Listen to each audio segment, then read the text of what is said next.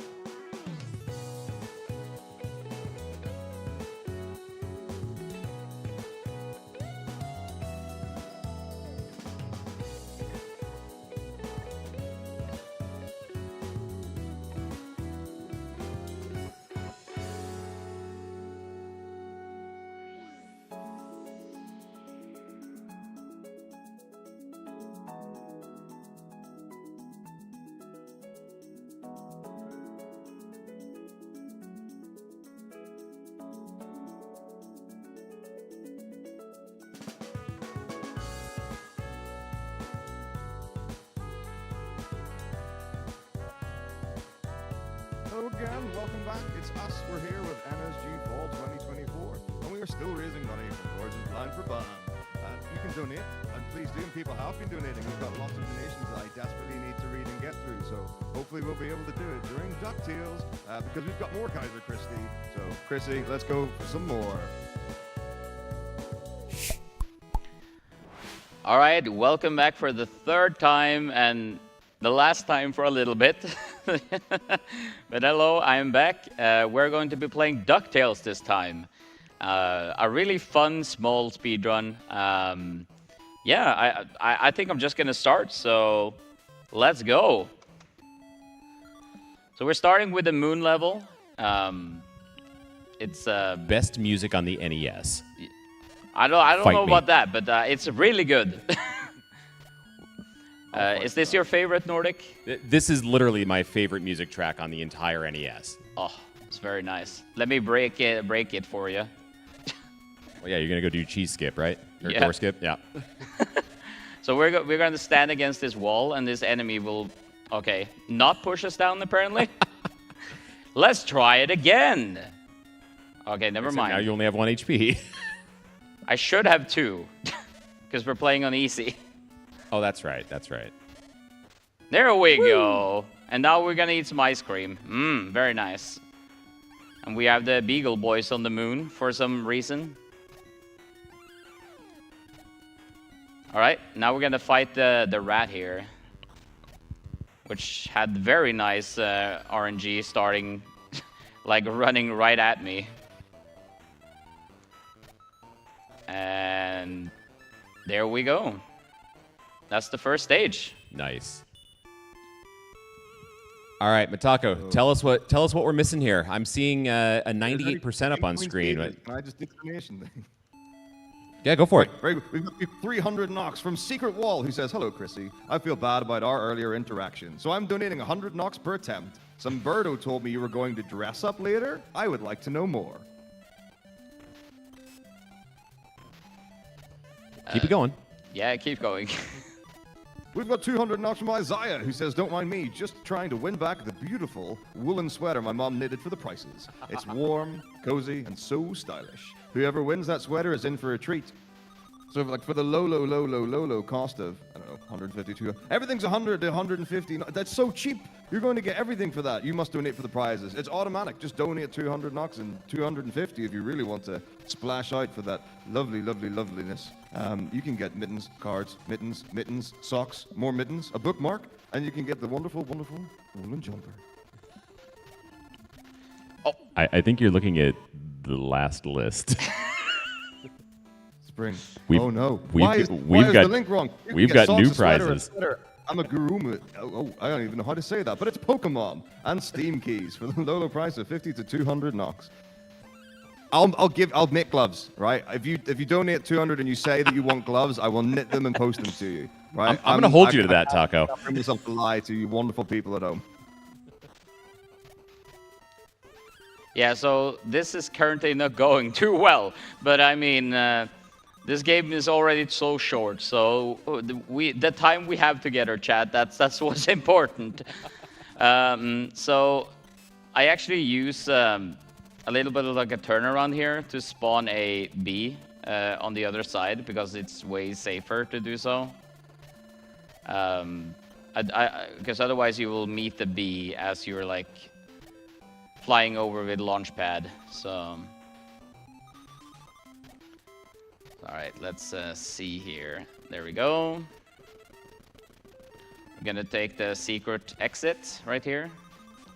More Nintendo power. Mm-hmm. That is what this is, Nintendo Power Hour. So we're gonna fight this Tiki statue.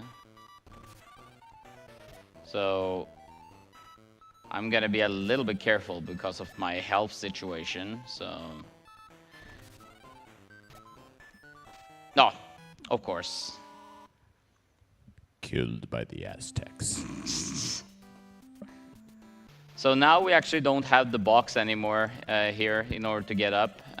But another trick, you can wait for this guy and then, yeah. You can wait for him and actually use him to get up. But we'll just spawn him again. It's fine. There we go. So, a little shout out to NDSG, who actually taught me this speedrun at a speedrun event.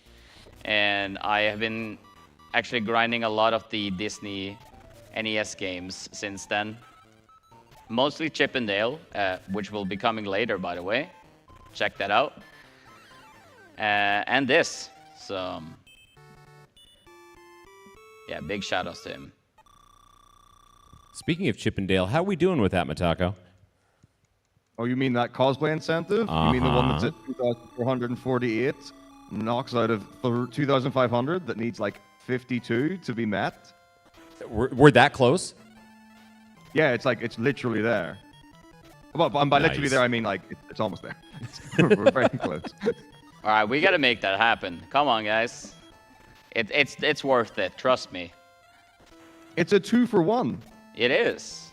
You've also got Martin in there as well. Are you both? I assume you're both doing the Chip and Dale. Oh yes. This is where you tell me like the cosplays actually dress up as like the Teenage Mutant Ninja Turtles and not Chip and Dale at all. Maybe we have to get it. It has to be met. Then we'll know. All right, so I'm gonna have the ghost follow me in the back, so we don't get the ghost spawning the other way. So for Magica here, she has like 3 different heights she can fly in. So there's like one where I can actually like hit her while she's flying without taking damage. So she hasn't given me any of them yet. We can, on the other hand, get a hit there because we do have a little extra health. But yeah, for the when you want to like get a world record in this game, Magica is probably the biggest issue. So, all right. So now we are going into the African mines, which actually wants you to have a key. And it wants you to do a huge thing in Transylvania. But, you know, this is a speedrun again, so we just, like, jump up here. And here's the key. And, yeah, easy. So now we're gonna go through here, and we're going to do the boss fight here. So we're gonna go in here, and we're gonna... I don't know what's her name in English. The nanny, you know, a Scrooge nanny. Oh, God, what is her name? Mrs. Beaksley. Yeah, all right. So now we're already at the boss room. So he just like rolls around the room. Doesn't really do anything else. It's Orange Sonic. Yeah. There we go.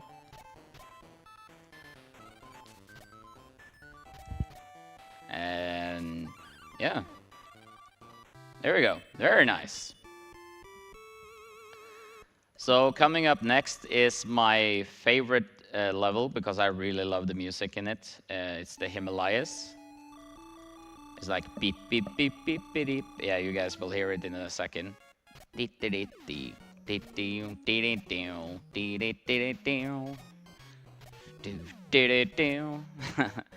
But yeah, so this place, if you pogo onto the snow here, Scrooge will actually get stuck. So you want to like not pogo as much there. Well, of course, you can't pogo on snow. You don't make the rules. You can pogo on ice, though. So you know, here we have slippery. that character right there. That one, he always looked like Huey or Dewey or Louie. I don't know which one is the red one. But yeah, it almost looked like them with a hockey mask. I was like, why are they attacking me? Because it's actually Jason Voorhees. Yeah. So I'm gonna pick up this cake, which is basically just lives. And now we're going to fight the boss. So in this boss room, it's the same thing. If you jump into the snow, you'll get stuck. So we're not going to do any shenanigans with that. And there we go. That was the Abominable Snowman. And because this is an NES game, they like to reuse stages sometimes. So the final boss is actually going to be in Transylvania again.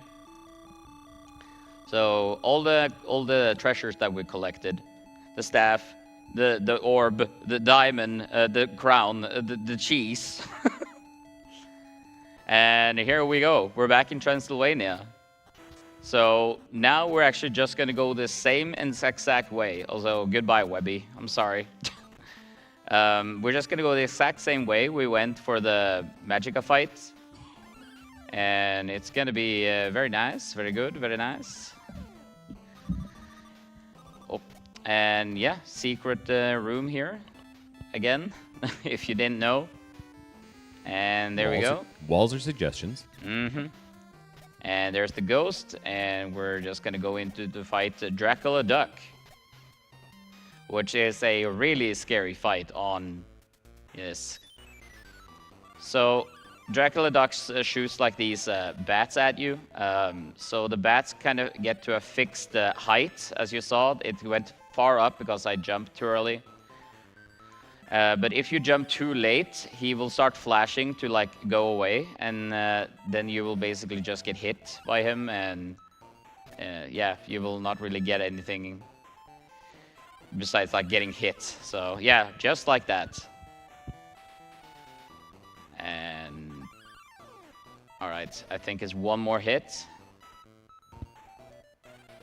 And all right, and now I'm gonna jump here so we can get on top of the rope.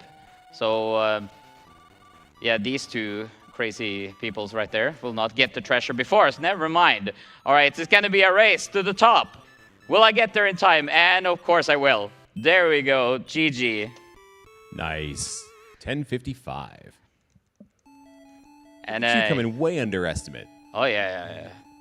Speedrunner, you know. But yeah, Scrooge has his gold. He flies, apparently, now. Wow, Scrooge McDuck remains the richest duck in the world. Total money. Something. I'm not going to attempt to say that number right now. And there's, yeah, that's it. And that's going to be it for me for now. I'll be back with Chip and Dale with Valued Martin a little later today. So that means there's going to be more NES action. So yeah, thanks for having me, and I hope everyone is enjoying the event. And yeah, see you guys later.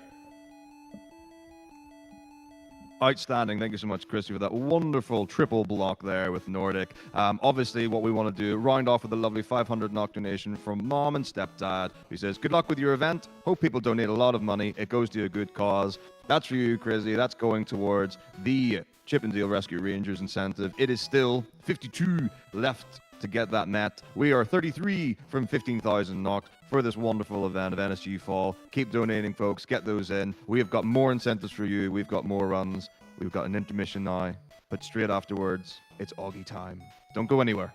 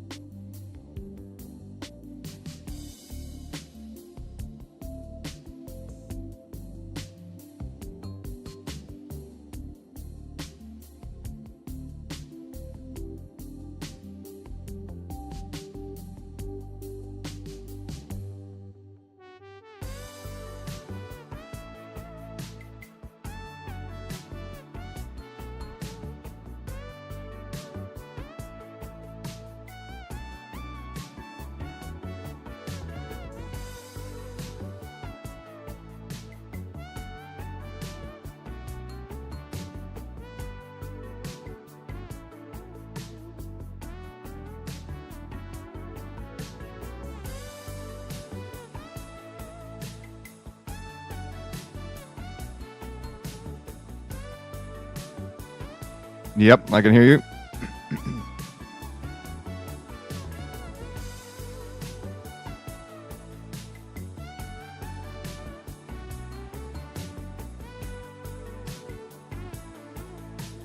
Good morning again! It's more NSG Fall 2024. Of course, we are raising money for Norges Blindeforbund, and you can donate by using the links below the stream.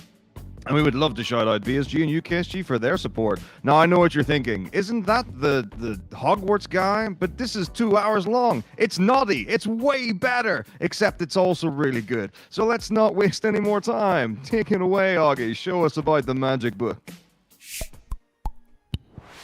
Welcome. This is Noddy and the Magic Book. I'm your lovely runner, Augie Reno. On my couch here, we have literally the entire Noddy community. We have GSD, Green Snow Dog. Yo. And we have Six Rock Fire. Yo, hi, I'm waving. And where are you on the leaderboard, Six?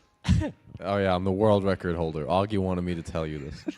Yeah, because currently all runs I have done on marathons has been where Six is commentating and has the record while I'm running. So we're just continuing the tradition, and we're gonna take this run in English. It'll be kind of based to do it in Norwegian, but we gotta do it for the fans.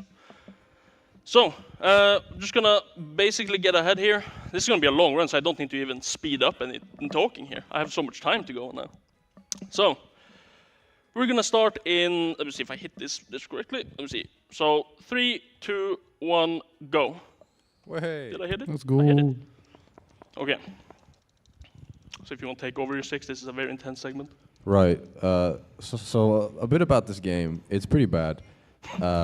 However, the main thing is this right here. The game always starts with this cleanup section where you have to, put stuff back. The lore of this game is that someone raided this house and stole the magic book, which you won't see until the last cutscene. But yeah, so the game always starts with this mission, and after this, there's like a couple dozen mini games that we play through, and the random of those, it's early in the morning, okay? The order of those is random. So basically, we're kind of just hoping for good RNG where we don't have to drive back and forth a whole lot. And when I say drive, I mean drive. This is like a 6-year-old kid, and he's got a car. And he's the only person in the city with a car. Yes. So what you'll see here, that's big ears. Augie's pressing the wrong buttons. No, I'm turning off vibrations so I don't lose my mind. He's scared of vibrations. I'm very scared of vibrations. All right. Optimization's right there. So yeah. Optimized. So now he has to say no. And now as he goes out, you'll see the magic map, which I think it's called. Who knows? I don't think any of us has actually played this game casually, so we actually don't really know what's going on here. Yeah, so there you go. He needs to pick a mission and then drive to it. And that's going to be the next hour and a half. Yeah, so this game is known for many things. Generally being a children's GTA. People say Grand Theft Auto 5 is like one of the best games ever made. They haven't played Noddy. This is peak performance right here. If they had played Naughty, it would not change their opinion one bit. Yeah, because they already know it's the best, right? That's what you're implying. Yeah, for sure. Yeah. That's exactly what I'm saying. Okay, good. Yeah, so essentially this is like a mini-game simulator, and when I submitted this run, it was still an ultra mini-game simulator. But then I managed to rope Six into running this game, and he found a manip that's coming up later. Yeah, another thing is it's possible to talk to a lot of the NPCs based on their position from the car, and it saves a tiny bit of time purely because then you don't have to walk out of the car, and you also skip Noddy saying hello, which you might, or you may or may not hear about 100 times during the run. Yeah. First minigame, technically, after the cleanup. So this is Tessie Bear's Hens. We're always asked if we want to learn how to play, every single time. And we always say no. Yeah, we have played this game before, so we are aware of the inputs. However, being aware of the inputs doesn't make them any better. This is a children's game. It is a bit scuffed, but if you notice when I was driving to this location, there was an arrow indicating which way I was going to go. And I've honestly never seen such a good directional arrow before in any video game. Like usually, you know, like the bigger games, they just kind of have like a mini map, and they like have lines showing which directions to take and stuff like that. But this one is literally just showing me the best route at all times. Yeah, it's just straight up like a GPS or a sat nav. Yeah. The only thing we're missing is Noddy going, turn left at the next change. Okay. Come on, chicken. Hey! Oh, Hey! there you go. There we go. Yeah, so the way this works, it has nothing to do with distance, but it has everything to do with that pointer. Oh. Okay, if anybody asked, that was me setting up a skip. So, Okay, yeah. Here's a reoccurring theme. Here we go. The driving minigame. Actually, you know what? You can do this one. We can do some audience participation. The crowd is filled with people. I think this one, the first one here, I have to do it. It's a little bit Yeah. hard. Yeah, I had to show everyone paid Yeah. close attention. So, There's no one in the audience. okay, I'm actually like seeing if there's anyone there. So fair thing though to say. This run is done at around 9 a.m. yeah, and bottom right, you can see the local time, Yeah. 9:48 right now. So if this was at like 2 p.m., we wouldn't be able to fit more people in here. So that's just a logistical and time problem. But you know, the real homies are here. They're in the chat. They're in the audience, or couch, and also in tech behind NSG. Shoutouts tech. Yeah. I know you're all huge Noddy fans. Oh yeah. I'm So, yeah. waving back at tech. So that was the first driving linear minigame. Well, driving minigame. There isn't really any other driving All right, minigames. let's see if he gets it from the car here. Yes. Yo. Too easy. All right. So now what you'll see is the police officer. This is the most useless police officer in the universe. Noddy does everything in this city, and he's like 6 years old. Yeah, like Noddy is the only person that we know of that owns a car. He investigates for the police. He basically makes arrests for the police because, you know, I don't know, we have to save that little good bit until the end. But Noddy is essentially every single role.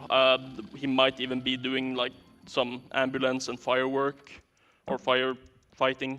Huge skip right there, entering the door from the side. Yeah, it's called ledgerless stair skip. Can I press the right button? Okay, there we go. It's a little bit early in the morning. Only had 1 cup of coffee. Yeah, shout out to the Scandic Oslo Airport Hotel for providing coffee so that we're not sleeping. True. Very nice coffee as well. And brown cheese. Shout out to my Norwegians. Okay, so he's doing apples for Miss Peach. Just gotta back this up. That's actually a good shout. I don't think I've ever done that. Oh! That's big. You have to be a very precise position to talk to Miss Peach. Miss Peach? Pink. Look. Well, you know, if you were to catch me on stream playing this game, I might use a little bit more colorful words describing the names of these characters, but you know, I'll keep it to the original names here. But Miss Pink is always Miss Pink. All right. So what you're going to see here is Augie's going to go to the magic map immediately. And he's going to go to mini games. He's going to get this short introduction. And then he's going to pick one in the easiest difficulty. What? Don't worry about it. This game's great. This is not what a loading screen is supposed to look like. And then he's going to say no and quit out immediately. Now, this is like the only speed tech kind of thing in the game. What this does, for some reason, is it sets the minigame difficulty in the actual story to this lowest one. It's like the beginner difficulty. And it's like, it progressively gets harder again, so we're going to have to redo that a few times. But it lowers the requirements of the minigames quite a bit. So in some cases, it'll end up saving like a minute straight just because we're playing like the easiest version of the minigame. It's progressive difficulty, so like if he failed this a bunch of times somehow, it would have the same effect, but we can also just do it from the minigame menu. which you'll see multiple times during the run, and that's the manip that Augie was talking about earlier. This Yeah. is apples for Miss Pink. Yeah, we haven't quite figured out the name for this. We had some very good suggestions by me that Six said ain't no way.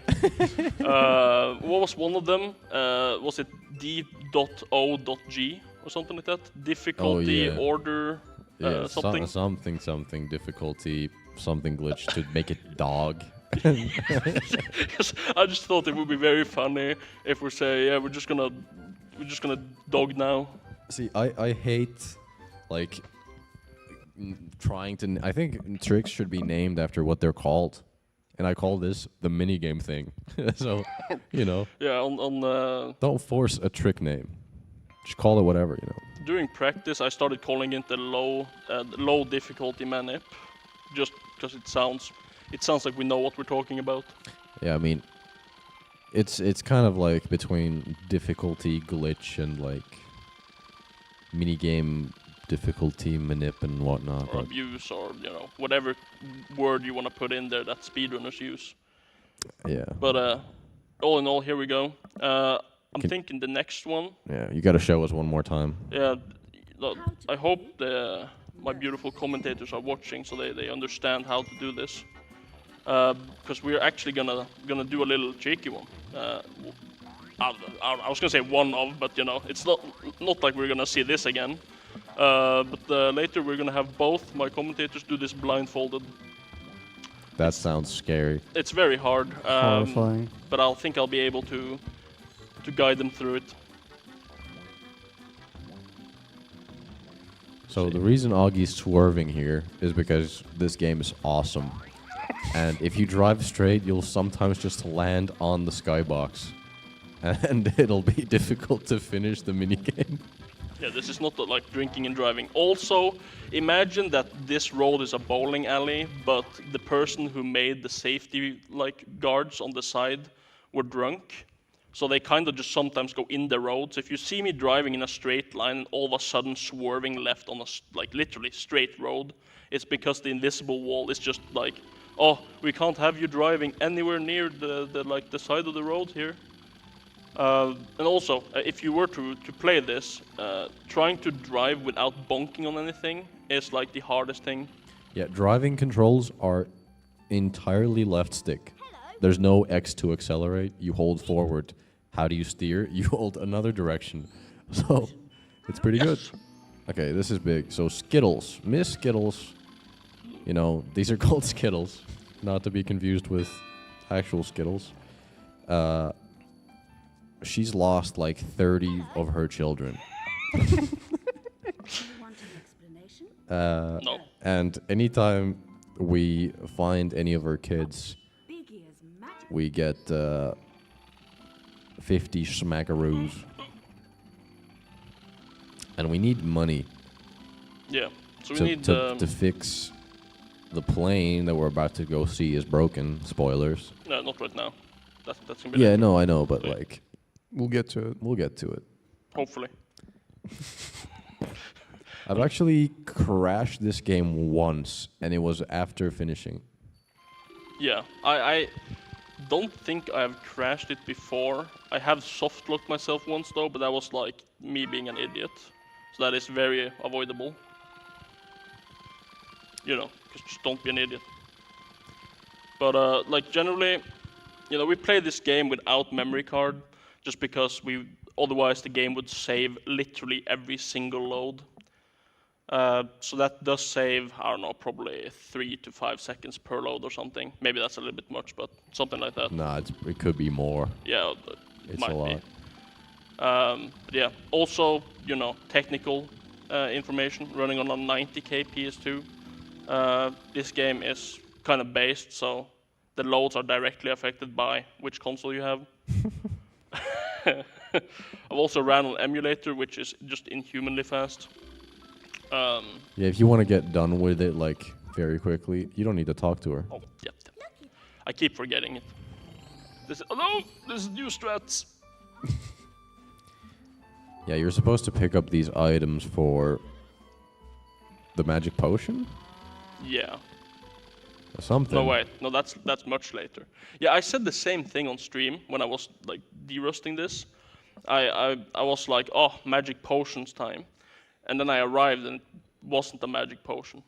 Well, what actually is it though? Like, why are we? No one knows. We've never watched the cutscenes. Okay. Okay, I'm gonna be honest. Big Ears is kind of weird. I don't really understand what he's cooking. He's like kind of like an insane chef. Because right now we are collecting, what is it, a feather, like pepper, and like cat food or something? That's an acorn, is it not? But why would the cat have acorns? Why does the 6-year-old have a car? Do you think things in this game make sense? Is that what, like... Well, it's the 6-year-old controlling everything in this city. Yeah. They even have a mayor. Yeah, but does it do anything? I've heard rumors that the mayor has and me shared body shape, which you'll see him later, and it is pretty funny. But yeah, now shoutouts to the mayor of Toyland. This is what the place is called. It's called Toyland. There's another driving thing. I really wish we could skip these. Yeah, same. Like I wish we could skip most of this game, but especially these. this one is kind of nice though, because you do get coins here. So, which we do like in the the first time we need coins. There's two different times to build different things. Can't spoil what the next one is, but for the plain one that we're gonna be using now or saving up for now, it's gonna be, I think it's 210 coins we need. Oh, Dodge Meister. Cruising down the Would street. these driving sections be a good time to do donations and messages? Yes, please.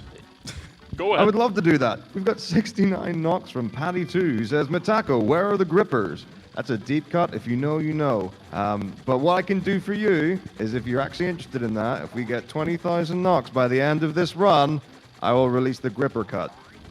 And then we've got 52 knocks from Zipper the Fly, says, cosplay. The Z's are probably conducive to the sound of a fly. But that's taken us to 15,029 knocks. That has met the cosplay incentive for Chip and Dale Rescue Rangers, which means that we're looking at the next incentive, which is going to be Tetris. So if you love Tetris and you want to see Juzok do the master mode, we need this low amount of 2250 less, something like that. So by 2,250 knocks for that. That's coming up in about 2.5 hours' time. That's easy, Matt. So yeah, let's get those donations going towards that. Very nice. Thank you for the donations, people. Much appreciated. Shoutouts hitting the goal. You know, we need money. Everyone donate. You know, if you have funds available, of course. Goes to a good cause. You know. Shoutouts to the blind, the organization for what is it? Blind and partially sighted. Yeah. They do great stuff, and you know, blindness. Personally, something that's the thing that I wish to go last. I should have done the manicure, I think. Yes. Surely I just. Yeah, well, let's just go for it. Yeah, it'll pull you a bit further out, but it's still worth it. So what's coming up is fish for Dinah Doll. That's just how she says it in the menu, and I like saying it that way. And it's the worst garbage in this game, period.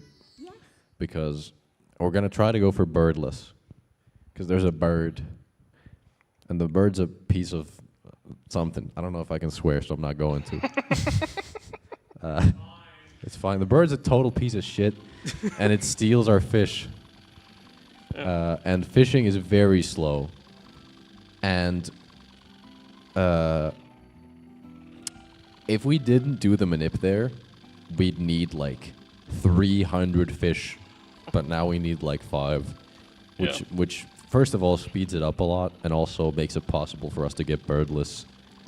Also, 6. Yes. Huge news from the emulator community. That's me, by the way. Fishless or fishless? Birdless. Is actually easy on the emulator. That's crazy. So basically he needs to get all 5 fish here. He's going to reel them in, and he needs to do it fast enough. There you go. There's 1.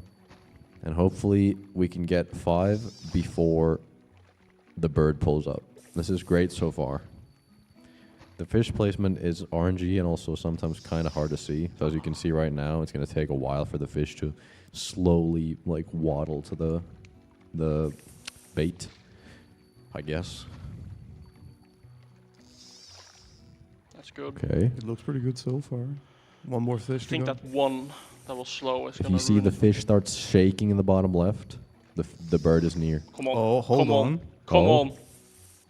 Oh! Yes! Birdless. Incredible. I'm gonna do this. This is the closest thing I can do to clapping. Huge. I promise, if there was a crowd, it would be going crazy right now. Yeah, like that.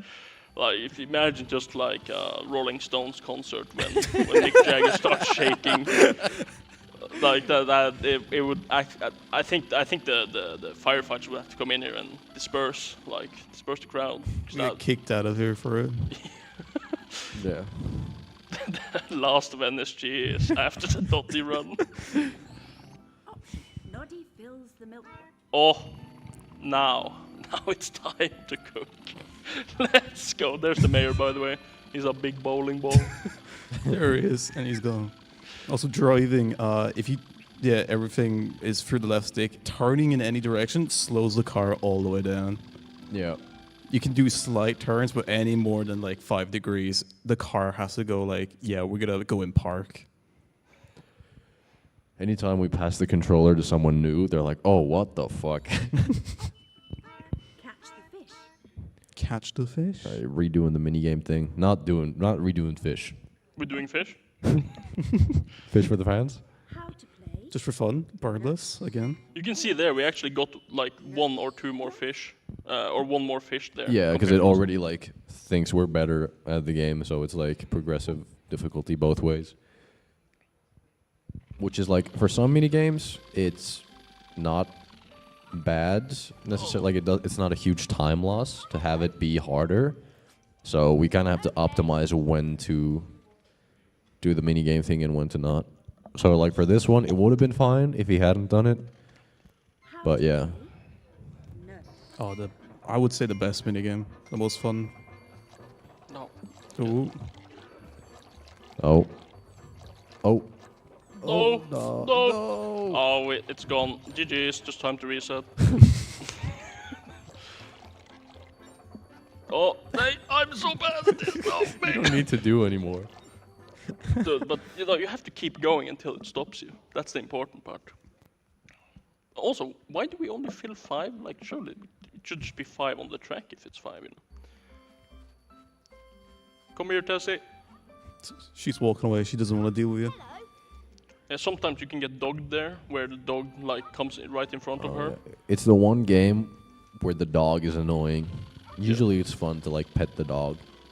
But you Yeah. don't even pet it. It's just there for like 10 seconds barking at you. Yeah, no, they just stare champs it and just goes, hello! And the dog's like, woof. That's essentially the entire interaction there.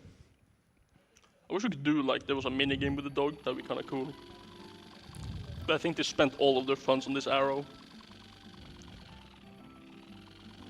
Okay.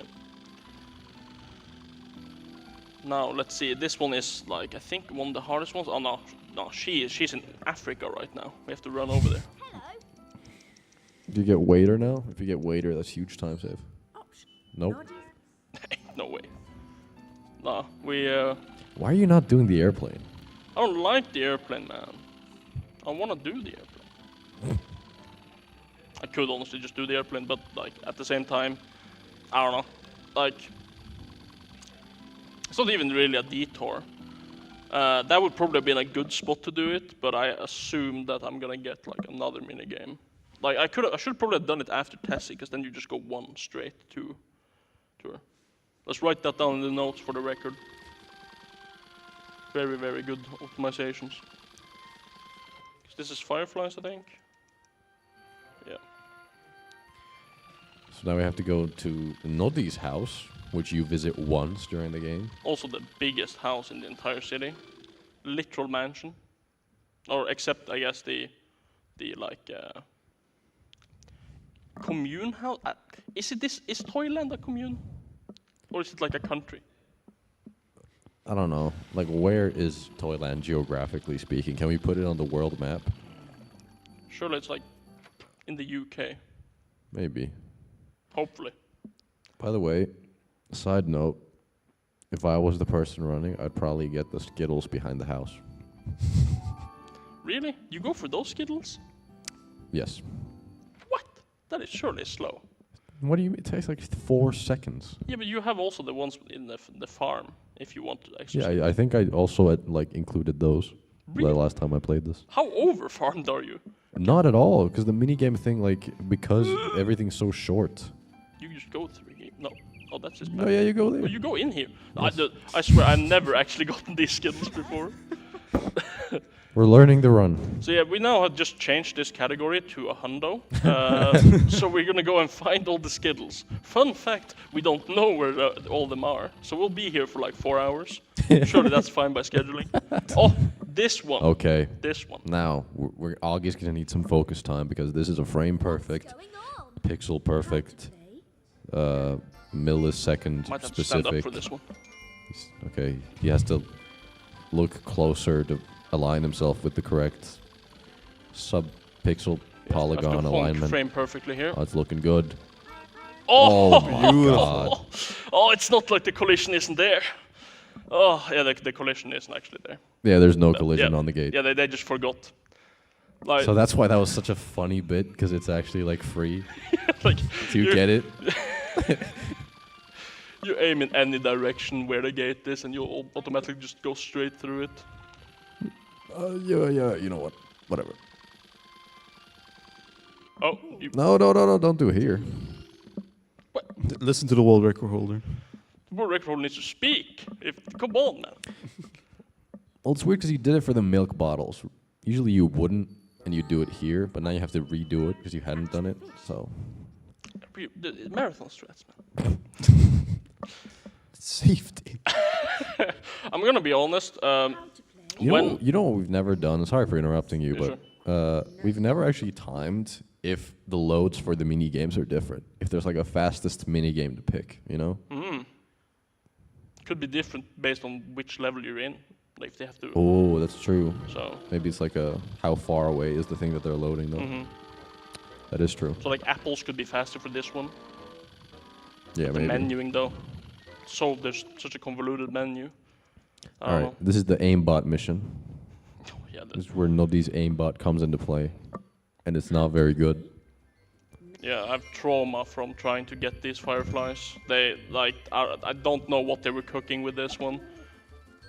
And then also remember, if you catch something in the wild and you're skipping while when you catch it, like fishes, insects, that is always faster.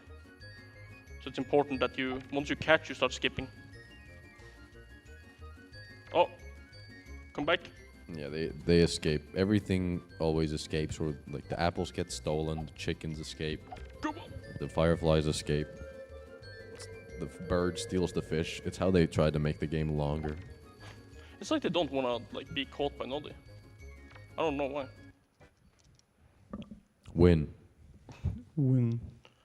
If you fail, it says loose. Not lose, loose.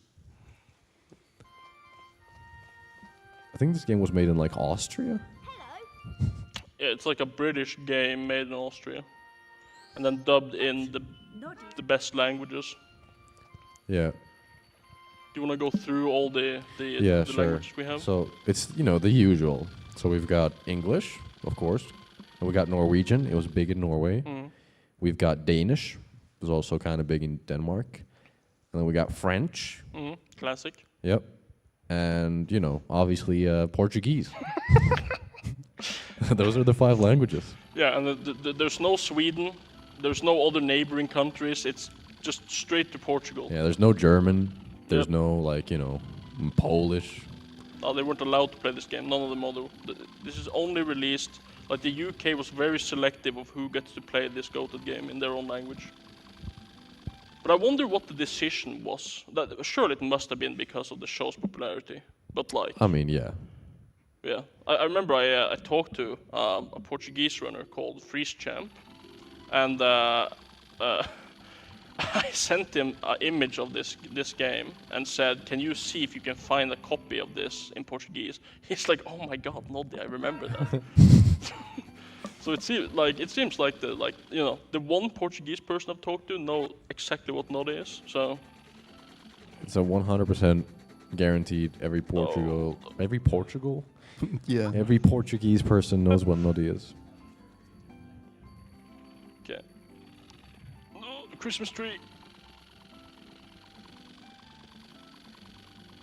Okay. We are 1 coin short. Or no, we are not actually. We're fine. Oh, misremembering. I'm already ahead in the run here. I'm in chapter 2. Spoilers. So yeah, that was the airplane, and it's busted. Yeah. And now you're thinking, well, surely the 6-year-old doesn't fly the airplane. Just you wait. Not only does he fly an airplane, but we'll find out later. Yes. Yes. Yes. Yes. No. All right. So now we see if we've made a good choice. It's quite a rare. It's rare.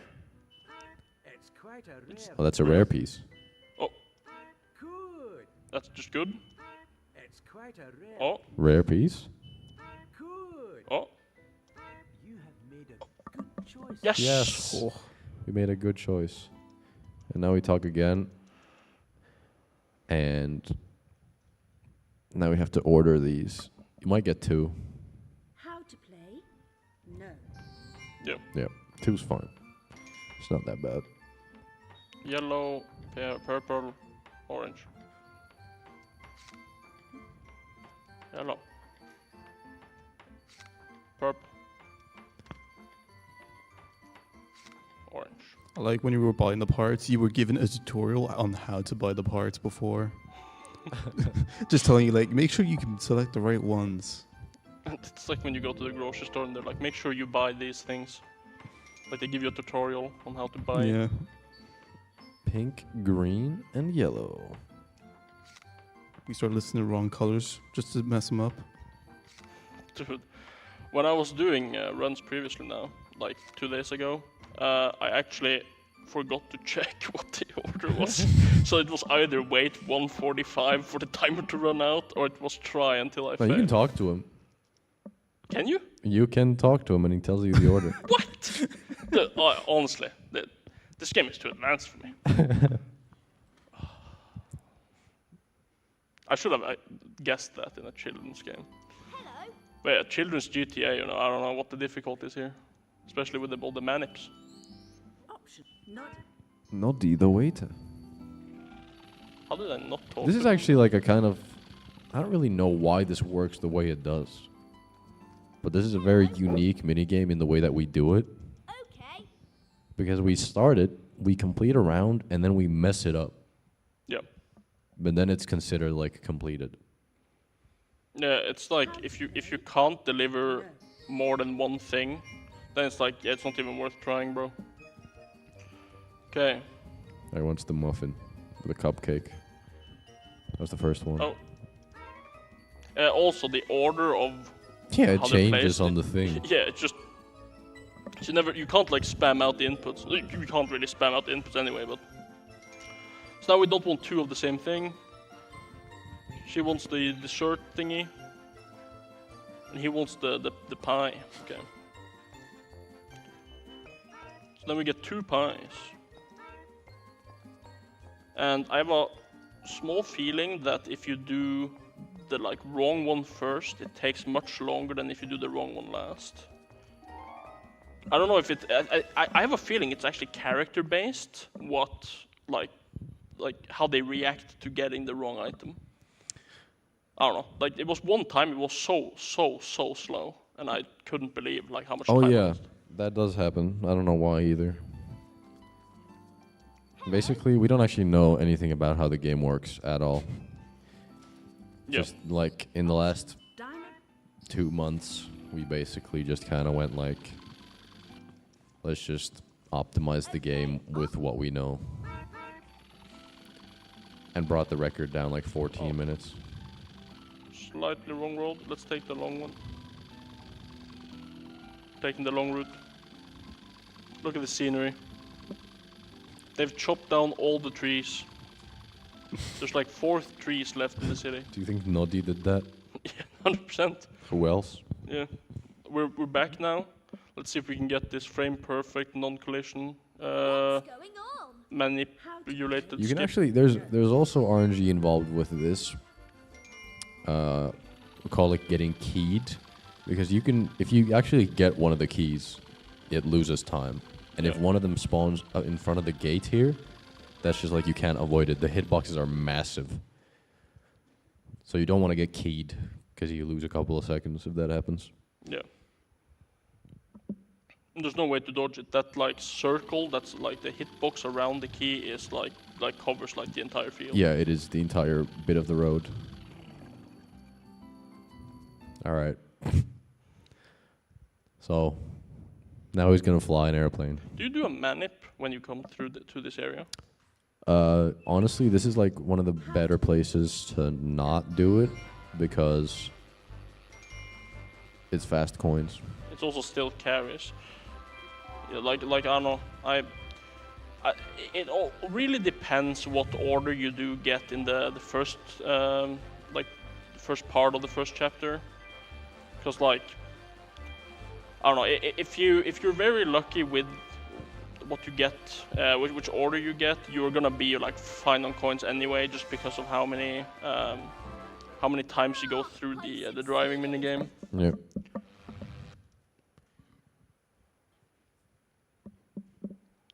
Okay. By the way, if there's ever any donations you want to read, just interrupt us. This game is not that interesting.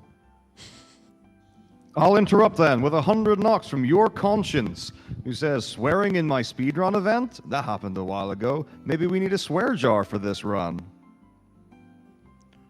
Maybe. And that is, of course, going to the Tetris run. So that's Juzok's Master Mode attempt, which will happen after the Tetris run, which is not but 2 runs away in like 2 hours at this point, which we still need about, 2,300 knocks to get. So keep getting those donations in, and let's keep contributing to this wonderful cause. Absolutely. Thank you for the donations. This come on, Ty. Come on, Dana. Yes. Yes. Huge. All right, and now it's delivery time, is it not? Option. Yeah. Yep. That's the last thing of chapter 1. There's 18 chapters. No, there's 3. You can relax. Which is at least 2 too many, but Yeah, I took a horrendous route here. This is just pure time loss. the arrow is like advanced technology, but it also has no concept of turning around. So Yeah. whichever way you're facing, it just tries to figure out the fastest route that Come way. on. Yes, that's actually a pretty good one. Oh, yeah, this is also RNG. Most things in this game, for some reason, are just entirely luck-based. So who we need to deliver this package to is RNG, and you can get Big Ears, which is the guy in the cottage, like, way out there. Yeah. So that was a fast one. It's going to put us back to the train station regardless. But now we just need to talk to the policeman, and that's chapter 1. Huge, huge. It's the longest chapter as well, which is nice. Pause. No, what the? Continue. Option. There we go.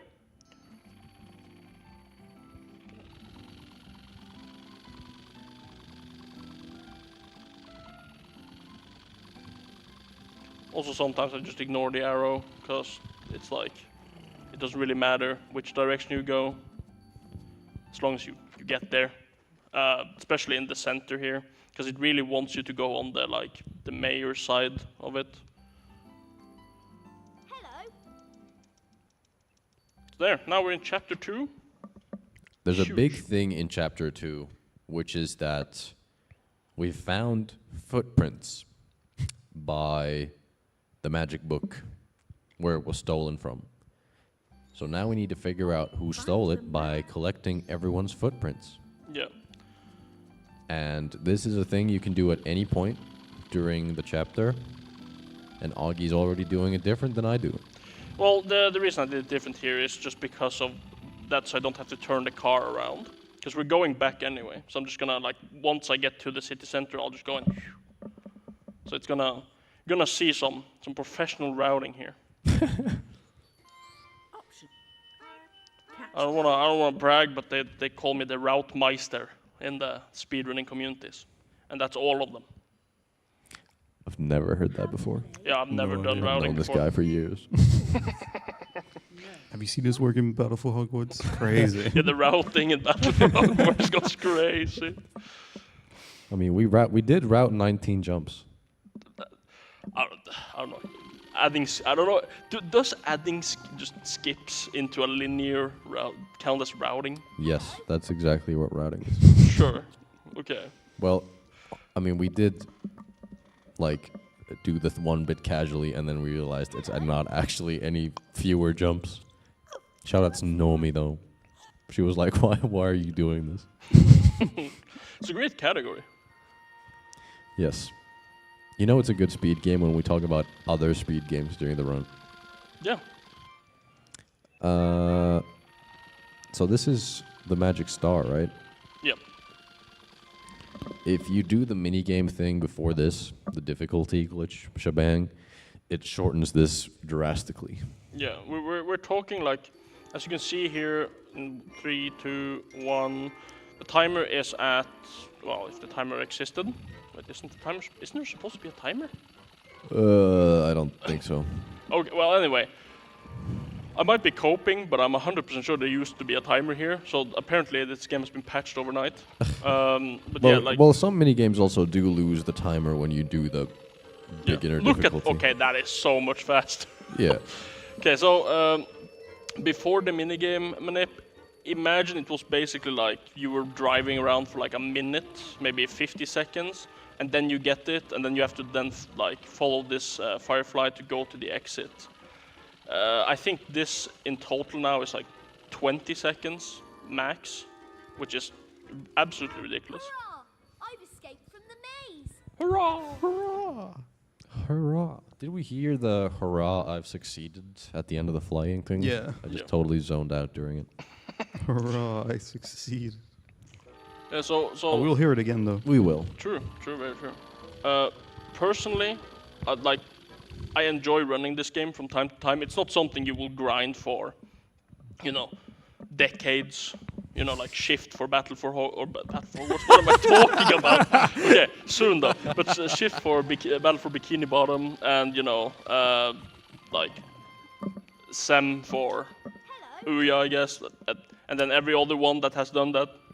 You could have gotten those Skittles. I would go back for those Oh yeah, Skittles. yeah, yeah. low-key. I actually forgot to see this. Let me back this one up. Oh shit. Okay, there we go. All the cars. You didn't get the tweak. London. Sure? Oh yeah, we didn't get the tweak.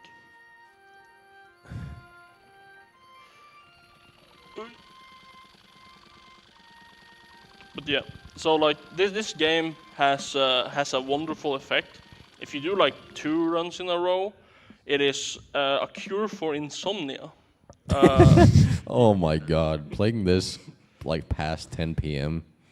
puts me right to sleep. Yeah, I did this at like, I think it was just like 4 p.m. And I did 3 runs back to back to both like D-Rust, learning like manips and stuff like that. And in the end, you can just hear me so tired. Oh my god. Oh. Go on. Just out of reach. Come on, Miss Pink. Give it to me. Come on. Yes. Beautiful. Definitely worth it. That is. Eggs. Trying to figure, like, dude, when the arrow is gone, we don't know how to run this game. Like, if you take the arrow out, we're lost. That's like the category becomes like 3+ hours.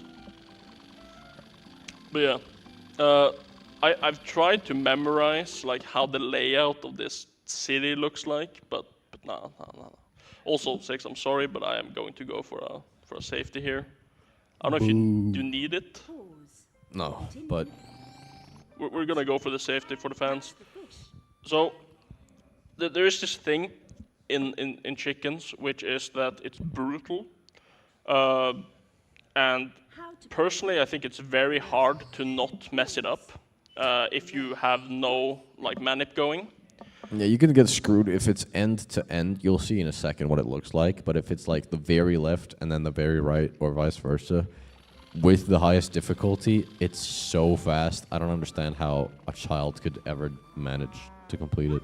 Look, they put hours into this game at this point. I think they've mastered it. Yeah. That is true. There's just one child out there that's gonna, like, once they grow up, they're gonna come for our times and destroy us. Once they figure out speedrunning, they're like, oh, this is mine. You're acting as if there's like a kid playing this on a PS2 in current year.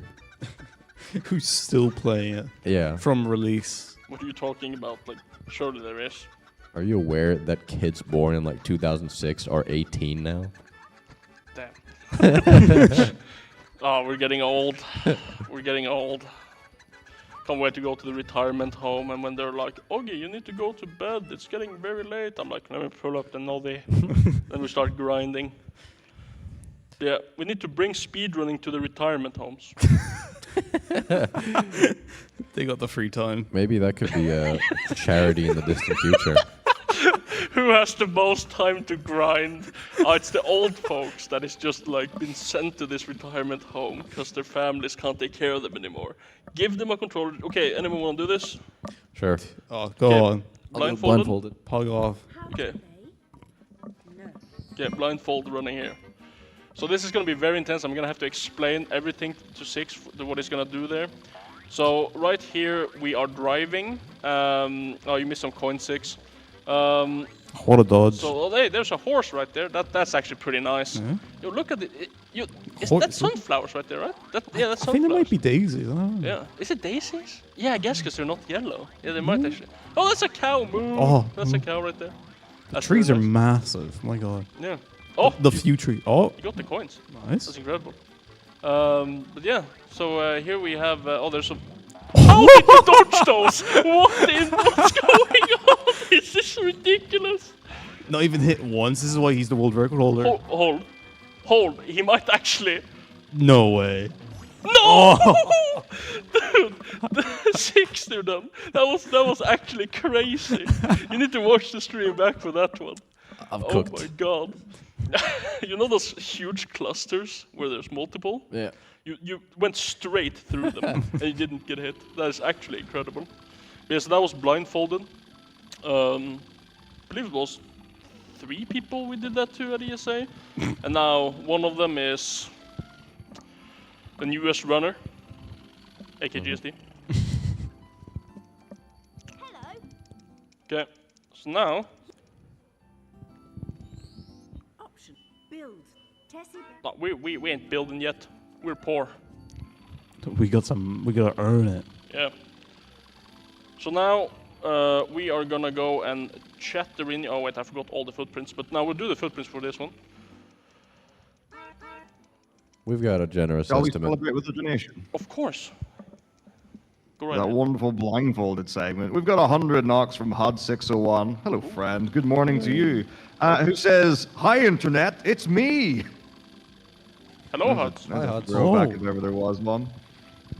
And that's going to the All GMOs Genopanic incentive. So maybe you don't want to see some more Tetris, but I know you do. And it's coming up in like an hour and a half now. But just in case, we also have a Genopanic incentive to have more Genopanic. And that's at 100 out of 2,500 knocks. Don't forget, for the low price of 2,231 knocks, you could just knock out the Tetris incentive immediately. Yeah. Thank you so much for that, odds. Knock. And keep donating. Knockout. You get it? Because knock is Norwegian crud. That's funny. That's very funny right there. That's good. Not intended at all, but that's very funny. We're on a plane again. Yeah, we're in a plane. So Tessie Bear lost her laundry in the air. I guess a tornado picked it up. And now has just left them floating in place. Yeah, also her laundry is only towels, I think? Or is that a carpet? Yeah, it's like carpets and or towels. It looks like the carpets you put in front of the shower to dry your feet. Yeah, I'm missing all the coins here. Ooh. I don't even understand at this point. Like, well, like, It's already 10:30, man. Should be awake by now. I already cracked this open. I'm getting it. it's not. I wasn't implying that I'm too tired to understand it. I'm just implying that I don't understand how, like, does physics exist in this game? Like, Hurrah! I succeeded. hurrah! There is some degree of physics involved, I think. Sort of. Yeah, I don't Not know. real physics, but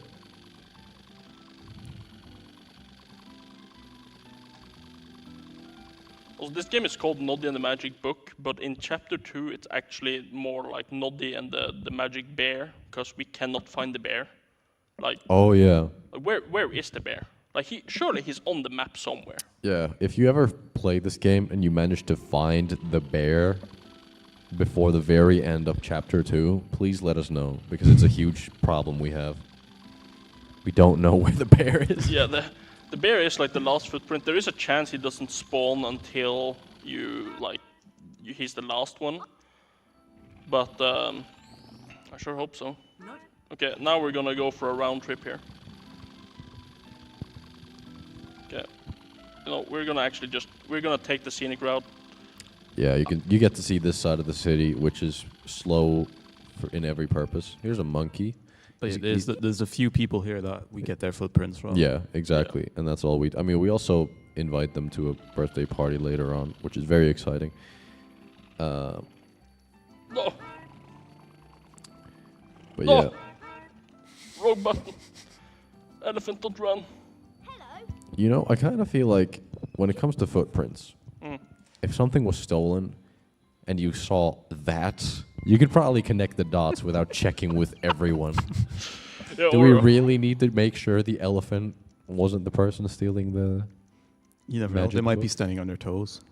That Tiptoeing is away true. out. Which one of them? How many toes does an elephant have? Apparently 3.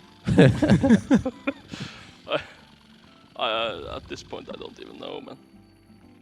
I also like that we check with the mayor.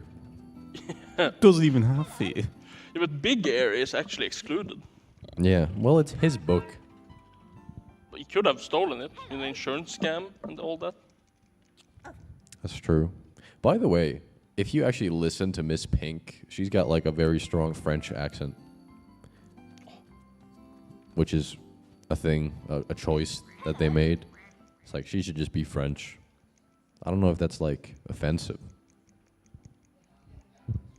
Who knows, man? Who knows? I don't know. It's popular in France, I guess. So shout out to the French. Yeah. So this you can't see it here because of my perfect alignment of the car, but his footprint is just a circle. Yeah, it's just a filled-in circle. Can you actually do this one? You can. Of course, man. Oh, yeah. Speed time. Saving time over record right now? Holy shit. Okay, can I? Okay, so Dynadol likes to play games. Come here. Hello. Hello. You gotta Come talk to here. her twice. You can also give this to her right now. Damn it. Press the wrong button again. Yeah, the same button to talk to everyone is the same button to call the car over. No, skipping and the car is the same. And Oh, then there, talking yeah. and X is the same. Talking and X? Yes. That makes sense. That makes sense. We can just let that, stay in the air for a bit that you said that. Yep.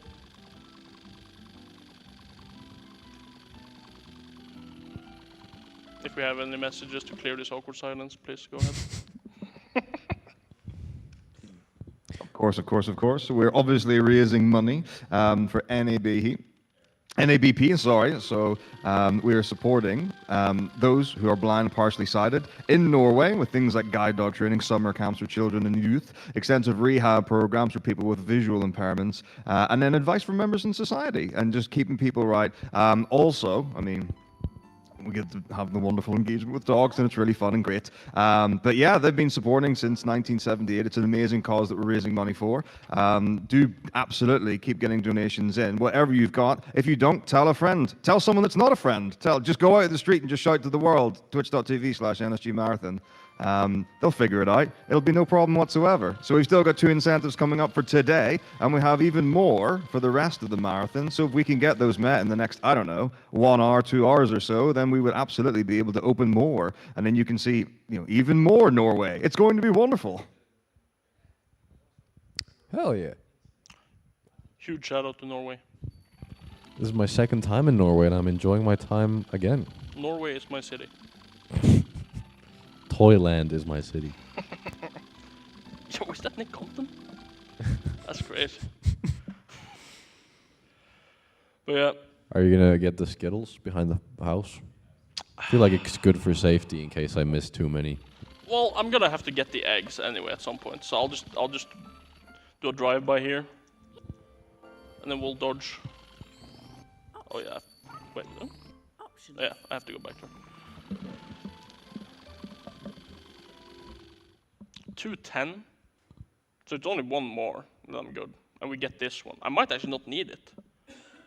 I think you'll barely not get it because you need 250. Yeah, maybe. See how many coins we get. I think here you can get like 20, 30 coins, something like that. Like in that ish. Oh, Oh, It's also because you've like avoided them for the most part in the key ones, yeah. which is kind of an L. Also 6 if you're blind. That one just disappeared. Did you that see one, that fall? that one walked off the entire road. Yeah. He just dipped. Anyway, 6, if your blind one actually collected more coins, I did say like, yo, you missed some coins there, so you should have seen that. Oh, we're getting hammered. Yeah, if you get hit, you don't get any like enough time to like get your way out. It just hits you immediately. You get hit again and again and again. Yeah, this game doesn't really have iframes, so well, so yeah, every time I swerve off that, this was said before, but every time I swerve off that, it's just to try to either not soft lock, where you have to wait the timer out, or to just, you can also kind of get like a flying glitch where you're like hovering over the track. It's very cool, but it's a little bit scary. Yeah, now, let's see, I think I'm at like the 234. I'll have to see what comes next, but there is, like, worst case, I'll just go to the farm and get more. There's like 2 different ones there. Come on. Hello. Beautiful. Okay. Dino Dolls. Yeah, so this is the egg one, so we're basically good here. I think there's a... Yeah, you do need eggs. I love when Naughty like looks for a quick second, like what you said. I'm driving one-handed here. Wouldn't recommend it. Don't drink and drive. Shout outs to the drivers of Norway. Sure. Why not? Yeah. Don't break the law. Breaking the law is illegal. Very true. Oh, I need to. I should have gone. Oh. No, you don't need to do it. Advent. Okay. Are we Continue. going crazy here? Just get the Skittles first. Dog, chicken, flowers. Hello. Augie's naming things he knows. This is how you learn Norwegian. But I'm speaking English, so it's not really helping. Preschoolers learning things, Yeah. showing off what they learned. Dog. Dog, Flower. How to play. chicken. Yeah, see, it's easy. Yeah. You would have lost time, my brother. Yeah. Watch him now have to run across the entire length of it. It's also still not the hardest version, so if you miss a single egg, I will laugh at you. He leaned in immediately. Just You want to put like a zoned donation in. forfeit up? This is a perfect time.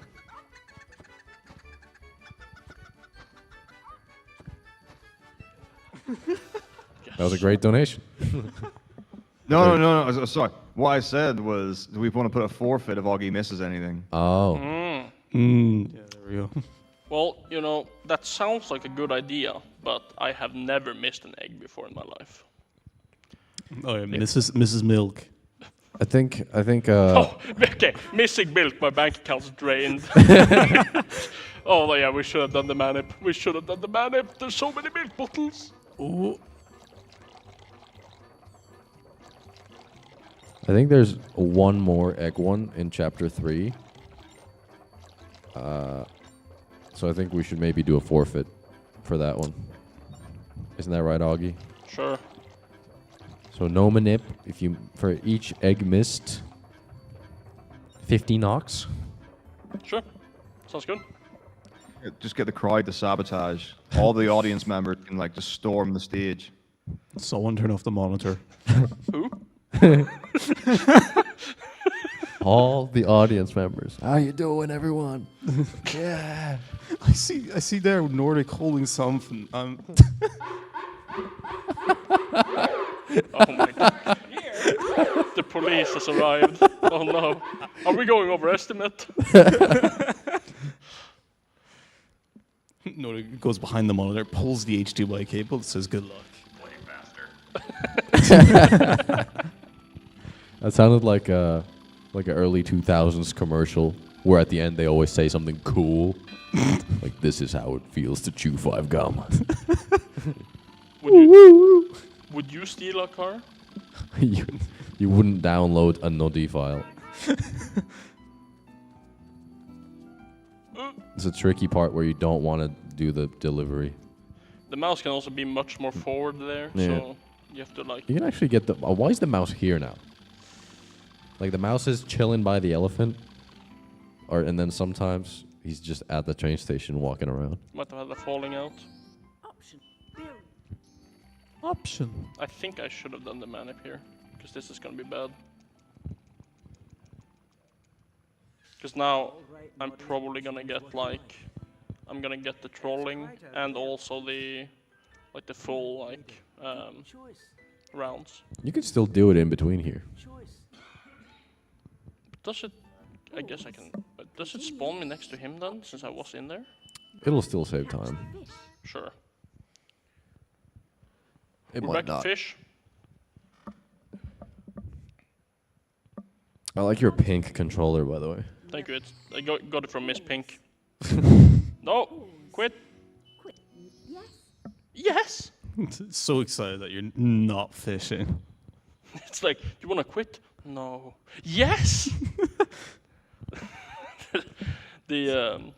I wonder who actually did the voices for that.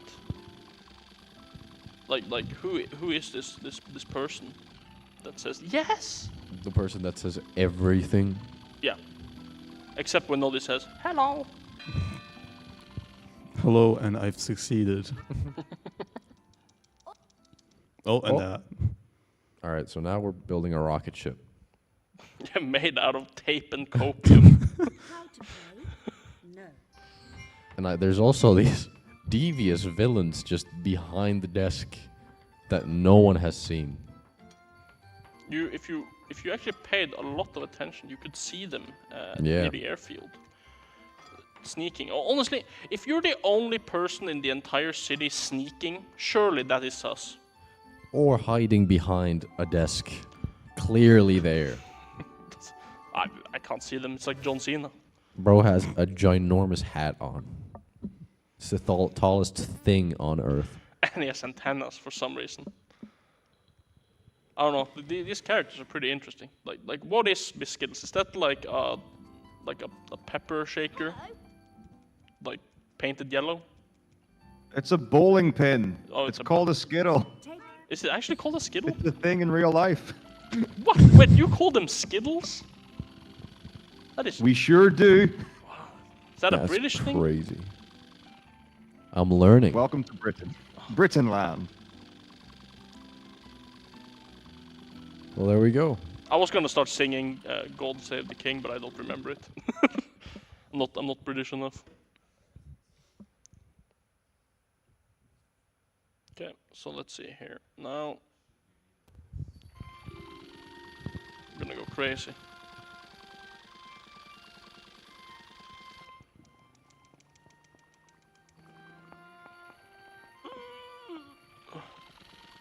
Yeah, turning the car. It's like if you're driving a normal car, but like it's called servo in English as well. The servo steering, like the thing that makes it easier to turn the like steering wheel. You know, that like thing. Assisted steering, perhaps? Yeah, I guess so. Yeah, when that like shuts off and you have to like actually put force into it. That's like how it feels to drive this car. I've also gotten weirdly into the habit of like if I need to turn, I like push my analog stick as hard as I can to the right, like it's gonna go any faster. Now you might be thinking, why did we build the rocket ship? Who's gonna board the rocket ship? Surely not the 6-year-old. Yeah, no, I don't think so. I What's think going on? the dog How is to gonna play? The be dog, flying there. yeah.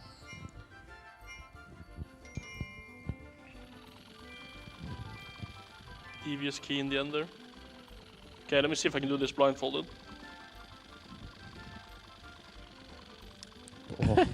You were actually kind of close to like missing the. I felt like I was a little bit too going right there. I was like, this is gonna be That would have funny. been very funny. If I I wouldn't hear have the said key anything. animation, Dude, I'm we just like, just been quiet. Say, oh, you're almost there. Just heard me start laughing.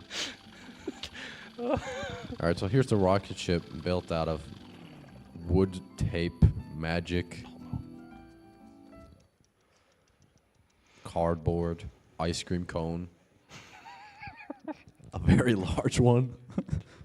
Plastic somewhere. straight out of Miss Pink's ice cream shop. No. Yeah, so this one here, this is very intense. GSD, do you want to take this one? Oh, sure. Because we're not even gonna pause. It's very hard. So yeah, here we go. So yeah, this is very hard. Also, take note how the stars, meteorites, and clouds are in the same part of the sky. Yeah, same altitude. And also the moon looks like it's doinked out. Can you swerve to the left so we can get a good look at the moon? There it is. I want what he's having. The moon. Hey. There's also like, if you actually look down, there's like so many houses. Like, what is that big building and like a field and stuff? Why don't we get to go there? Where's the sequel? the sequel? Well, there is a lot of Noddy games, but Noddy, none they as stole the good as book this one. again. They keep stealing this damn book. All right, start smashing X. Whee! There Very you go. nice. You Clean, did that it. was frame perfect right there. Thank you so much. Very good job. I'm gonna clap my ears.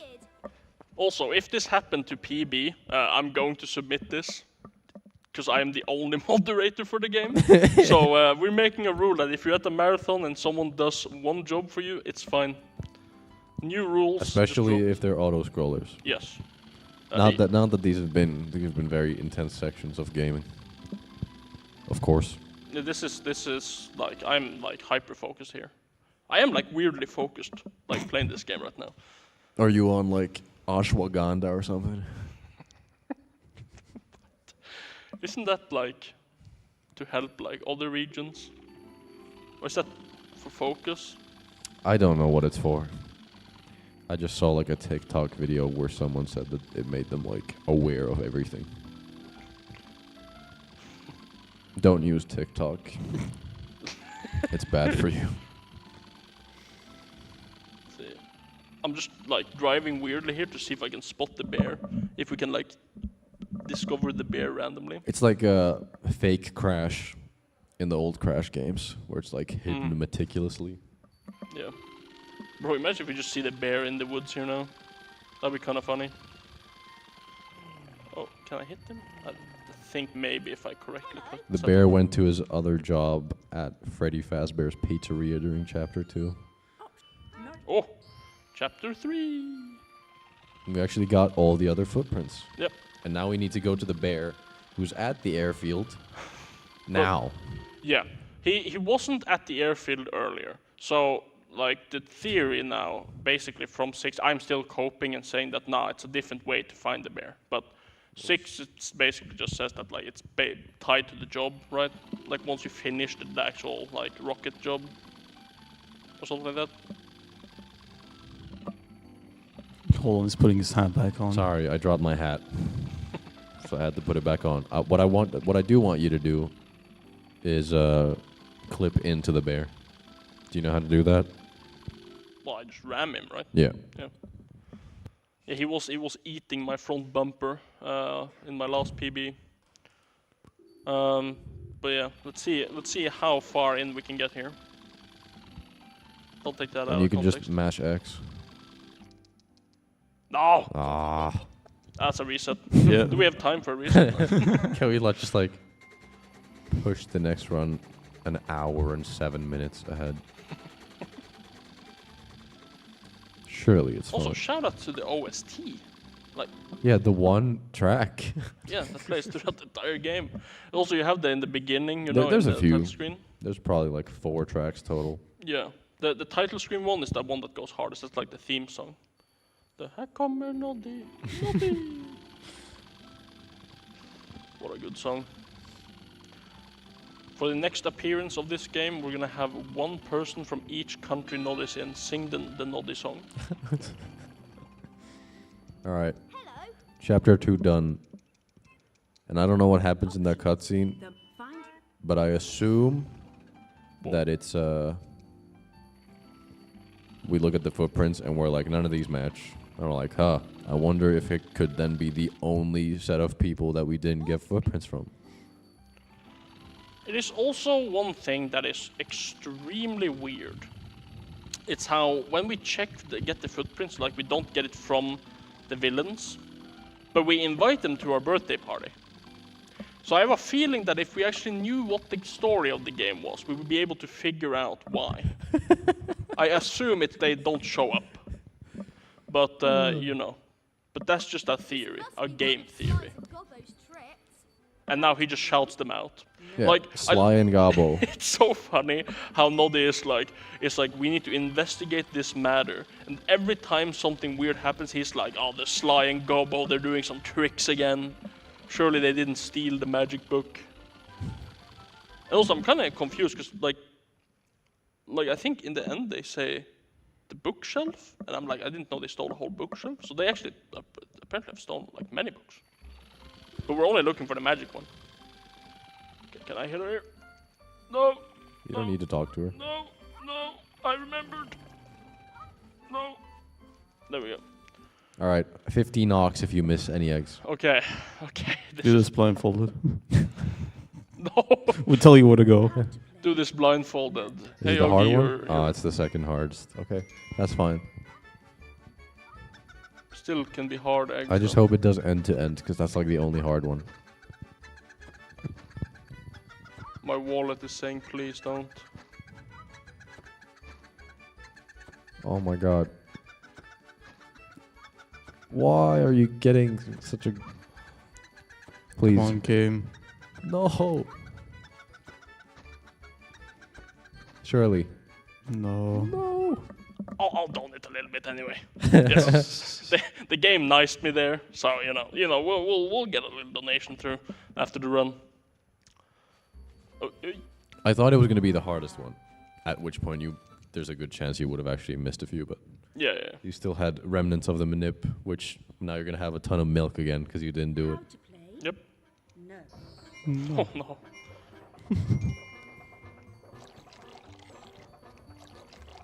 Okay.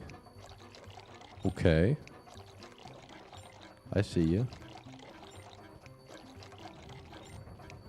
Oh, now we're gone. We have lost the touch. So yeah, you can't move left faster than this. So like if you move left, you're doing the milk thing. So like, yeah, if you miss a bottle, Okay, I missed a bottle here. Surely that's a 100 kroner donation. sounds like it. We're filling this one to the brim. Look at Noddy staring at it.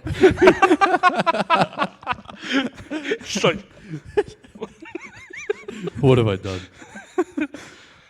Wasted so much.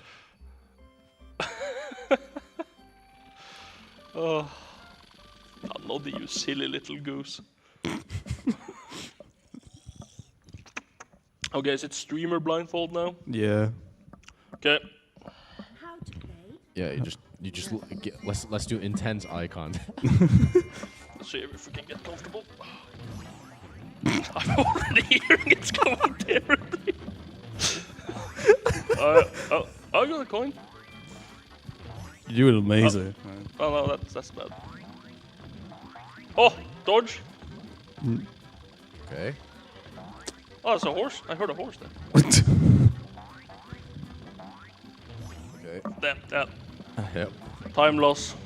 Can't believe it. Okay. That's 50 krona. I was scared you were gonna land on the skybox.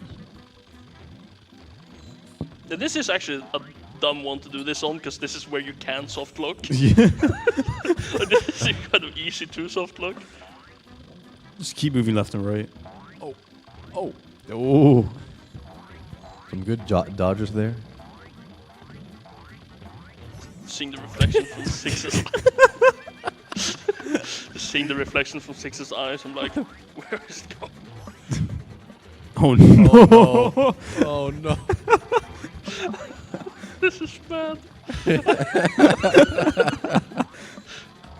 Oh no. Okay, that wasn't that bad. Swerve. Oh my god. You finished in the sky. Did I? Yep. Oh no. Okay, so yeah, finishing in the sky, aka mean that I could have soft locked. I would have been kind of based. At the very end. Oh, but yeah. No, that's blindfolded playthrough of this. But yeah, now we're gonna go to Dine Doll. We're gonna deliver the milk and the eggs. That is for the party. Of course, party. Always have some cake. I just thought the idea of going to a birthday party and it's just milk and eggs. You got the good RNG. Yep. Okay. Yeah. He's getting there. He's getting there. Yeah. Just have to make some mental decisions here. Did you just go for the wall over the? Did I? Oh no, no, it's just the elevator platform. Yeah. My bad. So yeah, the game is telling him to go invite Did you? Tessie Bear. Oh. However, Miss you Skip. can do these in any order you please, so you might as well do them in the fastest one in the context of a speedrun. I love when you like abruptly stop the car, you bounce into the wall, and he's just like, Yep. damn it, and then slaps his face. Do you think the bear will be at the train tracks right now? Or is that after? Sure, it's after a certain one, but I don't remember which one. Bear is at the train station, yes. Okay, yeah. We are. I think we're gonna end on Sly and Gobbo. Yeah, we're just gonna go for this one now, and yeah, then this we're is gonna good do it. RNG. So now we're gonna go for something called Tour de Toyland, which is aka Tour de France, but in Toyland. So we're gonna be able to see the whole map now, except that one from portal behind me now that goes to the airport. But This is also interesting. I don't know if this is a lore thing, but when it comes to the elephant and the mouse, you only have to invite one of them, and it like invites both of them. So I believe that can only mean that they're a couple. I think yeah, this is a but very my thought just went straight to that. Like it's like, you know, it's like when you're in school. There's like those two homies that always are a package deal when you play football. Maybe. You have to pick. it's one of the two. But I like shipping them. Not Yeah, gonna lie. exactly. Oh, do you see the monkey placement there? That is crazy. I should get the car here, but I'm gonna run for it. I'm pretty sure the monkey's just always there. In during Footprints, he walks around, but during this, he's always there.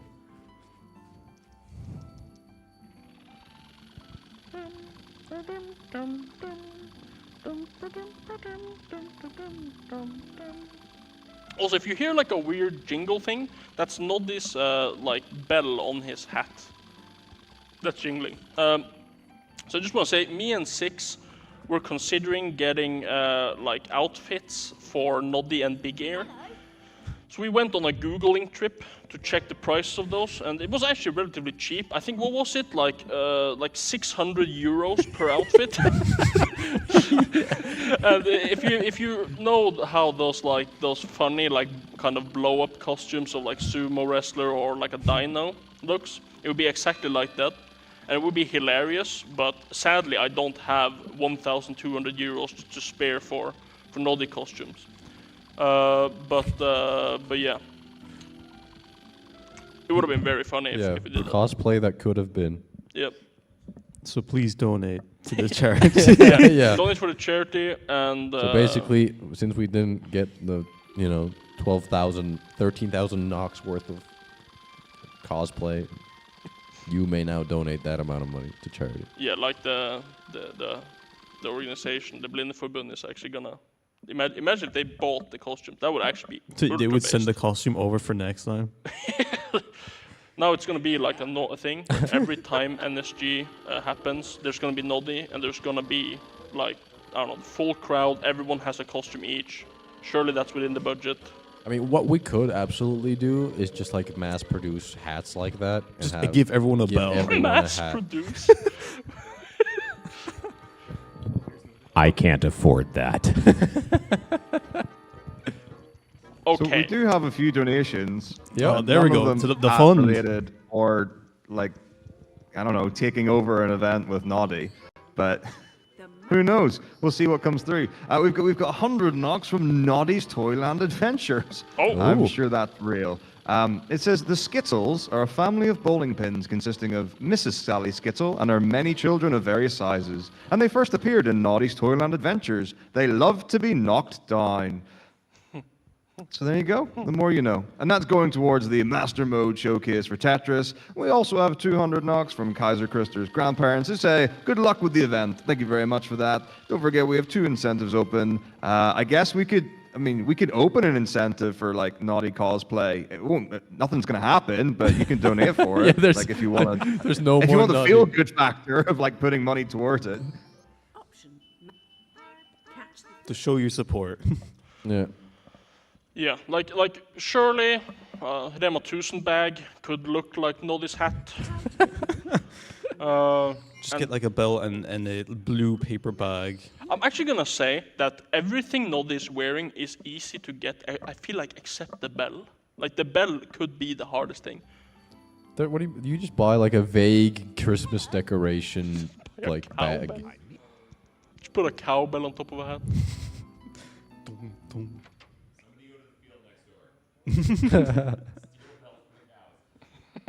The cows just right across. Yeah, there's cows close. The venue is actually like, it's a rare speedrun marathon, in the sense that it's not like in a big city. So there's like, the view is kind of crazy. It's like a countryside, like big. We're kind of high up, so it's crazy. We got some sick views not far. Yeah. I6. Yep. Who asked? Good one. Thank you. That's extremely toxic. Don't be like me. Play Noddy, but don't be like me. Just like me for real. This is me IRL right here.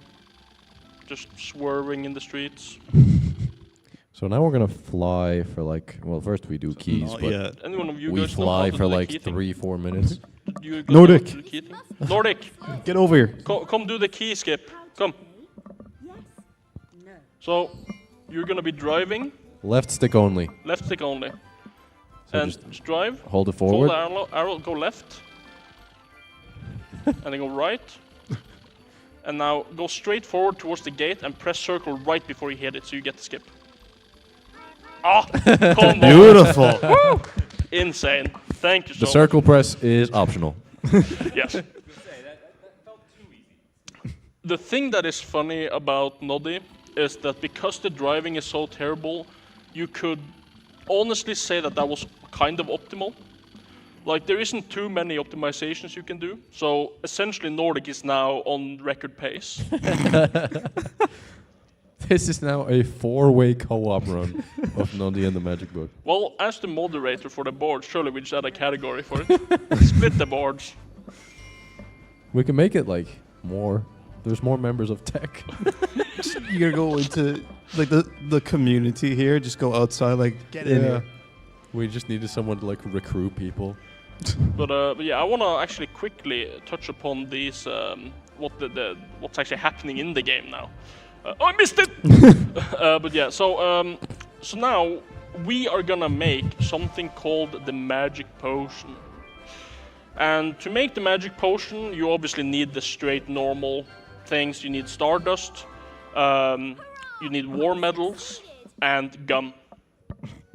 But they're all in the sky. They're all in the sky. But I would like for people both here at the event and in the chat to try and guess what is the war medal supposed to be. Is it like a star shining clover? Like what? I don't know. It looks like a war medal. I think it's coming up right now. It's the one after this. Is the gumballs first? Yeah, it's the gumballs first. Yeah, so this as well, kind of. Well, I don't understand what this actually is. But I'm pretty sure it's gumballs. And yeah, the clouds slow us down here. So we technically want to dodge the clouds, but they are extremely hard to see.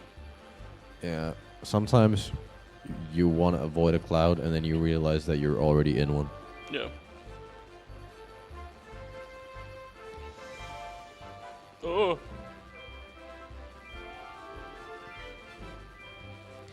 This honestly is like the best track. Like this could be in like Kingdom Hearts. Like this is a good song for a game. Yeah. It's got like horns going and stuff. I've succeeded! He succeeded.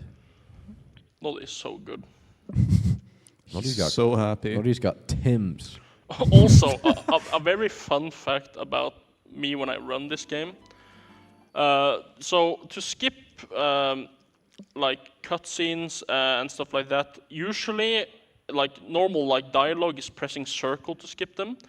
But for some reason, I can't figure out what to press to skip like the short animations and stuff like that.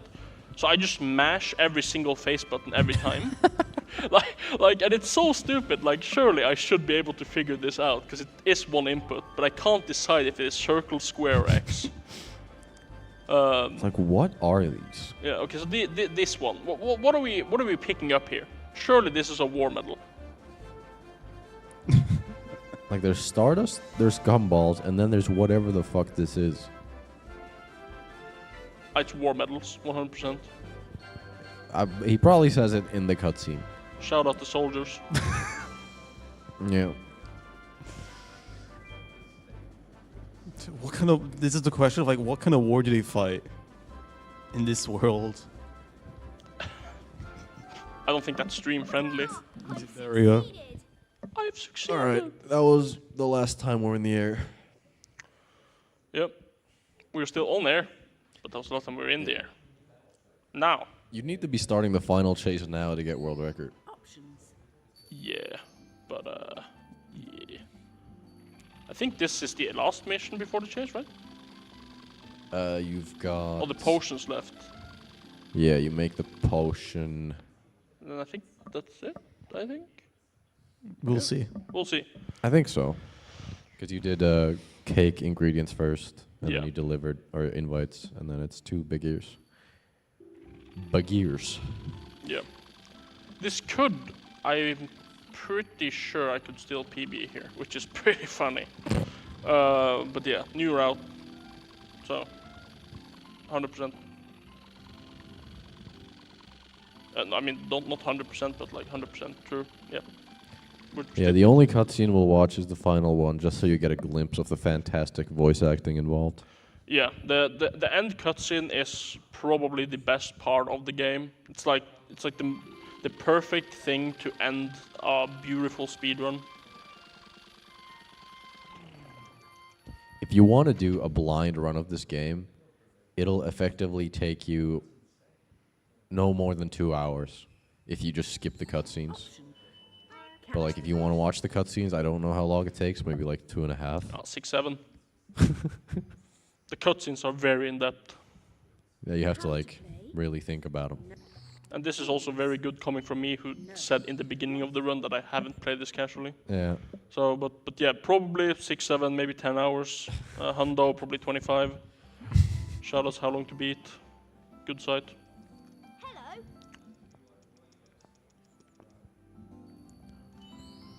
Option. All right, now he spawns back in. Hello. Disappears for a second. So now because we did the manip, we're actually only gonna have to make one of these.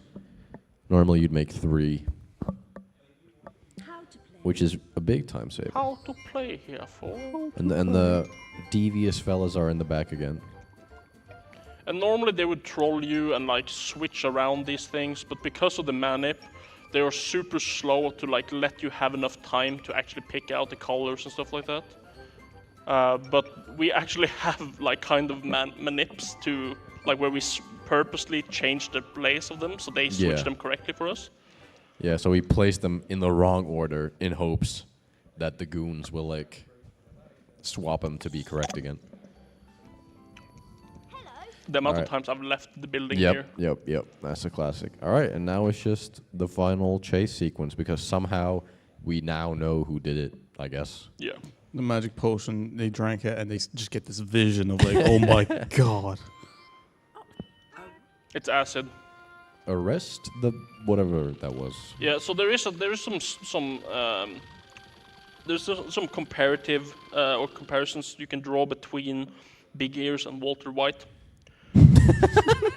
So like they both know how to cook, and but yeah, Big Ears is kind of interesting. I don't understand the guy because he like makes potions and stuff, and he's like a role model, I guess, for Noddy. Like did he rescue Noddy out of the jungle? Like, well, I don't understand. Psychoanalysis. No! Did you just go in? Okay, I saw the arrow above his head and I got excited. I was like, dude, this is fast as It's F. fine. And then like, No, This is going to be a 131, by the way. this is actually PB. This is so good. Yeah, no, of course. Knew this forget was the foot PB. pedal. Just had such a good run. All right.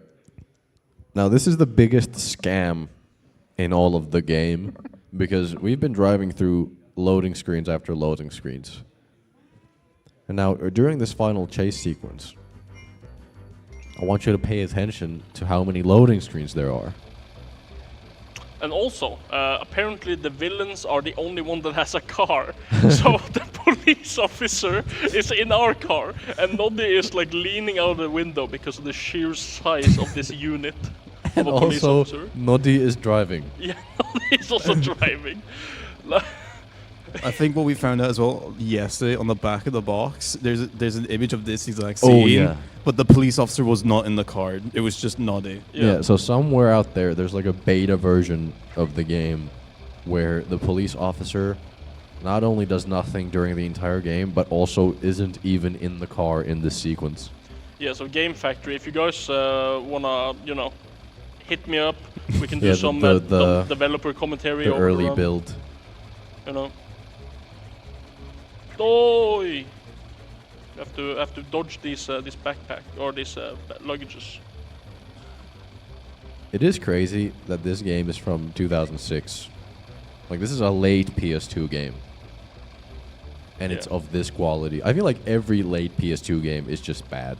And upscale, it looks Because fantastic. actual developers were working on Oh. PS3 games. Not even close.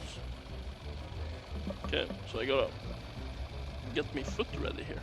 Oi! Oi! I think this is the worst final chase I've seen in my life. Dude, you should see my old PBs. I got hit by like 17 suitcases. Oh yeah, in case you haven't noticed, no loading screens. Yeah. You can just drive in between each area, and that's just fine. All right, time is coming up. Get ready to hit the foot pedal on the middle. Oh, I'm ready. 3, 2, 1, time. No, hit the big middle one. There we go. Yes. Come on. Now cutscene. All right, enjoy the voice acting. We caught you red-handed. We didn't even know the magic book was in the bookshelf. Aha! Only the thieves would know where the book was kept. We shall take you to prison to punish you for your bad behavior.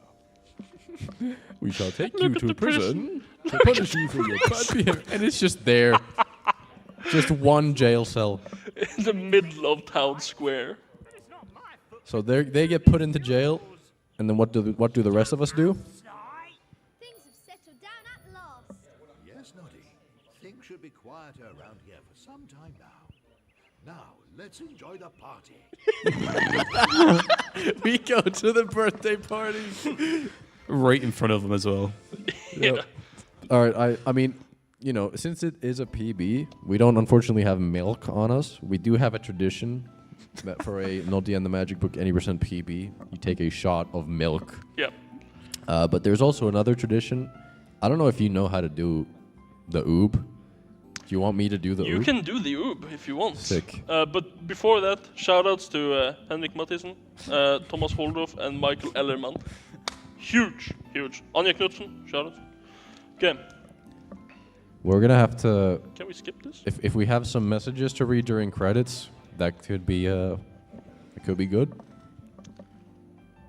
I mean, I can buffer your time if you really want it, no problem. So you might be thinking, it's like, okay, so we've got these like prizes and you've got these incentives and things that we need to meet, but like, how is this money being used? Well, with a low cost of 500 crowns, you would be able to help a fellow human being get their eyesight back with our eye surgery. With the guide dogs, 500 crowns to get a guide dog work to contribute to friendship, security, and independence.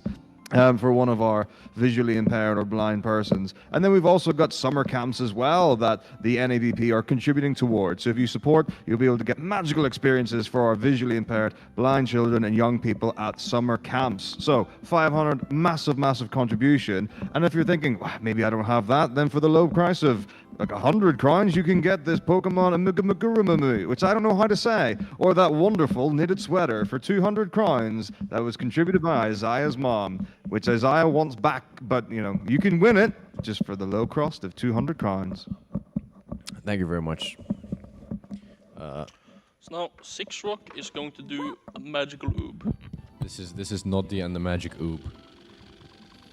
All right, we're gonna go to the fishing spot. This is the only way that we've found in this game to go out of bounds. It's also completely useless. There was a sliver of hope though once, with the the portal down there. Am I going the right way? I think it was to the right there. I think you missed. That's in there. I think it. No, okay. Hold on. We need to check the map. I'm way off. Listen, we're very much underestimate, so. Yeah. From this run, yes. So. Also, by the way, I don't talk out of my forehead. Oh, I'm not looking. Hold on. Sniffing into the mic. All right, I believe it's out here. Yes. Okay. All right, now you go left. Yeah. I do apologize. It's been like a month. Like looks the same. Six is saying that it's the time since he ran last that is the problem. No, it's the arrow. The arrow isn't there, so he doesn't know where to go. All right, so we park the car here, and then we get out. And then Oh, first try. Yep. So if you see the portal down there, there was a sliver of hope that would teleport us somewhere, but that's just a texture. Yeah, we can't actually access that. All right, that's a very cool trick. So yeah, now we're just out of bouncing, and yeah, thank you everyone for watching. This has been Noddy and the Magic Book. Way too early in the morning. Yeah, a little bit too early in the morning, but always a good time. Thank you to my lovely commentators, GSD and Six. Thank you. Shoutouts, check out their Twitters and their private websites. You can find me at twitch.tv/Ogirino. And, you know, if you want some more Noddy content, there's always a place for you. This is what we say, get in! Come on! Thank you. Thank you! Woo! Well, what else is there to say? Thank you so much for that, Augie. Amazing job. Thank you, Six, and thank you, GSD. You are watching NSG 2024. It's the fall. We've got Sammy Circuit with poker next. It's going to be amazing. Small intermission, and we'll be back soon.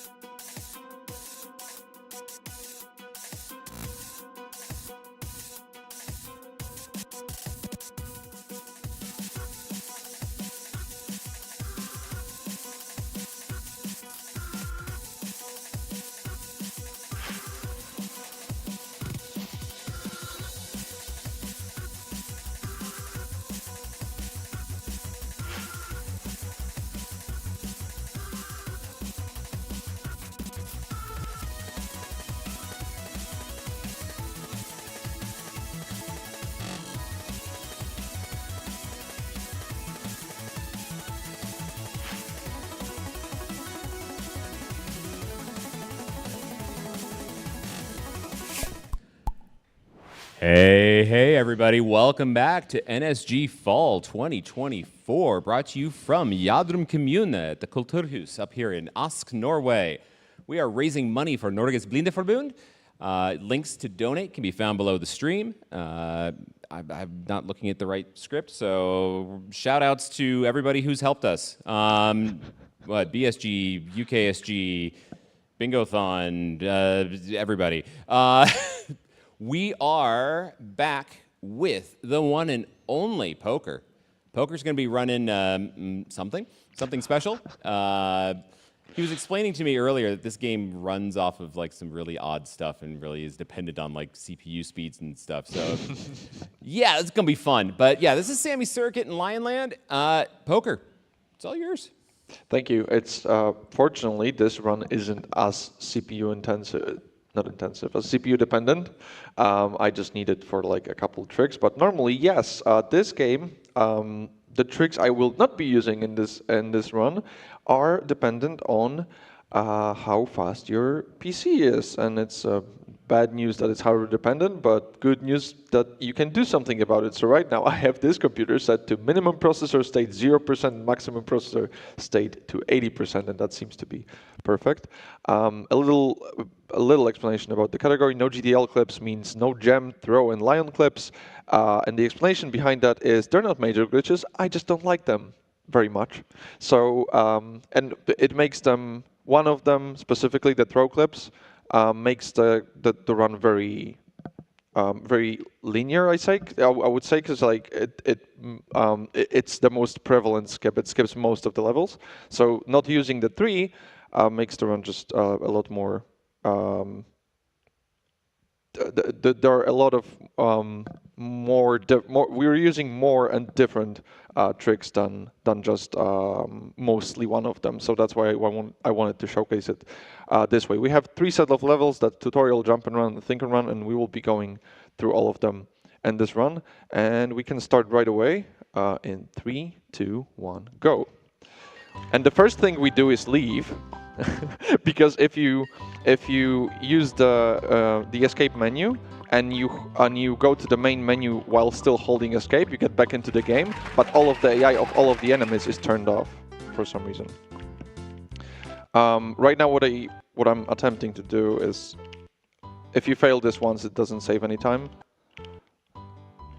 So this is not saving time at this point, but I would just want to. There we go.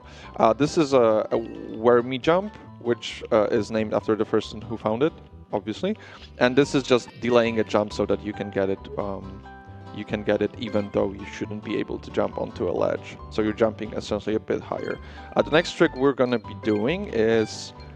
I am going to use this gem to open this door, but I'm going to switch the gem. The door is going to open on top of me, and I get zipped up, because anytime in this game, and it's very useful, anytime you're inside something, you're colliding with something, you're inside a wall, Sammy gets thrown up until you're not in a collision anymore.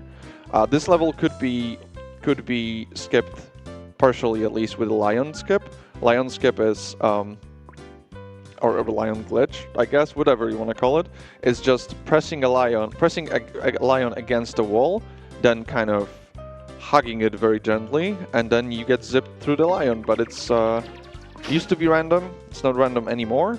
But in this category, I just do this level casually, which is you open the colorful door with the appropriate gem, and then you open the white door by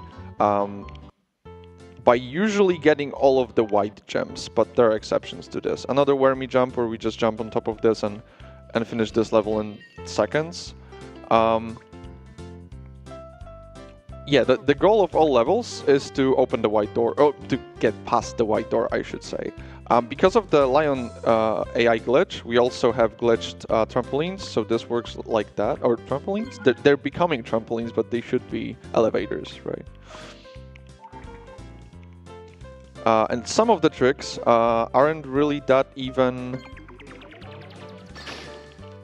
exceptional. Like here, you can just jump around this door and you just finish the level. There's no deeper meaning to it. Here, you don't have to go through through the level at all. You just jump on top of this fence and you walk around the level. And you might think like, didn't they test this? As in, you know, you shouldn't be able to just jump on top of fences like that. But the key is, on some parts of the level, and I have no clue how this works, Sammy is standing like 3 centimeters above the ground. There are just places where it happens. And Sammy plus his jump is exactly the size of the fence. So like you're pretty much hitting the fence with Sammy's feet, right? Like you're barely not there. So if you find a spot where you're standing just a tiny bit above ground, then you can just casually jump on top of fences. And that's very helpful. We've already used this twice. Sometimes it just makes it easier, especially like if your PC doesn't like this trick, then you can help yourself with like a wormy jump with a delay. Do you know what happens when I jump and hit my head against a collision like this? This happens. That's the end of the level. Only works in the version 1.10. There are 2 versions of this game, 1.10 and 1.14. We started on 1.14 because we didn't know there were versions, but apparently there are. This level shows us the 3 types of doors, which is the door that opens and closes when I miss it, the door that opens and stays open, the doors that open and stays open but takes away my gem. And we just went through all of them, just kind of as a repeated tutorial, because we've seen the 3 doors very early, but you know, there are 12 tutorial levels. They have to have some material, so they just like repeat themselves basically. Didn't they test this? and I mean, there is a tester mentioned in the credits, but the credits mention 3 people working on this game, so you know it's not a AAA. Here we will see another trick, which will be camera zipping, because the only explanation for what's about to happen is that the camera pushes you into the wall like this. And that's the tutorial done. So that's 12 levels done. We're going into jump and run. So here, the same thing. Like if you look very closely, Sammy gets lifted now, like by just a teeny tiny amount. And we'll use that elevation to jump on top of this fence like this. Same way we did already. I forgot to turn off the Lion AI, which is for these levels. For the second set, you have to do it. For the third one, you don't necessarily have to, but I'm using a route that kind of like implies you do it. And it's just way safer than to run away from them. So I just do it just in case, and it loses you like a second or something. So it's always better to do it, in my opinion. So I do it on all 3 sets because it goes through levels. So like if you, the random camera issues. Oh, also just jump against this wall and you're on top of this place for some reason. We also have sprint, and sprint is very nice because sprint also works midair like this. I jumped on top of the wrong one, but that's not a huge issue. Sprint also works midair, which means if you jump and sprint, you just fall further. Come on, buddy. Also, fun fact, I am saving and loading sometimes. Like, you have quick save, quick load in this game, but the quick save and quick loads are essentially just like, they are just emulator save states. It just dumps the entire game into a file. So if you can save in the menu even. So if you save in the menu, unlock some levels, and then load, the levels will be locked. just because, and I screwed myself over a couple times like that because it just dumps the entire game state into a single file, and that's your save.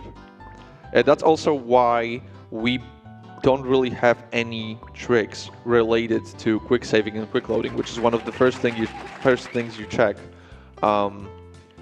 if you have a game that allows that. Here you just jump and wiggle a bit, and you just get teleported above the wall. Normally you would have to rely on RNG to give you properly colored diamonds, but here we just ignore that. This was also the first level that I found any glitches in this game. On 114, if you just when you're in your starting position and you just walk backwards, you just go through a wall, just because there was a hole right behind you. I gotta say, that run cycle is something special. That run cycle, as in? Just the animation, just Yeah. he's going for it. Here, you just jump on top of Nothing. On top of nothing, basically, and then, because that's not enough, we jump on top of second nothing, not like this. Also not like this. There we go, and then we get elevated up for some reason because there was some weird collision there. Excuse me. This is this level is one of the reasons, for this run at least, you need the proper CPU speed, because you can skip this entire level if you just wait. This didn't work.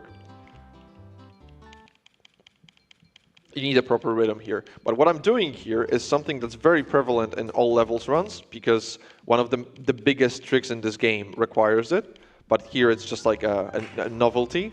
I am tapping M. M is the music change button, and whenever you change music, the game lags. So if you just tap M, the game lags, and you can do some funky stuff to like the nice skybox. You can do some funky stuff to it. Here, you would have to go through the entire level unless you have a camera zip, because the exit is right here. So yeah, we, like I said, we just use the M button because it's the music changing button. It's not as important in this run. It only helps in a couple places, but for all levels, it's like the most important button in the game.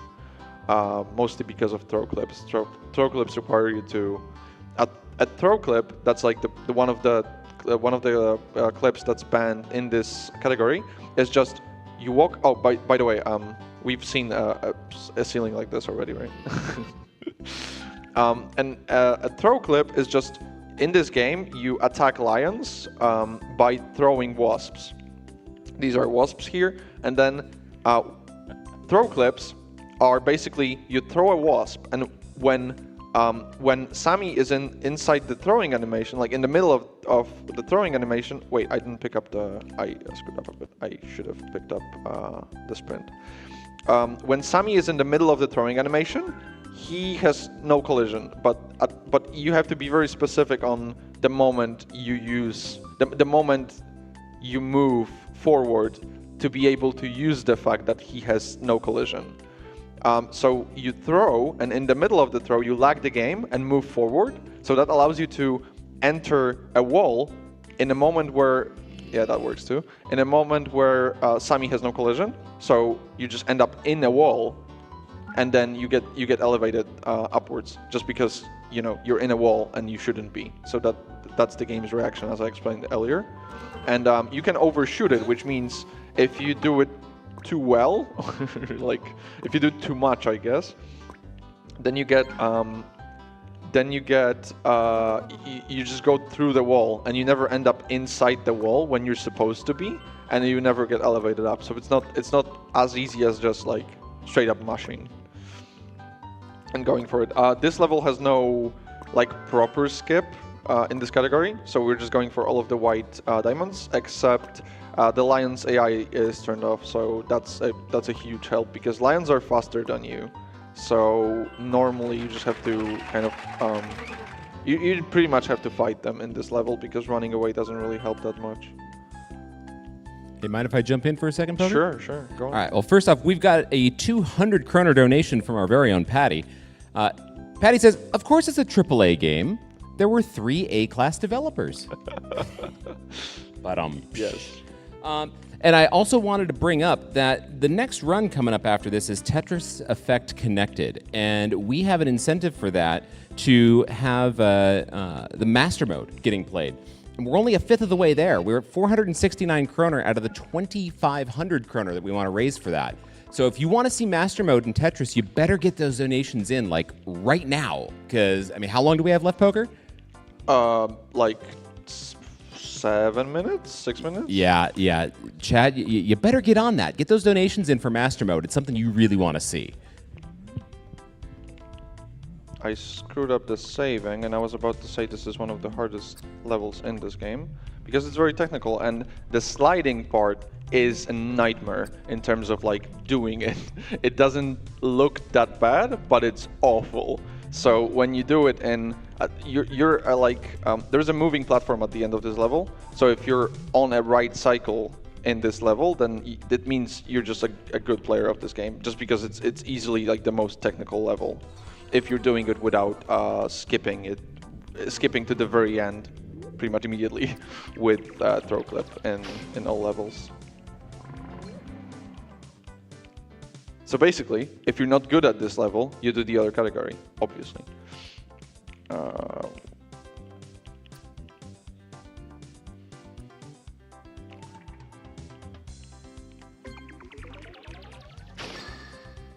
And I'm not doing very well, but at the same time, like, I'm not losing.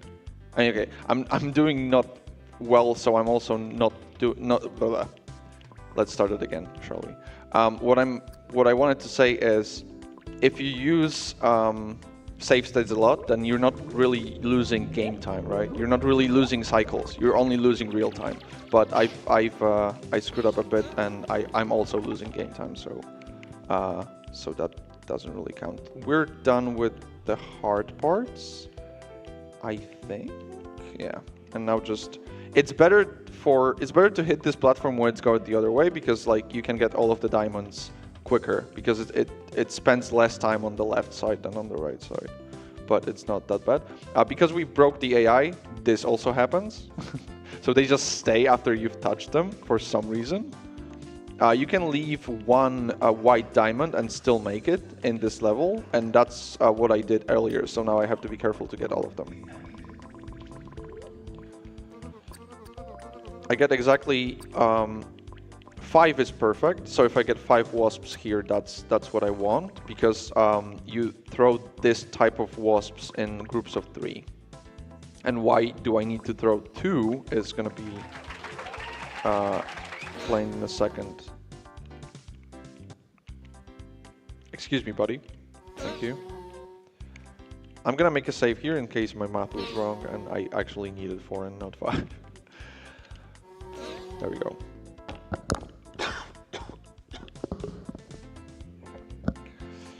Right, so what we want to do is we want to damage the first one. Damage the first one, like this. And then when you walk into it, into a specific part of it, then you just get elevated up for some reason. You don't have to break all of them. Didn't they test this? They like I said, there is a tester mentioned in the credits. But this game is made by Wormy Jump, by the way. Just like a single jump to the end of the level. This is very interesting, and it's very technical, I would say. So if I get this quickly, then that's nice. So a safety save before. So when I start jumping on the lions, this needs lions turned off to work. As you might have seen earlier, when lions are turned off and I start jumping on an elevator, then funny things happen, because it stops.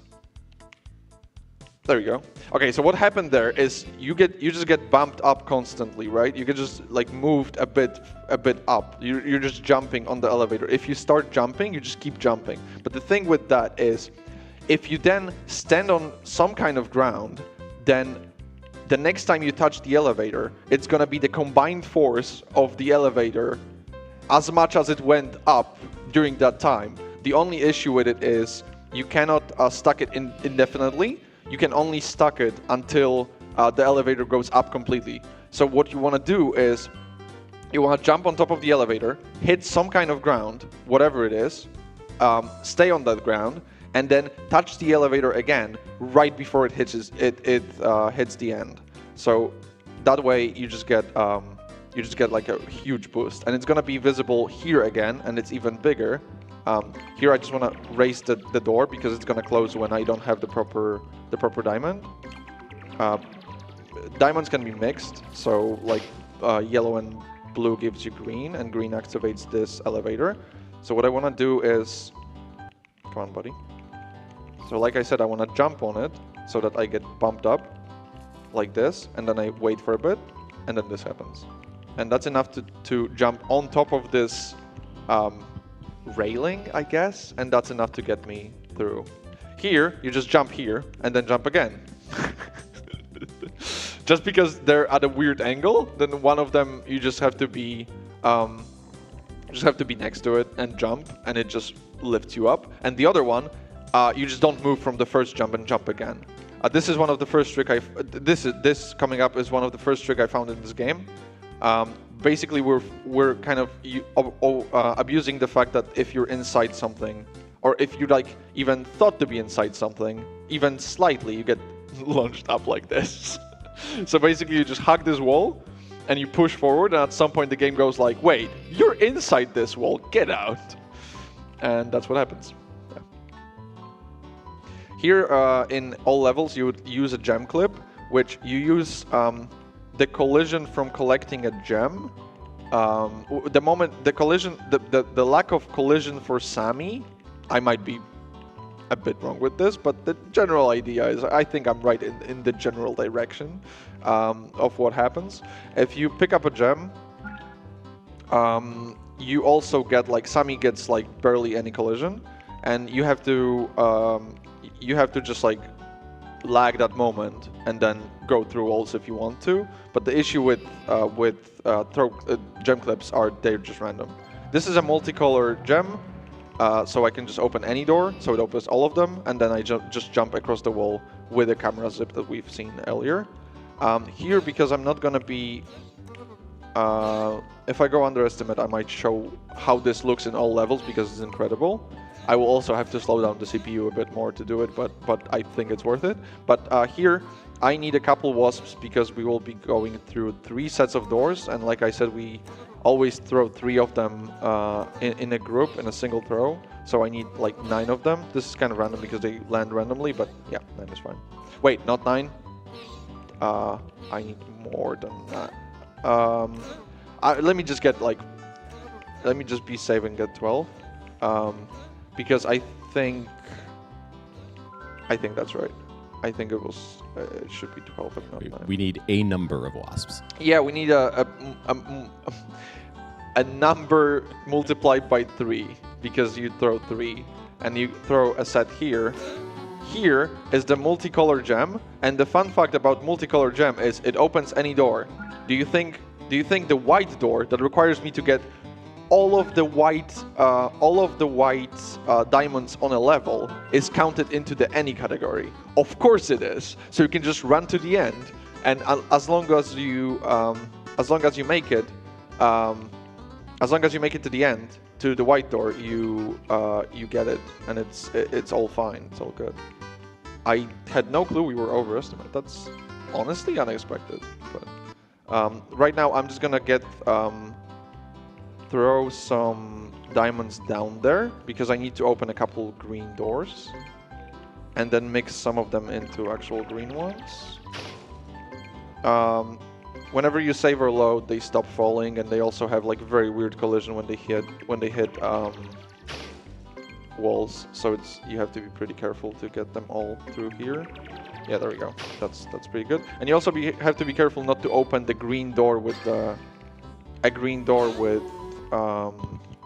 multicolor gem, because that would be not very good. Right. So I have the multicolor one. Both of them are down there.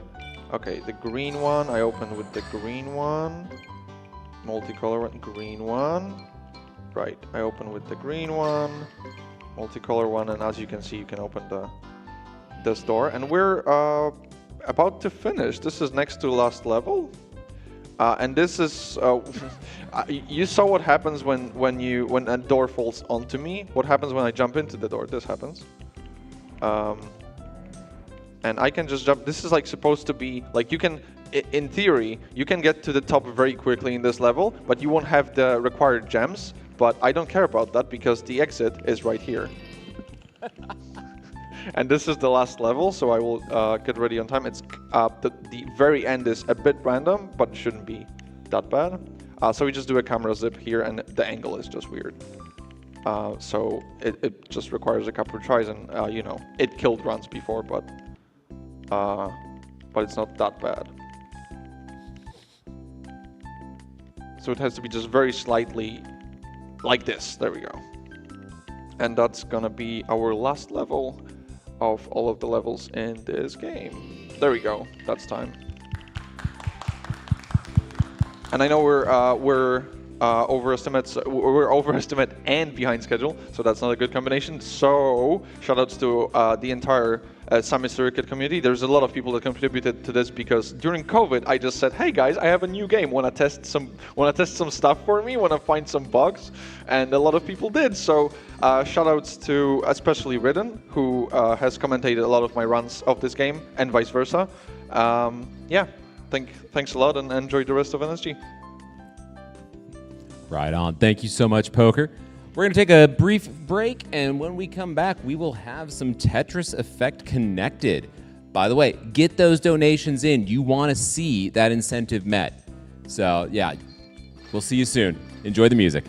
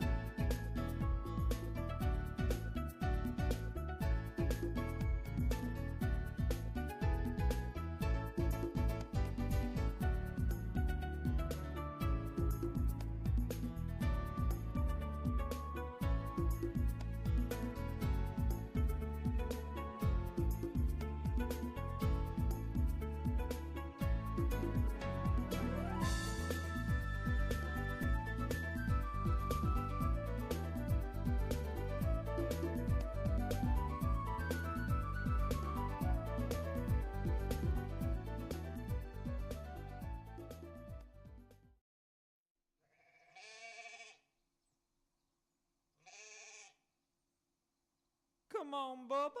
Let's play some Bubble Bobble. Yeah!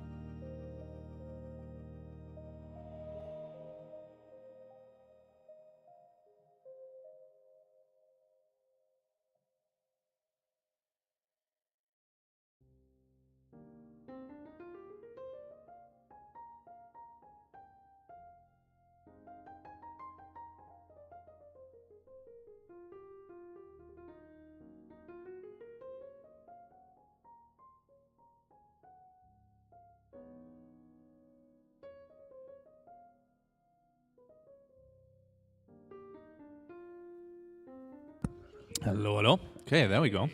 Welcome back to NSG Fall 2024 here in Yarum. I completely butchered that. I'm sorry. No, Yadrum's fine. No, I mean I'm eating a good chicken wrap over here, a familiar, good kitchen, and instead of the runner wanted to eat some as well. Anyway, yeah, we are coming up on Tetris Effect Connected, which still, want to remind you, we still have an open incentive. This incentive will be open the entire time the run is going on. So if we get that med, we should get that med. Come on, it's like a master mode speed showcase. If you want to see people going crazy with this kind of stuff, yeah, this Tetris can get pretty crazy, right? Yeah, the runner's nodding. I'm not lying about that. You have to take my word for it, though. No, you can see him. Anyway, yes, we will have Jutsok now with Tetris Effect Connected. Journey mode normal. Take it away.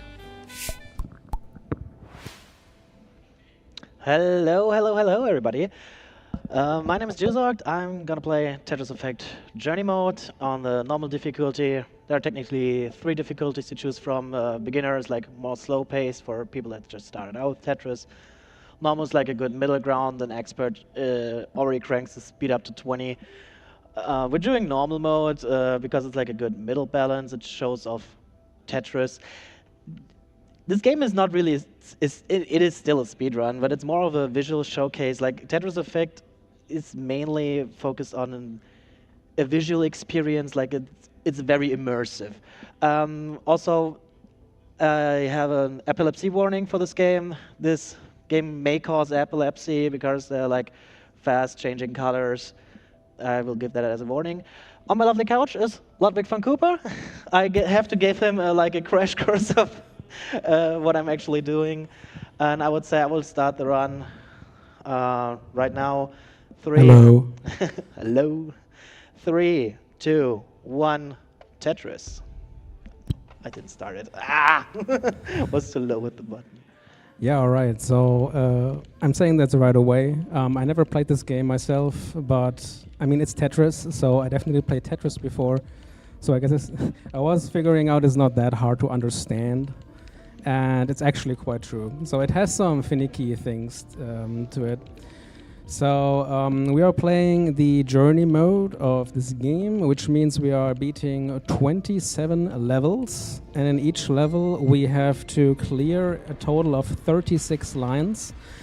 36 because we are playing on medium difficulty or normal difficulty. The beginner difficulty, I think, has 30 lines per level, and the expert mode has 48. So we are doing a pretty mediocre difficulty, pretty much. So the difference in difficulty is also how fast the lines drop. You see the speed level at the left side is currently set to 3. It can go up to maximum is 13 for normal mode, which is already pretty crazy. And yeah, you see when Ju clears a level with 36 lines, we have a little transition animation here.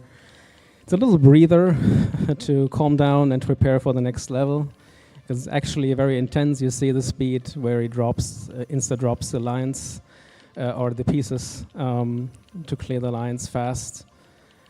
What Ju is trying here is he tries to build for a 6-3 well. So that I'm not trying it. I mean, I'm not trying it anymore. I mean, Okay. it is technically the fastest way to stack in the game, which is like you have a stack of 6 lines and a stack of 3 wide and a 6 wide stack, because then like the movement is like the minimum possible for a line clears, and it's also very often used for score optimization, because in a 6-3 stacking, where I will try to get to a 6-3 stack transition to it. That's the wrong piece. Why did I thought I had a T piece there? There's a T piece. Yeah, because you can also do T spins, which give more points per line and on average. But also, this game has technically a special mechanic, which we sadly will not see in a speedrun, unless I do not top out in the end, and then I can show it off, actually. Oh, well, I'm actually on the stack right now. No more. Yeah, so if you top out in this game, luckily, you don't have to start the game all the way from the beginning. You just start from the stage you topped out. So if I top out here, I would have to start here again, and I'm building very horrible right now. Just wanna Oh, Elgato, please. Not work. again. Nah. Not again. Don't tell. I guess there are too many flashing effects in this game. That is true.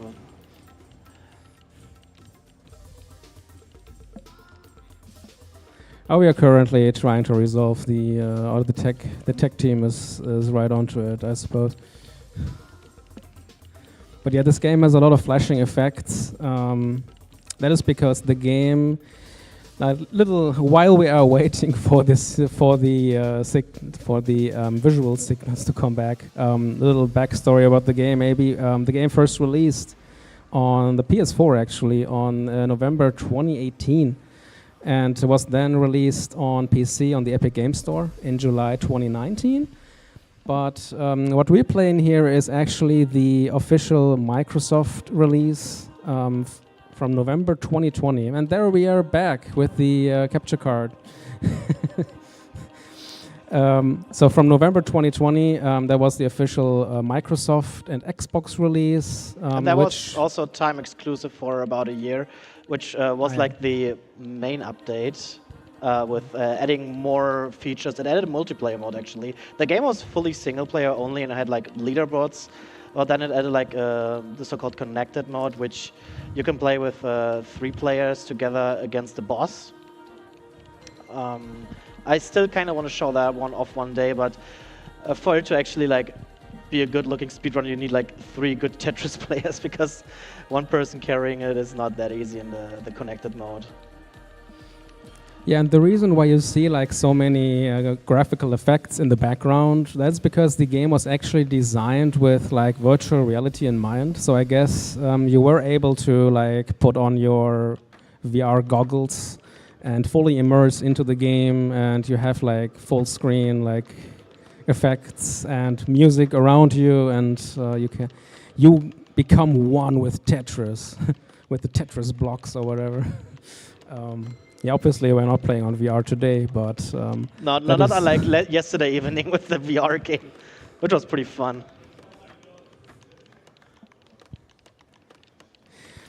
Yeah, so the first 26 stages have like 36 lines that you have to clear, and the final level, which comes up after that, will have a full 90 lines that we have to clear, and it has some pretty intense parts with like pretty much the maximum speed that this difficulty has to offer. Oh, I did a little bit, few too many lines here.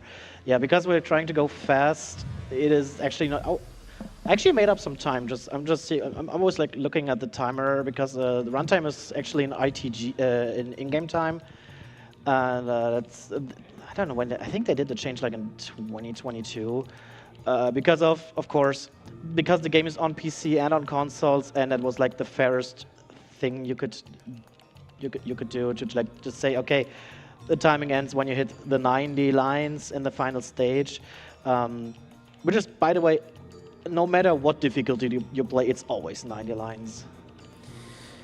Yeah, so if you're familiar with, let's say, classical Tetris, like NES Tetris, you have a little advantage here that you have a prediction block of like 4 upcoming pieces instead of just 1.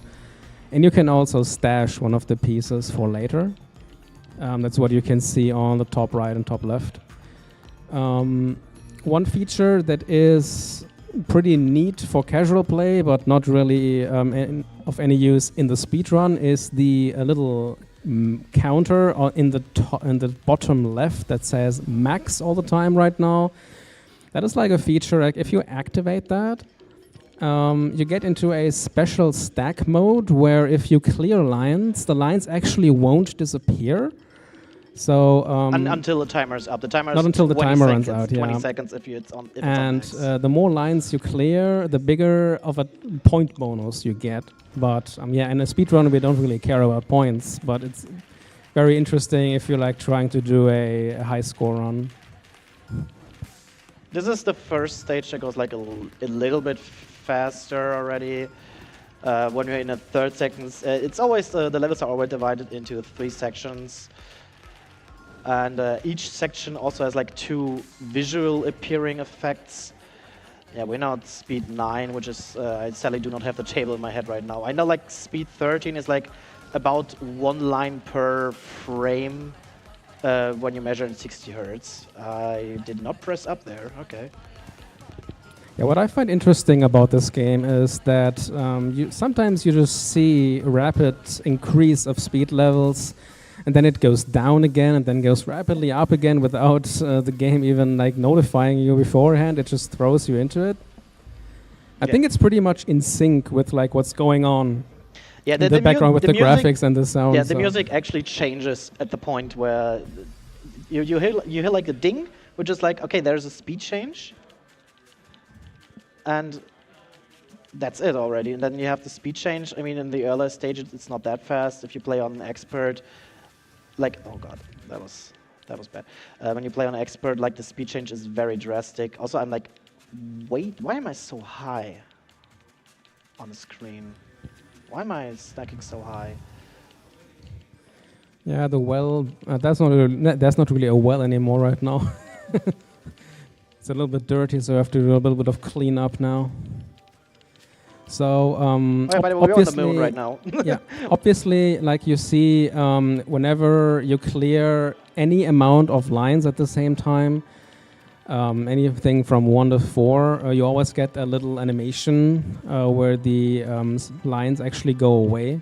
And this is time that you will lose in the run. So you want to have as few of these animations as possible. So ideally, to get 36 lines, ideally you just get 12. No, sorry. Yeah, 9 Tetrises. I cannot do math today, sorry. 12 would be on expert. 9 Tetrises, no. Yeah, 9 Tetrises of 4 lines each. That makes up 36. Funny enough, I'm still obviously like to do that fast is very, very difficult. Yeah. I'm still like on my preferred pace, which I'm happy with. Even though I had like some major misdrops. Yeah, so still our main goal is to not top out, because then we lose all the progress for the level, and that would be a major time loss. Oh yeah, I hope you like dolphins. Oh. I said it and I expected there are the dolphins. Who doesn't like dolphins? Chat?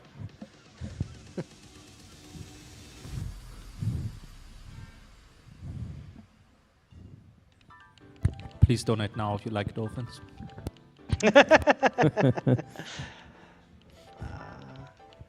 Yeah. I think now would be a good time for a donation, I think. Now would be like a good time if you have one. Yeah, I actually got 10 Norwegian kroner from Nepomuk saying good luck Jutsokt. So hello Lord Mouse. Hi. Shoutouts to everyone at the event and at home. Much love, Nepu. Thanks, Nepu. That did go to the Master Mode Speed Showcase. Oh, you kind of do want to see it. If you think this is fast, no. I just say no, this is not fast. Even the maximum speed we get here, this is not fast. Master Mode is... The piece spawns on the bottom, basically. It's so fast, the piece just doesn't have time to fall, it's already there. Oh no, not again, please. Mr. Elgato, work with us! Bro. The cat broke again. But yeah, the Master Mode Showcase is currently sitting at about 479 out of 2,500 kroner to our non-Norwegian folk. Do not be intimidated by the number 2,500. It's about $250. So if you got money to spare, please donate to that. Like the sound is also dropping for me right now. Just wanted to mention that. It's back. And we're here back, to be back. Guys. Was it actually just plug-in again? Yeah, Elgato. I mean, Elgato is nice, but... The capture cards can't handle this many blocks on screen, I think. Yeah. Yeah, I guess the capture card is just overheating because of all these awesome effects on screen right now.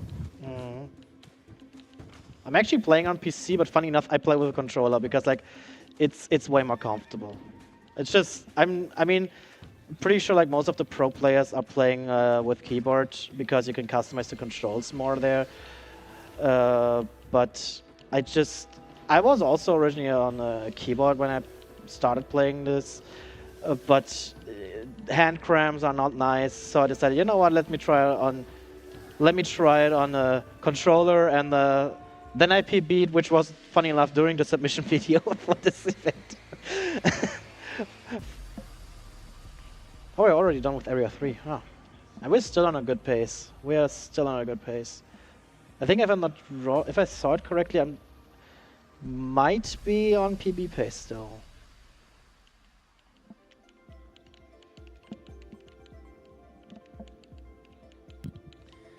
So unfortunately, one disadvantage of me not actually knowing the game is we are in Area that 4 already. which level we actually are on, because for whatever reason it's not being shown on the HUD.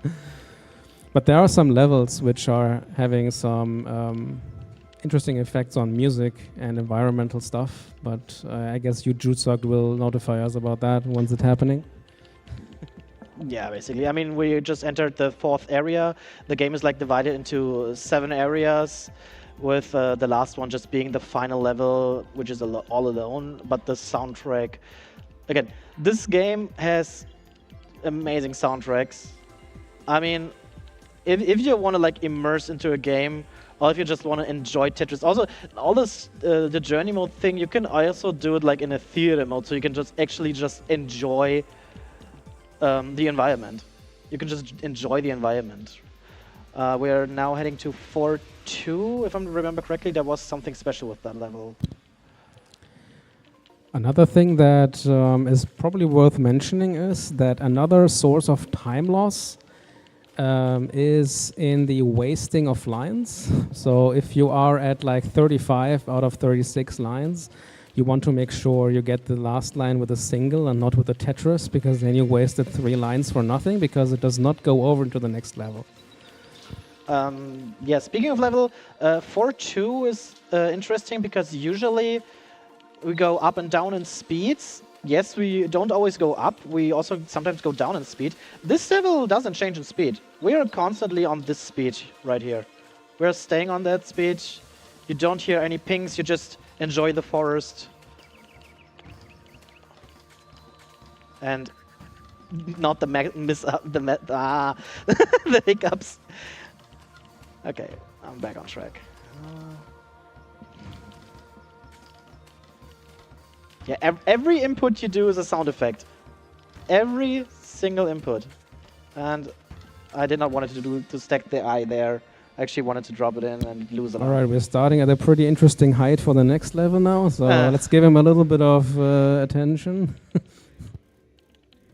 And I forgot what piece I had on.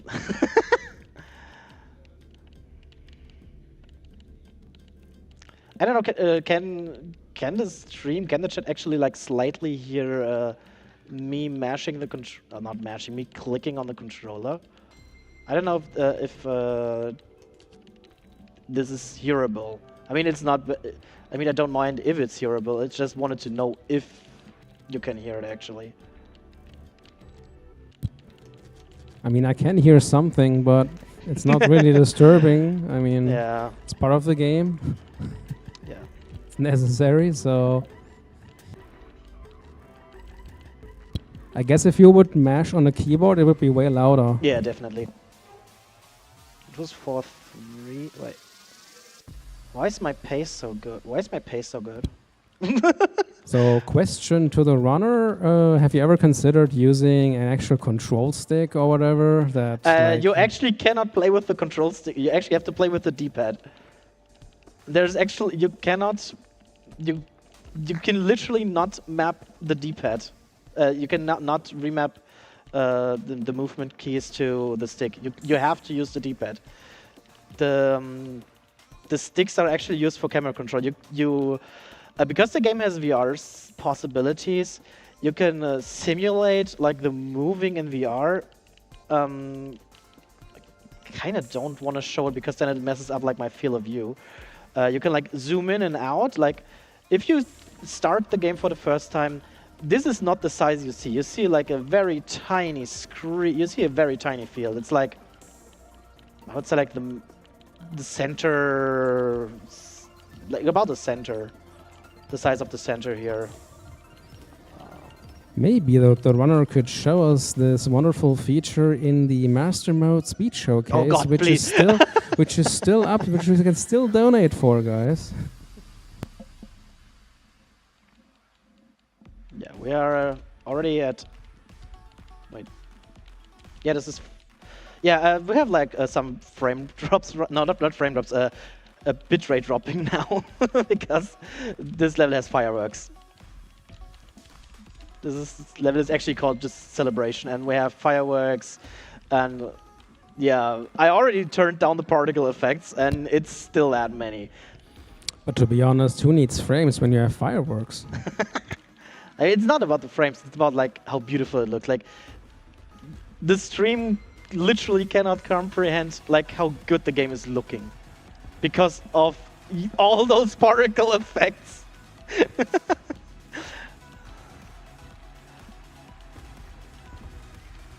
Oh, that was a misdrop.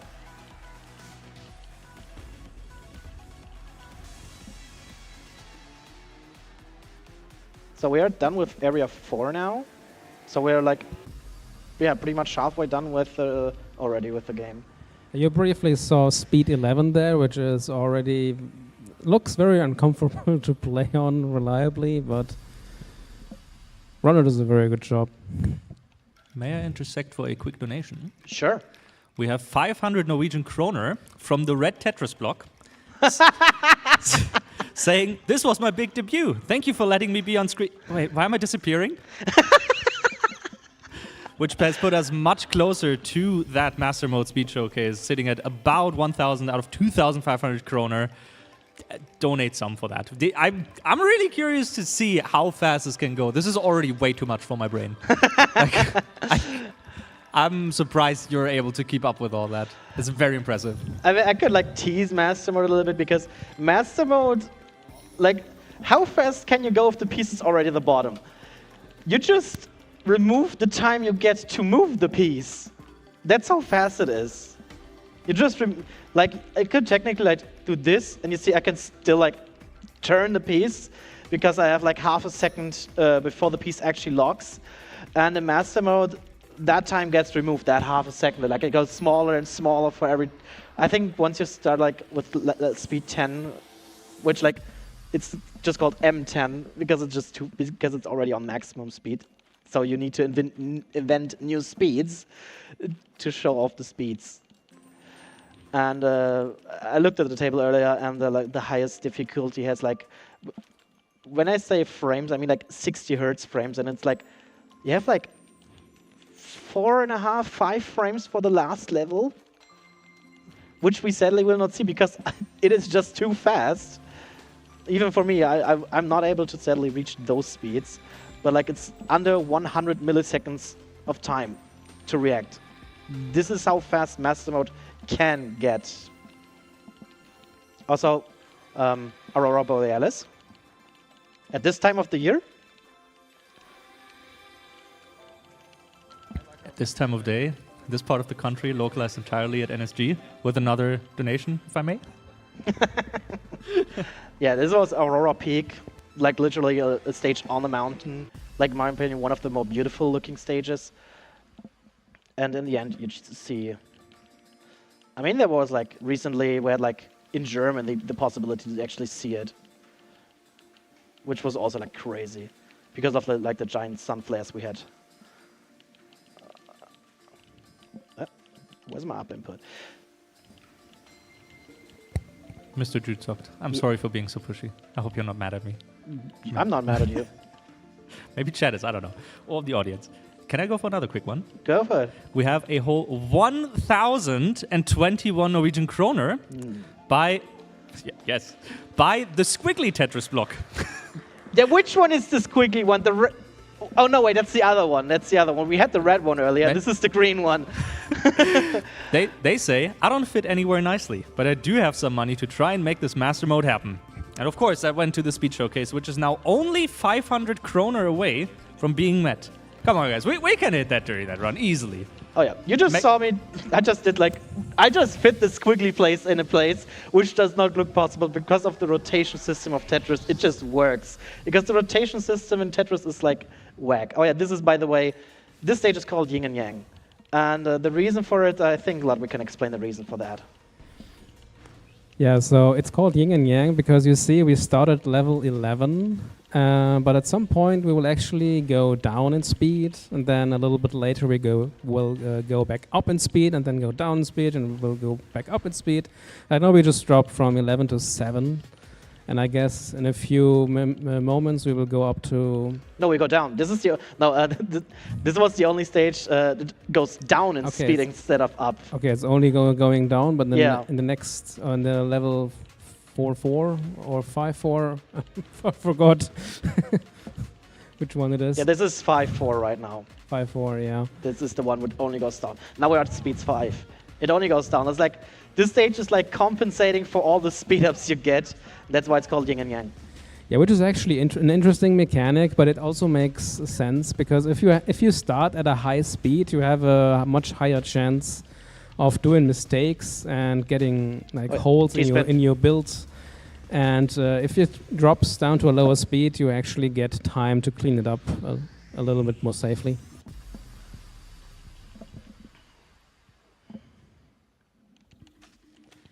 Come on, guys, we can do it. 500 more kroners for the speed showcase, which will be amazing. Actually, before we reach the final level, we have like this stage, and yeah, then we're in area 6, and then it's like about 5 minutes until we reach the final level. Oh, there was a lag spike. That was a lag spike. Did not expect a lag spike just now. Also, a reason we switched to in-game. Hello, where are my inputs? That's also the reason we switched to in-game time. Because I remember back on my old PC, especially in this stage, again, particles en masse. Sorry for the bitrate. I'm sorry for the bitrate, actually. Yeah, particles en masse, and that was actually one of the stages which my old PC like struggled.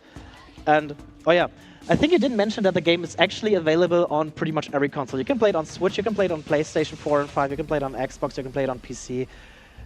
On PC you have it on Epic Games, you have it in the Microsoft Store, so it's basically Xbox version, and you have it on Steam. The game is available pretty much everywhere. And the fact the game is running on Switch just shows like how beautiful a game can be and not require like a beefy computer. Even of course the Switch version is like a little bit of graphical compensations, but it works. Yeah, now the music goes into like an ASMR mode, I guess, where the wind like kind of blows direct into your ear or something. Yeah. It definitely feels like it. Yeah, again, you have to if you try Tetris Effect, if you have VR, try it.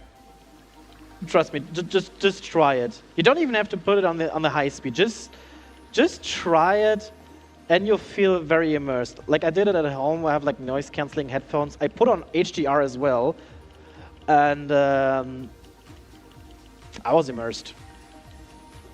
I mean, there's a reason I enjoy this game so much. I mean, funny enough, I bought the game 5 times. I own 5 copies of this game. Because I just love it that much.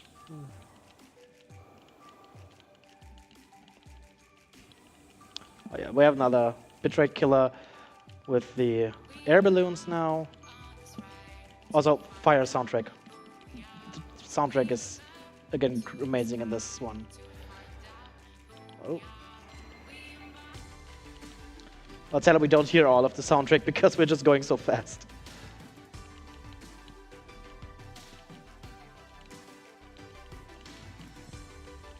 No.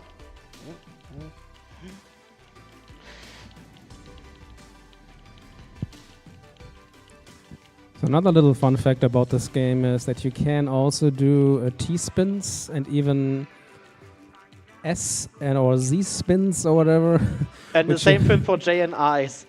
I mean, that is basically a given because of Tetris is actually standardized since the early 2000s. So you have actually like rules for the colors, of how what color each piece has, and the same with like the rotation system and you being able to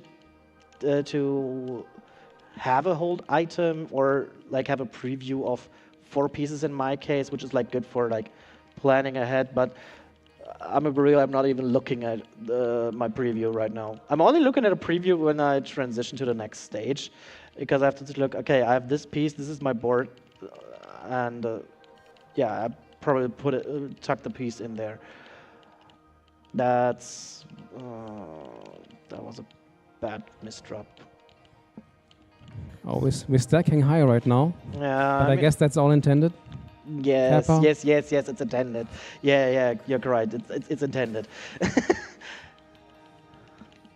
I mean, I could, if I'm not dropping the inputs, I could stack that down like without problems. But what I'm noticing here is that, like most Tetris games that I know so far, they give you a lot more stress when you are stacking very high. Like for example, with like NES Tetris, it like doubles up the music speed or whatever. Mm. But in this game, it seems like the music is always the same.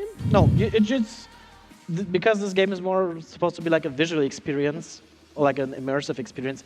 It doesn't give you like the stress moment. We are in the third to last stage. This is 6-4 orbit. We are in a space station. Yeah, that makes sense.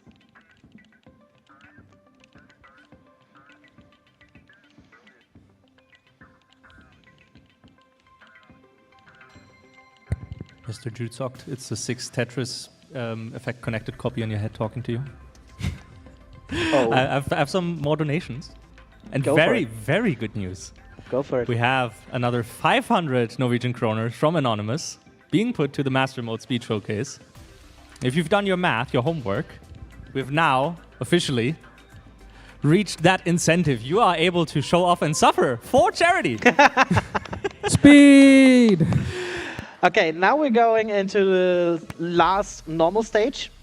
This one is very special because, go for it, Ludwig. This is the one I told you earlier. This is the last normal stage. 6-5. This is 6-5. All right, this is 6-5. So we start at speed level 10. It's not about the speed. This stage is not about the speed. This is the one with the music. Okay, give me a little heads The music. up, please. The music. This is the one with the special music. Ah, this is the music. Okay, Yeah. so this is the stage that has 3 different music tracks, and it only plays one of them depending on the day of time that you're playing. Yeah. So I'm not really sure when the transition is, like between morning I think I and gave you the midday? notes. I think it was 3 p.m. was the next transition. 3 p.m. Okay. Yeah. So we have currently are on the morning theme, which in my opinion, like this part slaps. Funny enough, I have never heard this part before because I'm always playing in the evening, and the evening theme is also very amazing. No, I think we're on a day theme, or actually, and not on the morning theme. When was my input? Stacking high again. Panic. Yeah, let's give him a little bit of Actually, a serious little time bit here. Oh god. Oh god. I don't want to go with this high stack. Okay, All right, final level coming up. Yeah, final level's coming up. We have now 90 lines to clear. We are on a good pace for a PB actually. I'm just looking at the game time. It shows right there. We are on a good pace. And I have to concentrate now actually because I am so high. So if there's any point of serious time, it's right now. As you can see, it now says 90. I was the whole time on 36. Now it's 90. Also, this is basically the title song we have right now. So also I'm saying that now rather than when it's happening because of serious time. Once we reach 60 lines, we go up to speed 13, and we will remain there for the rest of the run. Yeah. So speed 13 is very uncomfortable. I mean, technically it's not, if you know how to. Now the game is actually like preparing you. It slows down now, so you can prepare. And then at speed 13, the line drops about 1 line per frame. So it's like, it needs about 20 frames to be on the bottom. A little bit more than 20 frames. I think it's 0.92 lines per frame. I think it's something like that. But yeah, we are close to the end of this showcase of Tetris Effect.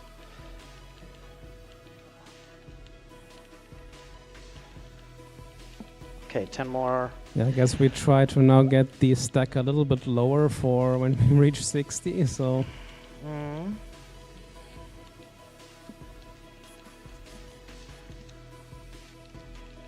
And it's happening right now. Yeah, next line clear throws us into speed.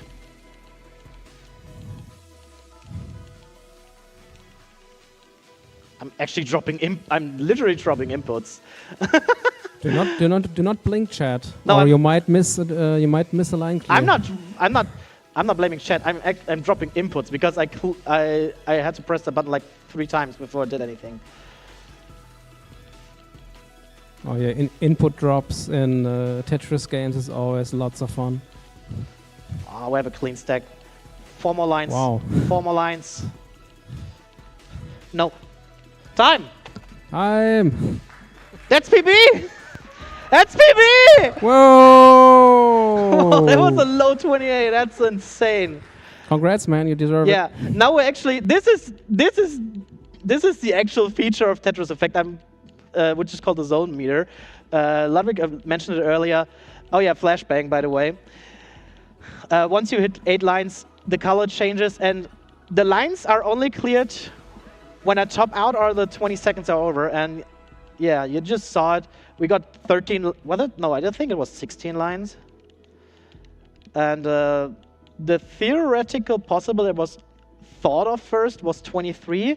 But people managed to somehow get it to 27. The field is only 20 pieces high. Fun fact about 21, the devs thought, yeah, 21 is possible, but they didn't give 21 a name. And then Kirby's 703 did a 21, and it got named after Kirby.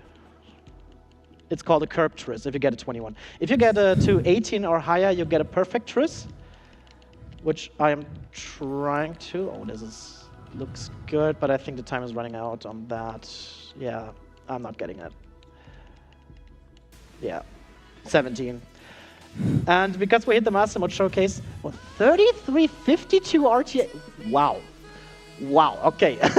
Funny enough, I actually had a PB before in the practice room, which was like a high 34 in RTA and like 28-20 in in-game time, and now I got a 28, what was it, 08, 09? I think it was 2608.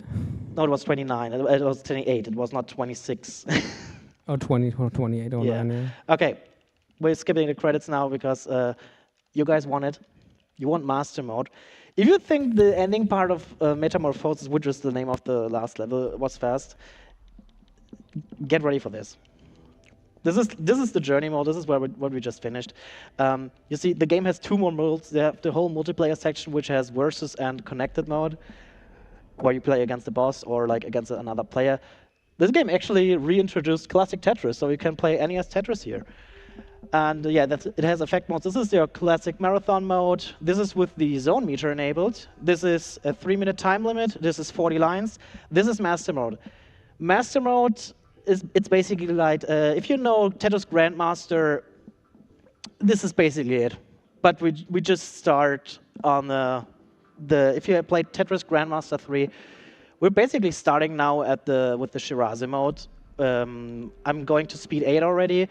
It only changes like how fast the lines disappear when I clear them. And once we hit M11, this is where the speed, the lock speed goes down. Ludwig actually had like a little table with like the timing windows. We have like, before I start, we have like half a second to move the piece around before it just locks in place. If you spin the piece, you can get like more time out of it. Yeah, but it takes like 5 minutes. It takes like usually like 5 minutes. And yet they want you to do 300. Yeah, so it wants you to clear 300 lines, and you see it already. Like before, the pieces still drop down like a certain amount of spaces per frame, basically. But now this dropping has been removed entirely, so the pieces pretty much drop down instantly, and you only have a little time to move them around. But how it heavily affects on how you have to build your stack here, because if you build we like have to build like a pyramid. Best would be a pyramid build. If you build like a whole valley of like you build like high on the left and the right, and the middle it's like not very much. You cannot get the pieces to left and right anymore, basically, because you can only like try to get them over with this spinning techniques, basically, because you just don't have the time anymore to like move them all the way to the right, all the way to the left before they drop. Yeah, because of the super rotation system, you can like move the piece over a stack a little bit. If the stack is low enough, you can just move the piece over. And you can already see like the time that these lines need to disappear has been heavily reduced now as well. So you don't just have much time to think about your next move. Like you can always use this time that it takes to plan your next few moves, because you always see the 4 next pieces. Yeah, but and now you just don't have that time anymore. One thing I did not tell you about, there's actually mechanics options in the game that you can enable a pre-rotation. I can rotate the piece before the piece is on the field, and the same thing is for the hold. So I can like actually switch out the piece or like rotate it before it even spawns, which is like makes it a little bit easier. But again, we're speaking like in frame times of like under half a sec. Okay, we've reached 80 lines just now.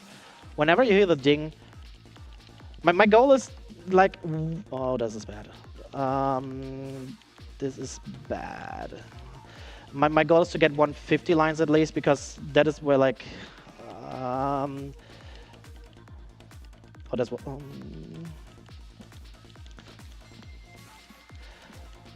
Yeah, my goal.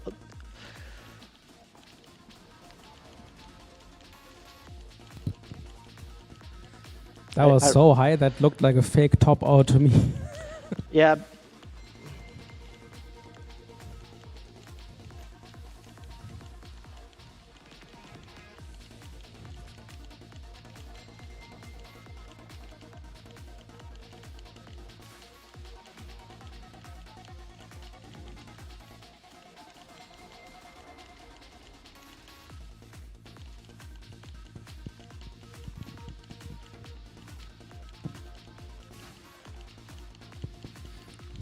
And even though it's master mode and it forces you to focus pretty heavily on the game, you still have this banger soundtrack plus banger graphical effects in the background.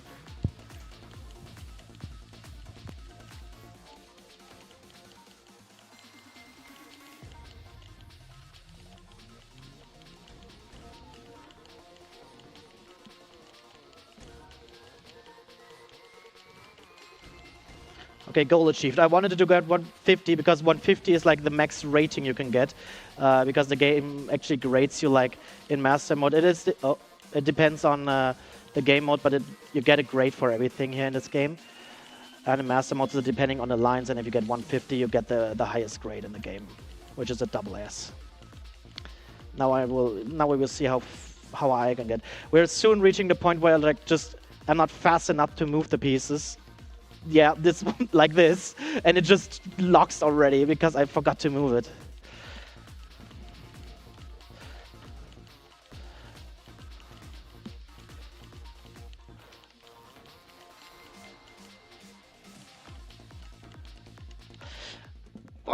That's it. Oh, 180. I'm 180. 180. I'm happy with that. My PB is 190 lines because it just. We had like frame times. I just want to. We had. Thank you. We had. Wait, I have the table I had the table in the Discord. Wait. I just wanted to say we had like. Do you have it open right now? Felix, do you have it open right now? Sorry, what did you say? The table, the time. Okay, I have it open. We were at M17 speed. You have 260 milliseconds. That's less than 16 frames before the piece just locks in place. And yeah, the line clears, they were basically gone. They were 10 milliseconds. I'm like a little bit. I'm happy. I'm happy with what just happened. Thank you, NSG, for having me here for Tetris Effect, showcasing this beautiful game. Thanks to chat for reaching the Master Mode incentive, because like just it. And the fact is, it still goes faster on this point. It still goes faster on this point. Thank you for Ludwig for helping me with the commentary. Thank you for everybody in the crowd. Anytime, man. Thank you for everyone in the crowd. Thanks to Tech. Thanks for everybody. Thank you, NSG. I'm sliding away. Thanks, everybody. Thank you for running. Thank you. Yes, the good hugs. That was insane, and I was like, the moment it came, I was like, huh? This you have no time for that. Like, what is happening? There was another donation that came in before, after we already got the incentive met, sure. by Smash Boy Square Block, saying, "I'm ready to fit anywhere with my symmetrical goodness. Let's make this incentive happen." We did already. And like, was sniped before you, unfortunately, but that was incredible. And you saying that it can go even faster, I'm scared. Yeah, like I said, the only thing that can go faster, like I said, it's just the time you get to move the piece. This is the only time left that can be cut in this game. So that's the reason why you bought 5 copies, because the previous 4 disintegrated from the speed. Okay, good to know. No, I just love the game. I just love the game. All right. So thank you, Again. everybody. Thanks, NSG. Yes, thank you so much once more for running. We'll be switching to a quick intermission, and don't run anywhere because we got Chip and Dale afterwards.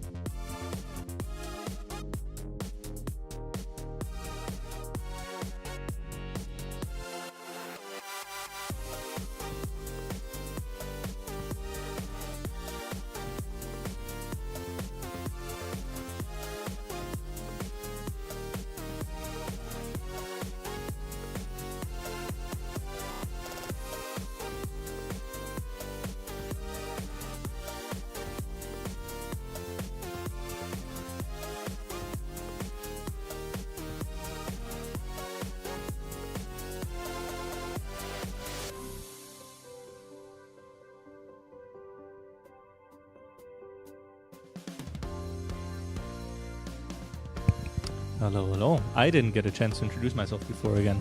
Since Mitako has left us in good hands with Nordic because his audio was a bit broken. What did you say? Chips bag or something? He was in the bottom of a bag of crisps, yes. So after Nordic was done, I'm taking over. I was taking over for the previous run, Tetris. Now we have Chip and Dale coming up and Dragon Age 2 right after. And after that, I'll be signing off again.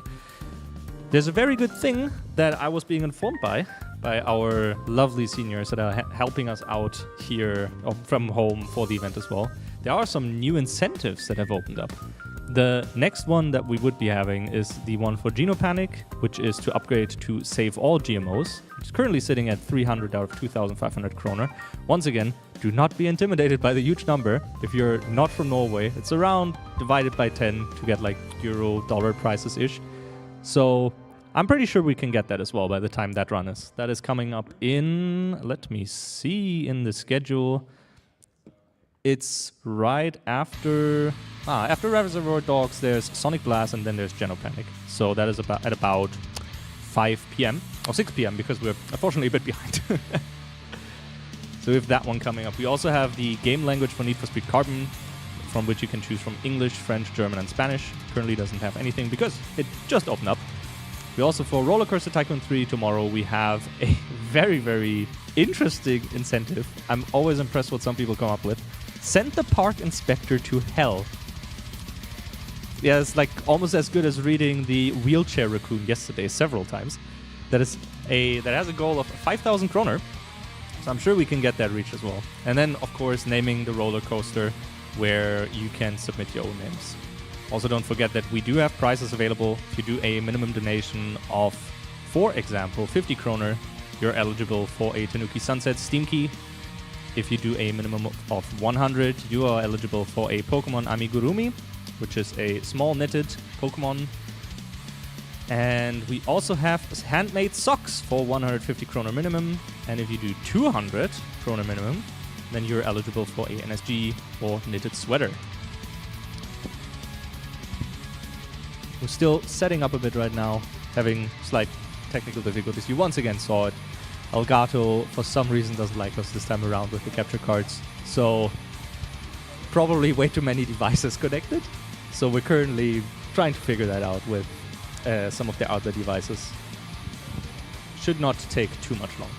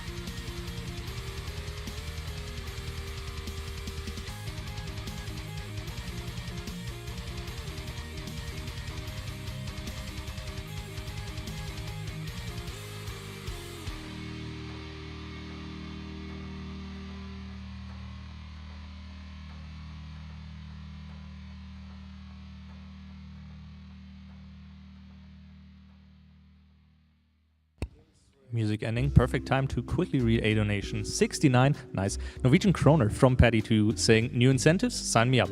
He has put that money towards the send the park inspector to hell incentive to order the name a roller coaster. No, he did go for name a roller coaster. No, for both. I'm surprised you can do both. Didn't know that. So he split that and he's naming the roller coaster Jadrummer. That's an interesting drummer name. If you also, which you should, donate, we are obviously raising money to support the NABP, the Norwegian Association of the Blind and Partially Sighted. Their main objective is to achieve equal opportunities and status in society for people with visual impairments and other groups of disabled people. To think back of a time of Tetris when the bitrate was not the best because the game was way too fast, you might remember some of the 500 kroner donations. The stuff we can do, or they can do with 500 kroner, would be to help with the guide dog work, for example, to contributing to friendship, security, and independence. So with a gift like that, with 500 kroner, they can ensure that all their puppies they receive safe and good training. They become good boys or girls. So if you like dogs, that's, if you don't like dogs, I have to convert you somehow. It's you're the Nordic is laughing in my ear over here. Your donations are very crucial to helping them continuing their work breeding and training those guide dogs. And guide dogs are very important. We're very, very lucky that we have those available for our blind and partially sighted folk all around the world.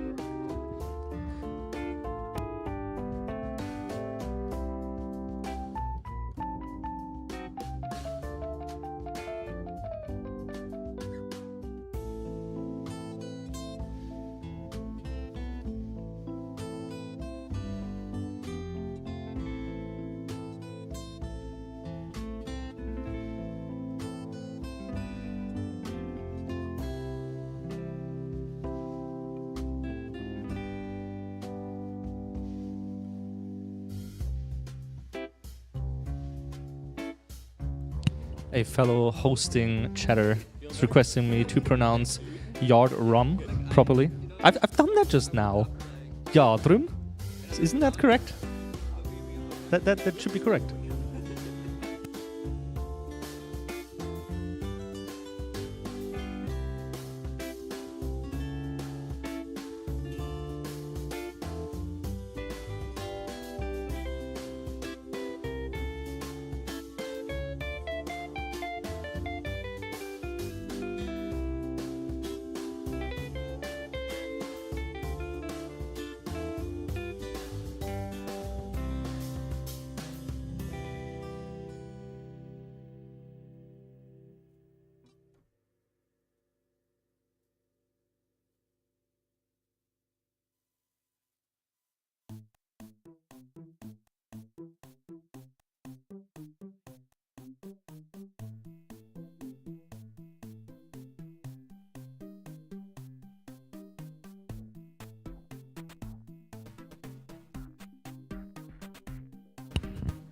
The lovely folk over at the runner station want me to do an audio test, so you are now part of that as well, Chad.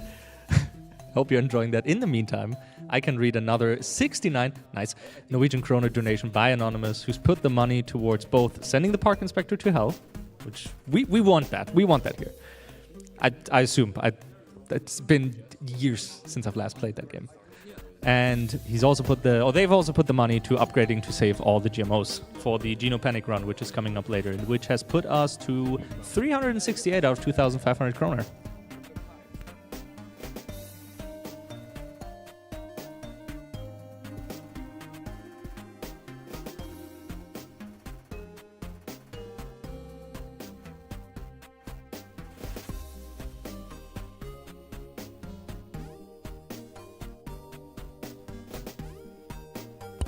All right. So after that test, I've been informed, they've not told me while I was still talking, that the next run, Chippendale Rescue Rangers, is actually ready, and we can send you over to their feed, and they can start talking. I can stop yapping. So let's go and do that. Yo, everybody, welcome back to the Crazy Power. Oh, wait, I'm joined by Martin. Hello. Yeah, hello. I forgot. I already did so many runs today, man. It's been crazy. Yeah, we met an incentive for Chip and Dale cosplay. So we have a very fancy here, yes? Yeah, very nice Hawaii shirt. Yes, and I went all the way. I even have I think this hat has been named the special hat. And this is basically what you guys are getting. So, all right. But yeah, we're ready to go. So let's reset. So this game is actually kind of funny because if we wait for the trailer kind of thing to start playing here, we actually lock the RNG. So we're actually just going to wait for that to happen before we start to run. And are you ready, Martin, to showcase some epic co-op gaming? Yes, sir. All right. Let's go. So welcome to the Kaiser Krister taxi. Martin is like, he's not feeling like walking today. No, I'm tired. My legs are tired. That's all right. You have to jump a little bit now, though. Okay, that's fine. So now we're actually going to attempt to do a sip here. It's been very successful in practice. That's a good start. So if you take a damage boost basically there, you can basically make the chipmunks get stuck together, and they actually sip over, and they go Mach 5 all over the place. So now I've already taken a lot of damage, which we don't really want, but that's fine. The taxi doesn't need any health, right? True. It's mostly important about the person riding the taxi. Yeah. Yes. Need to get that 5-star review. Yeah, yeah, that's right. So now we're coming up to the boss very soon. So I'm just gonna throw up my Your trusty friend. Yes. Please. Yes.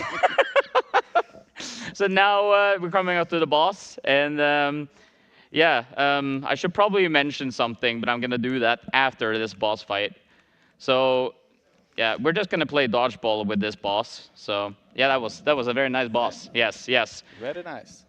So while Martin is collecting an extra life here, I'm going to mention that this is Martin's first speedrun event. This is his first speedrun as well, and I think that yeah. So he's been doing really good in practice, but I cannot say for your performance here yet. Yeah. But I know he's gonna do some crazy strats, so yeah, that's gonna be fun. Get ready. But for now, I guess we'll just give up, right? Yeah. Yeah. We give up. Yeah. I don't think we need to play this game anymore, right? No. So we're just gonna play balloon fight now, and I mean that was fun for as long as that was, and That was fun. For a explanation, you can actually give up by pressing A and B at the same time, and that basically kills the other player. When you kill the other player, they will get a balloon that they can fly with. So if we time it right, both of the players can have the balloon, and we can skip through a lot of the things in the stage. And now I am going to attempt a quick kill, and okay, almost got it. That's fine. That was good. That was all right. Yeah. Good. A lot of green aliens, though. Kind of spooky, man. I don't like it. Oh, you're a wild card, man. Yeah. We do a bit of trolling. Yeah, we do a little bit of trolling here. All right. Oh, it looks like we finally decided to walk together. Wow. This is scary. Yeah, it's fine. You're doing great. Oi. So this stage is very interesting because it has a lot of jack-in-the-boxes that are kind of annoying to handle. But I mean, we managed to do this quite all right. So now I'm actually going to be, the Kaiser Krister taxi is back in action. Yeah, very nice. Very nice. Yeah, I got kind of tired there. Yeah. So we have a lot of balls falling from the ceiling now. And there we go, very nice. And yeah, all right. So you can actually damage boost in this game by turning back or like turning the other way. It's frame perfect though, so it's kind of hard to like get it sometimes. But you know, like we're epic gamers sometimes. Yeah. Just sometimes. I don't think that's today. No. Now we're gonna get into a boss fight, and I'm gonna put Martin in the back so he can like pick up my mess if I mess up. And yeah, I'm sorry. I did it. Yeah. Yeah. Didn't get to showcase my strat. It's all right. I know for a fact there's going to be a strat that you can do later, yes. All right. So now we have more balls. We like, yeah, okay, and maybe I shouldn't say that. But yeah, we have a level with more balls now. We actually have a very scary climb here. During practice, I think that's where we have died the most, because in this game, the second player also follows the camera. So if we if we jump too high, the camera will follow the top player, and that can be a little bit scary. All right, that's fine. Yeah, nice. All right. Good. So now we're just gonna throw Martin. Yeah. So it's like upside down. You know? That's how we do it. That's some real skill right there. These boots ain't made for walking. Yeah, that is true. Yes. Oh, No. you are really the craziest wild card, man. All right, so now we're at the stage which we have a joke in the Chippendale community. It's basically hold right and win.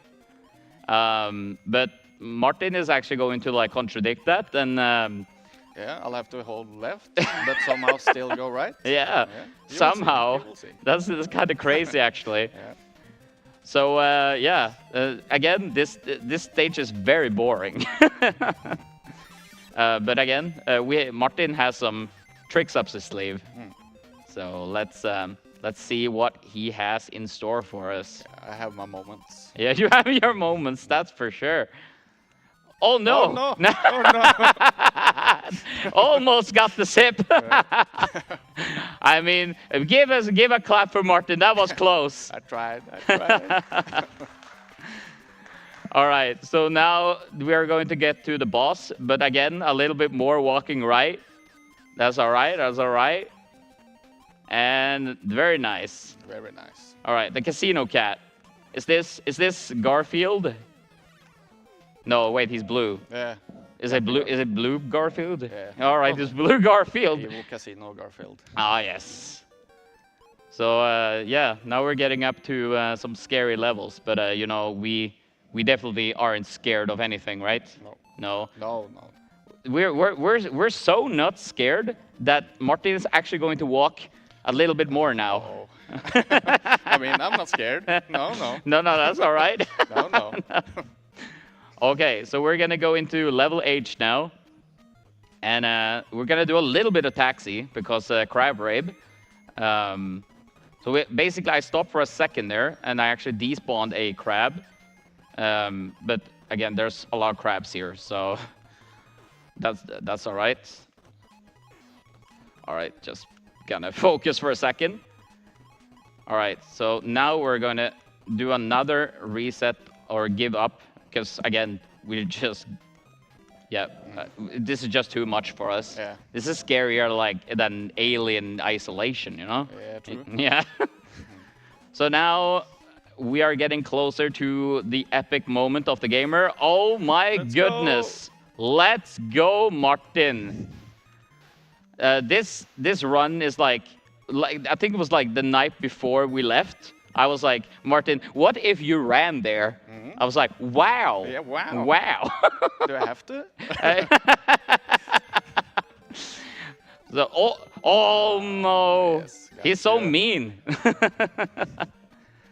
All right, so now we have another abuse of the death thing. Yes. But now we're just gonna die this time.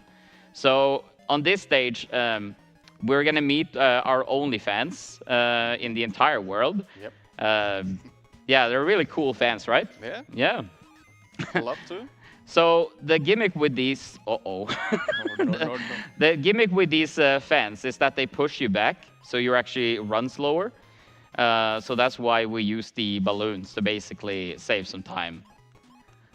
So now we have a little bit of a walk before a boss fight, which I'm attempting to do a quick kill on. The quick kill is, I use an audio cue for it, so it's going to be very interesting to see if I can get it.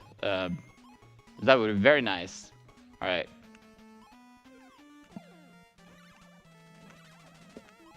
All right, I got it. Nice.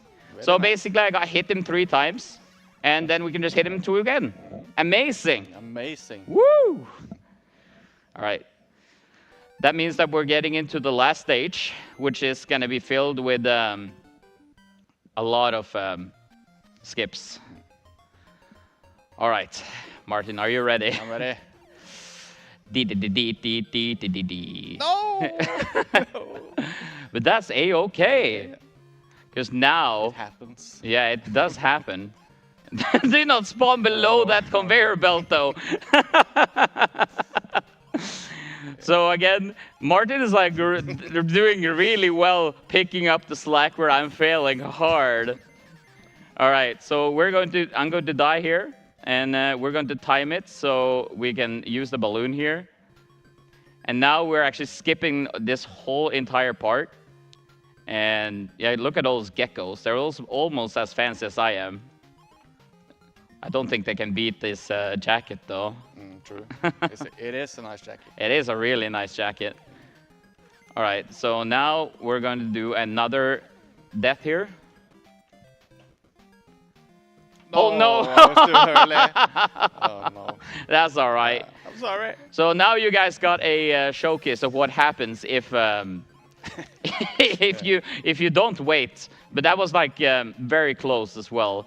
But again, I mean, at least you guys get to see the axes again. So that's very nice. If we have any donations, I mean, be my guest. We do have 100 Norwegian kroner from Esper Bucket saying balls. Oh, which is a bit late now, but are there more balls coming up? I don't think so, but thank you. Is there anything else coming up that the donators should be having as a means instead? Cat? Cats. Donate with that. Cat. Donate cat. Donate cat. Okay, go back, please. I'm going back. Go back. Do not die, please. All right. It is Operation Get Martin through to the boss now. Yes. Let's do it, guys. Mission impossible. Oh, okay. All right. Okay. No. Oh, okay. I have lives. Okay, nice. Okay. I'll just save it. I'll save it. I'll try anything fancier. All right. It's fine. Oh no. Fat cat. Stop it. And that's GG. Nice. Let's go. Oh, yeah, Martin, how do you think that went? It went fine. Could have gone worse, could have gone better, you know, so I'll take it. So this means that, next event you will be learning something else? Yes, of course. We have to do another co-op submission. Yeah. Oh, for sure. Oh. All right. Yeah. I just want to give a huge shout out to the entire NSG team for making this happen. And again, everybody else, thank you. But yeah, I'll be back on Sunday with Nordic for bingo. So yeah, get your bingo sheets ready, and yeah, thanks for me. And yeah, thanks for me. Yeah. Yes. Goodbye. It took me this long to figure out you guys are in costume. Thank you guys so much for the run. We'll jump to a quick intermission, and then we'll be right back with Dragon Age 2. Don't go anywhere. Donate, by the way.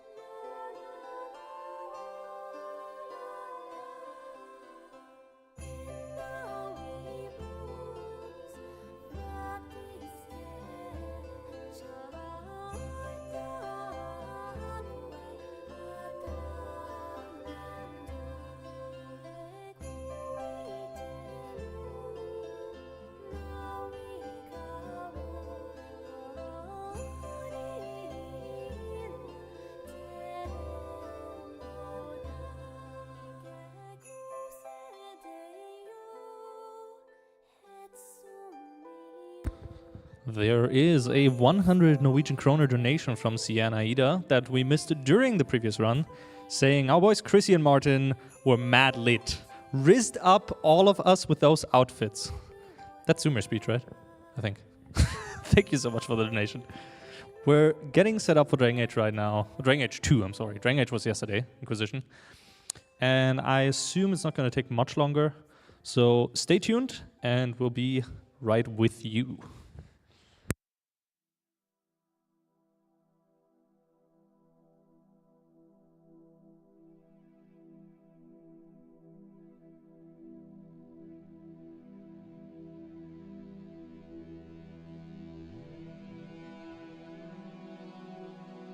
You stand before the final dimension, and I am the darkness of eternity.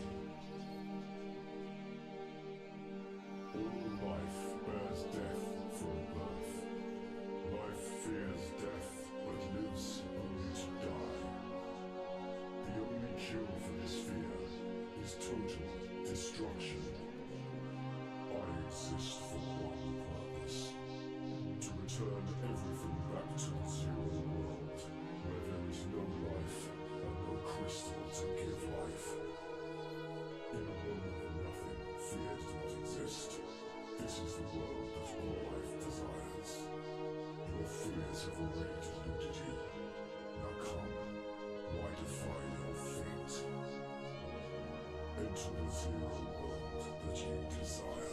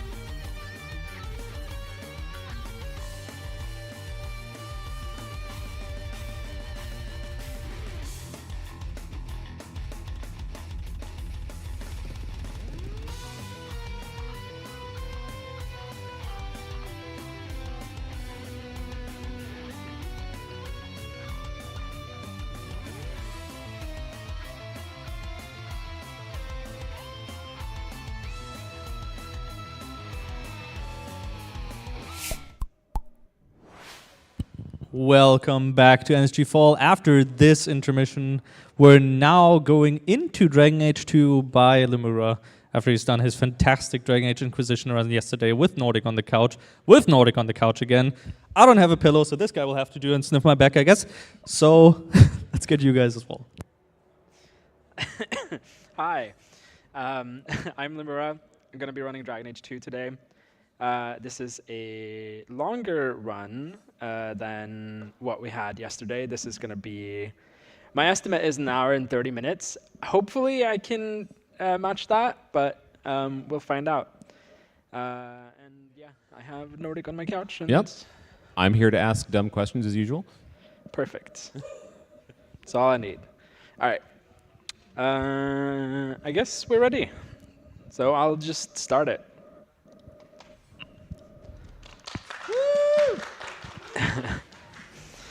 Okay, so the reason that Dragon Age 2 is a longer run than both Dragon Age Origins and Inquisition is mainly just because of how linear this game is. So you can see we're already like locked into a tutorial showing us off like how we do combat and stuff. You can see that I've chosen Rogue. The gender of the character doesn't matter. It just changes some stuff later, like some dialogue options, but like overall, it doesn't really matter. This game is also comprised of multiple acts. So we're going to be hopping straight into the prologue, and then we have 3 acts following that. And Act 1 is going to be that takes like roughly half the run just to finish the first act. So you're going to see I'm going to try and rush through the prologue as fast as I can. Just using my abilities as they come off cooldown. You know, it's a typical RPG. You have your abilities, you have your party members that we're going to get soon as well.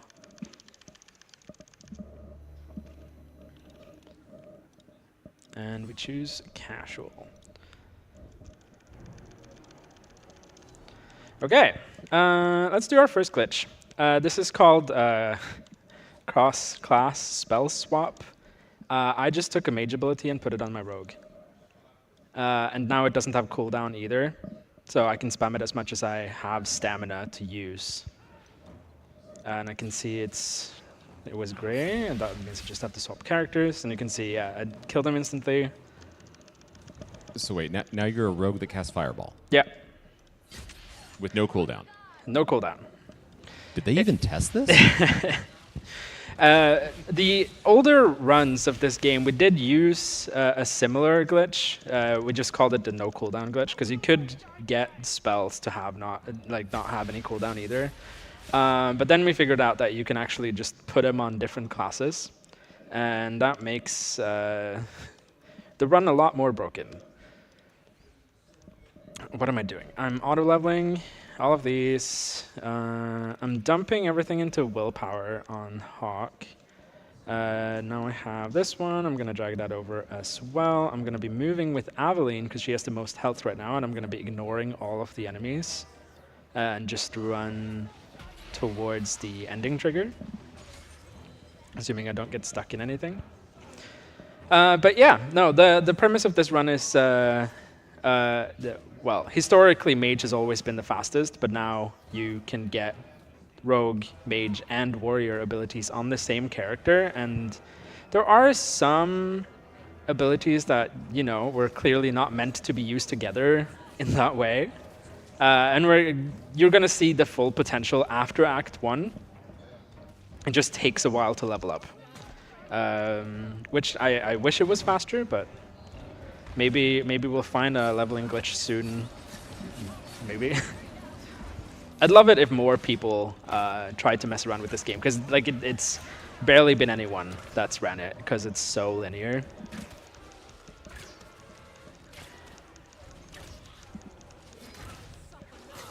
You can see we're back at where we started earlier. This time we're not as strong. We don't have all of our abilities that we had during like the tutorial section. That's one thing that would have been cool is if we were able to glitch out from that early part, but don't know of any way to do that. Not yet, at least.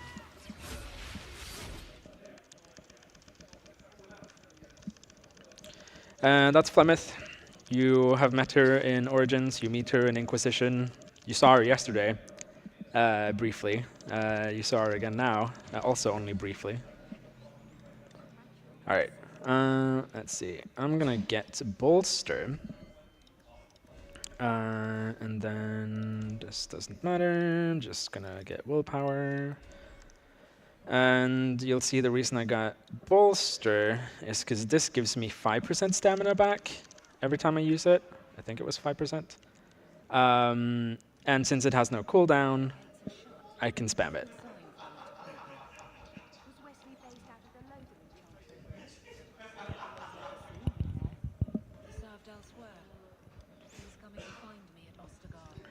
So again, just trying to go through here as fast as we can.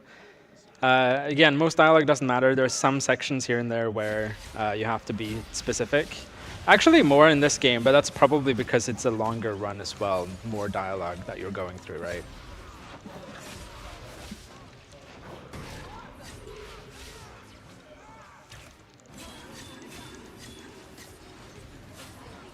There we go.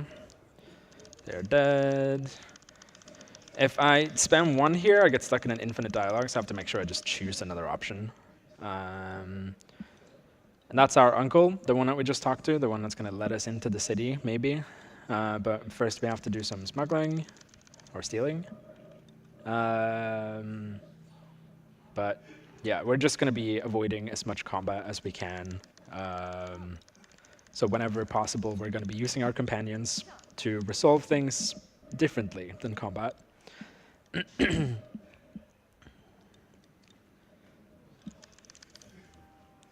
And the prologue is about to be done. Normally, Gamlen walks down to the left, but I see that a guard has stopped him in the staircase, so that's fun.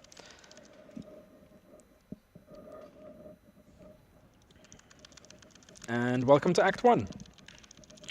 The game opens up a bit more now, but there are... Basically, your whole objective through Act 1 is to get into the deep roads. That's what's going to lead us to Act 2. But they made... Even though, like, the way that they wrote the quest to get into the deep roads, it sounds like, you know, all of the stuff that we have to do sounds optional, but it isn't. And so there is, like, tons of quests that we have to complete before we're able to progress further. So there is not that much, well, not many places where we sequence break in this game at all. I think there's probably just the one place that we're going to get to later. And the hardest glitches happen early in the run as well, so makes it easy for me. Or easier to, like, you know, grind attempts and stuff. It doesn't make it so that, like, your whole run depends on the last level.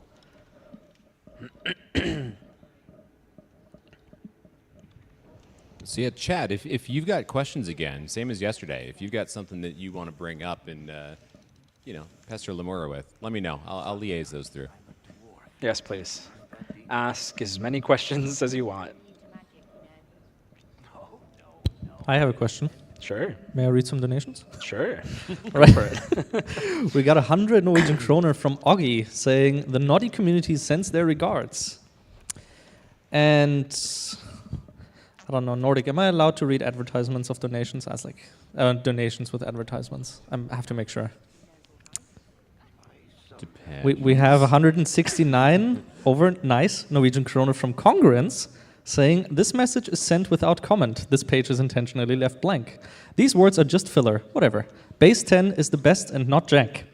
They're putting the money towards the Name a Roller Coaster with the name metric-time.com. Thank you very much.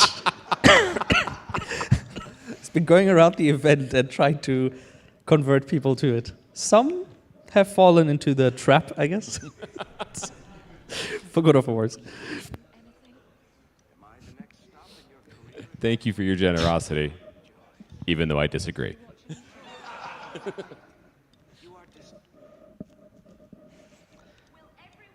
All right, well, We're just, progressing more with the quest and stuff. You can see, like when I left Gamlen's house, I purposefully went to the Hanging Man, the tavern, to then exit out into Lowtown because it gives you a different spawn in Lowtown. That one in particular doesn't save like that much time, but there are like other instances where I go to another area to then travel to where I want to go to get a better spawn there. Okay, so let's see. First I need to level up Hawk, and then we are going to be equipping some items that we just picked up. So it's this one, this one, this one, and this one, as well as this. And then on Bethany, we're just equipping a weapon. And then it's just auto level. We don't auto level Aveline this time because I need her for something more specific later. Gonna throw that out, and I'm just gonna keep these two abilities. All right. So this is Sundermount. This is where the elves are. I'm just going to be killing these spiders real quick, and then we're going to go into the camp, and then I'm not going to go up the mountain. You'll see why. Coming up is like one of the hardest glitches in the run. I got it first try 3 times in a row during practice, so that doesn't bode well for this. Normally I would go up there. Actually, let me just make a manual save here, just in case. If it takes me forever to do the glitch, then I'll just load that save and walk up the mountain instead.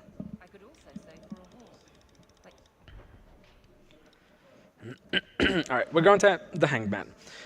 If you have seen a run of Dragon Age Origins before, you'll know that there is a conversation glitch there that you would use to get out of bounds a lot. I'm also...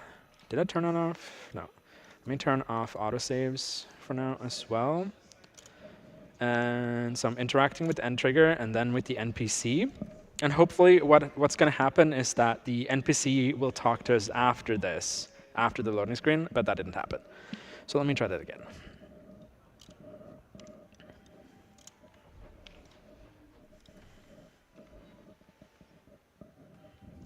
The mouse sensitivity is also a lot lower than what I'm used to. Whoops.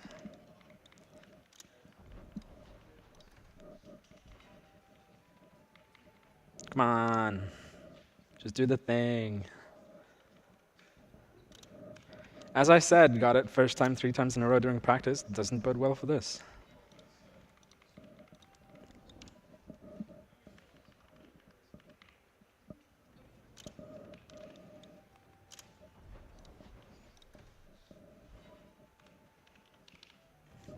Come on.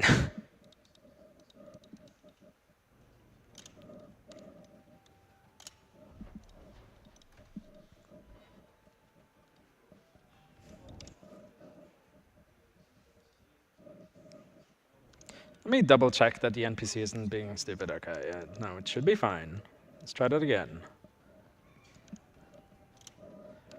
Like that, and then like that, maybe. Nope.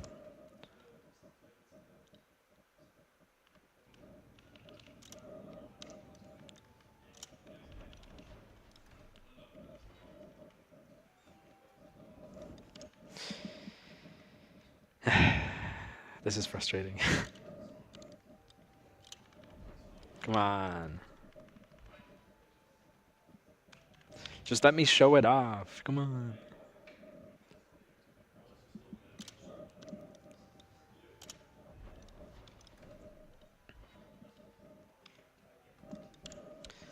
All right.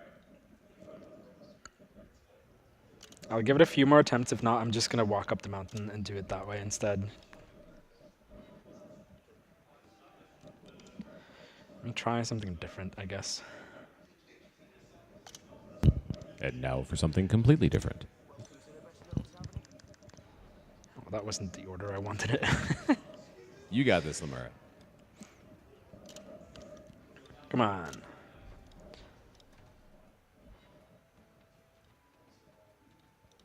longer loading screens usually mean I got it, and I think I got it. So let's see.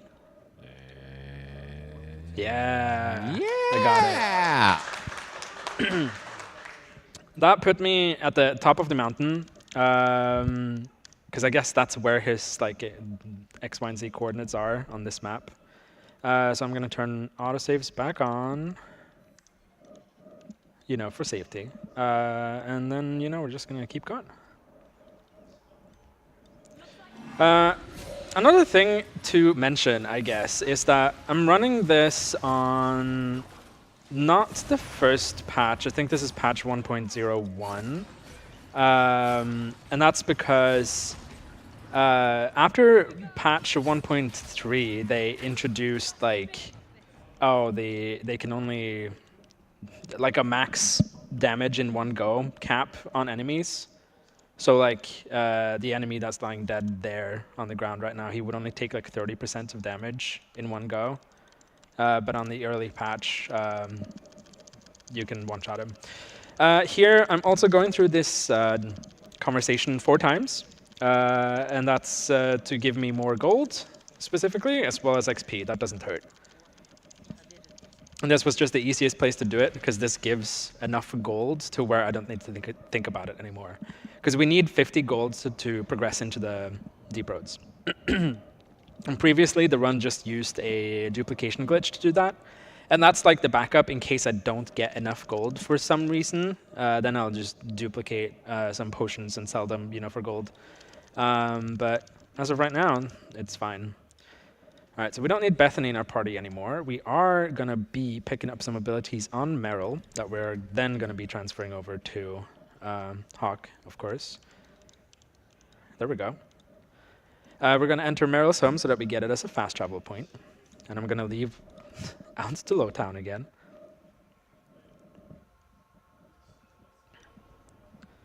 I'm going to talk with her to pick up her quest. Even though it says quest completed. It's also a funny thing.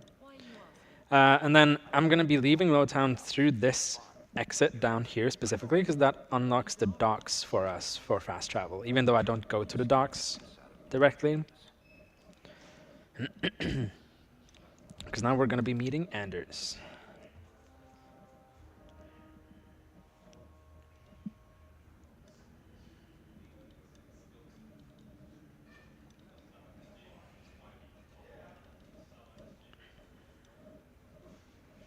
Again, if you just tuned in or anything, I am a rogue that's casting mage spells and warrior spells as well. And it's surprisingly easy to do it as well. You just drag the ability off the hotbar while you're still holding it, and then you just swap character. And it drops onto the hotbar for that character. Hey, question for you. Sure. Do you use any specific team members for this run? Yes. So up until Act 2, I'm going to be pretty much always have a full party. And usually it's because I need specific abilities from them. Like, they don't really matter too much, but like right now I picked up Meryl because I needed her spells, right? I have Aveline in my party because I still need her for warrior spells or abilities. And Varric's just there. Because he is. Just there.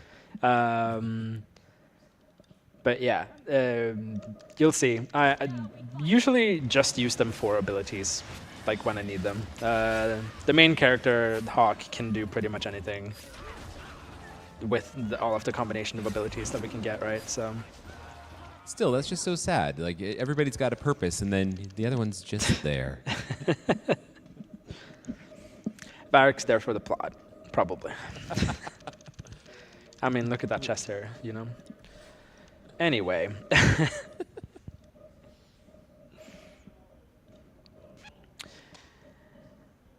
Yeah, we just unlocked Anders as a character. We're not picking it up. I am going to be using him briefly to get some spells from him later. But until we're high enough level to get the spells. I'm just kind of forced to do the quests as they are intended, right? So, let's see. Go in here. I'm gonna talk to Matcha. We're gonna pick up enemies among us. There we go. And now we're headed to the docks. Now we're gonna do our first and only sequence break in this game. And that happens at the docks.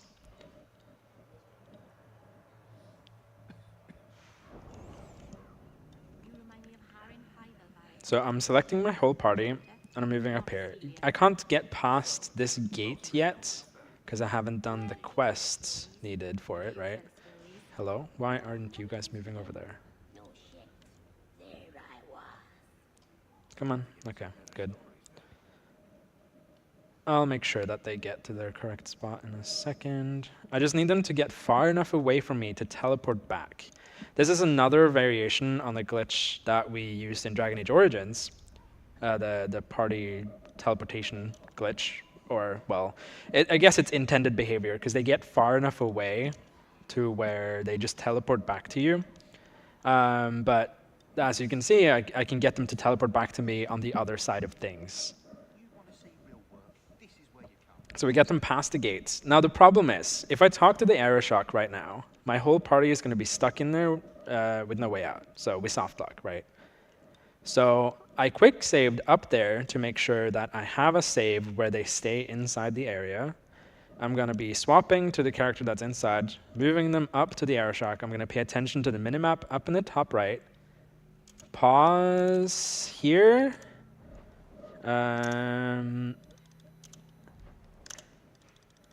Come on.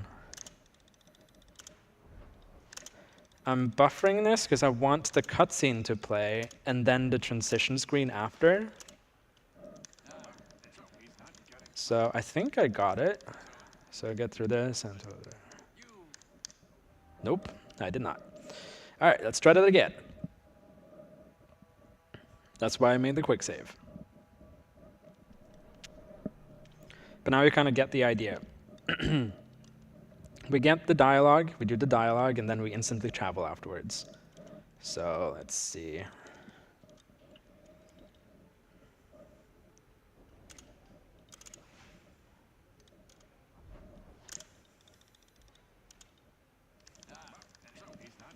Okay, well, I did just click the transition. There we go, and we go to the gallows. And that's the biggest sequence break that we're gonna get. Nice.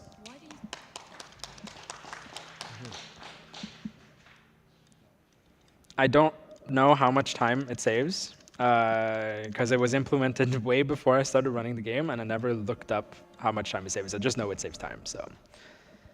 37.5 hours. Probably. All right, so I'm going here.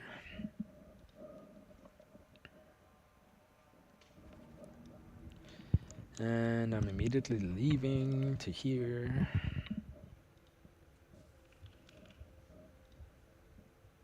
Never a shortage of idiots who think they can take the streets in the dark.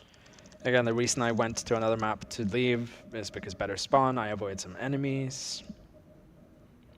And I can kind of just run directly here. I have to kill these. Wow, they were really spread out this time. That's not good, but it's fine. And that's Sister Patrice. She's gonna be an annoying quest giver for a while. We meet her here and throughout Act 2 as well. An annoying quest giver? She's just like mean, I guess, lore-wise, you know? She's annoying. For the speedrun, like, she doesn't matter, Okay. but, you know. From actual character lore standpoint, she's just a pain. Yeah. Okay.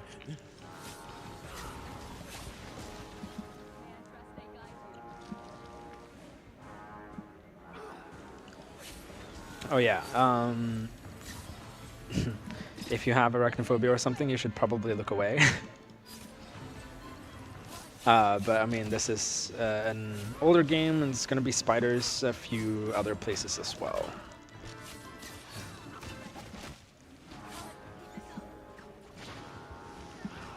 Okay, I think my party members can finish those off. There we go. He's not very helpful, is he? I like it a lot more when the combat is like clustered. So like this, you know, kill them all. I know there's gonna spawn another wave here. And they're dead. Get through some dialogue. We're gonna leave them outside and keep going.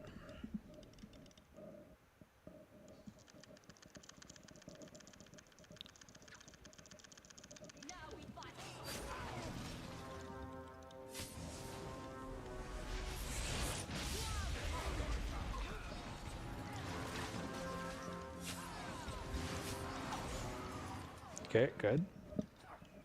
Throwing their lives away.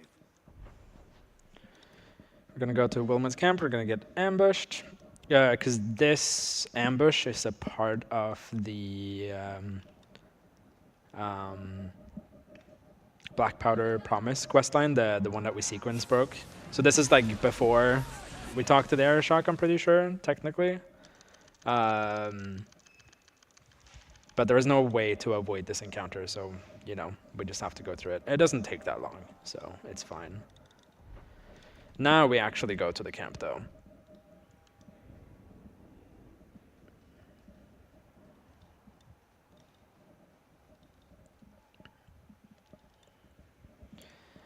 But yeah, Act 1 takes the longest, probably because it takes a while to get all of the stuff that we need to do to get, like, really powerful.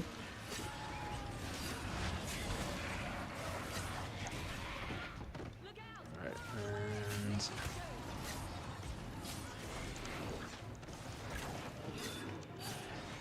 cool. They're all dead. Ah, nope. I lied. Now they're all dead. It's Cullen. You've seen him in every game so far. No clue if he shows up in Veilguard. We'll find out. And then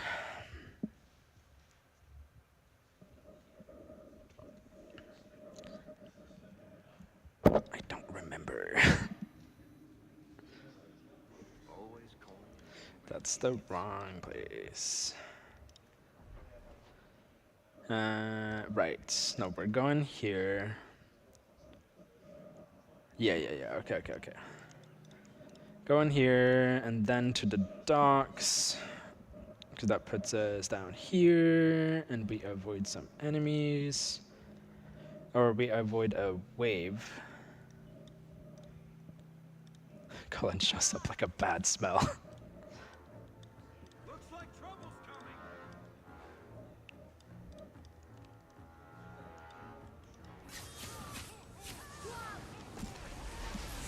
There we go.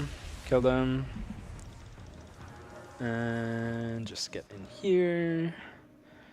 Yeah, I feel like a lot of these quests are... Like, it just feels pointless. Like, I feel like I'm going around just doing things for people that doesn't matter.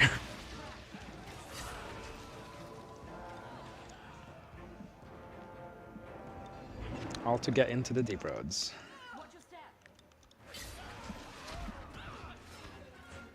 Okay, that was rude.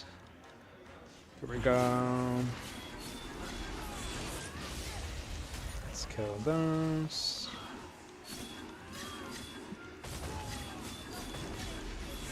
Let's put down some more Tempests here. I really like Tempest because it's just like a, oh, if you don't know how to deal with the situation, just place them down and then you're good. Granted, it's not the most efficient way to deal with everything, and I've tried to improve combat a lot more by trying to figure out like how to skip waves and, you know, how to kill them the fastest and everything. Sorry, one sec. Let's see. Yes, we're going here. Okay, now I think I should be good. What makes the gang so angry at night? Someone should do something about them. This is probably the one place where dialogue matters the most. So here I'm making specific choices. That was like 1, 2, 1, and the next character we're talking to here is 1, 5, 1, 1, 6, 1.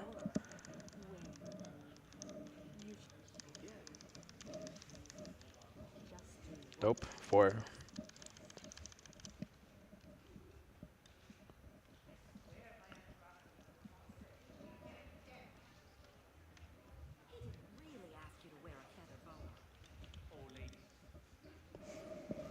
Yeah, mage is pretty good at this game. Like historically, mage is what we ran before we figured out that you can just get spells on anything.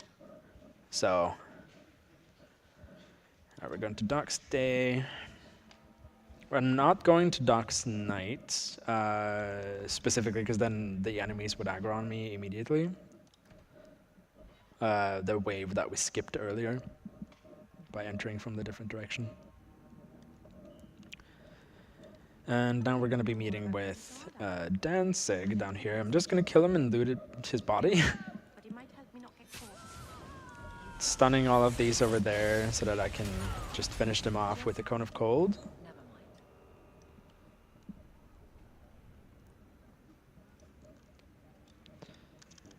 Do that.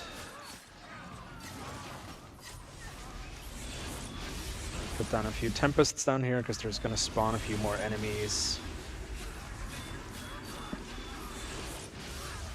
Because that's another big thing as well. If you're able to, just run before the enemies die. And hopefully either your AoE or your companions can finish them off. That doesn't look like it's going to be the case right now. There we go. Ideally, what would have happened is that my companions finished him off by the time that I got here, right? And I could just cleanly enter and not worry about it. But, like, it's fine. All right, I'm going to take my whole party with me the whole way. Let's make this quick. And that's just to make sure that no enemies get, like, stuck behind here, because I want to kite them all down here. So I'm going to begin placing down Tempests at the bottom of the stairs, just to kill them as they enter.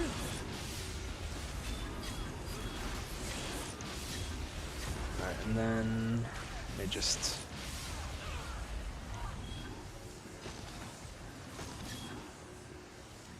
finish off the rest. There we go. And I think that's time for us to get Cleave. All right, here's another piece of our puzzle.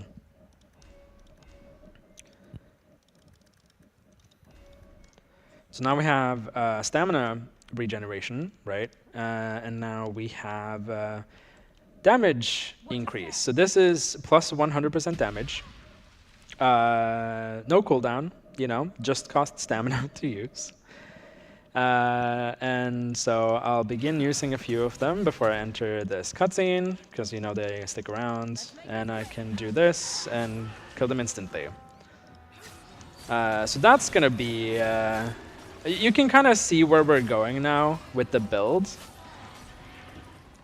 Getting stronger. I'm gonna be, if you know the mage spells, you know there's one called Haste, which just keeps stacking speed, makes you cast spells faster, and you know, combine that with this. It's pretty good. It's pretty good.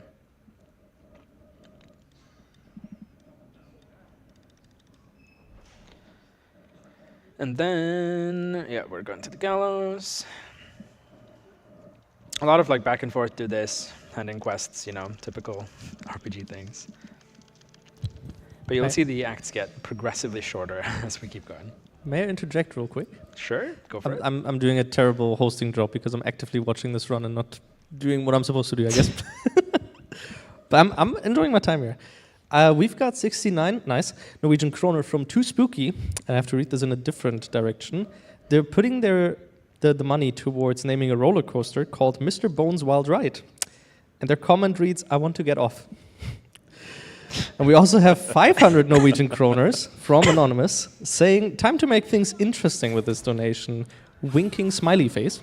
Putting their money on a split to German language for, what was it, Need for Speed Carbon, naming the roller coaster Viper's Hellride, and upgrading to save all GMOs for the Genopanic run. You too can donate for all of these various things. There's also, once again, prizes up for grabs. If you do a minimum donation of 50 kroner, you are eligible for a Tanuki Sunset Steam Key. If you do a minimum of 100, you are eligible for a Pokemon Amigurumi. If you don't know what an Amigurumi is, it's the easiest explanation is a knitted toy, or like knitted. It's a voodoo doll. Okay, it's a voodoo doll. No, they're cute crocheted little. Yeah, crochet. dolls. That's the term that I didn't know.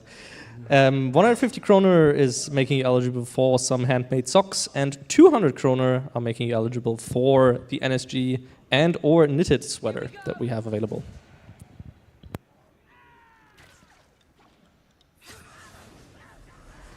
By the way, I guess you have to be an older member of the audience to understand the I want to get off Mr. Bones' Wild Ride meme. That is very much a bit of a dated meme, but it still checks out. Okay, nice. That worked out really well. Basically, in that big room, there would spawn like another wave. I think there would be 3 waves in total, but I was able to like hold them off long enough with Tempest to where I was able to get into the next dialogue and not have any of them spawn and aggro on me, so I could just leave immediately. So that was good. And now we're just going to leave the Wounded Coast real quick. There's going to be another wave of enemies here.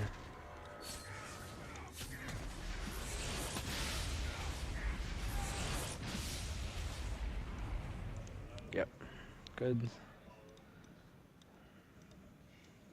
You'll also see that there is a lot of repetition in terms of areas. Like they're all going to look the same.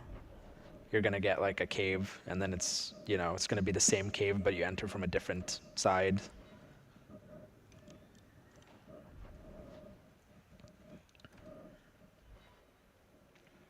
But that mainly comes down to the time constraint that they had as well when they made the game, because it was made in like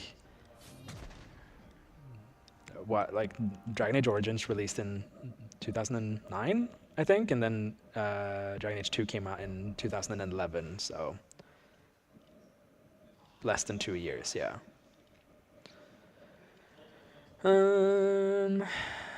Where am I going? I am going to Gamlen's house. I don't know why. I'm noticing that on this PC, when I hover over the map pins, it's not giving me the names of the areas. Or like it's really slow. Yeah, that's really weird. And then I am going to... I didn't need any party members because I'm just going here.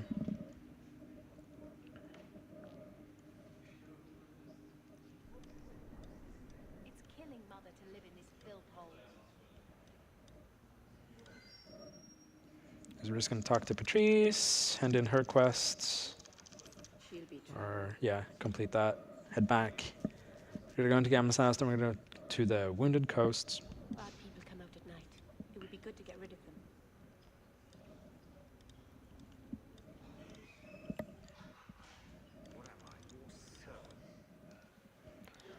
Now I can take my party with me. Wounded Coast.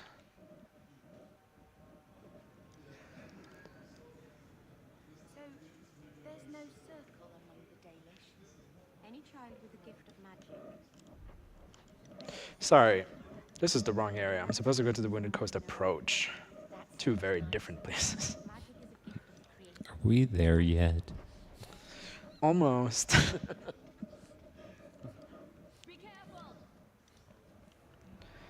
So we're gonna get some dragonlings here that we're gonna have to kill. I'm gonna wait with placing down Tempests until like here.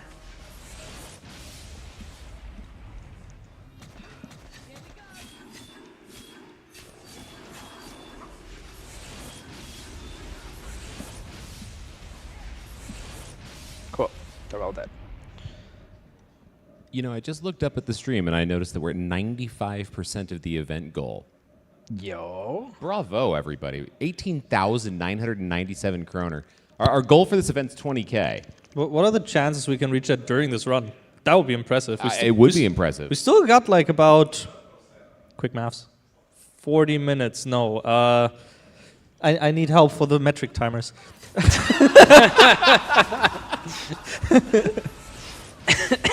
Yeah, about 40 minutes left. We have some amount of time left. 60. We have 60 metric minutes left. I hate that so much. Can I also read a quick donation? Yeah. Perfect. We got 11 Norwegian kroner from Patty 2 saying, house music! Whoop, whoop. Also, Bedürfnis nach Geschwindigkeit. Kohlenstoff. It's, yeah.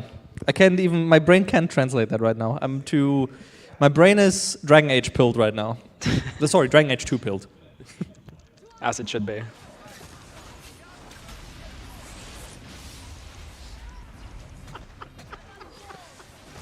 So yeah, you can see at the moment we're kind of just entering areas, placing down Tempests in combination with Cleave. There we go. And that kills most enemies. We're almost done with Act 1.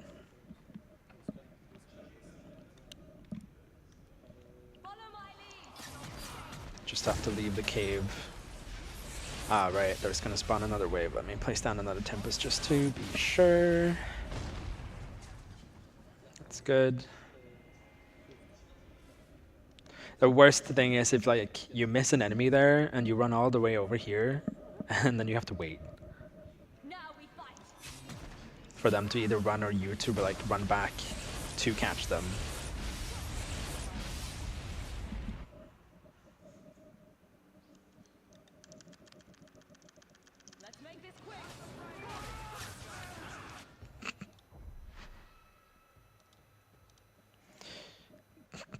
Yeah, that was not the dialogue choices I was going to make. There we go. That's better. Thankfully, I had autosaves.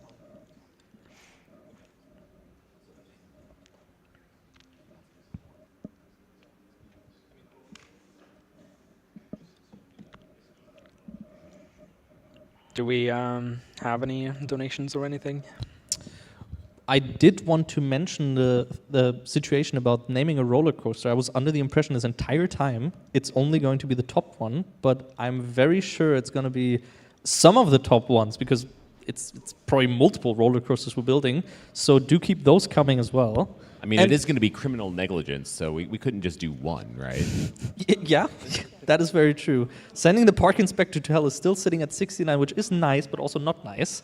It's kind of like Schrodinger's donation bid war. Nice, but not nice. Other than that, I would once again like to briefly talk about the charity we're raising money for, the NABP. They provide a multitude of special products and services for the blind and partially sighted people in Norway.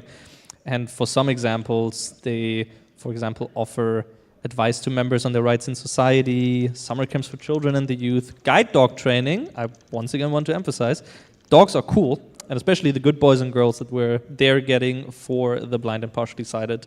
So your donation of that will also be able to contribute to safe and good training for those puppies. And they are very, very crucial to helping them continue their work of breeding and training those guide dogs.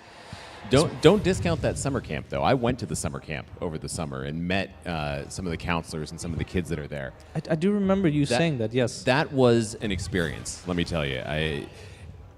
It was described to me by I'm getting goosebumps even thinking about this. It was described to me by the counselors as a place where these kids get to just be kids. They're not the blind kid. They're not the weird kid. They're just a kid having fun, doing everything that everybody else can do. And I mean, they've got a zip line. They've got a water trampoline. They take these kids driving water boats skiing as well, according to my notes. Water skiing, yeah. Like crazy. it's amazing to watch, and just the smiles on these kids' faces, and just the you can feel the energy when you're there, and Yeah, it made me yeah. really feel good about what we're trying to do here. And what we are doing with this, the more money we're getting, the more the charity in the end is getting, the more smiles we're able to bring to those kids. So please, please, please, please get those donations coming and name your roller coasters, and also help us with the other incentives, upgrading to saving all GMOs for Genopanic coming up soon, the language for Need for Speed Carbon, sending the park inspector to hell, as I said once again, and the rest that is coming up in the future. But for now, we're focusing on these. And the children, of course, children. Like, yeah, that's... So we're doing that. Back to Dragon Aging. Thank you. So we've entered the Deep Roads now. This is like the final area for Act 1.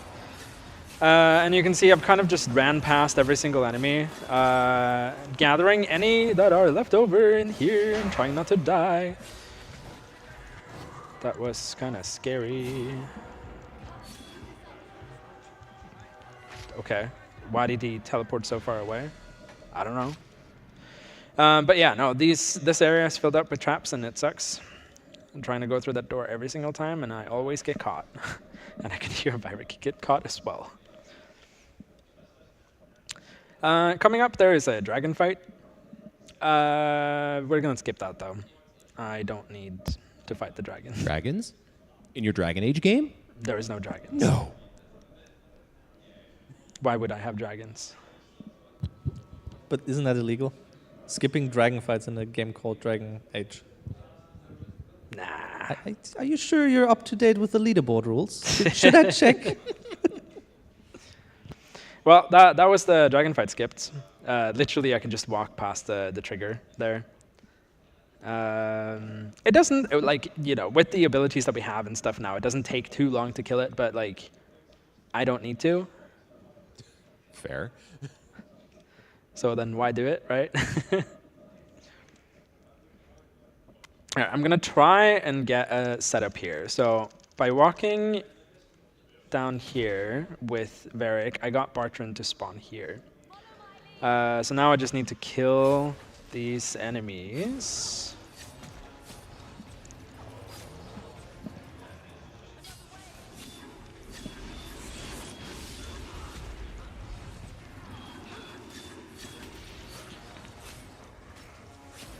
All right. And I'm going to try, this is going to be like the hardest version of the dialogue glitch in this game, at least. Because the characters are so far away from each other. Yeah, Hawk is going to begin running back immediately. So I'm just going to try and get her over to the door and make her stay there. So like that, that's fine. I'll quick save. Do that. Nope. All right, let's try that again. This doesn't save that much time, but it's cool if you're able to. All right, well, I went through the door. It's fine. I'll just do it. But if you're able to get that dialogue glitch, basically you spawn out of bounds, and you can just run to the end here, fight the boss at the end of this area, and then move on. But like, it doesn't save that much time. It's just cool if you're able to. Like, generally speaking, it's just worth going for once, and then it's like, okay, I'll just run.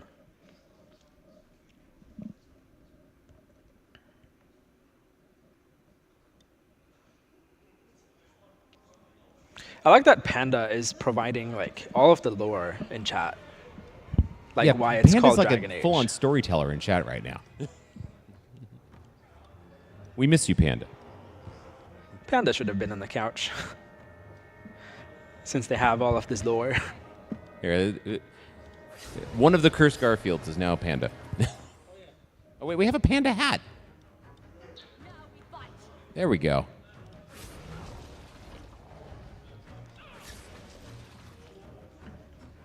There, we have an honorary Panda on the couch. Let's go. So generally speaking, I don't really need to kill these. I'm just doing it to like save Because myself. you're mean. So I don't die. All right, gonna do a few cleaves. I didn't have There to we kill these, but go. I was there. Yeah. I was bored.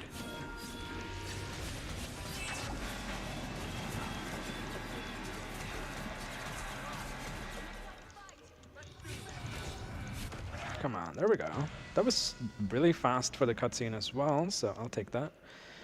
Loot that key so we can leave, and now we're gonna enter Act 2. So as you can see, 50 minutes in, and we're done with Act 1. 2 more acts to go.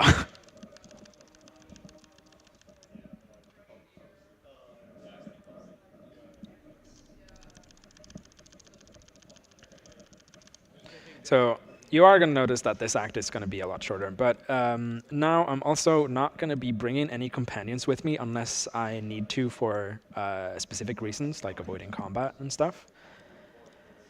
But first, I'm going to pick up Aveline and Enders, only those two, because on Aveline, I'm now going to get Second Wind, which is a 100% stamina regen.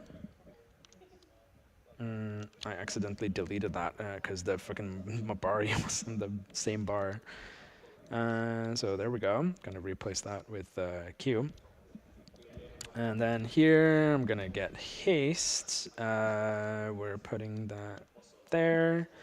I'm also just going to get Heal, just to have that as safety. Gonna do this to get some more stamina whenever I kill enemies. And this is some abilities that I'm gonna need for later. And then we just dump the rest into willpower, and we can auto level them, and then we just ditch them.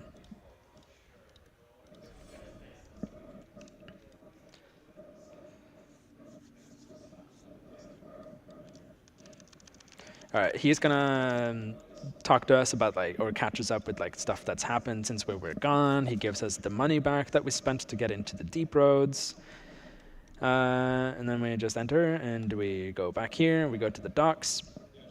Because now the Arishok is interested in talking to us. Because that's what this whole act is about, is the Kunari and the Kunari conquest and stuff. Or the way that the Kunari are here in Kirkwall.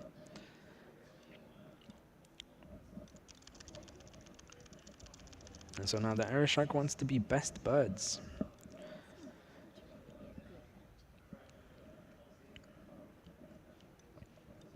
All right. Let's see. We are going into Darktown. Is there time coming up again for me to go for more yapping? Yeah, please. Okay, good. I will do yapping then. We got 2 more donations, both very nice, 69. One from Dr. Nefarious Tropy, saying, "Now you're on my time, you little skunk. Give me the crystals." I don't know if that's exactly how it's being said in the game, but naming the roller coaster once again, metric-time.com. I wonder who might actually be behind that Elias. Or maybe it is actually Dr. Nefarious, I don't know. We have no way to prove that. There's also 69, nice, Norwegian kroner from Not Viper, saying, "Hello, this is definitely Not Viper. I have a riddle for you. When is the perfect time to say woo woo?" I assume when you name a roller coaster house music! Woo woo! He did put the money towards that. So thank you very much for that as well. Also, we got confirmation. We did get confirmation from the runner, actually, which is the lovely person that was behind us just now, that the roller coaster names are... They are in order of priority. So the more you donate for one, that's obviously the one that takes priority. If there's too many, then the runner will be a bit overwhelmed. So at their discretion, they might do a cutoff point. But so far, we've not reached that cutoff point. So do keep some more funny names coming if you do want to see those. Metric Time is very much in the lead. For better or for worse, once again. Please make that not in the lead. We also got information about a new bid war that has come up for Sonic Blast, the category choice. We have an option of Knuckles and Sonic, mentioning will Sonic be the first to 750 knock, or will Knuckles be the first one to it? It's a bid war race, apparently. That's the first time I'm seeing that. That's new. I've not seen that. I haven't seen that before either. So my understanding... Yeah, the first one to hit the first option to reach it will be the chosen category. Excellent. So do keep that coming as well. This is the way. This is the way. Oh no.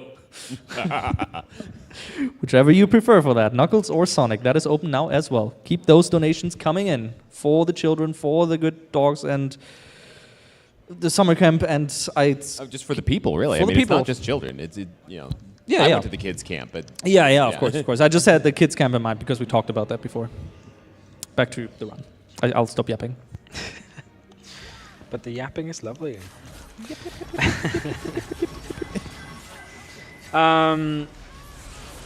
Okay, so when we ran through that whole like cave system earlier and stuff, I skipped a lot of enemy waves by just killing them all in one go and then running, just making sure that there aren't any left that's gonna like distract me and stuff. Now we're in this poison area, and this whole area here is hard to optimize because there's just like a lot of enemies everywhere. So I have like my general spots where I put down Tempests.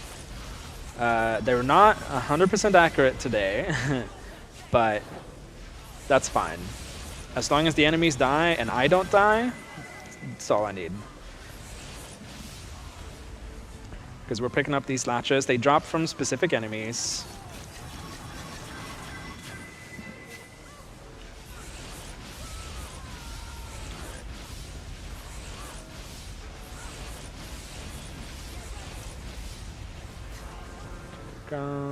It's the last one. This is going to give us a cutscene.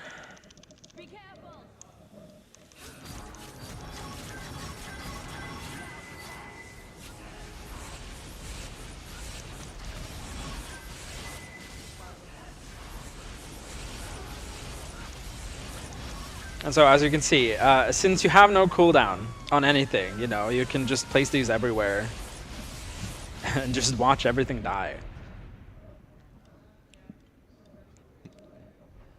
Just casually walking through. Excuse me, I'm Thor now.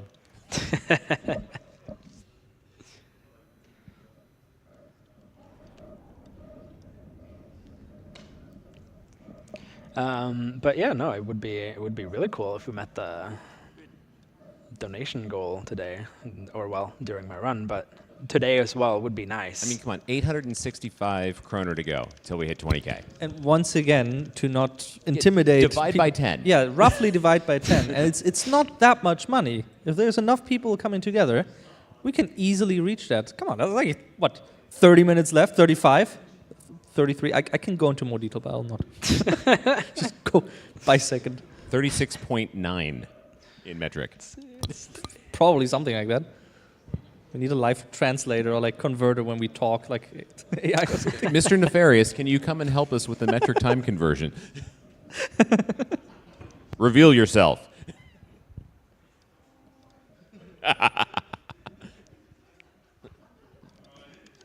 Or was it totally not Viper?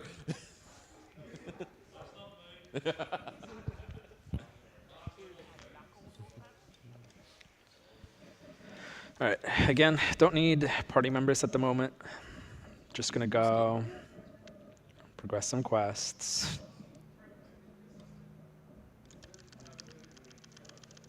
All right, I have to remember at the end of this, when I get to the I think it's called the blind alley, I need to remember to click the correct dialogue choices so that I get who I need when I need it.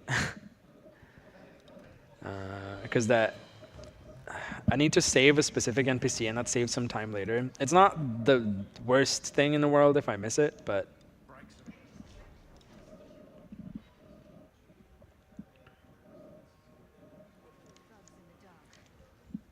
Okay, yep, this is correct.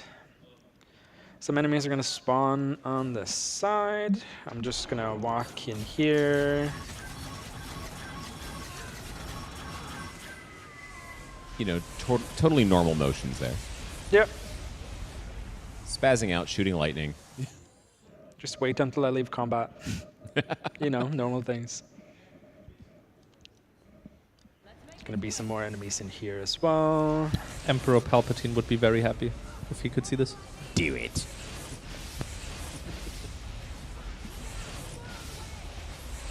Unlimited power.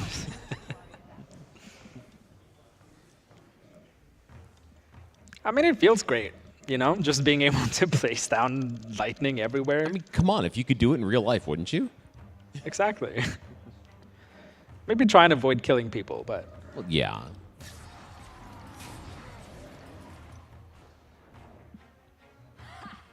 It's nice that the Rage Demon followed us all the way up there as well. That means it's just like a few easy ones to kill. Not one on the other side. Nice. Oh, here comes Panda with the puns.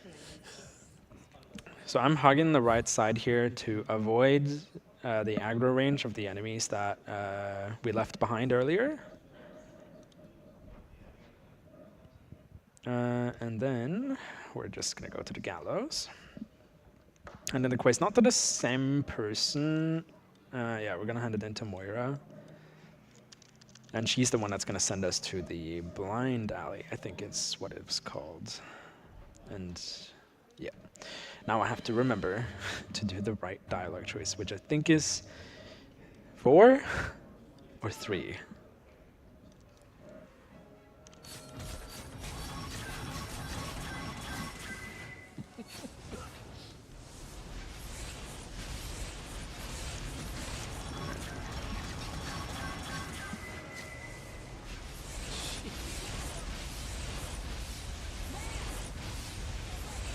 Come on.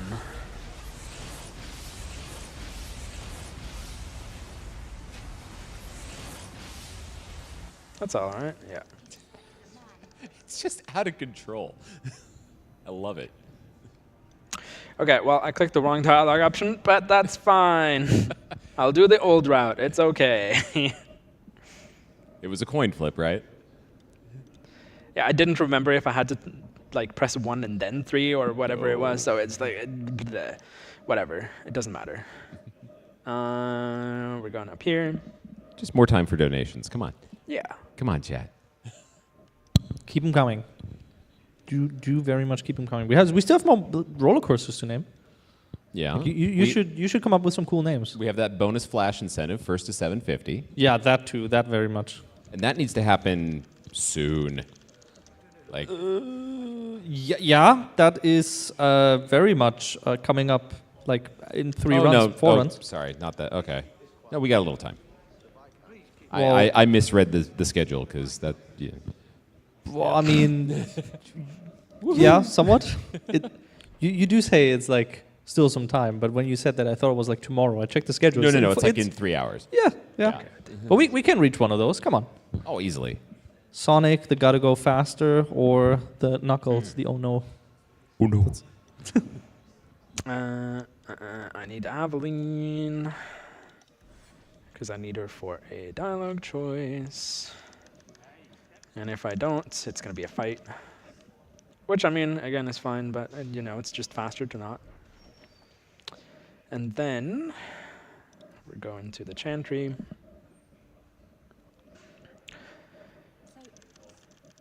We're once again going to meet Sister Patrice, who's going to send us elsewhere and then try and kill us.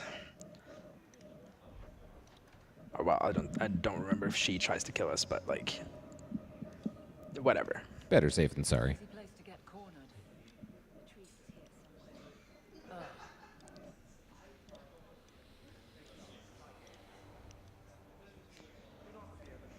Let's see. Yep. As you can see, a lot of enemies, but then it feels even better to kill them all like that, right?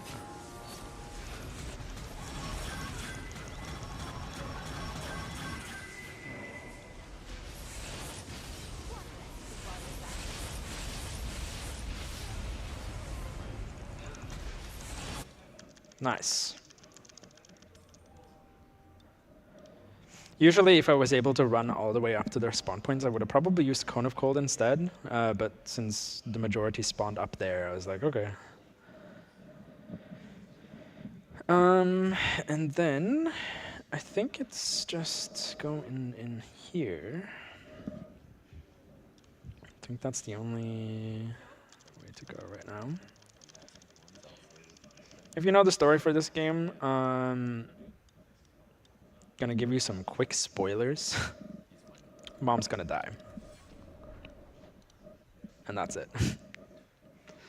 Okay, normally I would have gone to Dark Town here, but since I messed up that trigger from earlier, I'm gonna have to go to Low Town, and I'm gonna have to do this and follow the blood trail. So like, it doesn't save that much time. It's just it skips like this section where it's like, oh, I have to chase these blood spatters that spawns. I can't just run all the way to the end. I have to actually make them appear. I'm on the right path. Where is he taking her? And I don't know, the graphics looks a bit weird here as well, where it's like, oh, it's kind of like half faded. Because I know when I run it at home, it's just fully visible. But yeah, if we had the other NPC, it would have just teleported us right here. So, not that big of a time loss. Here somewhere.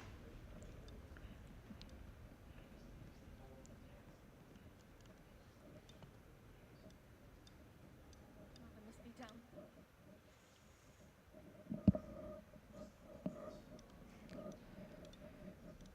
Alright. One annoying thing, though, is like, if you begin using an ability outside of combat, it like, your character has to go through the whole like, oh, I'm taking out my bow animation, but if you just enter combat, then you can use the ability immediately, which is a lot better. There is a trigger here. I'm just gonna skip it for fun. It doesn't actually save any time, but you know, avoids a cutscene, I guess.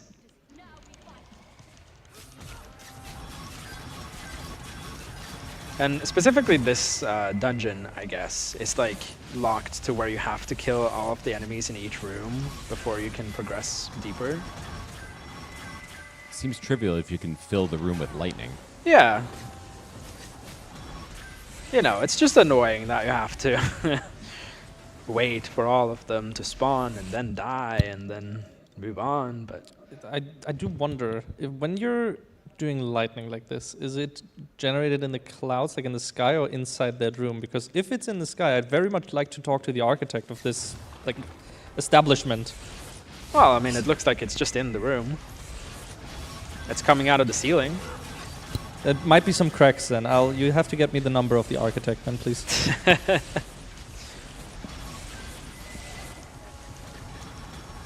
mean, you've had enough building issues lately, haven't you? Yes.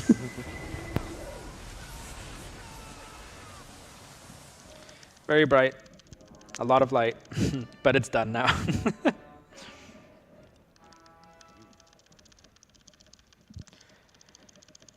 Alright, so we're closing in on the end of Act 2. There's not too much left now. As you can see, like, Act 2 is going by a lot faster, and then Act 3 is literally just like you go to the what's the place called? Why is it? Yeah, yes, the mythical town of The gallows. You go to the gallows, you pick up a quest, you do the quest, you go back to the gallows to hand it in, then you go back to your house to pick up a letter that sends you back to the gallows, and that's basically all of Act 3. In terms of the speedrun, at least. So you're a mailman doing a fetch quest. Yeah. Great. Right? Hey, Nordic, I got a donation question for you. Oh, Lord. From Polister, 50 Norwegian kroner. Okay, Mr. Hoffman, we ground up the coffee beans. Now, how do we make the coffee? Brew it. Put the money towards the Knuckles category race incentive, and with that is currently in the lead. Oh no. With only 700 left for that, so someone might be able to snipe the Sonic one instead. Remember, it is a race. It's the first one to hit 750. Yeah. So if one of them sits there at 749, you can very much you could still snipe beat the other one. The room that we were just in, the ambush that we had, the reason I ran through it with Abilene is because the enemies there are scripted to only aggro and hawk. So if you leave Hawk behind and you run through with another character, you can just leave. So lots of fun things like that in this game. For lack of out of bounds, you know, there are some there are some triggers that you can just bypass, which is nice. The trend tree.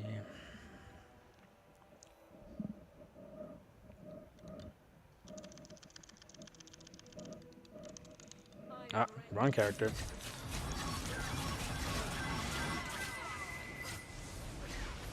Every time you cast that, it sounds like there's like an office phone ringing.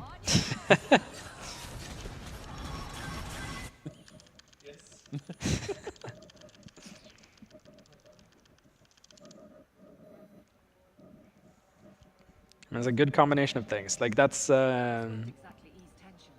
know, haste increases your casting time, cleave increases your damage, and then we have second wind, which just replenishes all of your stamina.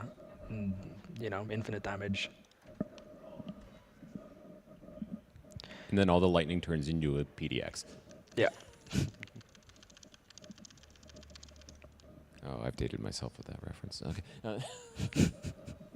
Just make sure to not cast that in water. I'll keep that in mind. Follow-up question, would that spawn the lightning in the water or above the water?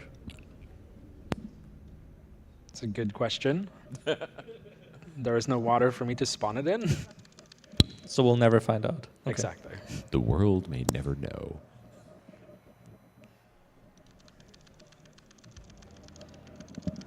All right, now we're entering, like actually entering the end of Act 2. Now we're gonna be running through some areas. And this place used to, there was a tiny bit where we would clip out of bounds here. Like this was the only one spot that I ever found where I was actually able to clip out of bounds in this game. And then shortly after we found out you could, you know, get all of spells and stuff on one character, and killing everything just became faster, so. No out of bounds. Garfield is leaving this mortal plane. Nordic, I have another donation. It's a question. All right. Ah, there's a rat! What do I do? Shoo it. From Polisher, another 50 Norwegian kroner. He's put it towards upgrading to save all GMOs, which is currently putting us at 869 out of 2,500. So that's coming along as well. Thank you, Pollister. Thank you so much. Yes. Keep them coming, those puns. Okay, well, I messed something up, so now they're all coming for me, but it's okay. I mean, the floor is lightning. Ah, come on. Oh my god, did that really? one just explode? Everyone? Okay, so the idea is you just have to kill the end here, and then you can wait until everything else disengages and you can just leave. But I guess, you know, not this time. Just marathon things.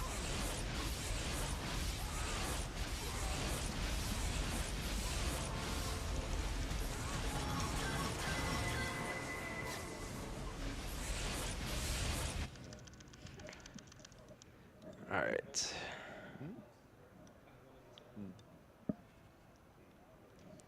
So you can see we're running through like similar areas, like we're running through Hightown, but you know, obviously they've changed up stuff.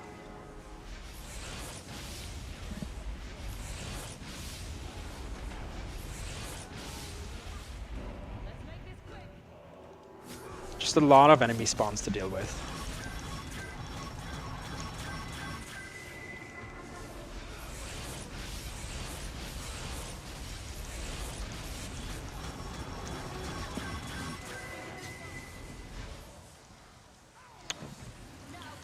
Where did the mage go?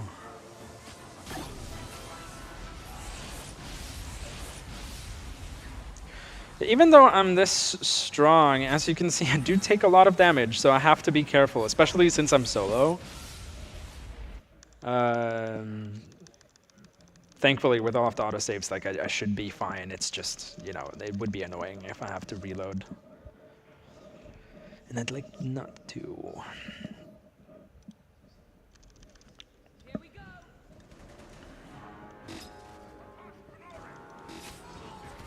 Alright, gonna kill the mage. I'm gonna run back here, kite everything here if I can.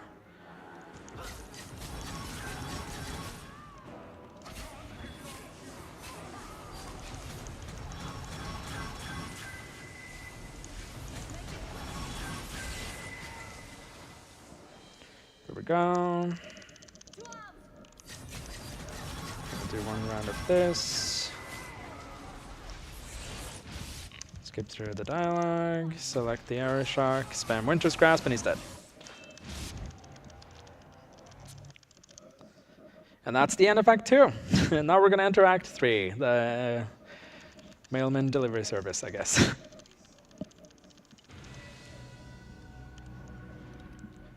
So let me just dump some more into willpower. We're gonna enter our estates. And then we're just going to head straight over to the gallows to pick up the quests. And you'll kind of see how this is going to go.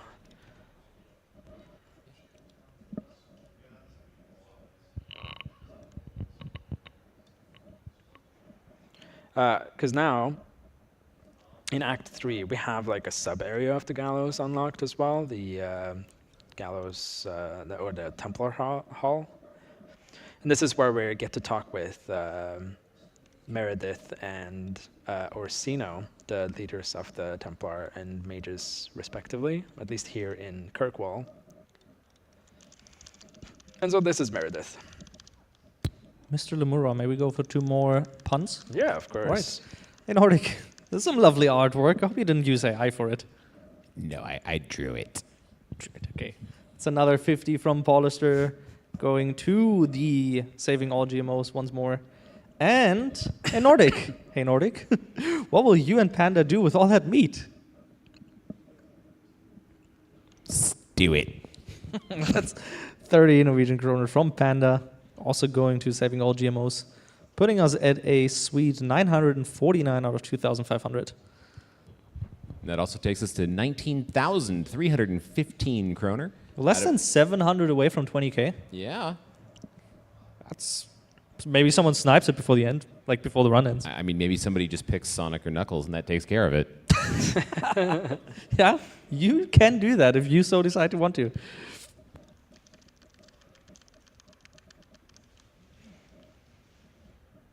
Someone should snipe it. This and is get the us way. to 20. Would be awesome.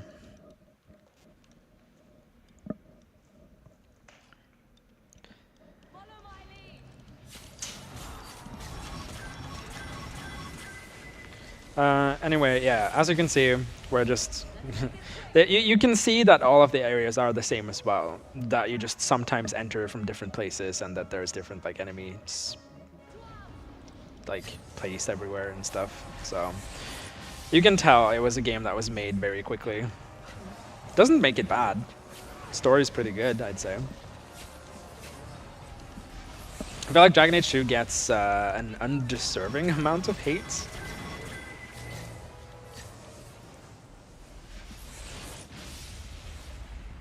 I still maintain that sounds like an office phone.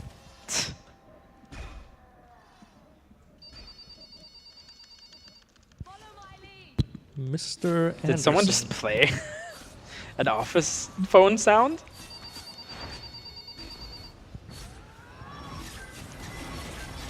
Not quite the same. I have quite the interesting announcement to make. Oh. We have a 690 Norwegian kroner donation from Nice. Anonymous saying 20,000 metric NOK.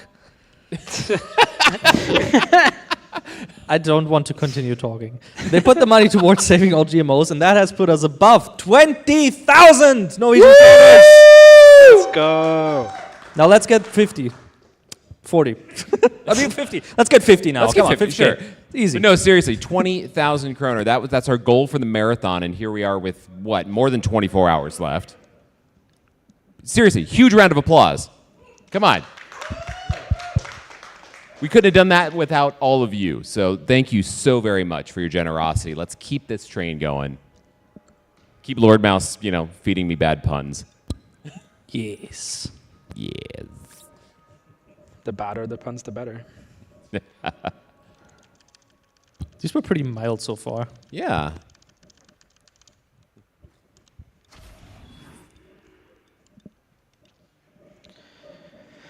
All right. Basically, what we're doing in terms of like the story and stuff right now, we're rounding up some mages for Meredith, which is ironic considering we're casting mage spells as well. But she doesn't know we're a mage, so it's fine.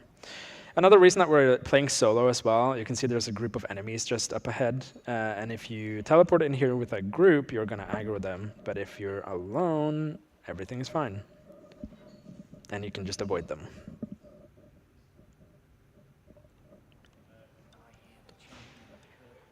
Alright, here we're running up this one.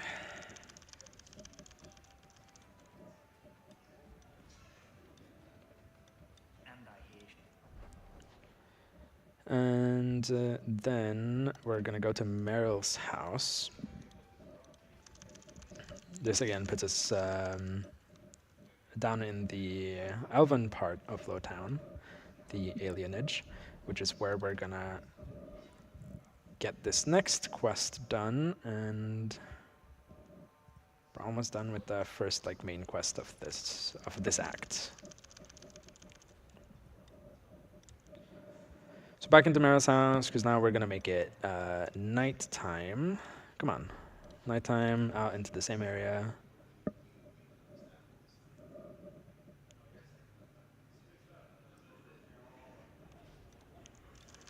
Cutscene. Stack up with our abilities. Kill him. He's dead.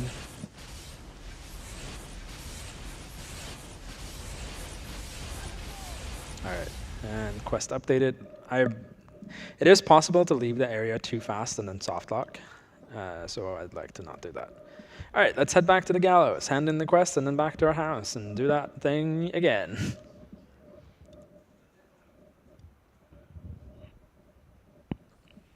More mail delivery. Yeah, I mean, why do they have to send me mail? Why can't they just oh, they see me here now? Can't they just, drag me into their office and talk to me? You can summon the phone with your spells already, so why don't they just call you? Right? Because bureaucracy, red tape. Yeah, because now I'll talk to Meredith, and I'm supposed to talk to Orsino, which is in that room, but first I need to go home and pick up his letter, so...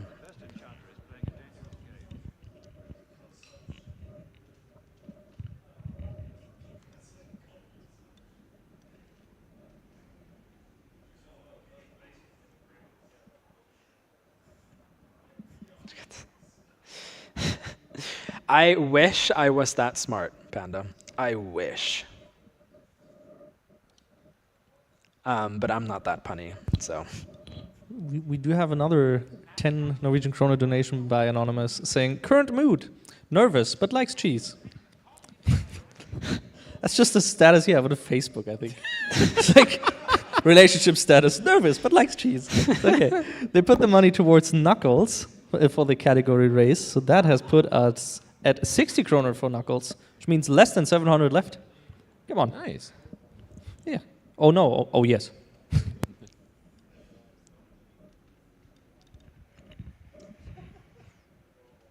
So as you can see, we're back at the Templar Hall.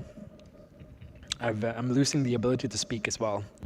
I can speak for you, as in another donation. Great. 50 Norwegian kroner from Mod, saying, quick Nordic, without thinking. 1 or 2? 3. 2. 2, okay, 2. I don't know, 3, 2, 32, yep. Putting the money towards Sonic. Unfortunately, that is currently 10 kroner behind Knuckles. You'll have to donate more if you want to see Sonic. Or Knuckles, either.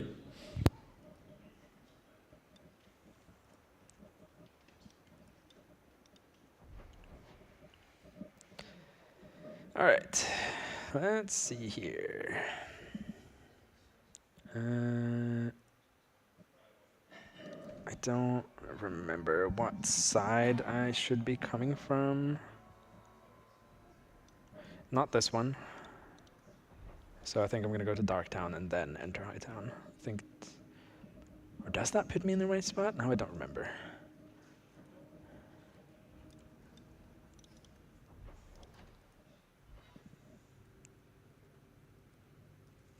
If it's not this one, it's the docks entrance. But yeah, no, it was this one. Good. All right, so we're going back up to this area as well. This time there's just gonna be stuff to kill in front. I'm gonna pick up some items and we're gonna move on.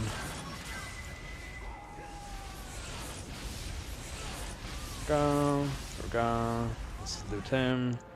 There we go, the conspirators notes.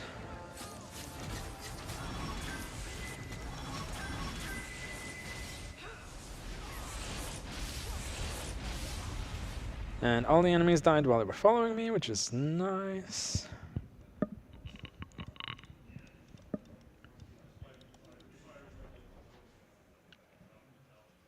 And then we are, yeah, just going straight to the docks. Sometimes I'm like, am I supposed to enter from a different area? But no, this one is just, yeah, straight up. Because I'm not going to kill everything here just yet. I'm just going to kill the rangers. Because if I kill one more, the next wave is going to spawn. So I'm just going to stealth and leave them be. But then on the way back, we're going to kill them all. So that I can leave the area before the second wave would ever aggro on me.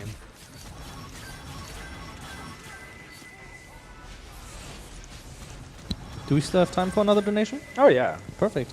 We got 500 Norwegian kroners from Mod saying option 2 it is. That means knuckles, by the way. So thanks for being my impartial coin to flip. Also, I did not appreciate you answering 3 as I had no idea what to do then. you broke Mod officially. Woohoo! No, sorry about it. Life Nordic reaction. Woo!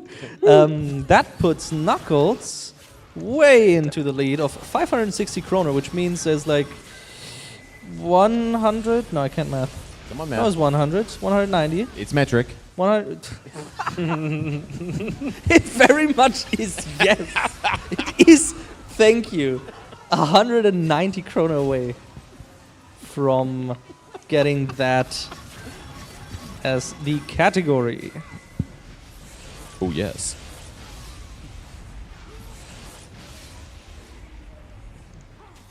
Yeah, Mod, you mad lad. Thank you so much. All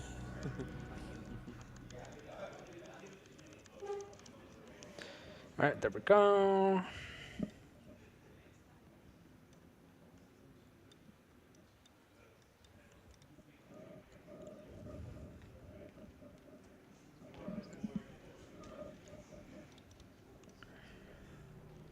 All right, now we're gonna, you can see the group of enemies are just waiting for me. They're gonna be chasing me all the way to the entrance though before I kill them.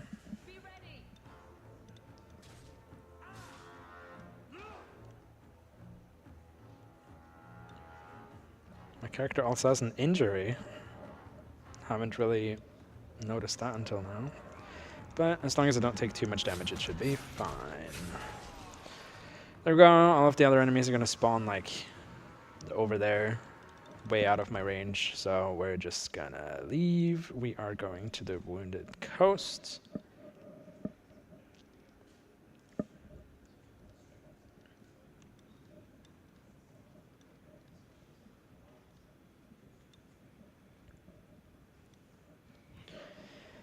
And we are definitely going to be going over estimate a little bit.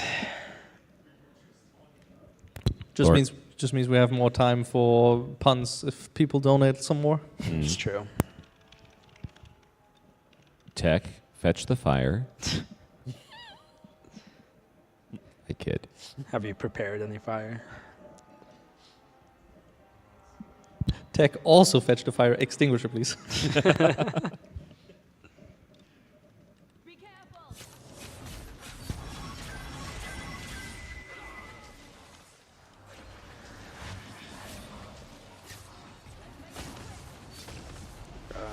should be good enough to kill them. Yep.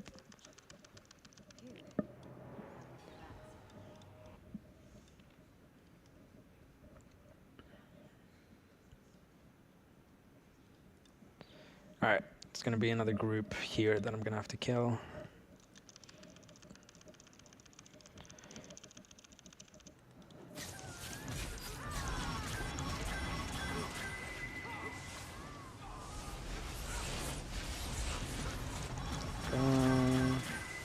Let's do that over here some more. Let's kill this one, kill that one. Alright, great. That was all of them. And now we just have to run all the way back. And then we should just be heading straight for the gallows. And then, you know, we're picking up mail one more time.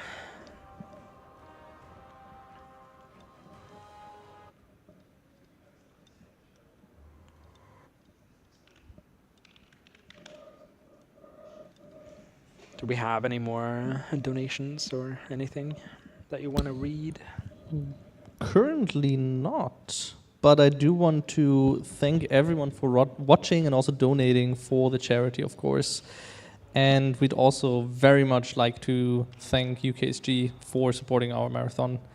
They do have an event coming up as well in October, 12th and 13th. You can catch those the event live on twitch.tv/UKSG_marathon, as well as BSG having another event coming up as well. They host events in the Benelux region, and they are basically regularly held in the Netherlands. Their upcoming event, BSG 37, will be held November 16th to 17th, a short weekend, as well as the other weekend, right, in Amersfoort, and it's streamed live at twitch.tv/BSG_marathon. So if you do want to watch more speedruns, after you've watched everything of NSG, that is, you're not allowed to leave this Twitch channel, I'm sorry, then you can watch the other marathons. Have to watch every WOD. Every single one. And as I say, there's no donations. There's a donation coming in. This is always like that. There's one from Bane of Imperial, 10 Norwegian kroner, saying, "You merely adopted the metric. I've been born into it, molded by it. I hadn't seen Imperial until I was a man." Thank you for the donation. Breaking down of the metric system here.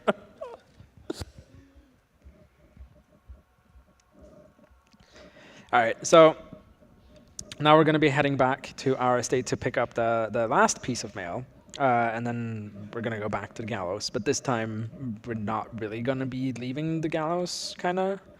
We're going to be sent away forcibly, but, like, you know, we're going to be fighting our way back to the gallows.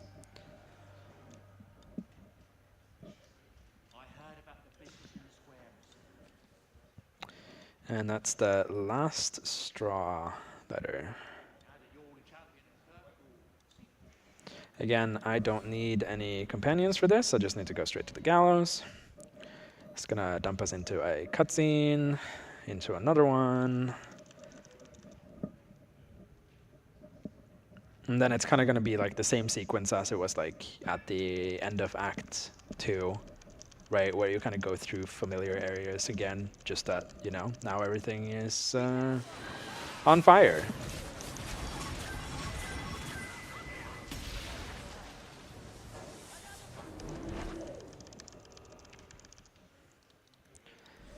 There we go.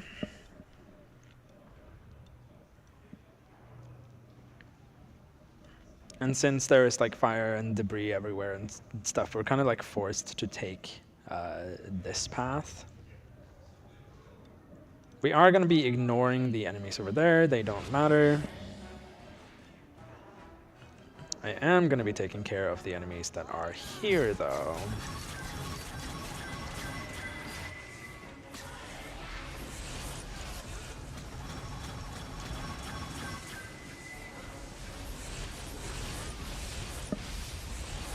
Hopefully that's enough lightning. And that one as well. I can see that there is an enemy down there, and I think they might not let me leave combat. That's annoying. That means I have to go up and kill it.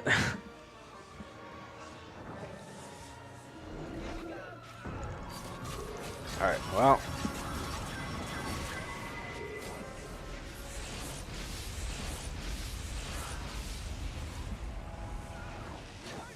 Okay.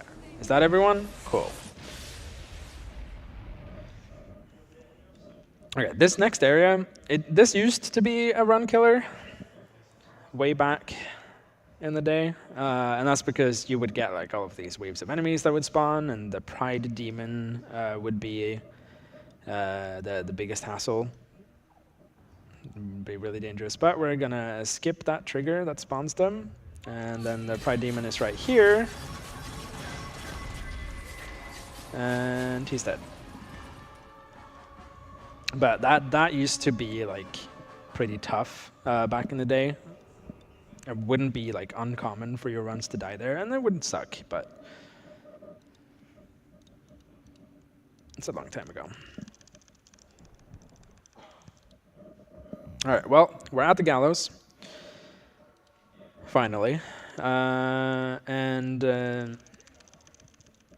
now we're going to be doing this with Orsino. First, we're going to be fighting off all of the Templars that's going to try and stop us, I guess.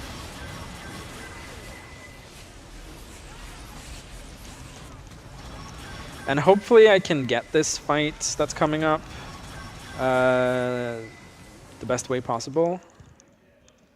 Because Orsino is going to turn into an abomination. So let me do this. All right, and now he's going to... Damn it. All right, so ideally, right, you take down this like big boy face, he becomes like small. And then you kill him before he jumps off the edge, but...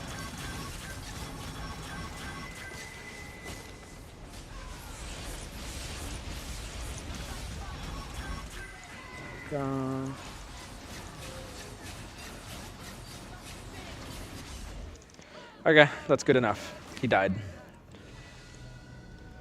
All right, let me just dump everything into willpower. I don't need any other abilities or anything, so... Okay, now we're actually going to be heading back into the Templar Hall. And there's another trigger here for a fight that we're going to be skipping real quick by just hugging this wall. There we go. Skip some enemies spawning in here. The next room, we're going to have to kill them, though. There's no way to avoid that because they're always there.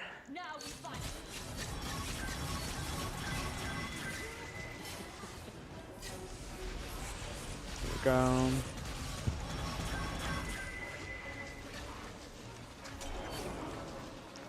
Good.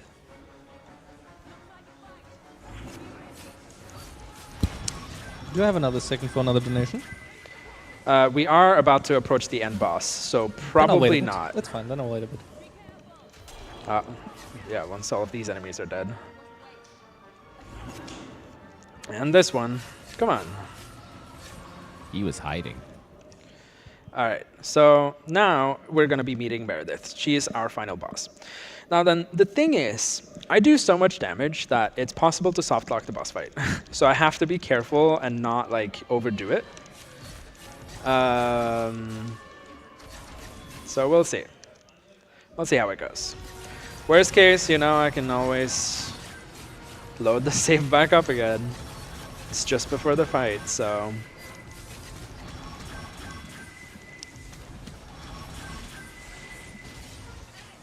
Go. Hopefully that wasn't too much.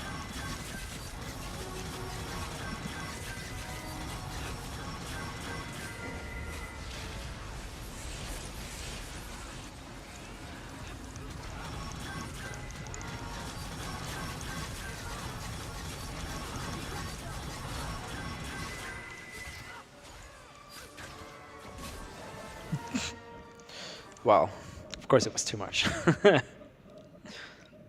Soft lock the boss fight. Let's go. Maybe I'll just go for speed instead, not the damage increase.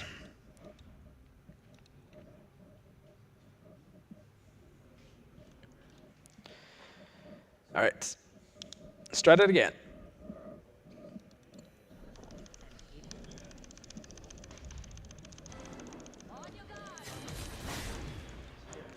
That was rude. She's stun knocking me.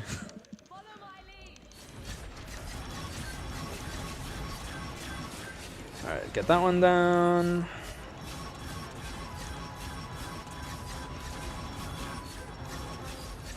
Alright, just haste this time.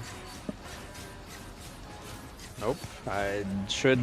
Okay, so like 2 cleaves and some hastes. But for the mobs in between, it doesn't matter. I can kind of just stack my damage. Here we go.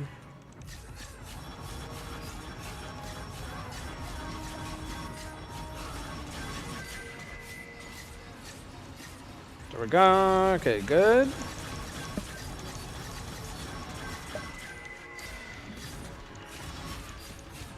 Let's see. Time is coming up shortly. The moment that she dies, we're going to be entering a cutscene, and that's going to be time. So, let's see. Did I? There we go. Woo! Let's go. 10 minutes over estimate. Well, that's what I guessed earlier, so I guess it works. All right. Well, that's been Dragon Age 2. Way more linear than Dragon Age Inquisition and Dragon Age Origins have been. Very few people around this game. I'd love to see more people get their hands on this and like try and mess around with the game and stuff. It would be great if we're able to like, you know, get the speedrun down even faster. So, but yeah, no, that's been Dragon Age 2. That's pretty much it for me. I don't know right on. What you guys have to say then. Yeah, I almost forgot. There's one donation that we still had. But before that, thank you so much for doing that run and also letting me host for both of your Dragon Age runs. Very unexpected. I think Polisher planned that to get me into the series. I have to ask him. Well, I mean, the new Dragon Age game is coming out soon, so that's probably why, right? It might be. Is that an undertone of advertisement I smell? Anyway, yeah. We have 50 Norwegian kroners from Knuckles, who says, knock, knock, who's there? It's me, Knuckles. Putting the 50 Norwegian kroner towards the incentive for the categories that we will have later. It's currently sitting at 610 kroners for Knuckles. Reminder, you can still snipe Sonic, the category for Sonic, like that we have that. I mean, you could snipe Sonic too, but probably, but you maybe shouldn't. Either way, that has been Dragon Age 2. Thank you so much for watching that. Also, this was my last run as a host. So I shall be signing off to another donation reader host, whatever the professional term is, that Nordic will be coming up on the spot with now. Man? Yeah, we're just meows now. Nah? Okay. Oh, you mean the professional talkie people? Yeah, that's what we professional talkie people, yes. Either way, we have Dark Souls 3 coming up by Phoenix shortly, but first we're being moved into an intermission. I can already see Vash staring me down deeply, so we're going to do that. Don't go anywhere.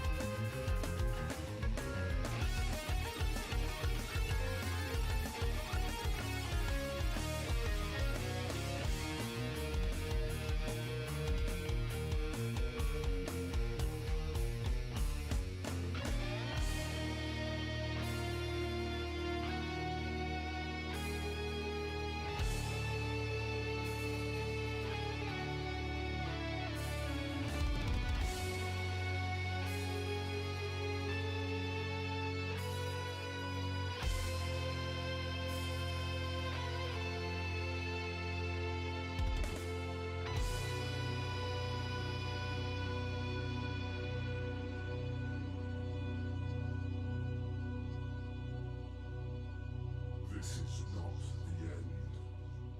I am eternal. As long as there is life and death.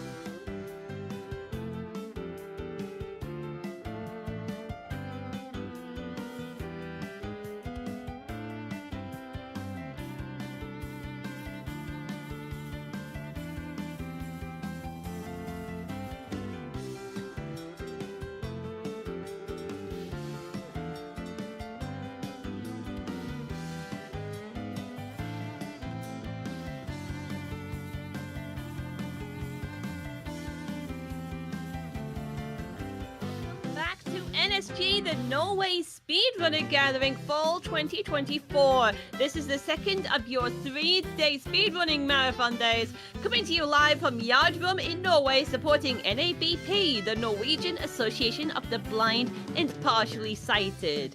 We're ready to get going with the next run happening right now, which is Phoenix running Dark Souls 3 any percent glitchless.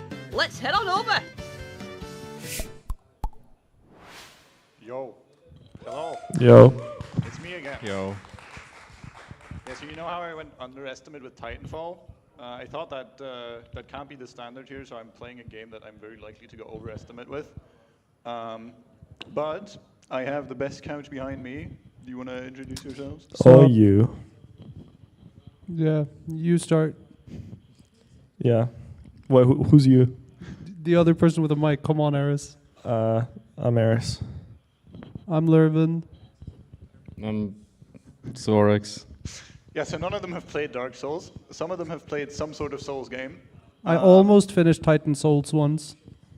Titan Souls? Yeah, it's like a 2D. It doesn't matter. Right. Okay. Anyway, yeah, I think we're about ready. One thing to note: I'm starting on Assassin with a black firebomb because that's very useful in some places. But I'm just gonna go and start the timer when I skip this cutscene, or when this load finishes, I guess. All right, there we go. Yeah. So Dark Souls. There is not much tech. This is glitchless. There's more tech in any percent, but any percent is really boring. You just sprint out of bounds for ages.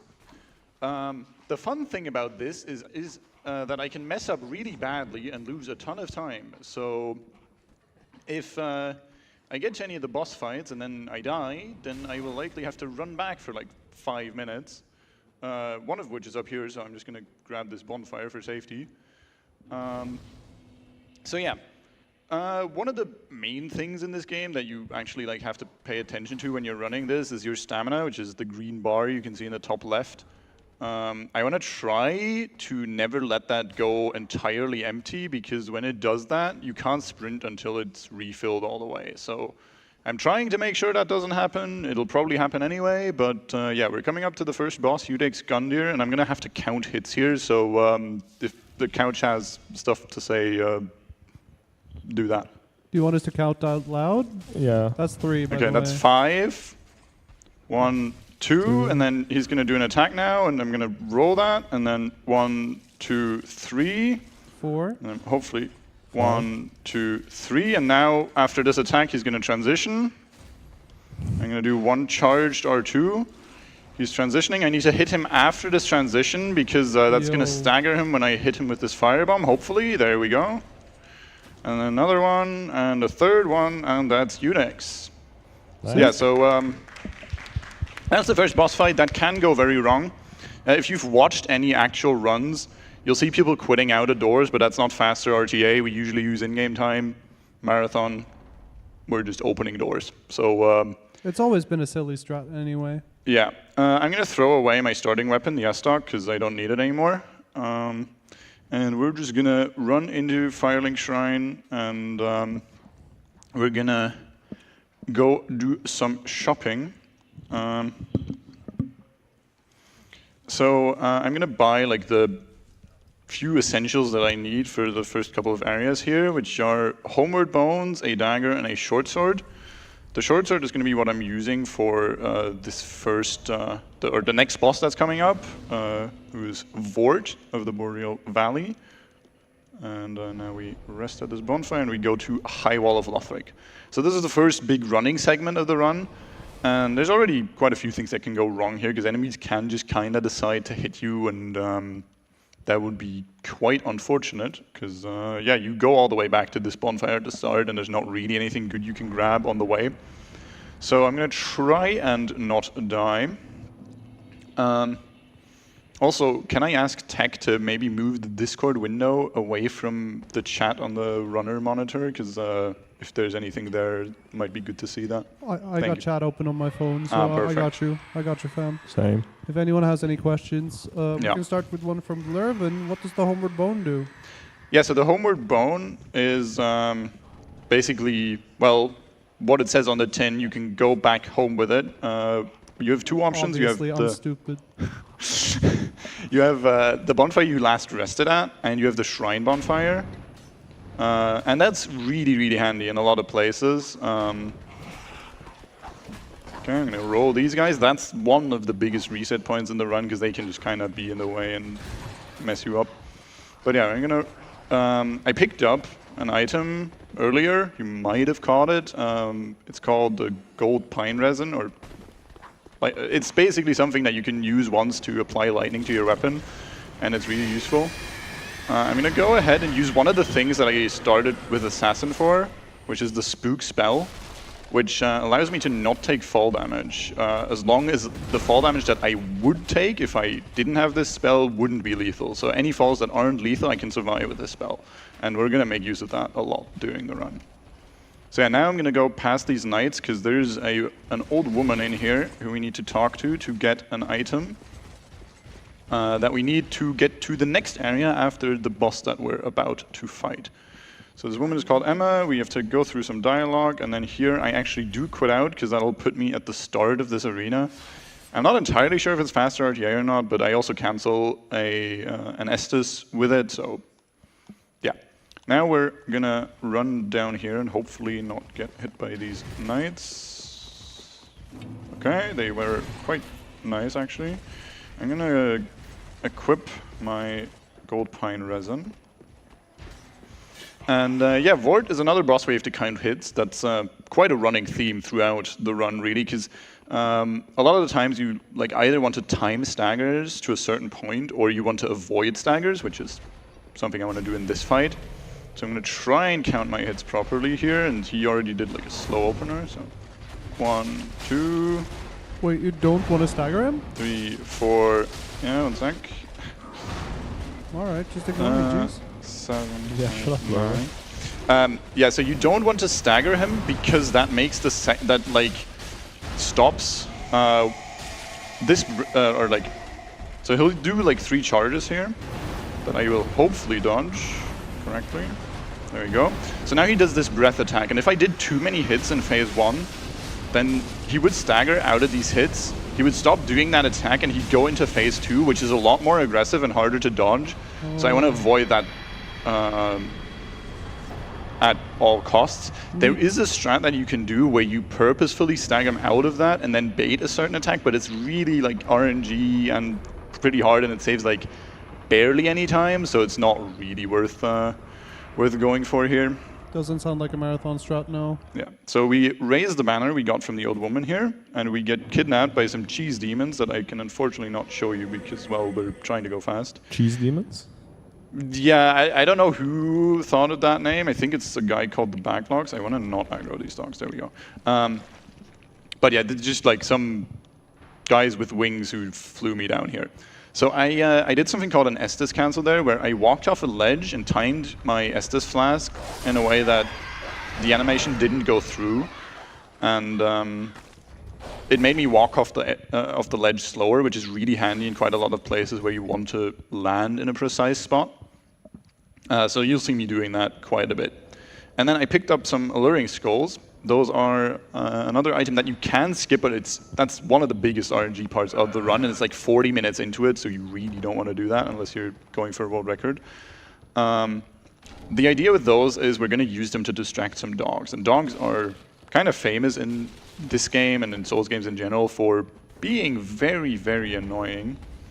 Because they can just kind of teleport to you if they're off screen, which is not very fun, and they can kill you. So we're gonna distract them in one specific area. We already had the pleasure of seeing them down there, and those thralls can be annoying like that, but we're fine. Oh, I totally didn't start casting there when I didn't mean to. Yes, I meant to have my shield there and just run around them, which I didn't do, but yeah, we are gonna try not to fall off here. We're gonna grab some Titanite shards for most of this running section. This is one of the longest running sections in the run, because we have quite a ways to go, because the next boss is pretty far away, because the closest boss would be an optional boss. That's the big tree you might have seen. But we want to go straight to the Abyss Watchers, and that's pretty far. We have to run through like a poison swamp, light some fires, and a bunch of stuff. On the way there, we're gonna pick up Titanite shards, which are the first like, upgrade material in the game, which I'm gonna use to upgrade the twin blades to +3 to start with, because those are really, really good. They're a a dual-wield weapon that does a lot of damage. It scales with dex, and we're going to use that for the entire run, starting with Abyss Watchers. Until then, we don't really have to fight anything. And I'm going to do a tricky jump here, hopefully. Nice, that's good. That's Thrall skip. So that Thrall is actually behind me, so I'm going to have to quit out here, because I'm going to need to fall down here, and I need to cast Spook, and if I did that while that guy was behind me, I would just die. I know for a lot of the Dark Souls games, there's like a lot of different choices of routes, like with different weapons and so on. Yeah. Is that the case for this game as well, where you have like? Yeah, exactly. That is also a thing for this category specifically. So the route I'm doing is called Sharp +3, because we get the twin blades, infuse them with Sharp, and we use +3 for the Watchers fight specifically. The other routes are, there's quite a few of them. There's Raw +1, Raw +0, and Anri's Straight Sword. What the hell? Something, oh, okay. Lamau. Yeah, something with that attack went wrong there. That's Just quite reset. unfortunate. It's fine. We got time. So we're gonna go run back there. So what I meant to do there, which I forgot, was I was meant to do an R1 attack while falling on the Onion Knight on the elevator, and that would have made me land on the elevator and then fall off to the bottom, and then I would have survived, but I didn't there. I'm pretty sure because I forgot to attack, or didn't attack properly, but yeah, we're gonna do Thrall skip again now, hopefully. Let's see. There we go. And they don't seem to be following me, so that's nice. We don't have to quit out. And yeah, so back to the routes. Yeah, the Raw and Anri Straight Sword routes are a lot harder and a lot more RNG heavy, because specifically the Watchers fight is really, really tricky and can just kill your run super easily. Ah, right. Okay, we'll just take the elevator down now, because we triggered it earlier when we died, and now we're just going down here as usual. So the one thing that caused is I don't have an Ember for this fight. There's a backup one that I can grab. I'm grabbing a couple here just to sell, because I want to get some levels. I need some levels specifically for the weapon that we're going to use. I'm going to quit out here because this knight will hit me otherwise. But yeah, the fight with Raw +0 is extremely difficult. You just don't have any damage, and you need to dodge perfectly for quite a long time, because you don't have a lot of health for this fight. Raw +1 is a bit better. Anri Straight Sword is the current record route. It's, I think, theoretically not the fastest. I think that would be Raw +0, but it's a lot more consistent. And the convenient thing about Anri Straight Sword is that you can spam equip and unequip on it to heal yourself in running sections. So since at record level, you ideally don't want to use Estus Flasks at all, because it loses time. So that's like the reason it's used in record level runs. But the problem with that is, to get Anri's Straight Sword, you have to kill Anri. Anri is, in my case, the woman over here. The gender of Anri changes depending on what gender the character is. But you have to kill her to get the sword, and that can be super RNG. Like, you bait her to fall off this this ledge here that I just ran down, and that can just, she can just screw you over and decide not to follow you, and yeah, then you're resetting. Question. What, Yes. when you say Raw +0, what is the weapon you use when you're Raw? Is it just Yeah, so the Raw starting weapon? +0 would be using this weapon that I have right now, the short sword. So you'd get the Raw gem. I don't know if you might have seen that. I also have to watch for some dogs here. When I dropped down the ledge in High Wall, there was a crystal lizard there. In the Raw +0 round, you kill that lizard, and you get a Raw gem from it. The Raw gem just adds a bunch of raw damage to your weapon. And that is basically like, if you're not going to level the weapon super high, or if you're like not getting a lot of levels in some damage stat, then that's usually like the best infusion to go for. But since we're going to keep the Twin Blades until the end of the run, we're going to go with Sharp, which means they scale better with Dex. But yeah, it would be using the Short Sword. The Short Sword is kind of nice in some ways because the moveset is a bit more convenient for the fight, but this is the weapon we're going to be using, the Soul Sword Twin Blades, and they are pretty nice. It's a much more comfortable fight, but it's still one of the hardest fights in the route, and I'll be very happy if I get it first try. It can be really RNG heavy because if you've seen the Watchers fight before, here I'm going to use my Homeward Bone, by the way, to the last bonfire. If you've seen the fight before, it's basically a multi-boss fight because the Abyss Watchers are technically like multiple soldiers. And basically there's going to be at maximum 3 at a time. The main Watcher, who I have to damage to actually lower the boss's health. There's going to be a second Watcher on the side of that boss, like he's going to also attack me. And then there's a third Watcher, who we call Red because he has red eyes, who can also attack the other Watchers. Okay, nice.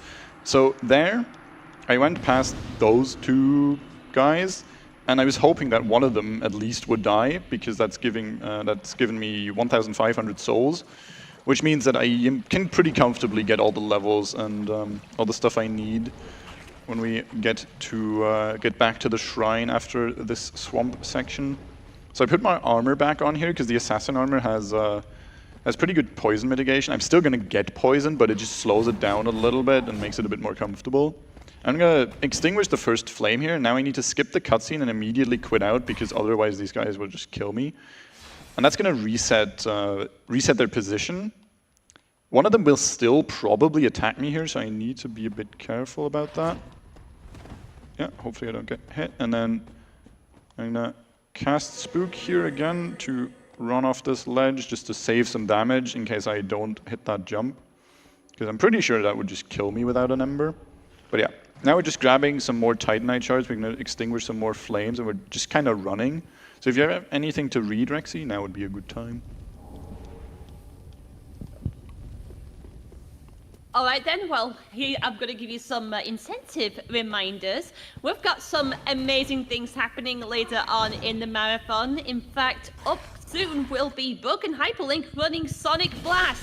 But will she go fast as Sonic or will she go knock-knock with Knuckles? It's all on you. The character that has 750 kroner in combined donations towards it will be the category that will be run. Also, right now, Knuckles is leading with 610 or 92% of the way there, but you can make a difference. You could even snipe with a big 700 kroner donation for Sonic, of all things.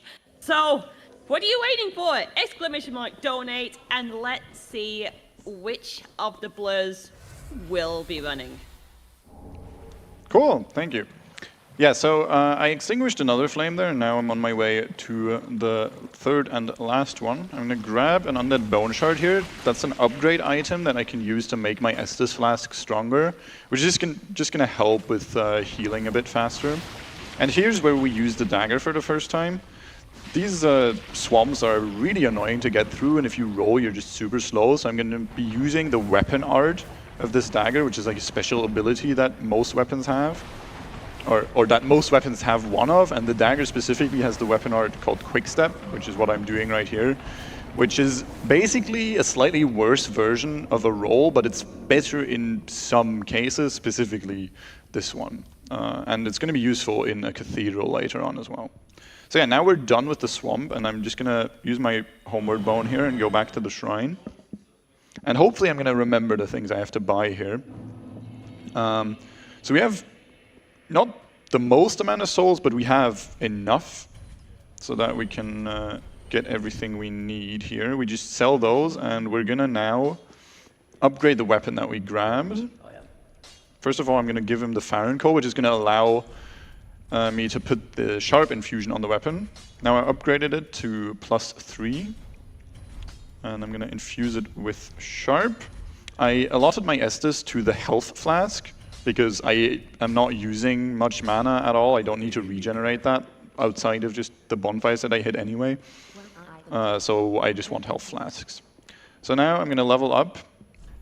I'm going to get 16 dexterity, and I'm going to get 13 vigor. That's perfect. 16 dex is just so I can actually wield the Sellsword Twin Blades. And 13 vigor is just, it's good to have more health. That's just always useful. And yeah, we burned the Undead Bone Shard there. That's going to make the Estus Flask heal quite a bit more. It's diminishing return, so upgrading it a lot isn't really worth it, but the first couple are definitely worth it, and I will be grabbing those. But yeah, now we're on our way to one of the hardest fights in the run. Probably not the hardest, but this is definitely like the first big brick wall that you come up on when you're learning this, and also just in runs in general. Like a lot of runs die to this, especially on the faster routes. On the faster routes, you could argue that the last boss is the most difficult because you're generally doing it on the like default health with 10 vigor, which is nothing. Like you get one hit, which I'm not going to be doing.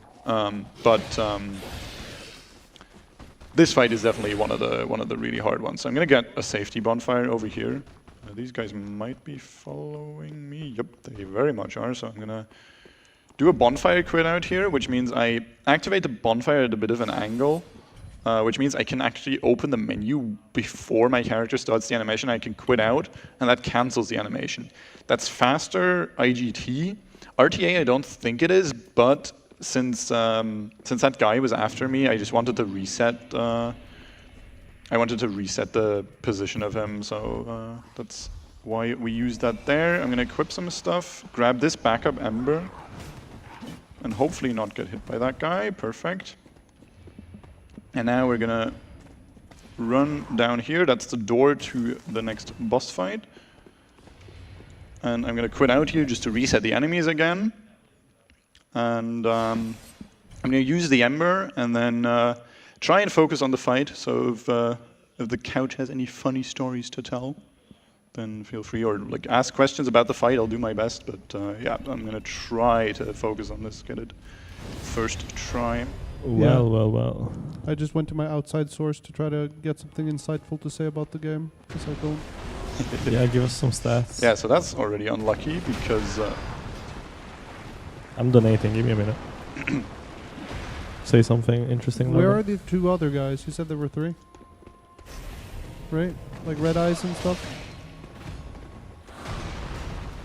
So I'm just gonna go safe here. While I don't attack him. Okay, let's bait an attack here. So that's unlucky. So now the second Watcher has spawned. Oh. So I'm just gonna... What I'm gonna do here is very much a marathon strat. Okay. So what I was trying to do is just run away until I stop attacking for this guy to spawn for red.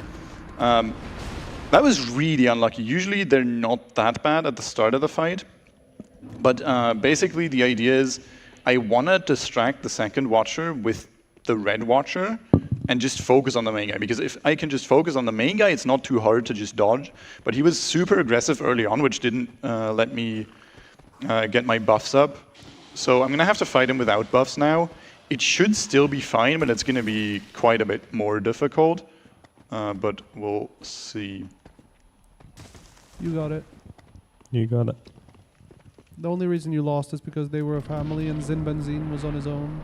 But you have us behind us now. Zin Benzin, you say? Zin Benzin.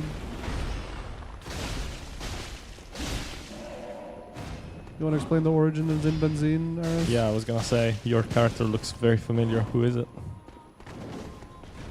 You can't ask Phoenix questions right now, he's locked in. So. You probably need to talk louder. Okay, sorry. You're excused. Yeah, so I'm gonna go ahead and try and kill the second Watcher here. There we go. Got him. So red should spawn soon, I think. Hopefully I can bait the main Watcher onto me. It's a bit awkward to attack first, because then it's generally gonna be pretty hard to dodge properly. So red is now hopefully gonna... There we go. So red is now attacking him. So what I'm gonna do is I'm gonna let them fight and try to just spawn kill the second Watcher. Because while I don't go in there, red isn't gonna attack me. So I'm going to hope that red survives as long as possible, which he does appear to be doing, and then I'm just going to try and snipe the main watcher if I can. I'm going to go ahead and heal. Okay. So I think second watcher should be spawning again soon, probably. But I think, yeah, okay, we got the first phase done. So now we're just fighting one-on-one, and we fight basically a stronger version of the main watcher here. I'm gonna bait him with a firebomb. And now I'm just gonna...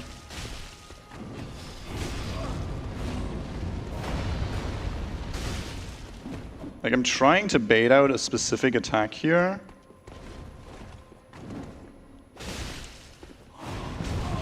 That's unfortunate that he did that specific one.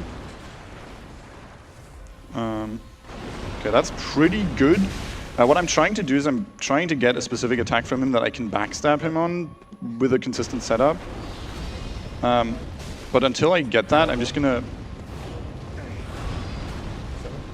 go for like single L1s whenever I can. Yeah, so he has like a specific 3 attack combo that he can do. That one I could have rolled into and dodged, but it's a bit sketchy. That one is the one I'm waiting for. So he does this slam attack, and then I can run behind him and backstab him. And then while he's getting up, we can chain. There we go. That's that fight done. We can chain L1s into that. Yeah, so that's one of the hardest fights of the run. That went pretty all right. The first one was quite unlucky. They're usually not that bad.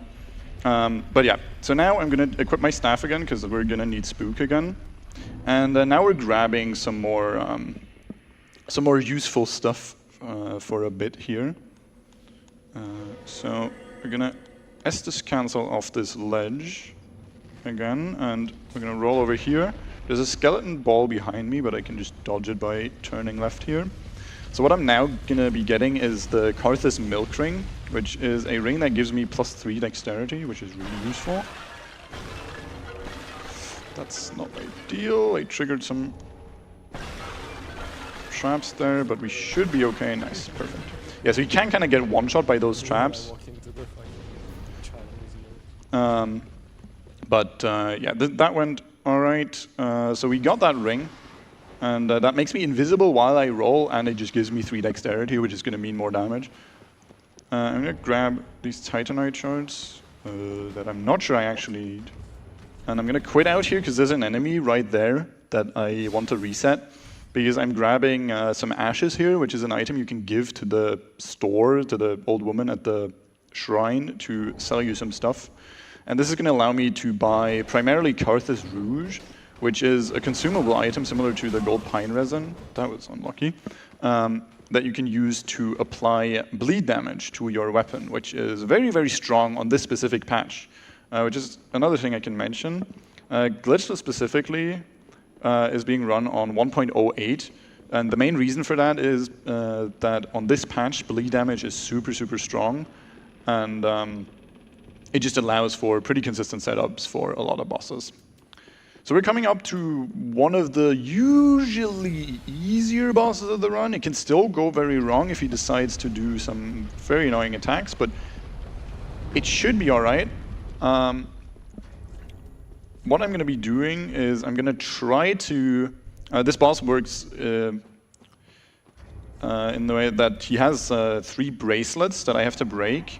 So he has 2 here and 1 over there, and I'm gonna try and break 1 with my first 3 attacks. There we go, that's perfect. And I'm gonna get my bundle ready, and now I have to count hits again. 1, so that's unlucky attack. 2, 3, 4, 5, and now we sprint over here. Okay, I don't have sprint, so I can do 1 attack here. Now I have to run up, because otherwise I'm gonna get killed by like some bad air down there. Oh, that's not good. Bad air? Yeah, that. So that just one-shot me, which is really unfortunate. So I got stuck on his hand and pulled back down. I might have to actually get a... Okay, this is all right. I can do this run back. It's not ideal. We'll load saves later if necessary, but basically what he can do, actually what I'll do, I think, because I think I want to show the specific strats. So what I'm going to do is I'm going to load a save just before Volnir. Rate my desktop. Hopefully Elgato works fine here. The Sure. save load should be okay, I think. What? Yeah. Okay, so unfortunately we're losing Zen. Your PC is working fine, but the one next to you just blue screened. Ah. That's wonderful. You want a fun fact? Yeah, please. While we wait. Phoenix? Yes, fun fact, please. Yeah. Did you know that the reason why Vort and Dancer look so beastly is because Sylvan gave Vort his left eye and Dancer his left eye, transforming them into hideous beasts? I did actually not know that, no. There's more to come. Go ahead. Did you know that there are 15 Titanite slabs you can obtain once per new game cycle? That I didn't know, yeah. Oh. Well, this guy knows everything. Yeah, so we're back at the fight. And we're going to try again, and hopefully we're not going to get stuck on his hand this time. Okay, so my last hit there hit his hand instead of the bracelet, so that didn't die. But that's fine. So 1, 2, that was 2. Okay, so he's going to vomit, which is unlucky. Poor guy. Just going to do that. Okay, I have to time my stamina a bit specifically there. Okay, so I'm gonna try not to get stuck on his hand this time. There we go, okay. Yeah, so that's Volnir. Usually that works fine, but yeah. Basically, you want to try to break the second bracelet at a specific timing to then save some hits later on. But yeah, that didn't quite work out the first time, but now we did it fine, and we can go back to the shrine. Because now we're going to actually backtrack a little bit, and we are going to, first of all, actually level, because I, for one, need some consumables. That's what we grab the ashes for. So we're going to grab 4 Carthage Rouge and 5 bones, I believe. I'll grab an extra Rouge just in case. And then we're gonna level up. Did you know that the max level in Dark Souls 3 is 802? I did not know that, no. Damn, this right guy here. does not know everything. Why 802? I don't have that information. It doesn't I assume say. all the attributes can only go so high that combined you get to a level 862. That would usually be the reason. Eris. Yeah, you're right. All right, so my health is kind of scuffed here, but we do have all the decks we need. The health being scuffed is not the worst thing. It's also not the best thing, because I mean, it means I have to play a bit better. But we are on our way to the Crystal Sage here, which is a boss that we have to defeat to get to the Cathedral of the Deeps, I believe, which is where we're going to fight the Deacons of the Deeps, who are also another like multi-boss fight, and they can be super annoying. They're pretty easy casually, but in the run they're actually pretty difficult because you can just kind of get messed up by them quite badly. So this guy can do a couple of specific attacks. That's actually the best one.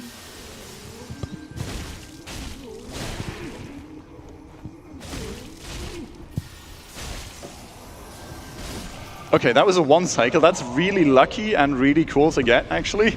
I didn't do it perfectly, but that guy can do a couple of different opening attacks, and that one is called Soul Mass, and it saves like 8 seconds over the other openers because it skips having to do the second phase.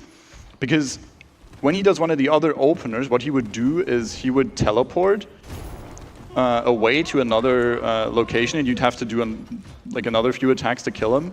But when he does that specific one, you can just kind of run around him and keep him from teleporting. which is extremely useful and a lot faster. And runners will, like top runners will complain a lot about just not getting soul mass in their runs, and it is quite funny. But it's also, it can make the game a bit annoying to run because you can just get there and lose 8 seconds and you can't do anything about it. Phoenix, I have a question. Yes. Do you want a biscuit? Not right now. I might take one later. All right, so now we have another section with dogs here. Okay, I'm just going to quit out here to reset the dogs. Usually you try to not quit out to save time. Can you pet the dog? I mean, I could pet the dog. I could pet him with my weapon, but but that's slow. Yeah, the issue with that is that it's slow. I mean, he also wants to bite me and kill me, so I feel like we're on equal terms. Yeah, fair enough. I'm gonna pet the dog with my 9mm. We are actually gonna meet a dog somewhat soon, a very big one. And he's going to want to play with us, but we're going to have to say no, unfortunately. How dare you? That's still a bit away, but that's actually like sort of what we're going here for. We need to kill the deacons to get the small doll, which is a little item that you need to get past a magic barrier to the city of Irithil, which is a really annoying place with a really tough running section. And yeah, that's also like where we're gonna meet said dog, and those guys are also really annoying. Yeah, speaking of tough running sections, this is one of them. There is a bunch of enemies here that are really annoying and kind of hard to dodge. So I'm gonna try and not die, hopefully, because this is gonna be... That's unfortunate. We should be okay, but I might have to spawn in a Rouge later because of that. But so I'm gonna try and get hit by those arrows, because of course. So I'm gonna try to bait that guy to get stuck on the corner. Perfect. That actually went way better than in practice, because that thrall will just kill you if he hits you, because you just get staggered and stunned and you just die. So there's another one of those, and I just want to get to this door. Those guys want to hug me, but I don't want to hug them back, so I'm just gonna quit out. Yeah, so from here, we are gonna run through the cathedral a little bit to get to the deacons. I'm actually gonna switch my armor. I'm gonna take off some armor, because I want to actually be at the fastest roll, which I can only be at if I'm below 30% equipment. And I also need to equip my staff here, because I'm gonna cast Spook, because we need to fall down a pretty big ledge here.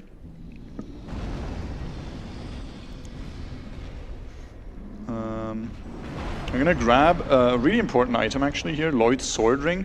This ring gives me 10% more damage whenever I'm at full health. So we fell down there, and now this giant can do a couple different attacks that I didn't dodge properly, but we should be okay.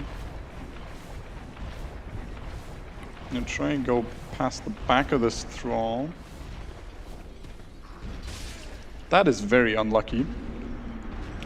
So that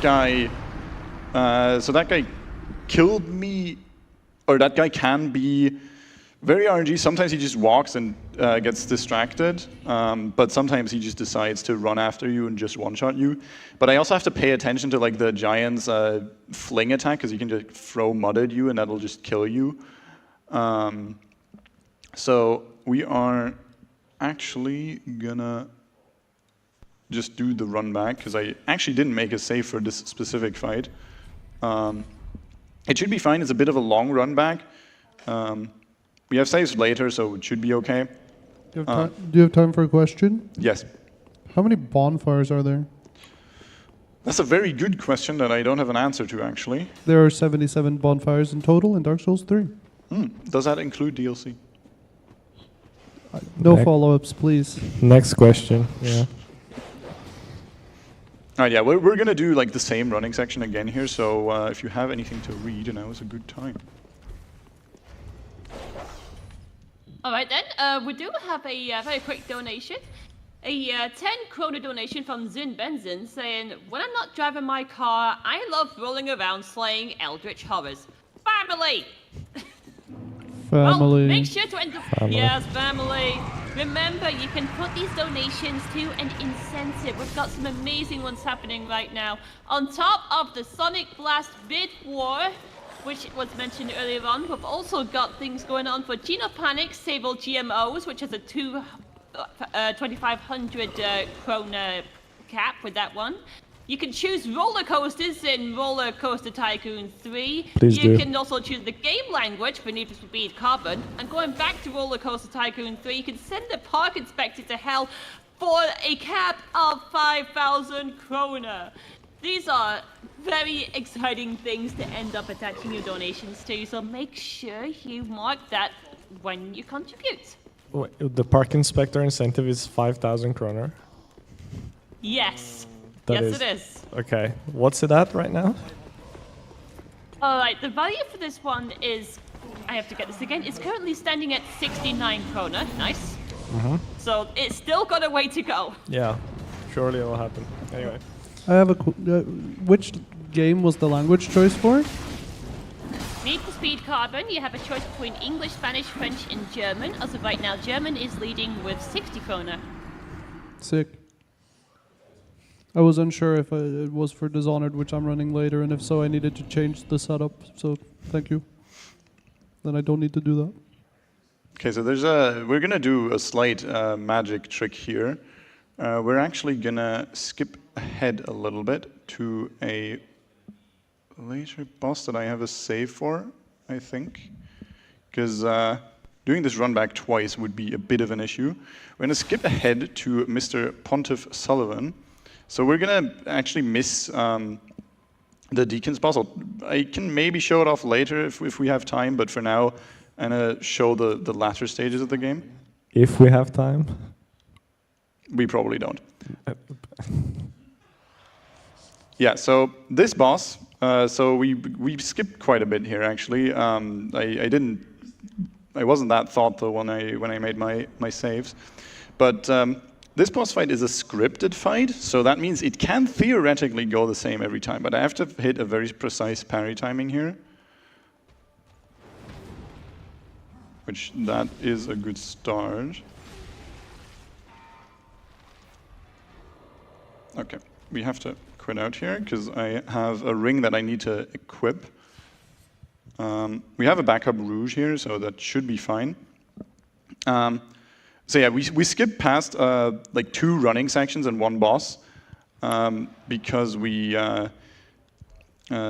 because those runbacks in the cathedral area are too long to do more than twice. Because yeah, it's just like the enemies there can be really RNG to actually get through. So it's better to just show off this boss for now. And we'll continue with the game and then see where we are when we get towards the end. So I hit the first parry, that's good. I'm gonna wait for him to get up, hit him twice, and then, okay. So we're gonna quit out again here because I need to parry the second attack there. There's 2 different ones that he can do after I hit him twice there. There's the one where he stabs with his purple sword, that one can't be parried, but the one after, the follow-up that he does can be parried. So I'm trying to get that specifically. I'm gonna heal up here so I get my Lloyd's Sword Ring boost. And we're gonna apply bleed again. And let's see.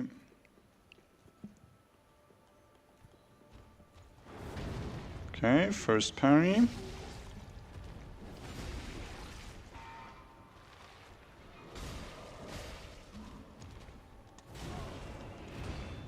Okay, so I missed the roll there. For the stab, you like roll back, and then the parry timing is all right. I like the other one a bit more. The other follow-up that he can do after he gets back up is one where he just does like 1 swing. The parry timing on that is a little bit more intuitive. But we have like 1 more attempt before I load a save here. But yeah, the thing with this script is just like the second it goes a little bit wrong, you're screwed and you have a pretty long run back. So we're gonna try and get that. So first parry works out, that's good. 2 hits, and then that's the faster follow-up that I mentioned that I do want to get. We're just going to load the save here. We're in the same place still, so that will be fine. You should donate every time you show the desktop. I'm afraid I might end up bankrupt if I do that. But just get good. Let's see. Sorry. It's at times like these that it's very important to remember that Silver Knight Leto is a great friend of Havel, the Rock, and the Giants. The Rock? Yeah. Speaking of The Rock, who are you playing as, Phoenix? Well, I am actually on the saved character now, so or from practice saves. Yeah, but you're wearing armor, you can't tell. So. Yeah, we're in preparation for tomorrow's. It's today. It's tonight. It's tonight. Okay, Yeah. for the Fast and Furious Showdown run later today, we have a special guest at the event, I believe. Remember last time we played Fast and Furious on NSG? Shut up. Honestly, my favorite part about that at NSG Spring was that Hawkwood, the Deserter, was once part of the Undead Legion of Farron. Yeah, the Undead Legion of Farron was pretty much who we fought in that earlier hard fight. Speaking of fun facts, did you know that Miyazaki and Hideo Kojima are third cousins? I did not know. Really? No. Damn it. Okay, that's the second parry. I made it up. Sorry. Well, actually, can you check now? Maybe they are. Like. So I'm going to hit him 4 times here. He's going to explode. I'm going to hit him again and another time, and he's going to dash back and start to summon a duplicate of himself, but I kill him while he's doing that. So that's the Pontiff fight. Yeah, that one is very punishing because it can, like, if it goes slightly wrong, you just have to quit out and do it again. But we got it. Like, how long is that fight casually if you don't know those strats? If you're doing the boss fight for the first time, that can take quite a lot of attempts, and it'll take a long time. And you usually have much more health than I do here. Sure. Because his second phase is really, really intense, and he's like on you constantly. So especially if you have a heavier weapon that attacks slower, he can be super difficult. So yeah, we're gonna grab some more items here. The first of which is gonna be a large Titanite shard, which saves me a couple of souls when we go shopping in a second. We're going to prepare for the Aldrich boss fight that's coming up next. Aldrich is one of the Lords of Cinder who we need to defeat for lore. We need to kill the 4 lords to collect their ashes and put them on the thrones in the shrine to do something with a flame somewhere, and then we fight the Soul of Cinder. Can I just say, Japanese game directors always write the most batshit fucking insane lore that kind of doesn't make any sense, but is just loved. Like Metal Gear, it's just... Yeah, Come I mean, on, give us a third example, Darius. What? A third example. You have Metal Gear and you have Dark Souls, and give us one more. Give me a minute. Exactly. Anyway, Aldrich consumed Gwendolyn and used his body as defense to fight you. That's probably relevant for the fight, right? You say that again? Aldrich consumed Gwendolyn. Oh yeah, and used his body as defense to fight you. Yeah, Gwyn is actually we're gonna meet Aldrich in a sec. Aldrich is well, we'll see parts of Aldrich in a bit, and then we'll meet him for real. But yeah, Gwyn and Aldrich is sort of a thing here. So I'm gonna use a soul here while this elevator is going up. We're about to go shopping again. And we're gonna go upgrade our weapon to +6, which is gonna be the final upgrade that I'm gonna get. We're gonna kill Cinder with that, hopefully. And I'm also gonna get some levels and some other consumables. So we're gonna sell all the souls that we collected from all the bosses we've killed. We're gonna give her the Easterner's Ashes. We're gonna buy 11 large Titanite shards, and I'm gonna buy some backup rouge here. And we're gonna talk to Andre the Smith to upgrade our weapon to +3. And now we're going to level dexterity to 40. And okay, I can't quite afford another level. I'll probably head back after. I'll probably head back after the Aldrich fight to get another one, because 17 Vigor is a specific breakpoint that I want for a later fight, because it's going to allow me to survive one specific attack that is very, very easy to die to. So yeah. Now we're in Honor Londo, which people who've played Dark Souls 1 will be familiar with. None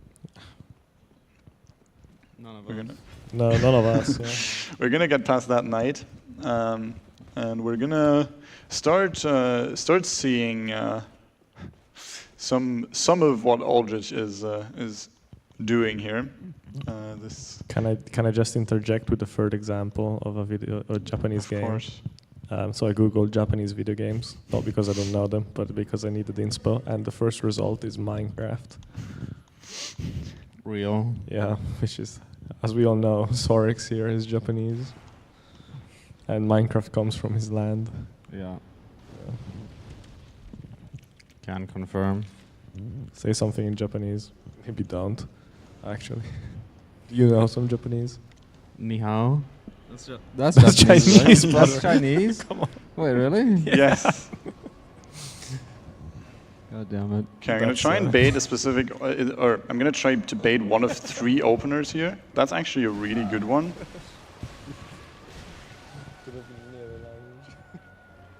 do you say when you like need something to take the uishi or uishi? For what? Okay. Like tasty. I don't know. You could just say that. It's believable. Oishi? Yeah. That's definitely Japanese. Sayonara is Japanese, right? Sayonara? Yeah. I think so, yeah. Wait, what's hello in Japanese then? Okay, so I have to not get hit by these orbs, ideally. This is important. Yeah, and you know. And oh, Aldrich survived with like 1 HP. Nice. Okay, that's the Aldrich fight. That was a little bit chaotic because it did some attacks that can be kind of hard to deal with. But we got there in 2 phases, which is like what you're aiming for. You can one-cycle Aldrich. It's gone too. You can one-cycle Aldrich, but it's pretty RNG heavy, and people don't actually go for it in runs.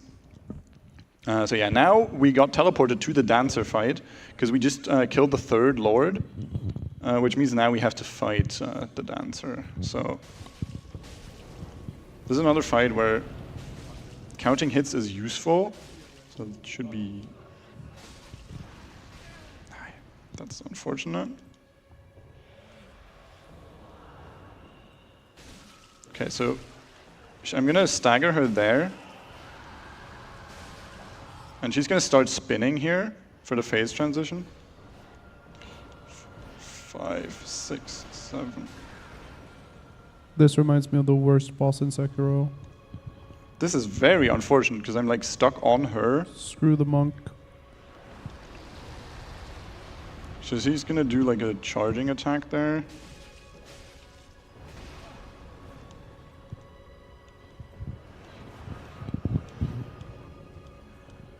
And I'm gonna...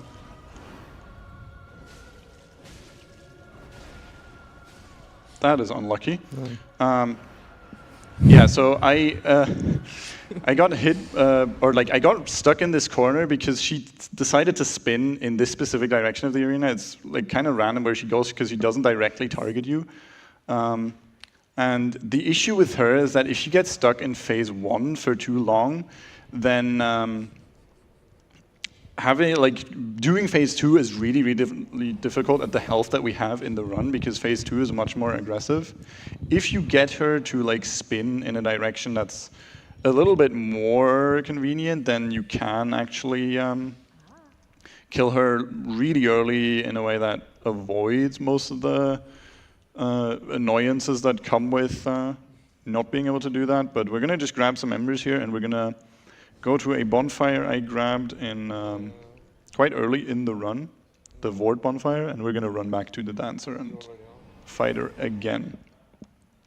Yeah, so that was really close. I just kind of couldn't see anything there with where my camera was. So yeah, we'll go over there and try again. We should have enough resources, and with the saves at the later points, we should be all right. But yeah, this can be one of the easier fights when it goes well, but when it goes wrong, that's like the case with most of the fights in the game, honestly. When they go wrong, they go really wrong, and they just go like off the rails, and it's really, really hard to save. But yeah. So just gonna do a grab, gonna hit another 2 times. So yeah, the first phase is kinda, sort of more chill because you can kind of stand near her legs and you can just like you can avoid most of the really dangerous attacks that way. There we go.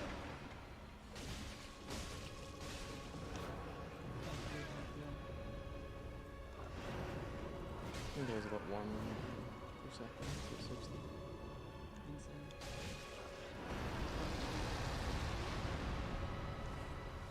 So I'm gonna heal and try and be close to her, because if you're far away from her at all, and that should be it. Yeah, perfect. There we go. Nice. Okay. And then grab my souls. Yeah, the second phase is really difficult because she'll just like be super aggressive. Especially if you're far away, she'll do like charge attacks towards you, and just in general, the second phase is a lot harder to fight. But yeah, we managed just fine there. Now we are on our way to the dragon scale armor, who is basically like an animated set of armor that's controlled by a big butterfly in the sky, who we might see, who we have to fight to get to the Grand Archives, which is the hardest running section in the run and the sketchiest by far. We should be fine with the armor we have and the health we have, but you can just get unlucky. First of all, we have to get past the dragon here on a bridge, and we're gonna make use of quitting out once again. Okay, I'm gonna just heal here for safety. So these guys should be okay. So I'm gonna try to roll that shot and that guy, because he's gonna try and jump me with the axe. Yeah, so now there's 2 dragons here who are not very happy about me trying to go over here. They're gonna wake up and they're gonna start breathing fire, but what we're gonna do is we're just gonna quit out once we get to these stairs. And we're gonna, and that's gonna reset the dragons, and they're still gonna wake up again and breathe fire again. But by the time they do that, we should have made it over here. Nice. So we just dodged the fire like that, and it's really convenient. Definitely not a glitch. And we just quit out. Like if you just stop playing there, that would just happen. Yeah, pretty sure quitting out is not a glitch, Marvin. Yeah, it just I get it. I get that it's an exploit. It just feels wrong. Oh yeah, something I did there actually. I know you've been doing it all over the place, but something I did there that is actually maybe more in contention for being a glitch is I did a fall damage cancel, which involves like rolling off the edge and then off of a sloped surface at pretty specific timing. no, that's fine. Quitting out is where I draw the line. You can use fall damage cancels in other places on the run. You can do some with daggers. They're used in the first area quite a lot. I didn't do them here because they're very much not marathon save. If you mess them up slightly, you just die and you're going to reset. So if you want to see those, watch some attempts of this game, and you'll see all the RNG people have to deal with.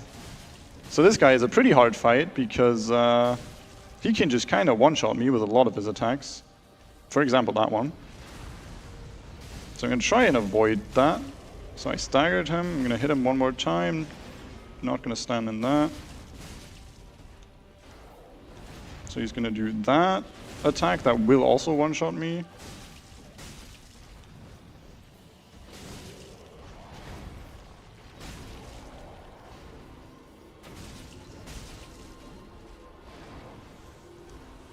That's hitless Dragon Slayer armor. That's really, really good.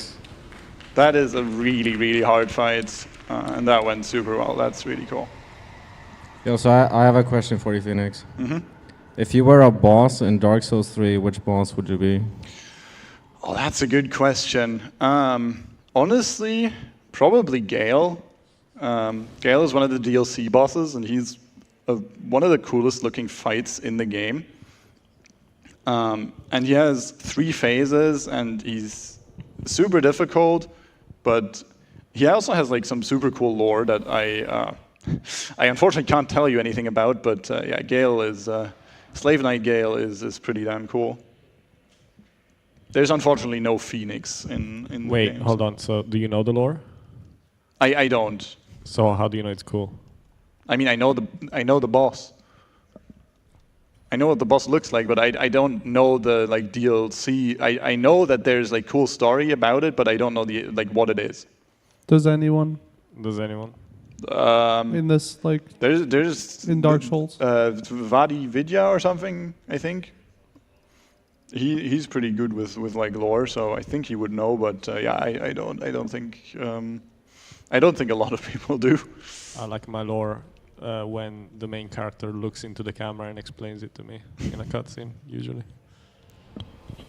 Call of Duty, that is. Yeah, I mean, in this game you gotta be really obscure. Yeah, so we're coming up on the running section that I mentioned, the Grand Archives. This is really sketchy. There's a lot of enemies, and a lot of them can kill you very quickly, which is the reason I just went back to the shrine and got a bunch of health. Yeah, we're gonna not go that way. We're gonna run up these stairs. And I'm just gonna keep my armor on. It's not ideal because you don't roll as far, but it should allow me to just take a little bit less damage and be a little bit safer. So we have these dudes who can like throw wax at us or try to stab us like that. Wax will slow me down and will make me like heavy roll, which is really annoying. But yeah, this first section is pretty chill. But once we go up these stairs, that's where it gets really, really sketchy. So I'm gonna try and avoid being hit. That's pretty good. Okay, so that's unlucky. So there's a thrall here.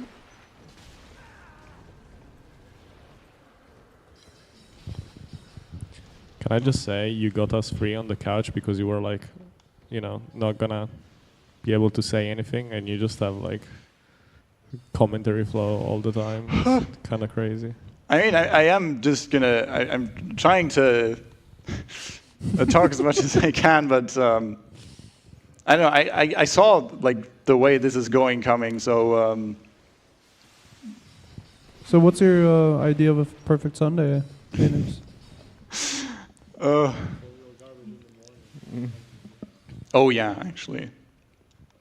So I'm gonna heal here. We're coming up on pretty much the hardest fight in the run for me specifically. I really hate the princess fight. Jesus Christ. Okay. Distractions aside, there's a guy. I have never seen him do that. That's really unlucky. That's never happened before? Question mark, question mark, question mark? Okay, we're just gonna load a save at the next boss because I just fell off. That guy can just... Phoenix fell off.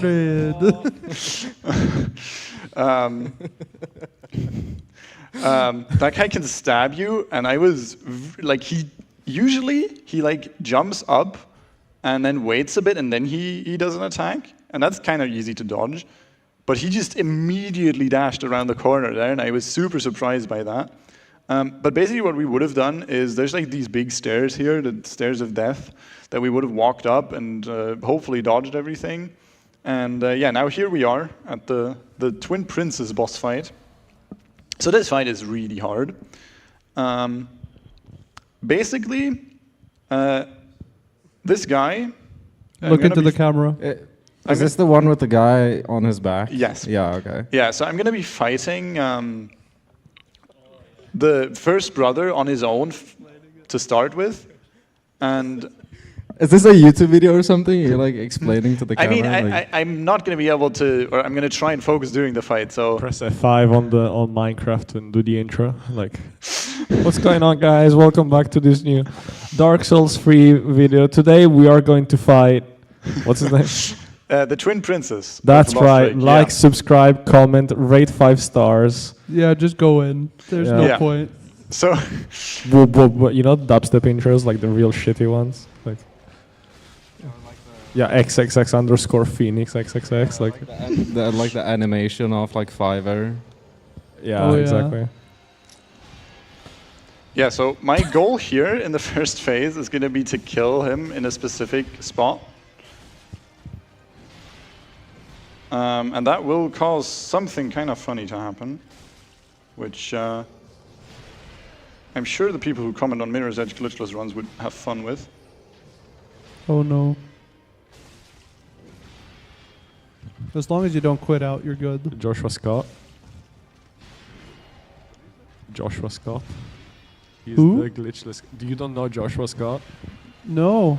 It's this guy that would just like actually flame wreck for doing glitchless runs in Mirror's Edge the way we do them. It was great. The fact that you like remember individual people that have talked. I mean, I don't remember all of them. It's Just this one guy was really persistent about it. It was like publishing his own world records, like on Mirror's Edge glitchless done right.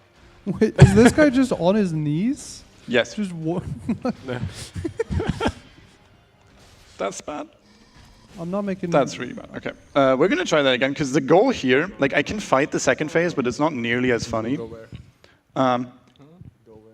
The idea there is that I want to kill him in a really specific spot, which will cause the second phase to start without the guy seeing me, and that will actually cause them to not attack me, which is really useful and very handy, because the second phase is quite annoying, because the brother that he's going to put on his back is quite annoying and will just do a bunch of magic attacks that are nice, that are super annoying to dodge. This is one of the 2 openers you can get. This is the slower one. And you kind of have to anticipate the fast one. But if you do that, you get hit by the slow one, so it's just kind of a gamble. And yeah, we're gonna do that again. The first phase, there's like 2 different ways of fighting him. Or you can fight him with camera unlocked and with camera locked. Camera unlocked is more consistent when you're good at it. It is really awkward to do though, because you have to strafe around him in a really weird way. So I prefer doing it with camera locked, but yeah, you can, like, because he teleports all over the place, you can kind of prevent that. That's the fast opener. So there, I didn't anticipate that and I got hit by it. It's just kind of annoying. So yeah. You can prevent like teleports from happening if you do the strafing around them properly, but it's not super consistent, and it's kind of hard to do.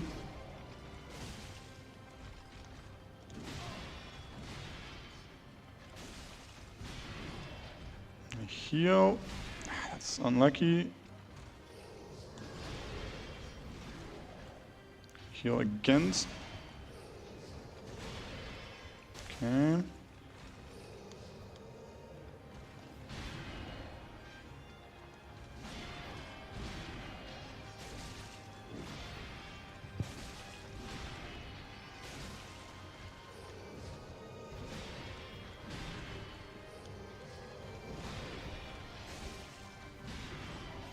Okay, so I'm gonna try and bait him over here, because he's like getting pretty low now, and I want to kill him like in front of the shrine, but not too far back. But I need to kill him behind where the second phase spawns, because otherwise they are gonna just see me and attack me. And I need to, like, what went wrong in the first time I fought them is I hit the second phase as they were spawning. Is this gonna work? That's unlucky. Yeah, so I was slightly too far forward there. basically I have to kill him that far back, and I need to not hit them while they're spawning, and then I can prevent them from actually aggroing on me. So we're going to try that again. Hopefully he decides to teleport a little bit less, because that's just kind of RNG. You can't do too much about it. But yeah, we have 2 fights to go. This is the second to last one, so we should have enough time to see both of them. Yeah, that's the slow opener. So the good thing about that one is you can kind of manipulate where he's going to teleport. But he can still just decide to do that attack specifically, and you can't do anything about it. Yeah, I try to stay like behind him, because that will just keep him from teleporting. But it's not always possible, because he can just turn super fast. Okay, I'm gonna dodge that and try and heal up a little bit.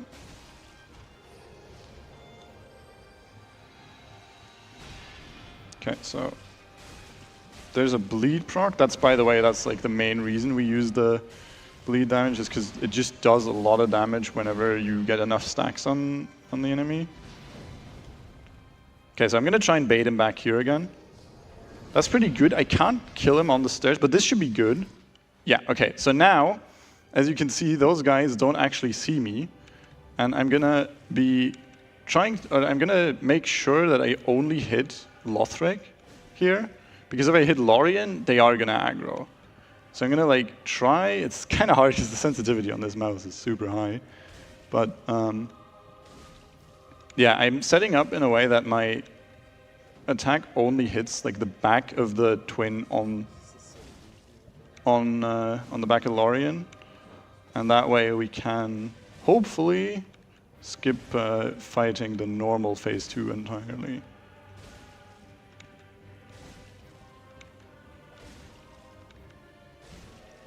And there we go. Okay, that's Twin Princess. That's a really hard fight. And that's Frozen Princess. People complain a lot about this being in glitchless. We don't consider it a glitch, or the community doesn't consider it a glitch, because you can still, like, his head still follows you when you're behind them. They just don't see you, and they will aggro if they do see you. So yeah, the argument is that it isn't really like a glitch state. There's no glitch state happening, because if you've watched runs of this, then maybe you've seen the Abyss Watchers freeze or the Cinder freeze, where their AI will actually just get frozen when you do those glitches. With this one, there is no actual like AI freezing happening. It's just they literally don't see you. So yeah, I'm gonna buy some stuff here because we're coming up on the last fight. Okay, I do need to buy one more item. So now we're gonna put all the cinders of the lords on their thrones, which was like the lore task we had. That's the first one. What I'm gonna try to do here, which is quite tricky and like a super small optimization, but what you can do is, that didn't quite work. Oh, it did actually. Yeah, so what you can do is you can put the cinders on the thrones while you're falling off, and that skips the animation. It's really hard to do. You can do it on the two middle thrones, and it actually worked there, which is surprising. So she's gonna lore walk to the fire. I'm just gonna buy a homeward bone real quick, because I'm gonna need that for a little skip. Lore walking in the Skogen. So I'm gonna skip this cutscene, and hopefully I can. Okay, I didn't quite get the inputs right. So you have to like do blind menuing there to do to homeward bone in the black screen.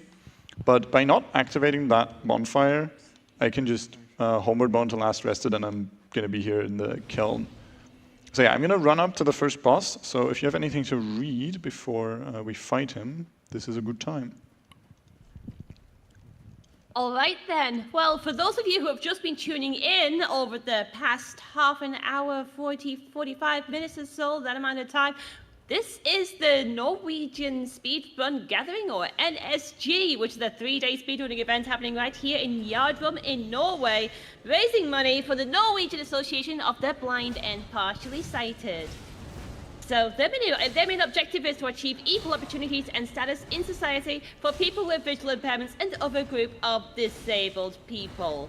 They have a global outreach spreading towards Africa and Asia, have provided summer camps for children and youth, guide dog training, eye surgery to developing countries. A whole load of amazing things right there. With a gift from us during this marathon, we can ensure that everyone ends up getting some crucial help in the areas that is contributed towards sport. All right, exclamation mark donate. Check out the incentives. Make sure to pair it with an incentive.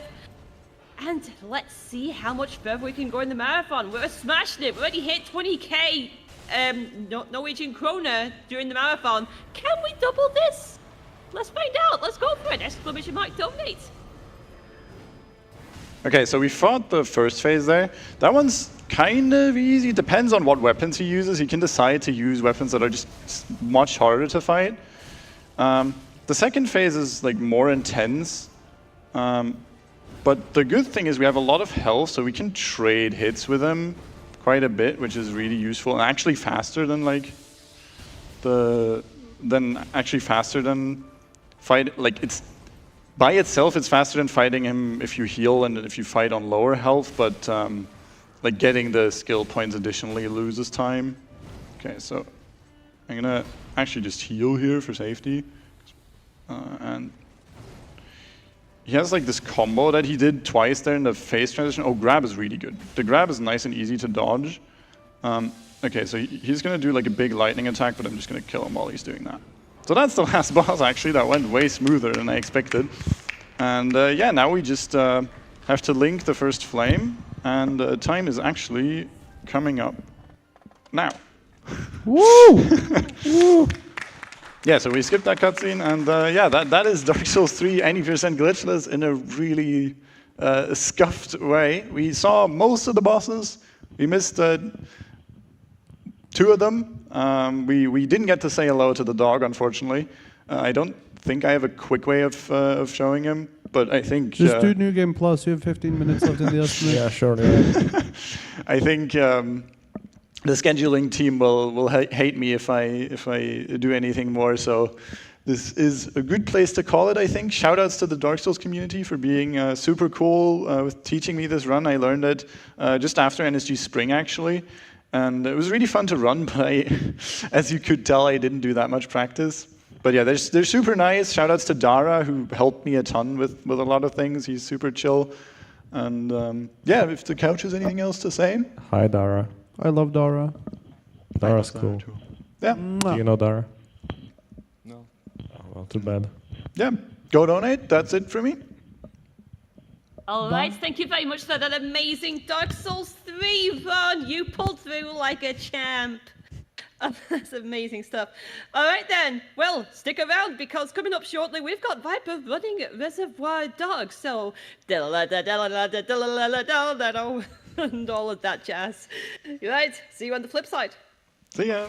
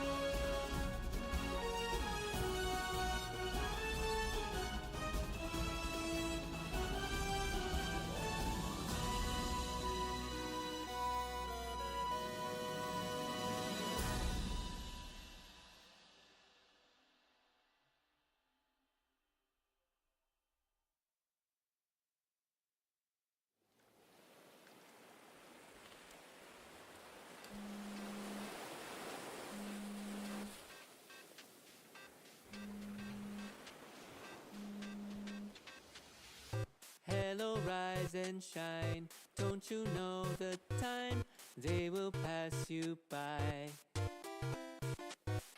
Lots of things to do, strategies to think through, 'cause the race is soon.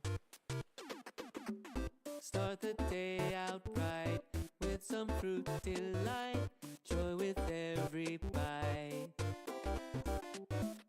Mangoes and cherries, grapes and strawberries, yummy so very. So relax, unwind your overthinking mind with a bowl of fur with life. Everything's just fine out in the warm sunshine. Happy breakfast, so enjoy the view, fish breezy ocean blue, at a table set for two. With our stomachs satisfied, no way we can lose. Happy breakfast to you.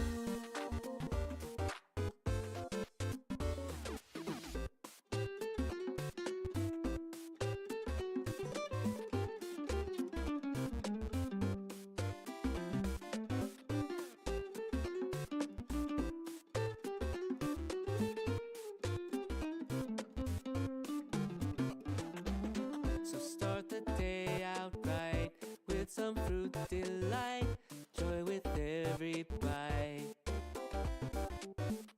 Mangoes and cherries, grapes and strawberries, yummy so very.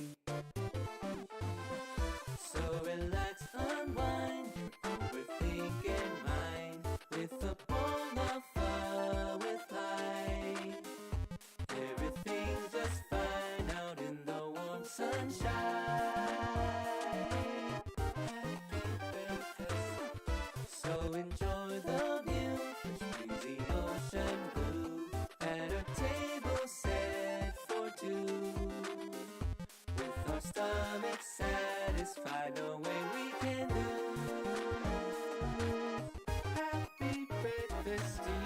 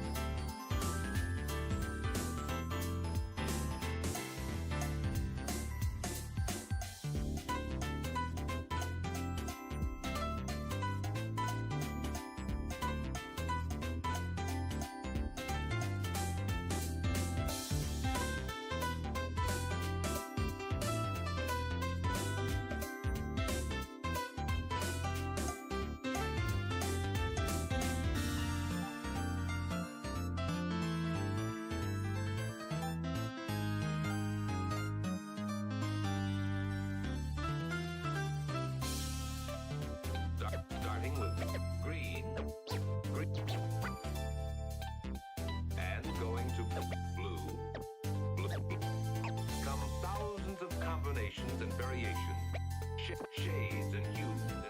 That is, a blue-green color. What is happening here is called mixing.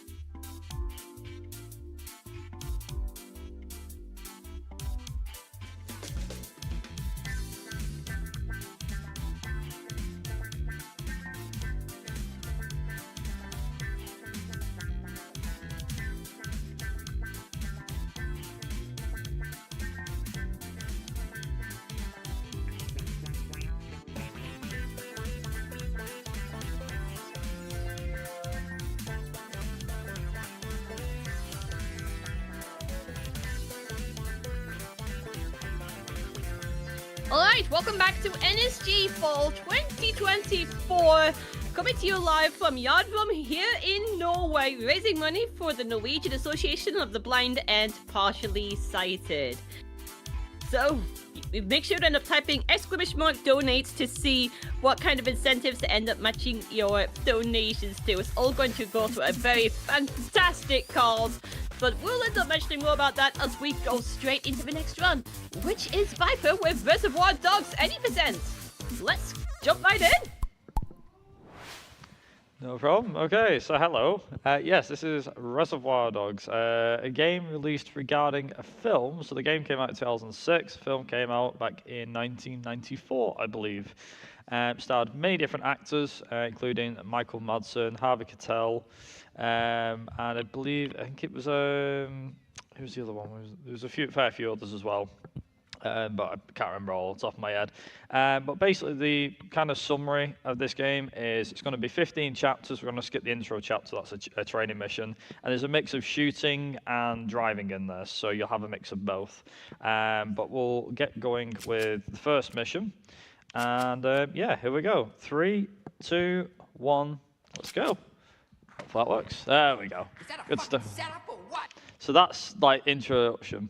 So we're going to actually be, a lot of this game is broken up into, you've got in-game cutscenes and you've got regular gameplay. So a lot of the cutscenes are based in-game.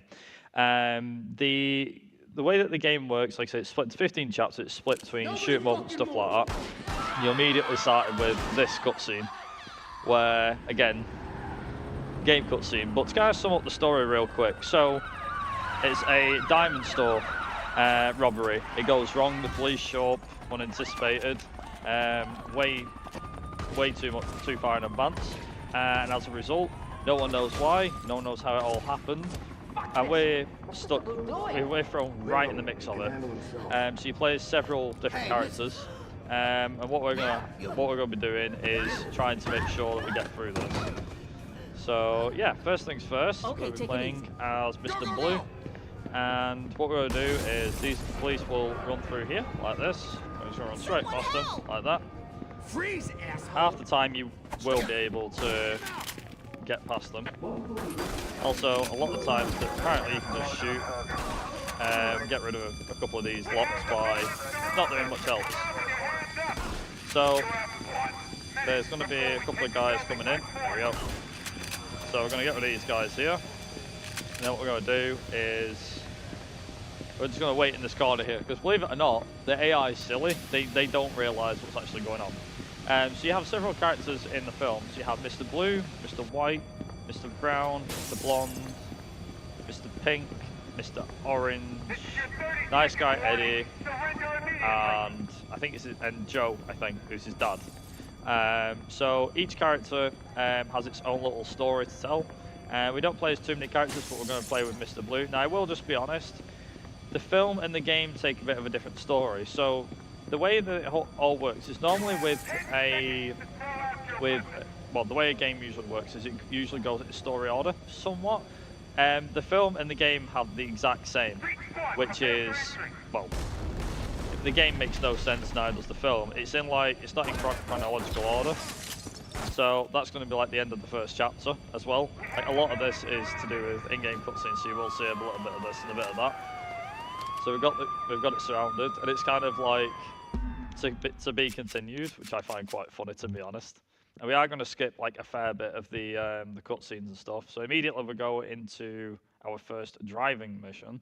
So like I said, there is driving. It is fairly straightforward. I'm not losing out to that Weasley-looking. So there's 2 different cars here. So the idea is we need to get to the safe house before then. Stop waving your dick around So and start driving. here's the fun one. So in the game, the way it goes is that we've got part of this mission anyway involves us having to get from one side to the other, nice and easy. Again, there's not too much to it, although it's a simple driving segment. However, one thing that's worth mentioning. Michael Madsen, whose place you've been here now. So, 2 things. First of all, he's the only one that actually retains his original actor, which is Mr. Blonde.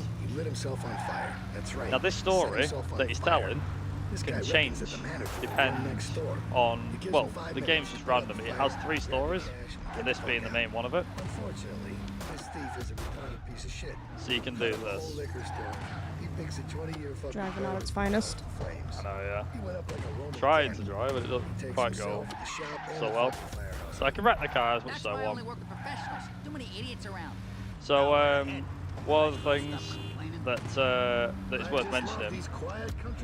So Mr. Pink, I believe it is, who's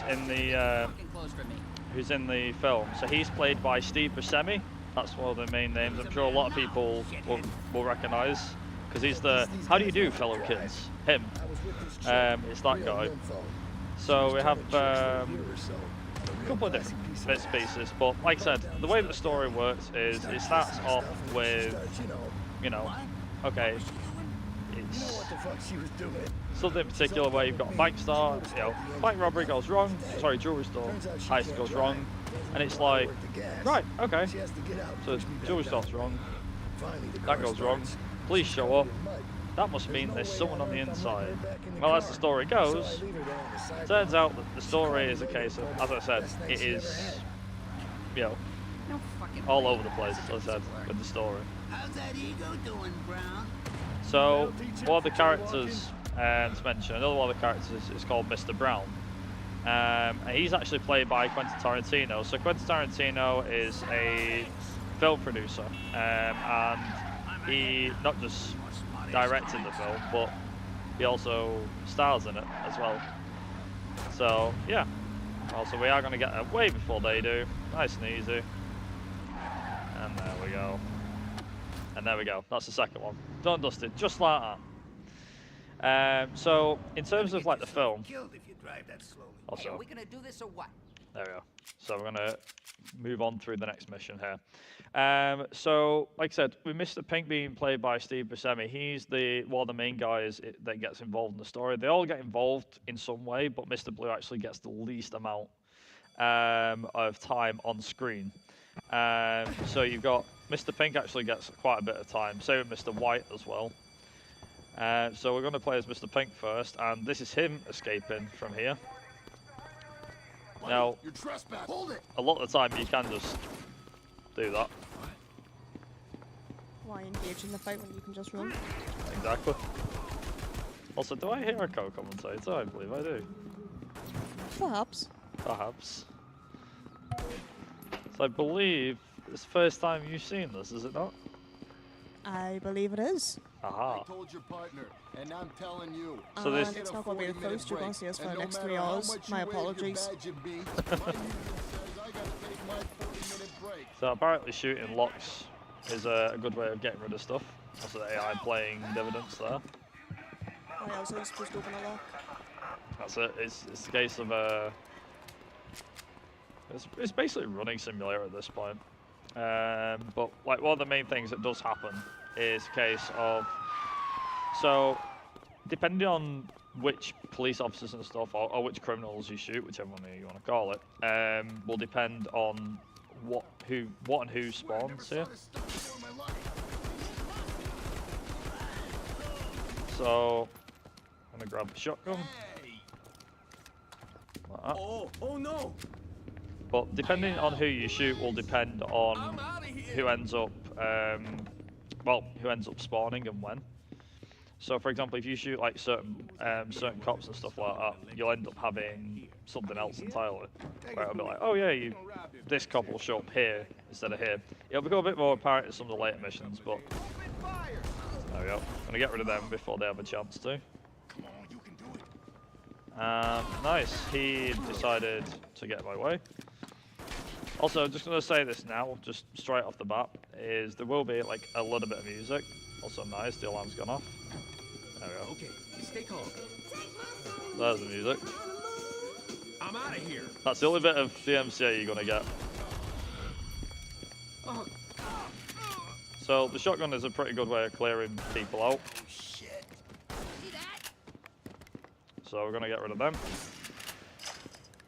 Now luckily, again, just run straight through. Run past it. As long as you're running and gunning, you can easily get through these stages. Check the area.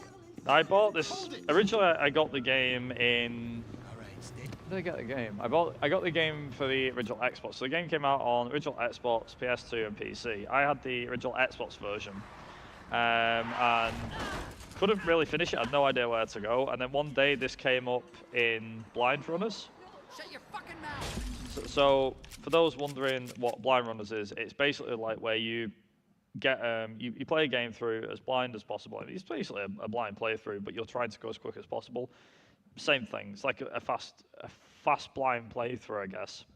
And then you have a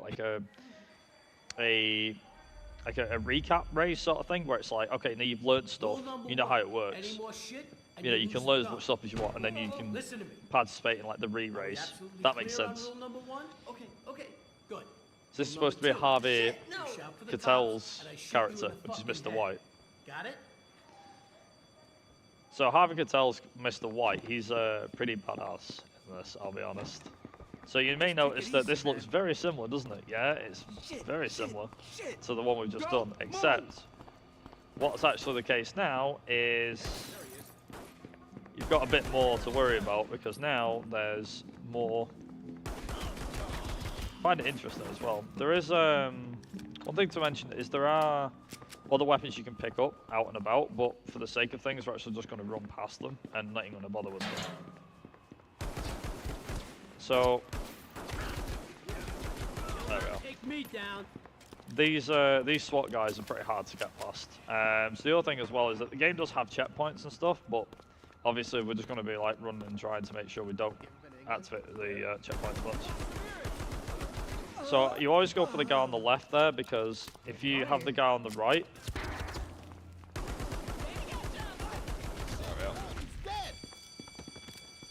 oh, the guy did get killed. Okay. But basically, like I said before, like with weapons and stuff like that, there is a variety of weapons that we use.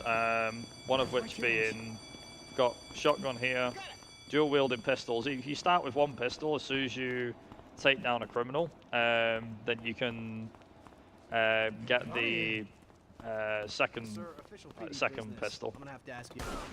The other thing is as well is that you'll have like a variety of weapons and stuff like that. Oh, I definitely haven't mentioned this yet. So in terms of the game's structure, it has a rating system of some kind. So it's like professional or complete psychopath. So professional is basically not taking any, you're not killing anyone, you can take hostages and stuff like that. And the idea is that it's basically like the more people you kill, the more of a psychopath you become. The less you kill, the less psychopathic you become. During, I think it's like during one particular one, during the driving segments, it's pretty hard to get the psychopath one, but depending on that will depend on, you get one of three endings. One is if you get this complete psychopath rate, as you can see here. If you get the completely psychopath ending, then you have one particular ending. If you have anywhere in the middle, you have a second ending. If you want that's completely professional, you have a third ending. I won't say what endings are what until we get to the end of the run, but basically, in this point in the film, by the way, and also in here, is, so the guy that's in the back is Mr. Orange, so the guy that's driving is Mr. White, but in the film, he goes to grab a car, because obviously these guys have got away from the police, and as soon as he goes to open the door, the woman who's driving, she has a handgun. So what ends up happening is he ends up getting shot, hence the reason why he's like this now. Also, so here's one. So if you slow down here, just before the end, like that, there you go.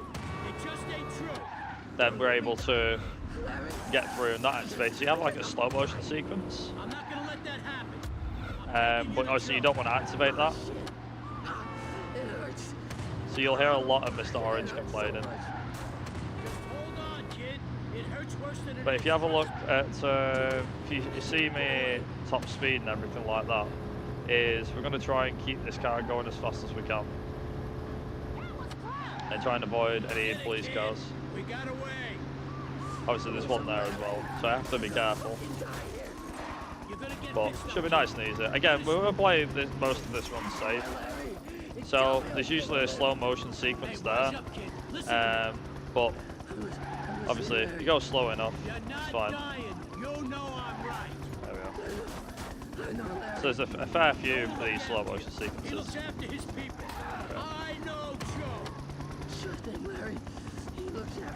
So, Mr. Orange is wounded, we're getting into the safe house. As you can tell, Mr. White's trying to calm him down. So, nice and easy. There we go. And we got through. That's it. And we got to the end. If you got any donations or anything you want to read, by the way, feel free to go right ahead. Alright then, well I do have a reminder of the next run that is coming up with Broken Hyperlink running Sonic Blast. Here it comes, buddy. She is going to end up racing as either Sonic or Knuckles, and the option that ends up with 750 kroner in combined donations will be the category chosen, or the one that has the highest amount by the time the run begins. So, do you want her to go fast as Sonic, or are we gonna go knock knock, it's Knuckles, or oh no, and every other meme out of existence? So, it's all on you! Exclamation mark donate. Remember, you can attach it to an incentive or a bid war or anything like that. We need more chaos right here as part of NSG Fall 2024. Alright, thank you very much. Oh shit. So, in terms of this particular mission, so this is, we're playing as Mr. Blonde at this one, which is Michael Madsen's character. In my opinion, this is probably one of the first hurdles that any speedrunner will have to overcome, because this mission does actually get a bit difficult. Now here's the fun one. Because this is still running in-game, you can activate the reload animation during that cutscene and he still reloads the gun, which is quite useful, meaning you don't have to waste time on waiting for a reload animation. So we're gonna get rid of that first. I don't know if we've got.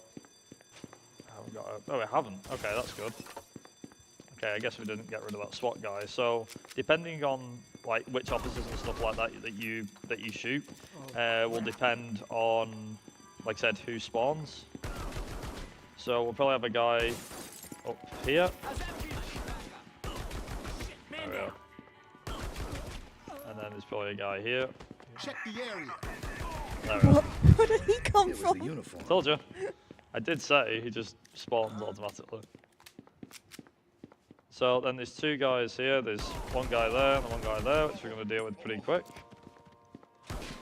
So a bit of mal music, because why not? There might be a guy come running out of there. Yeah, there is. Lucky. So we're going to get rid of these guys, and that will mean that we have the SWAT. Now the game did crash here last time, so... So what in particular makes this the first hurdle? Is it the length or the amount of just enemies, or...? So sometimes you can just run right past them, but it depends. So if like I said, if I kill too many officers, for example, more will spawn. And this is like the main one here. So these guys here. Oh good, he kept the door open for me. What a helpful chap. So polite. But yeah, depending on which ones you kill will depend on which ones spawn. He's in the blue stand across the street. Punch it. For some reason I remember that from Driver 2. I don't know why. I see him. You lost Adam. There we go. So I have to be careful now, because during this last section there'll be two officers here. There we go. So we got rid of them. Now I have accidentally shot that, what's it called, before. I think not too long ago. And then roll into the thing. There we go. Roll into the lift. But yeah, it just depends on how many, not officers, but like how many people you kill in it will depend on things. Obviously, I just kill with whoever's in front of me, so it's like, you know, if you're in my way, I'm sorry, you're gonna have to move. Anyway, aside from that, so at this point in the story, basically, so Mr. Blonde has gone a bit mental. He's gone through a shopping mall, and as you can see now, he's just kidnapped a guy called Marvin Nash, and put him in the boot of his car. So we've now gone from killing to kidnapping. Hey, We've gone a bit up on the scale. But one thing I actually will just mention. So I can actually mention a fact regarding this. So you can see he's got Marvin Nash, and you have to make sure not to slow down. But here's a fun one. So the guy so in Reservoir Dogs, the film itself, for those that have watched it, if you haven't, would recommend watching it. But in the film there is a white sedan, which Mr. Blonde drives, and that is actually Michael Madsen's real car. So the reason why basically that film was made on a budget, I think, from what I remember. But it was something like the budget was I think it was like 150,000, I think, something like that. Something like that. It's like 150,000, right? And then Harvey Keitel came on, and it boosted the amount of money for the production up to like $2 million, just because he came on board. A lot of the suits were provided by some company, I believe. Not just I know it's like, oh well, that's useful, but like a case of rather than one thing in particular, they actually got them provided by a suit making company, I think it was, clothing company, because they knew it'd give them advertisement for the suits and stuff. But then it gets better as well, because, like I said, this vehicle is the one that obviously, the one that's in the game and in the film is the one that is. Having a nice little ride back there? Yeah, he. Sorry. There we I love this cops Yes, there we go. But yeah, so basically they use his actual car, Michael Madsen's own car. And to really get into the swing of things, the guy who played Marvin Nash, he ended up getting in the back of Madsen's car, and Madsen drove it around the block with him in the trunk. And to make things even worse, or I don't know if it was like method acting, if you can call it that, to get him used to it, he ended up turning around and be like, you know what, I'm going to stop for a cheeseburger. So like Mr. Blonde in the film is like Mr. Blonde in real life. That was close. Which was quite funny, because it was like, wait, what? It's like, no, he actually stuck him in the back, went for a cheeseburger with him still in the boot, as in this really happened. It wasn't like, proper, wasn't proper kidnapping, obviously. Nah, I didn't think so. You stay put. But basically, yeah, that's what happened on that one. So yeah, it's just a few like weird, interesting facts, I guess, to an extent. But yeah, I can't imagine what that would have been like, though. You can imagine 1 minute you're like, oh yeah, I'm acting this film, Michael Madsen, it's the best thing ever. Next thing, wait, why am I in the trunk? And why is he stopping? And why am I not getting out? Why is he not letting me out? So, yeah. Anyway, back to Mr. Pink. So, in this one, he's got away. Mr. Pink has got away. He's stored in stones. And then he says that. Does he not realize he fell off the ladder? I don't get it. This is the one thing he says. Like, how does this keep happening? It's like, did you... I don't care what I He's said like, last week. You have to yeah. move. There are cops everywhere. Also, worst aiming goes to that guy. There you go. So, I think the alarm's going to go off. Or not. Okay, get that. Get his gun. So the machine gun's pretty good.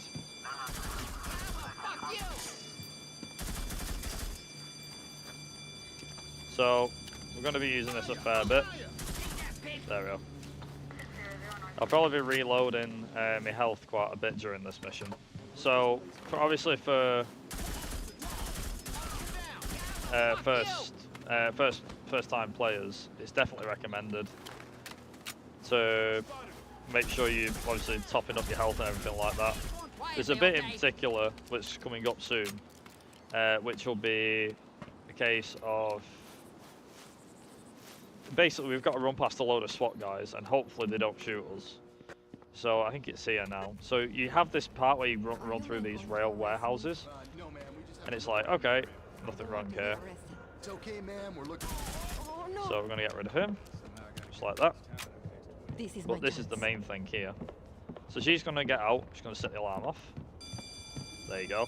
So these guys are going to go barging through that door there. And using the smoke as a cover-up. There you go. Using a smoke as a cover-up, that happens. You can just run right past them.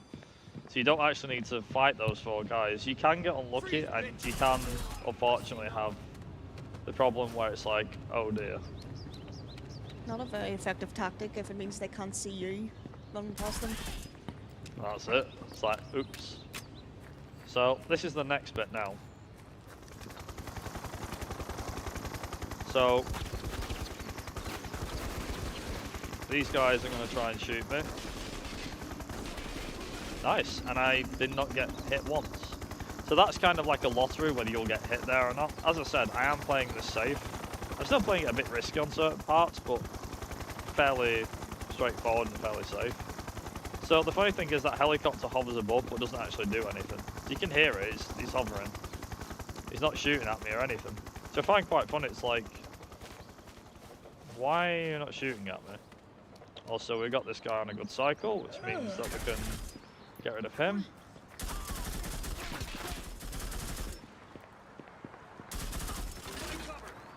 There we go.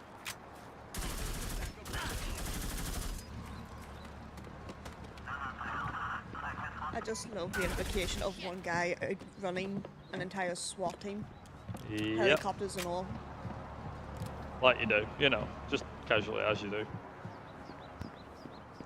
And literally, there's the car, and there we go. And then that's the end of it. Like I said, half this run is basically in-game cutscenes. So there's not like too much to it. It's a case of, this is the reason why we have a load move. Obviously RTA, I've included that in the run as well.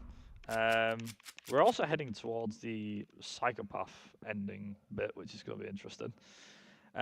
So we're now playing as Mr. White. So this is essentially like Checkpoint Charlie. So we're going to be racing in that red car here. I believe that this takes place just before Mr. Pink goes to get the stones. So this is the other thing as well, is you have to... What a time to be driving around in a stolen fucking car. Yeah, you have to be, you know, keeping an eye on the story. Like I said, the chapters play in the wrong order. I don't know, I can't remember which order it is if you put them in order to make the regular story. But just know that the game and the film follow the same. So if you think that the game is all over the place, the film is exactly the same. Like for example, you'll meet several characters in the film, and then it'll cut back to what's actually going on in the like the bank heist, or whatever, it's the diamond store heist, where everything went screw up basically. So again, this is fairly straightforward. It's just a Checkpoint Charlie against the police. Yeah, I've got plenty of time to talk about stuff. So, if you got anything you want to mention, whether that's Linky or yourself, Rexy, then feel free to go ahead. You can take it away, Rexy, if there's anything to read. Alright, no problem about that. Remember, we are raising money here as part of this marathon for the Norwegian Association for the Blind and Partially Sighted. And they have a lot of things going on around here. So their main objective is to achieve equal opportunities and status in society for people with visual impairments and other groups of disabled people. And some examples are guide dog training, summer camps for children and youth, an extensive rehabilitation program for people with recent visual impairments, advice to members on their rights in society, and Norway's only centre for braille printing of information, literature and books on a variety of subjects. And when you choose to give 500 kroner to guide dog work, you contribute to friendship, security, and independence. I love dogs. I love dogs helping other people. I love donators also giving money towards dogs also helping other people. ! Donate. Let's keep raising the money. This situation is messed up. Alright, thank you very much. Just had a look around that. I don't think our Mr. Orange is here, unfortunately. Is he not? Our very famous Mr. Orange from last time. Oh, sad. So we'll get to. I suppose we can get to that story in like a hot minute. But yeah, there's a very famous. I say very famous. It's probably just extremely famous. Maybe more so infamous. Infamous within the last year, maybe 2 years. We did this run for another event, and I was explaining regarding like the main plot of the story. I even showed up in like a suit and everything. Unfortunately, the suit and everything's not here. It's a bit of a shame.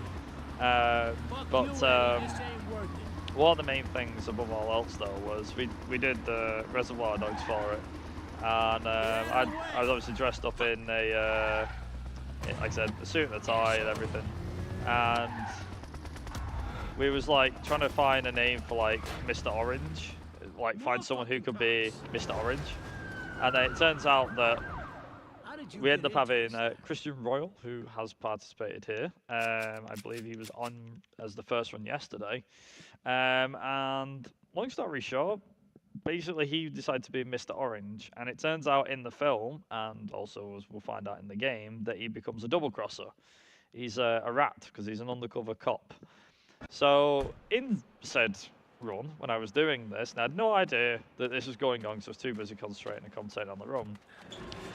Chris is sat, like, front row and everything, watching the run, and basically, I'm like, it's Mr. Orange. Yo, Mr. Orange, get up, go and get him. So then someone who tends to be one of the other guys, Etienne, and that sounds painful, and he basically ends up turning around and he's like, oh yeah, so basically we're gonna get him.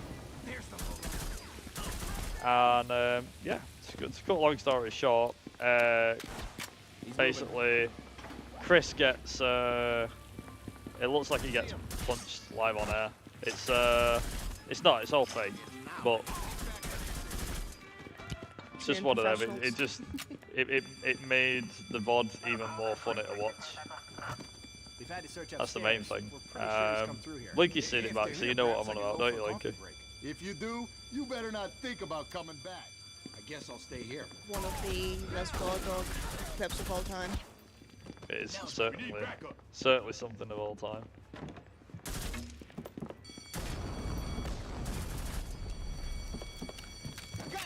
Also, Over here. He's here. he's cooked. So knowing that he's the mole, the rat, whatever term you would like to use for him, it makes sense to why he was panicking so much later. You know, he just thinks he's mole, he thinks he can hide, get away from things.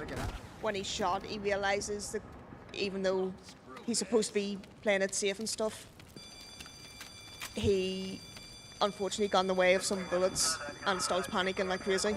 Target is on the move. It also, in the movie as well, if you watch some scenes, you'll notice that he is very quick to rat out someone for not tipping as well. Yeah, it's a very famous opening scene where they're all sat around a diner table and they're all discussing something like Mr. Brown is talking about Madonna's Like a Virgin record and explaining the meaning behind it. Believe me, I'm not going to get into that. But he's talking about this, and at which point they start talking about music and stuff like that. Just what I fucking needed. And then after a bit, they start saying, right, okay, everyone's throwing a book for the little lady. So obviously then they get to it, and it's like Mr. Pink's like, I don't tip, that explains why. But then when it comes to, as Linky was saying, when he ends up not tipping, Joe comes back to the table, who's like the main big boss, I guess. And he comes back to the table and he's like, wait a minute, who didn't throw in? And it's like, Mr. Orange is like, Mr. Pink. He's like, Mr. Pink. He's like, why not? It's like, he don't believe in tipping. It's like, oh no, he goes, he don't tip. And he's like, don't tip. What do you mean you don't tip? He goes, don't believe it. He goes, shut up. He goes, what do you mean you don't believe in it? And then starts talking to him. But believe it or not, the writing is already on the wall that Mr. Orange is a rat, because he's the first to grass him up, basically, to Joe. But at the time, you don't think that that's the reason. You just think, oh, okay, yeah, he's just saying to Joe why, just being truthful about it.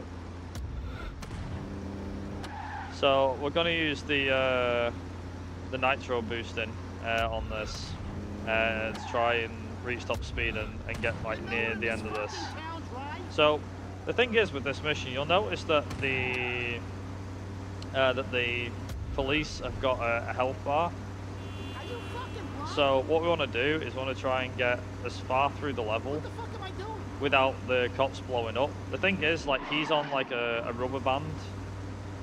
So we're going to try and make sure that we can get to the end and then hopefully it doesn't spawn. The thing is, if you slow down and you deal with, if you slow down and deal with the cops, then what ends up happening is you'll end up having this problem where another set of cops will spawn and it's like, oh, okay, oops. Now they're already flashing, which is kind of a good thing. Although I want to make sure that they're not flashing. But if we get like right near the end, I can just take them out. So nice and easy. But after a bit, the cops' health does go down on its own. So we're gonna make sure that we can get all the way to the end. Looks like the cops are going down bit by bit. It looks like it's coming down now, so we should be fine. Just need to make sure cops are doing their thing. So now what's going to happen, hopefully, is if I can get it. Yeah, it's probably, it looks like it's going down, yeah. There we go. That's gonna be pissed. Fuck There we you, go. pig. There we go. So after a certain amount of time, with damage and everything, what happens with the damage is that they've got, you end up got this one thing where if you get down to a certain amount of health, you'll end up having this interesting dilemma where they just slow go down and just set on fire and they blow up on their own. So that's the end of that sequence. That's actually a bit of a hard sequence to do, so I'm quite happy I got that first try, to be honest. To be fair, in practice that didn't go down too bad, it went decent. So this is the first and only time we play as Nice Guy Eddie. Nice Guy Eddie he has a Desert Eagle, I think, and it gets a bit difficult towards the end of this chapter, but nothing too bad. So we've just crashed. So luckily this is actually one of the missions that follows on from the driving segment. So for once, the story is actually making sense with this mission, unlike the rest of it's like back and forward. So you're stuck there, but immediately what we're going to do is we're going to go straight for this here. With us having a Desert Eagle, means that we're able to go through doors like this. There we go. There we go. Thank you for opening the door, sir. Ooh, that was close. So,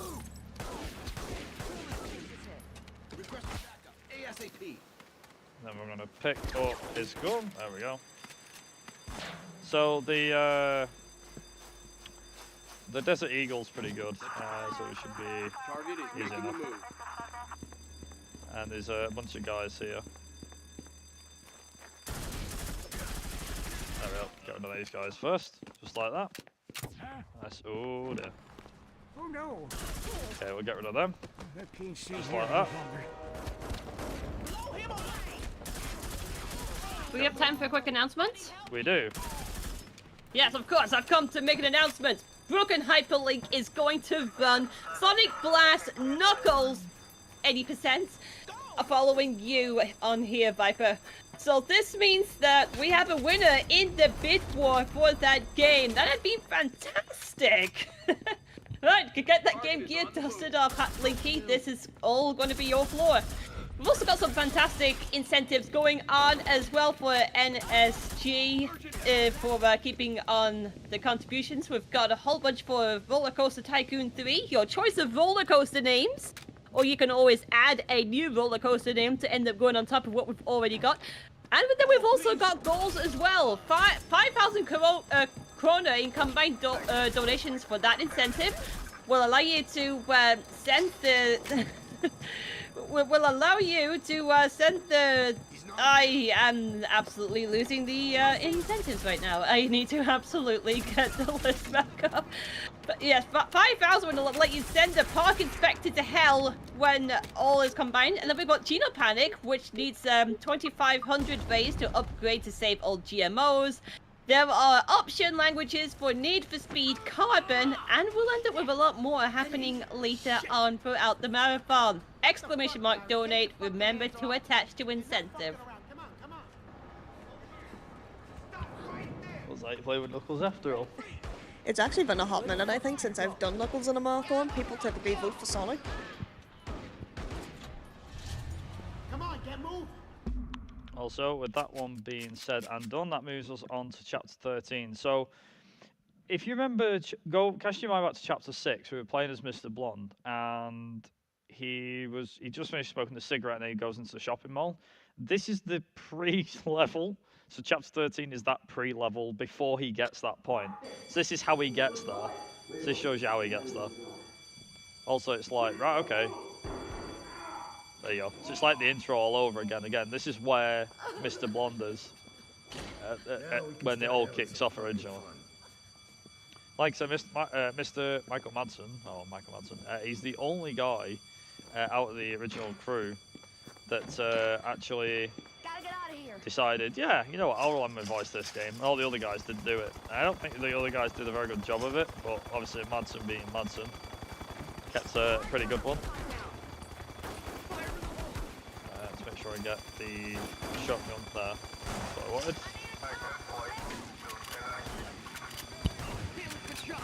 That's one of the only times you actually pick up a shotgun, is it? From like someone else? More or less, yeah. So, I have a smoke grenade, which I can't use. And he's gone. Get rid of him. Like I said, a lot of this is just running and gunning, so it should be pretty good. Get rid of him. SWAT guys there, we're just going to run right past them. Without getting shot. Not even one bullet. The firing machine gun out there. It's like, ooh. Also, this one's another one in particular. It's still next to the health thing, isn't it? There we are. Okay, so I'm actually gonna throw that. Gonna get rid of that smoke grenade. I don't want it. I don't want the smoke grenade. You understand now? So we're gonna pick up that. So that gives us dual pistols. So now what we're gonna do is hopefully run right past you.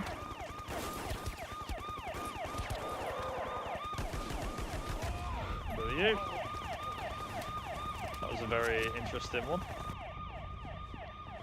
So it's funny because there's a button here that we're going to shoot, so we're going to try and shoot the door to get it open.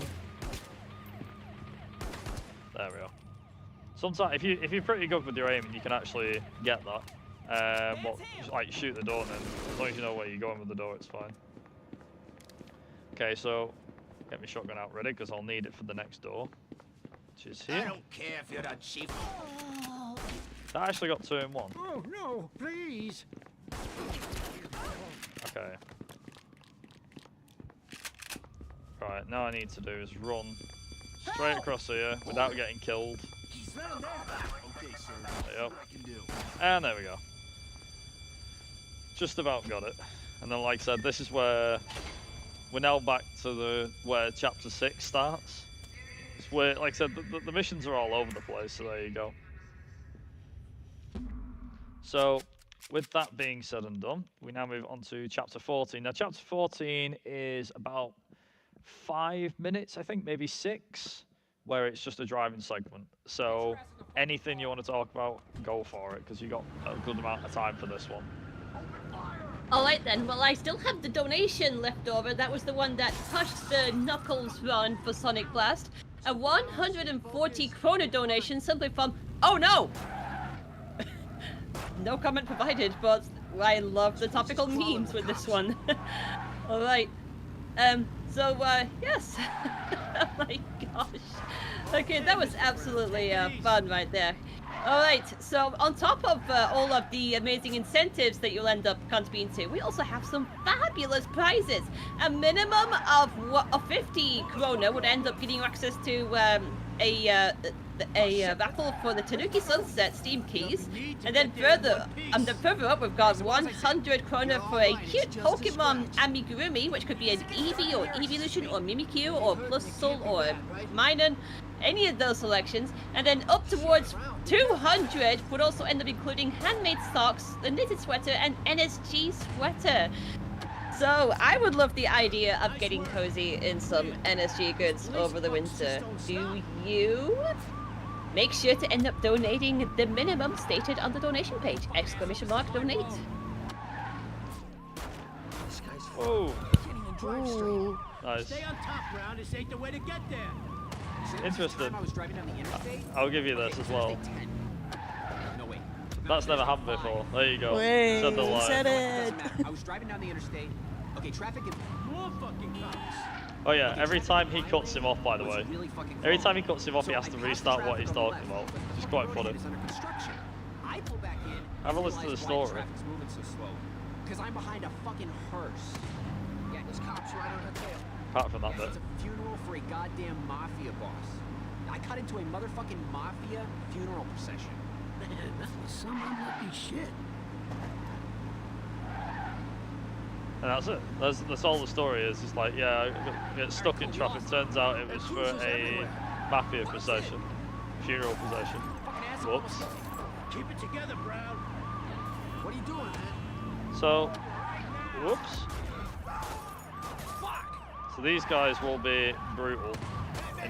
Now the other thing is as well, is apparently the if a car flips over on this, it immediately blows up. So don't be surprised if you see me hit a police car and then it's like, you know. Just got blood in your eyes. My head, man. I can't fucking see. That's the whole thing as well. Yeah. Part of the film involves him having his eyesight being covered. Oh, or not. The game just crashes. Thanks for that. Anyway, yay! Yeah. Anyhow, moving on. Yeah. Might have to. What are we at? 46. Oh, it's still going. paused. I didn't pause it. Who paused it? Just carry on. Keep it going. Keep it going. It's fine. We can keep it going. Right. Where are we at? Last one. If it crashes again, we'll skip straight to the last mission. But basically, it's a 6-minute behemoth. I say that 6 minutes. Probably more like 5. I'll try and go as quick as I can. It's just a case of this game is happens to like crashing. Anyway, to redo all this. But yeah, so in part of the film, there is a part where I think it is someone gets shot. And it might be it's not Mr. Orange that gets shot because he gets shot later in the film anyway. But for some reason he gets blood in his eyes. I forget how he actually gets that. I think it might be to do with something in particular, but I'm not sure. But we'll see. Thankfully as well, the last mission is about, where is it? About like a minute and a bit. It's not too bad. Is it getting dark in here, or is it just me? Like I said, if the game crashes, then we'll just go with the case of we'll do the last mission, so it's fine. But yeah, like I said, just like the film, the game and the film have the same sort of correspondence where it's like, oh yeah, so here's a funny one. There's something in particular that's happened. It's like, okay, what? It's like there's it's like a jewelry house has gone wrong, everything's gone wrong, blah blah blah blah, and it's like, yeah, but there's details as well in the film that you tend to miss. Like I said, I mentioned one before about Mr. Orange being the snitch and being the proof that it is.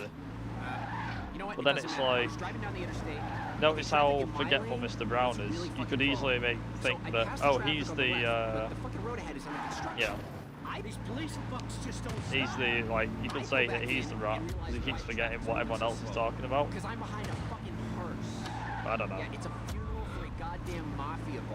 But out of the lot, Mr. White is the one that seems to get everything right. Also, you remember the one I did before with Eddie with the driving and everything protecting Mr. Pink, or trying to? yeah, so we have to drive through that part, through the park and everything, and get all the way to the end. So we'll see how this goes.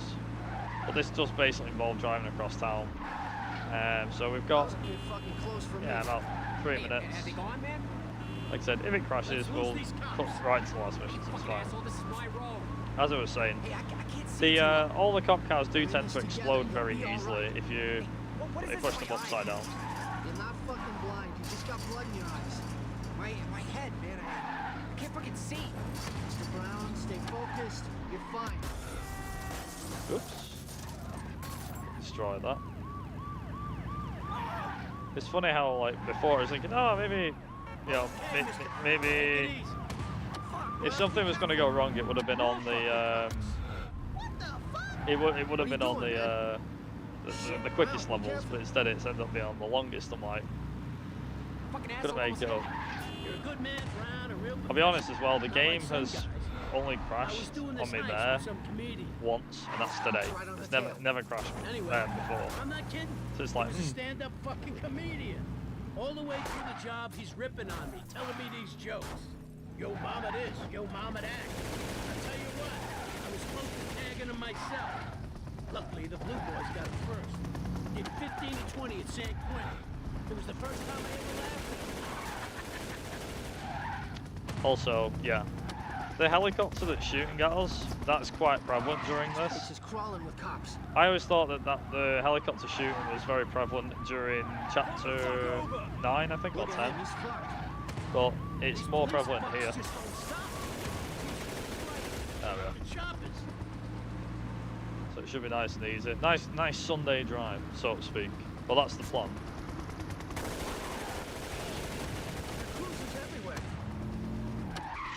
Oh God, make sure I get out of there alive. Now, there is, you can divert around that road if you so desire, but there really isn't any point because, well, why would you? Why would you bother? We need to get there in one piece.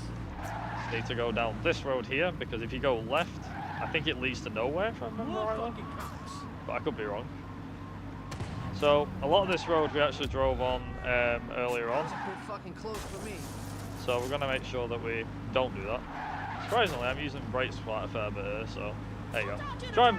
The driving segments are pretty basic in this. There's not too much to it. It's just kind of like make sure you don't suck too bad at it. I think that's the only way I can mention it. Okay, I think. Right near the end. Cool.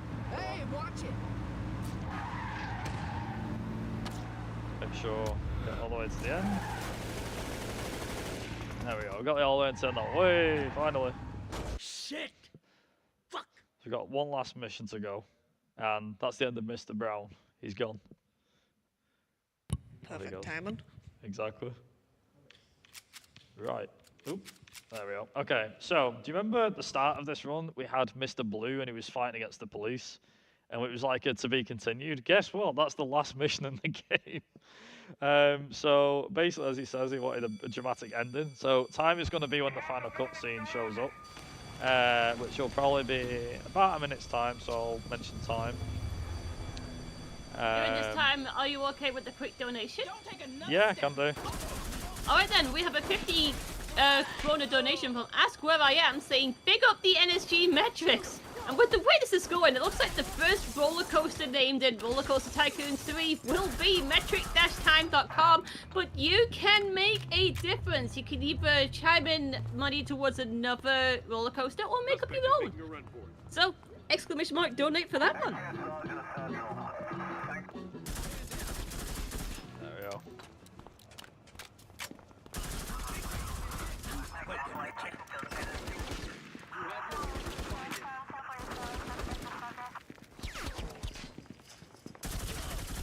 Yep.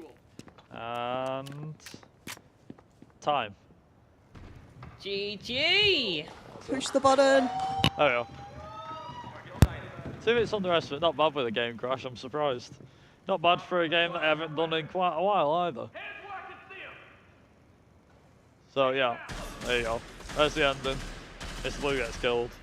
Basically, in the way that the film goes is that most of the guys supposedly meet a fate a different fate.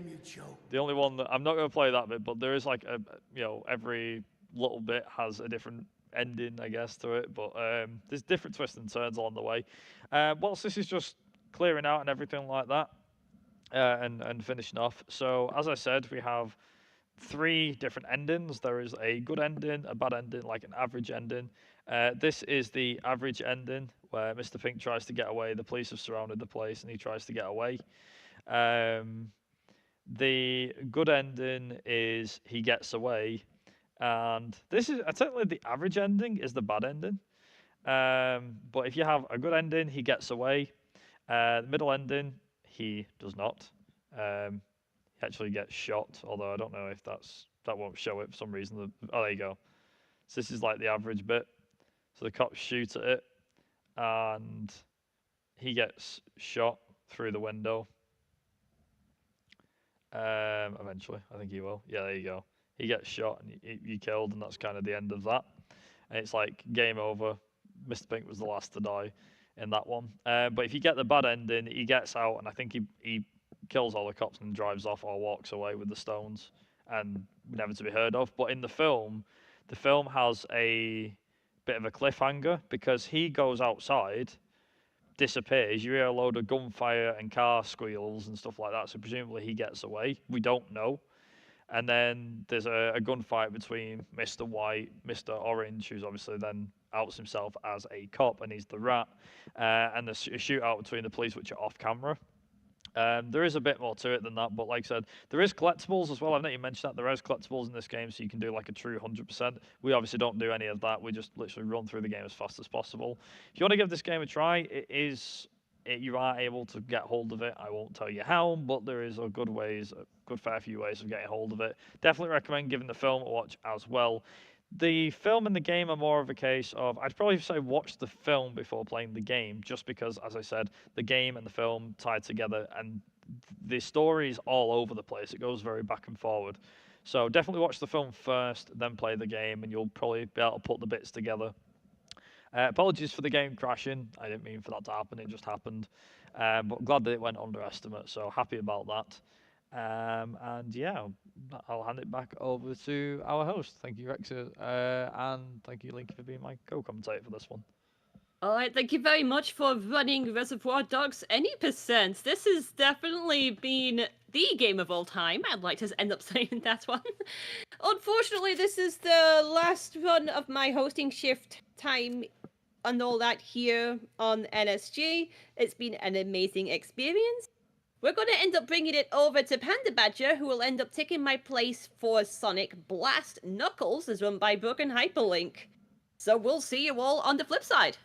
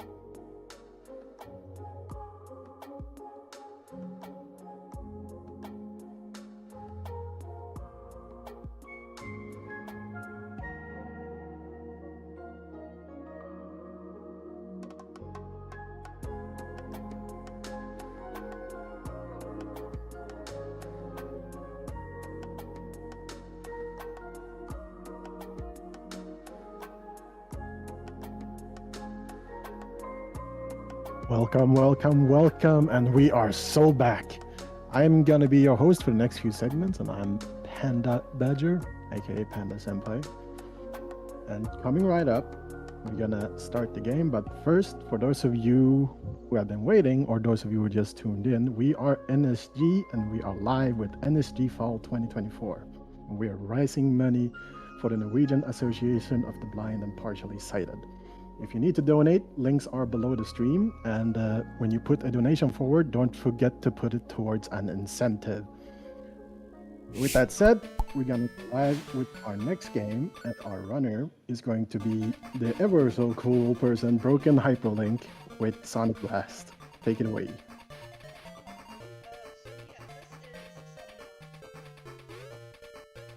For the Sega Game Gear in Japan, Europe, but also in Brazil for the Master System. The only difference between the two games is that the camera's a bit zoomed out for the Master System, but stuff like spawn rates and stuff still spawn at the same point. It's very weird. But as I heard earlier, Knuckles did win, so we're going to be playing as Knuckles for this. The difference between Knuckles and Sonic is that Sonic double jumps in this game. It was actually the first game he ever had a double jump in, and has a spin dash.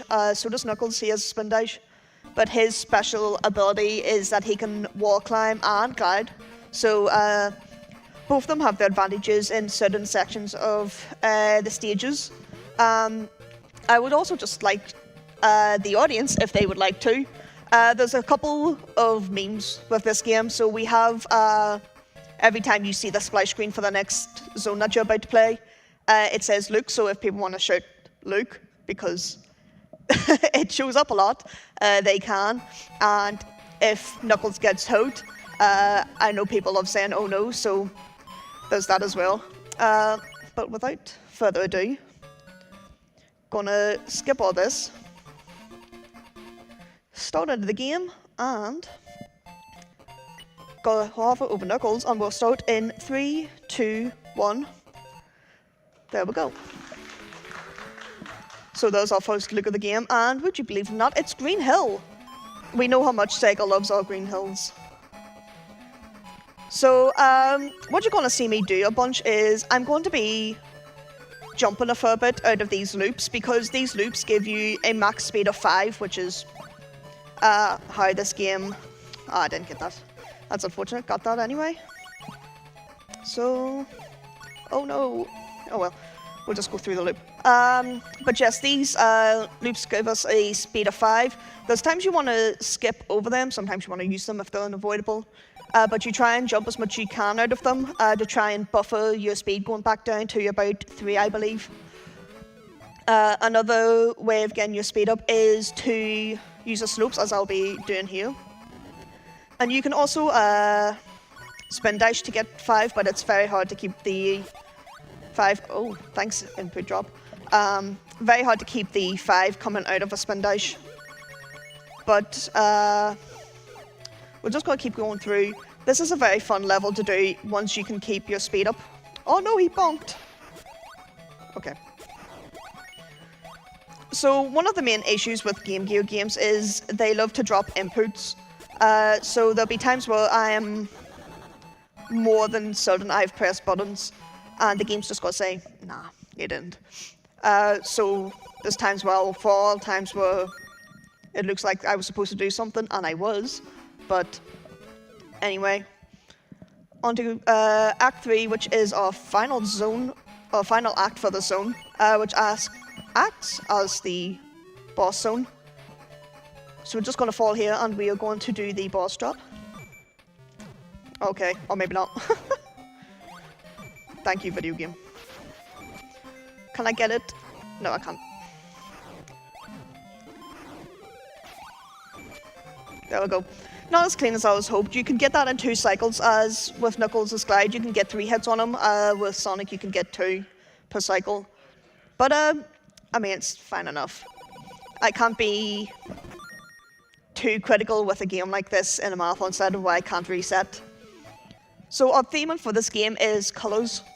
So we start on Green Hill, we are now moving to Yellow Desert. And I quite like Yellow Desert. It's got a fair few slopes. We have to wait to drop down here. We can't, unfortunately, glide to here. Just go through and hit the signpost. Now, I'm not sure, I actually haven't been paying attention to the signposts, but this game has signpost RNG. So there is 6 signposts in total, I believe. The one you want to get the most is Eggman, because the signpost RNG is determined every time with him. Signpost RNG is basically to do with the jingle that each signpost will play. So with Eggman or Robotic, it doesn't play. Oh, well, there's a tiny little like bloop noise. But I'm gonna go through here. This is all automatic, thankfully, so I don't have to think about this section. But yeah, so Robotic is the fastest one. Next is the ring sound effect. Here we're gonna get. Yep. So as you heard, the ring was very quick. Then the next one is the character you are not playing as. So for me, it would be Sonic, and then Knuckles, and then there's the emeralds, which you do not want to see because they take up about 2 seconds. There's a total of 10 rings you get in this. 10 signposts in this game. So you can lose up to 20 seconds just to RNG, and with how short of a game this is, oh, unfortunate. 20 seconds of stuff that you can't control is a lot of time. Okay. There we go. So as you've seen there, a lot of times where I probably should have been gliding a lot, he didn't want to glide. But we're still making good progress. This is all fine for now. So our next zone is Red Volcano. Now I would like to ask everyone, what colour is red? Because this don't look like red to me. So we go down here, and this section I hate a bunch because you need to be careful. Or I could just grab onto the ledge and dip my feet in the lava. That's cool. But there's a lot of lava in this section, have to be careful of. Do I get it? I do not. Also, apologies for everyone's eyes. It is not a pleasant thing to see any sort of waterfall effect in any of these 8-bit games. I just have to endure it. So Act 2 is a lot longer. A lot of these, immediately, yep, there we go. We want to drop there very quickly, because if we don't, we then don't have enough of a run-up for... there we go. We don't have enough of a run-up to do the loop, and we will get stuck, so... Give me rings, thank you. Yeah, every loop needs a run-up, which can be quite annoying. Very nice, there we go. And here we just use Knuckles' climb. We don't have to use the dash panels. We will maybe on one occasion, depends how confident I'm feeling. But a lot of this game is damage boost through enemies, just because it's faster to do. Oh no. That's really unfortunate. I guess we'll just have to do this the normal way. Ooh, get on. No. Oh well. I guess we'll just do the level again. So, Sonic Blast is a game of all time. It could be quite punishing at times, as you've seen. Especially, like I said, with the drop-down poots. But we're just going to climb up here again. We'll get there in no time. It should be with an estimate. So, yep, there we go. I've been trying to do that where, like most games, if you face the other way when you get boosted or when you get hit, that still works.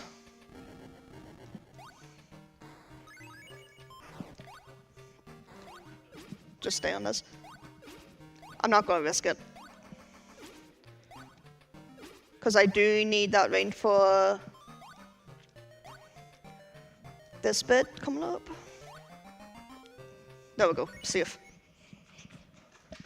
So it's a level where if I can't get that top bit, it can be quite annoying because there's a lot of lava and spikes at the bottom. So for some reason, we've got our very vertical red volcano 3 here. So just as Knuckles gonna get all the way up here, line myself up, there we go. And I'm gonna try and do the boss strat that I actually discovered. Great start. As Knuckles, you can get 3 hits in if Knuckles decides to play nice. There we go, those 3 hits.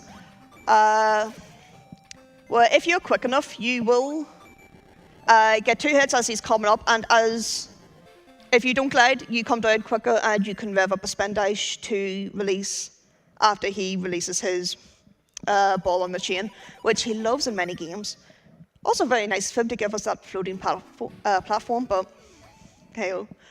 Blue Marine is where the game decides to get real difficult for no reason.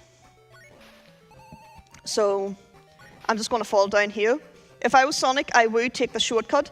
And it was actually discovered the other day that Knuckles can do the shortcut, but it is very difficult because either just Knuckles falls faster when he goes down there, or maybe he has a bigger hitbox.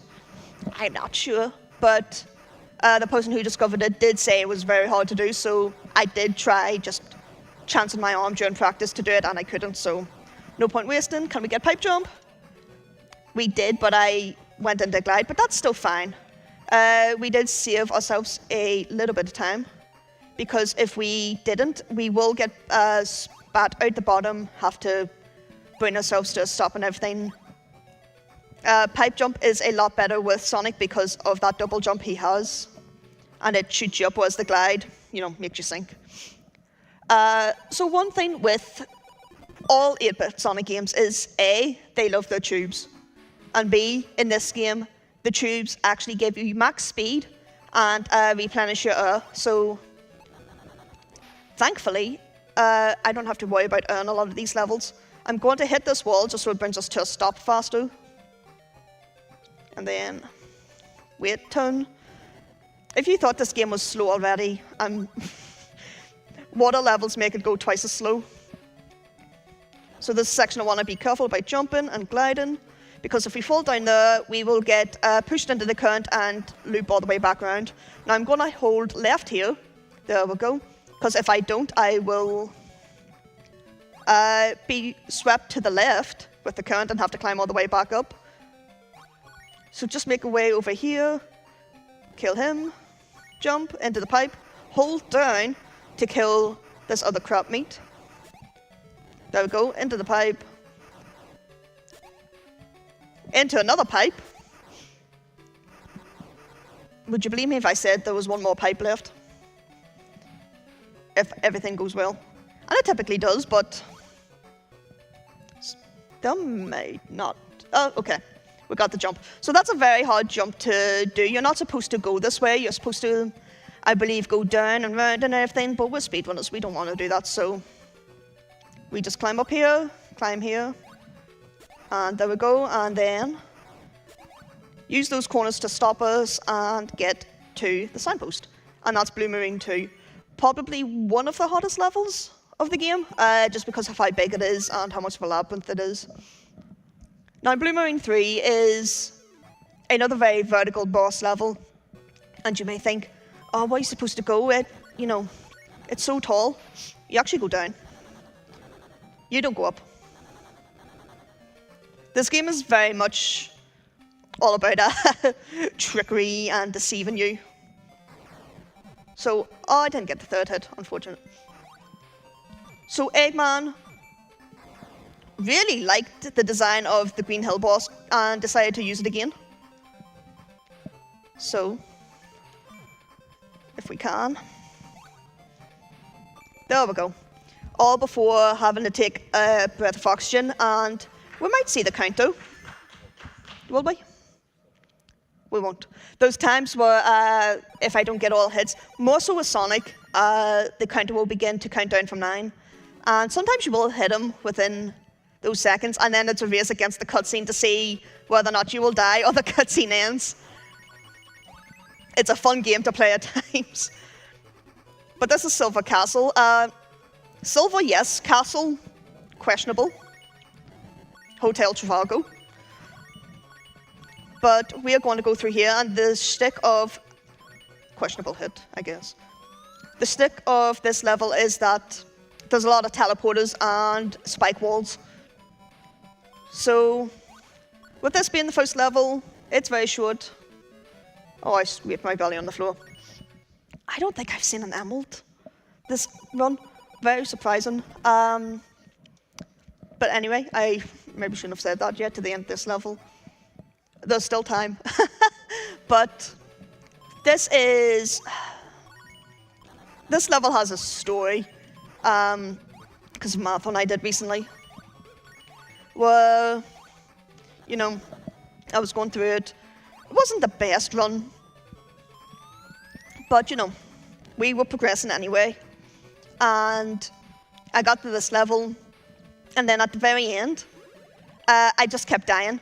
I just got an unfortunate hit. And luckily, I had got a checkpoint. Because you do just accidentally get checkpoints at times in this. But unfortunately, it was a fair bit back. So I more or less had to do most of the level again. But there was no rings in the section, so I had to try and do it all without any rings, and I just kept getting really unfortunate hits, getting really unlucky, and went a little bit overestimate. But, you know, accidents happen. So, need to charge up this teleporter, go through here, just kill this guy for safety. And I'm going to run until I see the camera shift. There we go. And just shimmy down here. And we got Sonic. This has actually been really good RNG, I do say so myself.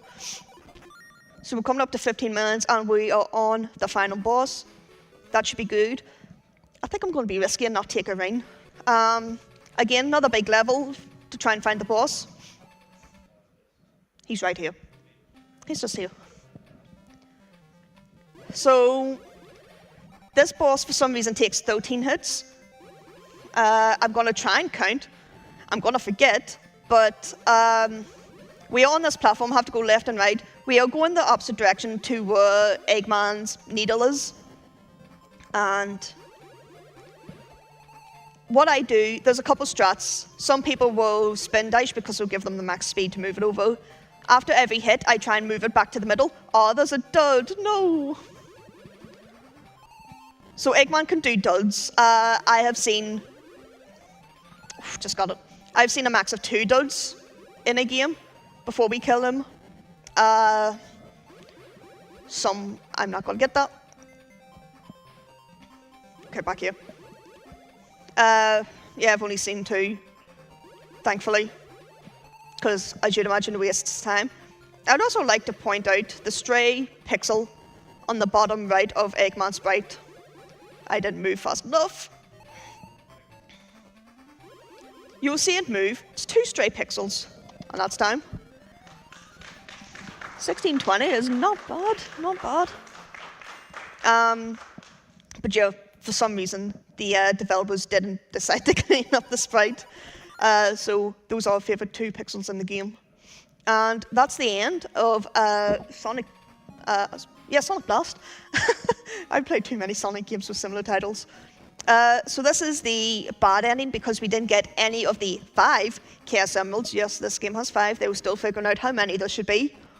So as you've seen, Eggman flew away. If this was the 100% or all emeralds or whatever the category is called, there would be another level after this where you have to beat him. But that involves going through the very, very disorienting special stages. But with that being it, I would just like to thank the Classic Sonic Speedrun community. I would like to thank Hypnotics and S2. They got me into the game. For Adri, who is the current world record holder, who's been able to like put all these strats in and just managed to get everything together to make a really good run. I unfortunately can't remember the name of the person who found the Stratforknuckles for the Blue Marine skip, but that was a current work in progress. And Club 601, everyone in NSG, and especially Nordic, because he gave me a land of this 8-bit do, which I forgot to pack. But that's more important for the next game. But with that said, I will hand it back to our host. Thank you very much. Before we go, we have a 50 Norwegian kroner donation from Rebecca Celeste, and there's a heart emoji. And that incentive goes toward, well, it goes towards the incentive of Save All GMOs, and that's for the Genopanic run that's coming up right next. So with that said, we're gonna set up. Don't leave your seats. Go grab a water, have some snacks, and then we'll be right back with Viper and Broken Hyperlink once more with Genopanic. Cut to intermission. Woo!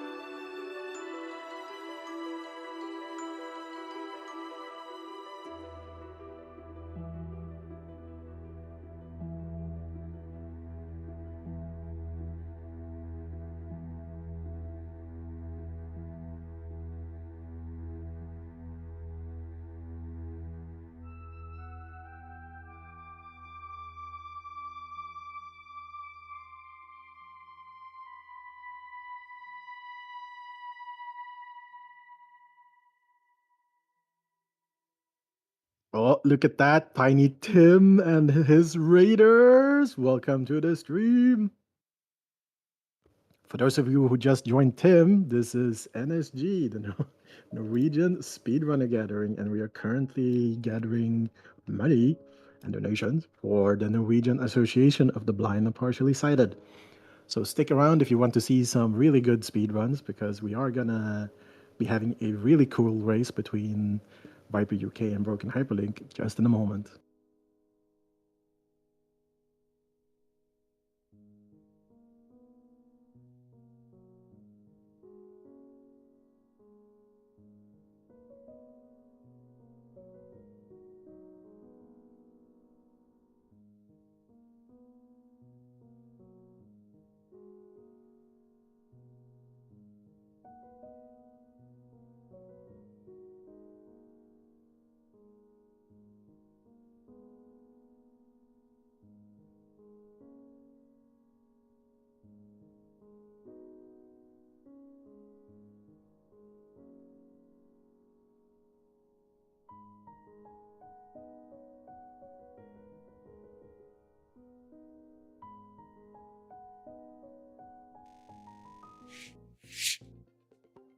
At NSG, we believe in the power of community and the difference we can make together. This event exists because of the generosity of everyone involved, and we thank everyone in helping to make this happen.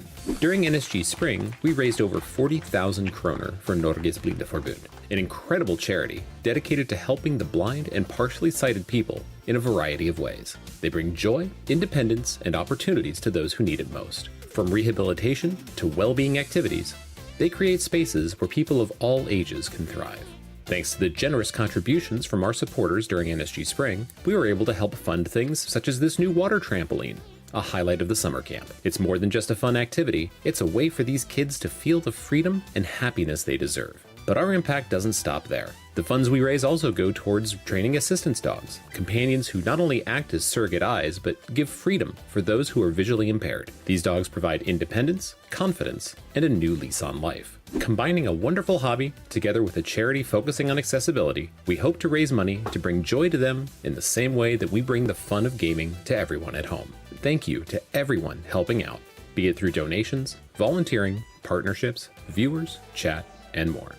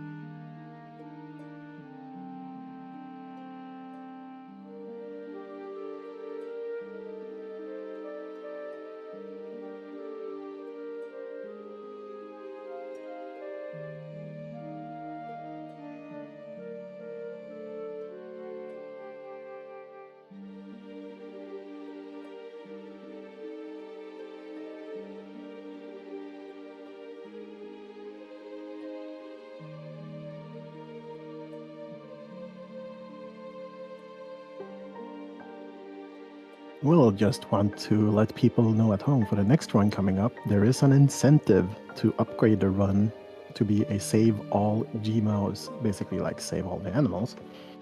And we are 811 Norwegian kroner away to meet that incentive. That's about $81. So if you want to upgrade the category and the run, you know what to do. So when you donate, don't forget to put that towards the incentive and put that towards the Geno Panic Any % run. Go ahead and snipe it.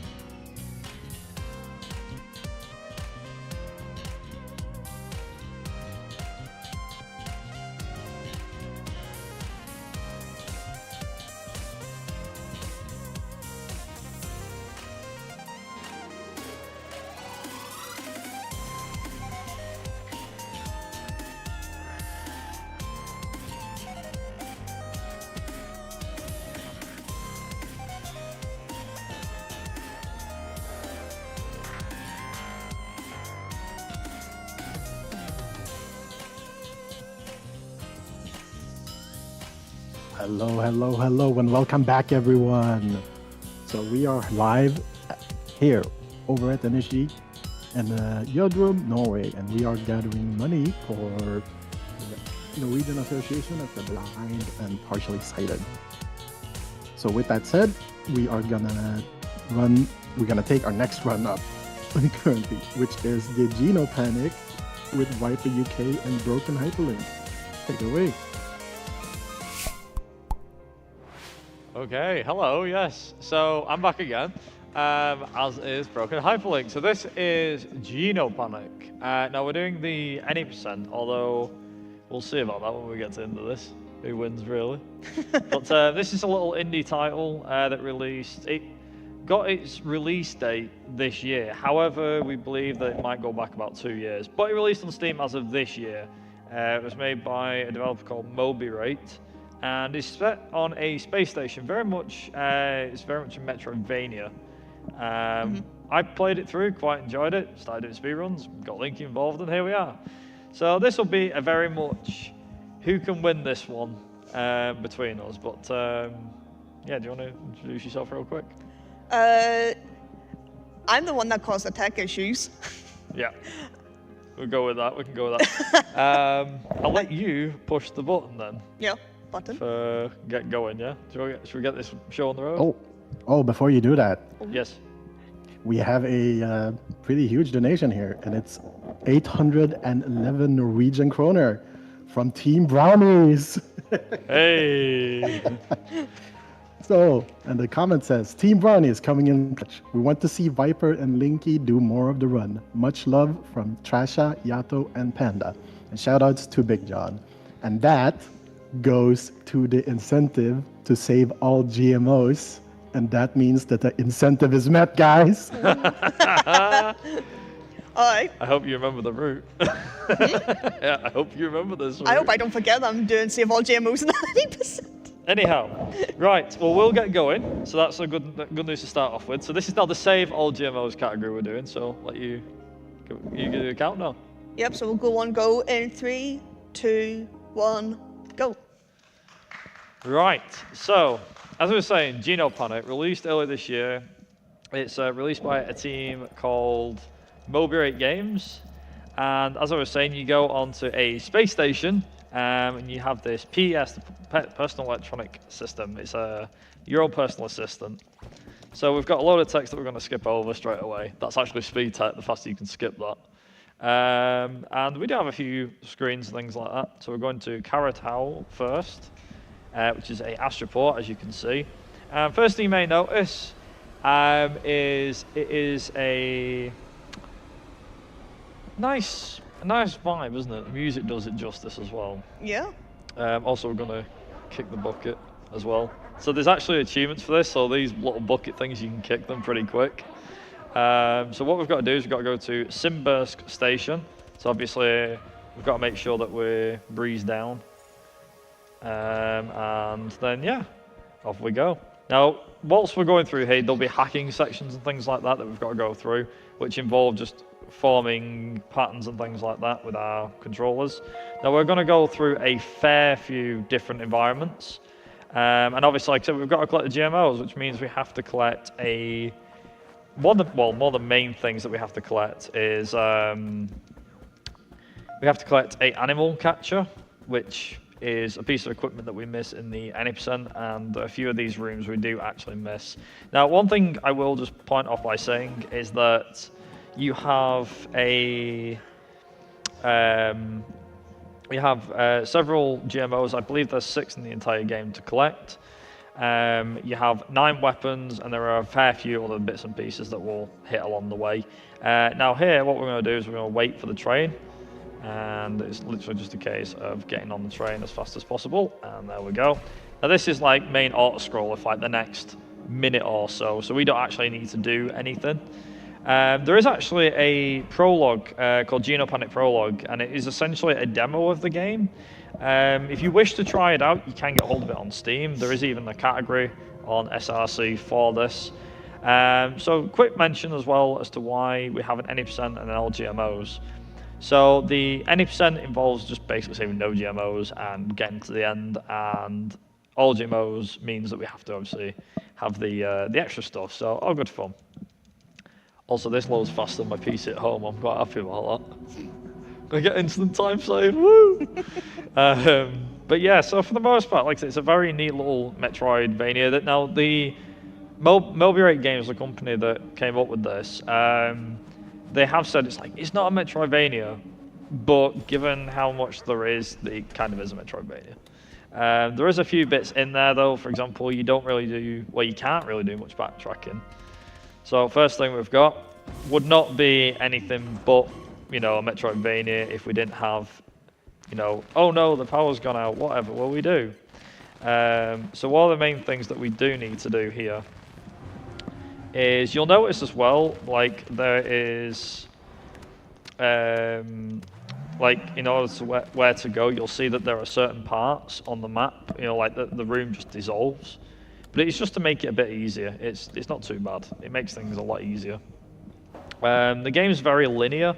Now, something like Metroidvania Metroid games are very non-linear, whereas in this game it's very linear.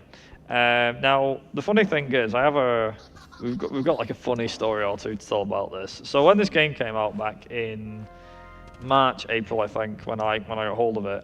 Actually, the game released in May, I think it was. And I got hold of the game a bit early because the developers were kind enough to send me a Steam key. So what ended up happening was I had this Steam key for the game. I was like, oh, this looks kind of cute and interesting. So I thought, you know what, I'll give it a go. I'll play it through. So I played the game through and was like, interesting. On my first playthrough, I didn't realize that I found speed strats. So for those wondering what that is exactly, we'll get to it. But basically, I skipped a boss without realizing, which is quite funny. So that little blue creature there, which is like a bunny sort of creature, that is called Chungus. No, I'm not joking. It is called Chungus. The first GMO is called Chungus. And we're going to catch him pretty quick. Now, luckily, catching Chungus doesn't take too much time because of the fact of it's literally just within like one of the side parts, nice and easy. Now, the save points, they will come in quite useful, mainly because of the fact that this game is, for the I say for the casual player, it is very difficult. And what will end up happening is you will end up dying a lot. It can be very, very tricky and very difficult, so yeah. Also, immediately we've got a bit of action here. When I say action, we've got some bits and pieces where it's like, oh no, whatever will we do? So what you can also do as well is when you get to certain bridges like you just saw there, what you can do is you can, well, if you so desire, you do because you have to move on, but you can jump down nice and easy through some of these bridges. So as you can see now, you can stand on the solid, but if you press down whilst jumping, you drop down through that. So I'm going to quickly wait for this. Now the other thing is as well is that we're not going to rush this, we're going to have to wait here. I personally told I have not seen anybody do that jump in particular first try, so see about that. There are a few speed strats and things in this run that we're going to do. A lot of it, like I said, is fairly straightforward, so there you go. So one thing that we do here is we're going to grab this box like so, throw it there, go over here just like this, and go straight through here. So a lot of it is straightforward platforming. There's not too much to it at the moment, and we can jump to get ourselves up a bit faster here. So the any percent time for this game got brought down a lot recently by a guy called Bruno, who recently got the any percent down to like a 106, I think, which is insanely fast. He's yet to have a crack at the old GMOs, which is something. But we're kind of scared the day that happens, truth be told. You may notice as well that there are these, like, I don't know if you want to call them soldiers or whatever. Engineers? They are engineers, aren't they? Yeah, they're the engineers. That are sat around that are deceased. Basically, something is going around the station killing them. Again, this sounds very much like a Metroid situation. And you know that if Samus Samus Aran, is it? Aran? How do I say it? If if she's got anything to say about it, then what ends up happening is, well, she kicks their ass and all the rest of it. Whereas in a game like this, it's like, oh no, what are we gonna do about it? It's like certain things. So yeah, but we'll be fine. We'll be fine. But yeah, so you play as this robot thing here, and we've already got our first weapon of the game, which is the plasma cutter, and we're going to use this to get our second upgrade. Now the funny thing is, they call them upgrades, but they are just weapons. So what we need to do is we need to pick up our animal catcher, which is here. So what we're going to do is we are going to go and catch little Chungus, who's over here. Oop. Ooh. There you go. Freeze. Slight freeze there. Do you get one as well? So we picked up one of them. So that is Chungus collected. And what we're now going to do is move on to our next section. So obviously, a bit like Metroid games, you do need certain equipment to get to other places. Also, this is Monkat, which I always think is, so it's a mix between a monkey and a cat. That's what I believe to be. Seems pretty monkeyish. It's one of those, really. But one of the main things above all else is like, oh yeah, so you've got this, this, and this, and it's like, well, you could, if you so desire, you could have a monkey or you could have a cat. And the guy just went, yeah, I want both, give them both. So the developers was like, yeah, sure, okay. So these guys here, we can actually jump around them here. So I need to make sure I don't die. The other thing is as well, I know you mentioned this yet. So the top left corner, also there's a jump scare coming up, just be aware. And the top left corner, you have the 3 bars. There we go. There's the jump scare. The 3 bars that you battery pack, some things are instant death, so they can instantly kill you in one hit. However, what you can also do is you can have like multiple hits of something. Also, this is it Volga? Yep. She's called, yeah. No one's name's ever actually mentioned in the game, so. Yeah, you have to like really read into the lore of this for this to be a thing. So this was always the one that caught Linky off guard originally, wasn't it? Yeah. We found out that, so fun fact, so if you're playing this on a controller, you're best off going down one direction at a time because it is faster to go down the paths. Which is really interesting because we was like, wait, okay. So like Link, for example, you were holding like up and left at the same time where it's trying to do like quick diagonal. And it turns out that that's not a good idea and you shouldn't ever do that. So there's that, I guess. Okay, we didn't get hit there. The other thing to mention as well is, so I'm gonna just do that, there we go. Is the bar. So the bar is more useful as we go. So it's not useful now because we haven't got anything that uses the bar, but it will be useful very soon. I also find Monkat to be quite cute, to be honest, given the fact that I know it's a monkey cat thing, but still. Also, we're going to do this, this, and this. Okay, I missed that cycle, but that's fine. Oh, boxless first try. There we are. And luckily got that one. So there is a room coming up that Linky doesn't like, which is... Where is it? Which one is it? There's a certain box one, isn't there? So this is the main thing. Oh damn! I got lasered. Interesting. Wow. He's actually giving me the...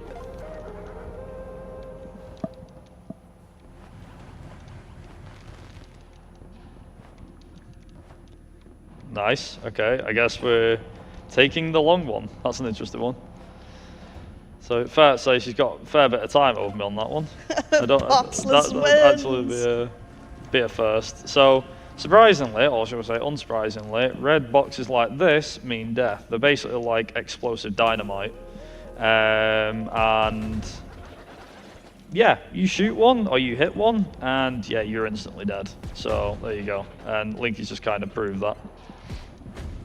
So I'm gonna make sure that I get this. Hopefully I do. There we go. So now the fun can begin. So this is also the reason why this is a thing. So you can use the gun or the plasma laser, whatever it is. It's a case of to get rid of the boxes.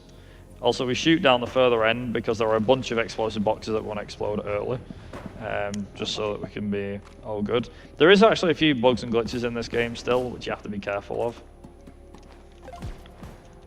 Oh god, I didn't think I was going to make that. But we did. We made it. We made it. Okay, nice. There we go.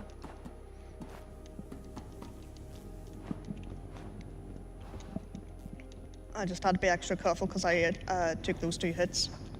Oh, you took 2. Ooh. So one thing that this might end up coming down to is me not getting killed as easy. So we'll see. We'll see how that goes.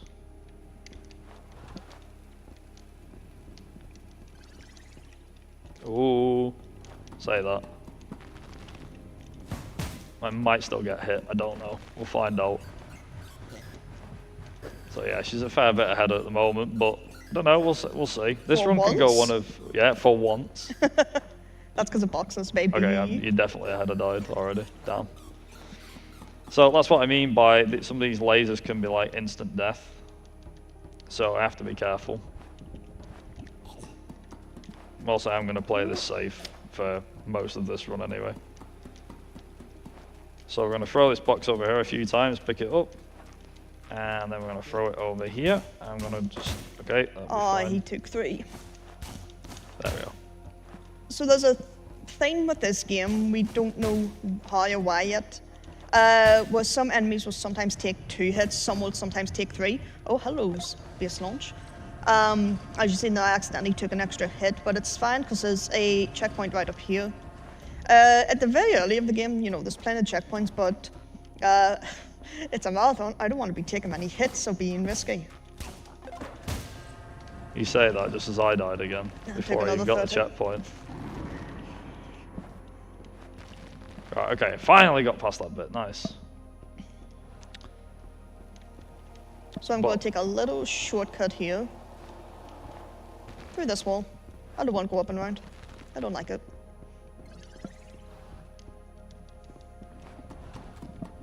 There we go. So we're coming up to a skip that Bruno actually found. Oh, I did hit my input. I've got a chance. I've got a chance. So I'll talk about that in a second, but Bruno found a lot of like minor improvements, like doing that jump there to see if you go on all the way around and up here. Just saves, you know, maybe about 20 seconds or something. Something like that, yeah. But it's all those little improvements he was finding that, you know, ended up making this game be faster. What's quite funny is like a case of, so one of the main things that's coming up is we have a one in particular, which is the what's it called? It's the, which one is it? The Kolbich skip, isn't it? Kolbich skip, yeah. Call it, which I found accidentally. So I played the game through casually, and unbeknownst to me, I'd skipped an entire boss. But I didn't know this until Linky was like, "You do realize?" When I did a speedrun of it, and then was like, "Wait, I don't remember fighting this guy before." And then Linky's like, "That's because you didn't fight him before." Yeah, so you finished the game. Yeah. And you were missing one enemy. Whilst I'd like near enough 100% of the game. Yeah. On my playthrough. So I was able to go through the like, I don't know what you'd call it, the decks, the bestiary, the Wikipedia of enemies. And I was able to then say, oh wait, you don't have cold breach in your thing. How do you not have cold breach? Went to his VOD of his first playthrough and just seen that for some section it was like it went a bit windy and stuff. Viper just said, nah, I don't want to do this, and left, and was just able to leave the area. Well, I didn't know about it at the time. That's the way it goes. I was just like, I'll just carry on going, not thinking I was missing anything. And then didn't realize until I got to the end of the game, I was like, oh, I'm missing one. I was like, oh, maybe it's like the last boss or something. It's like, no, the last boss isn't one of them. I'm like, oh, okay then. I guess that's something. Also, don't worry, we'll be coming back for that that particular GMO. So that is Toxie, I believe. Yeah, Toxie's down there. Toxie is not too bad of a GMO to use, to be honest. It's nice and easy. The one thing I will mention as well, is that you have in particular, so there is a like the refresh rate is quite important with this game, because if you play the game on 60 FPS, sorry, 60 hertz, sorry, your meter goes down slower rather than. Just make sure I get this right before I can. Yeah, so as we keep going through the game, you'll see just about everything using the meter. The only thing that doesn't, I believe, is the animal catcher and the sword. There we go. So we typically just try and stick with the sword as much as we can because it's free. But there's times where it might be faster to use something else. So I think we should probably mention at this point now is we have this dash pack, and the dash pack is the reason why this game improved drastically. Because you're able to, well, dash, and because of that, it means that you're able to get through a lot of the game faster than what you would usually get through, which is quite fun, really, because it's like, oh yeah, so this is a thing and that's a thing. A lot of the game does involve doing the dash, so I'm going to quickly blow that up and then do that. Oh, okay, he's still down there. Okay, that's good. I didn't accidentally lift him up. So on one particular run I did, I accidentally got the guy and sent this blob thing up the elevator. I was like, whoops, that wasn't supposed to happen.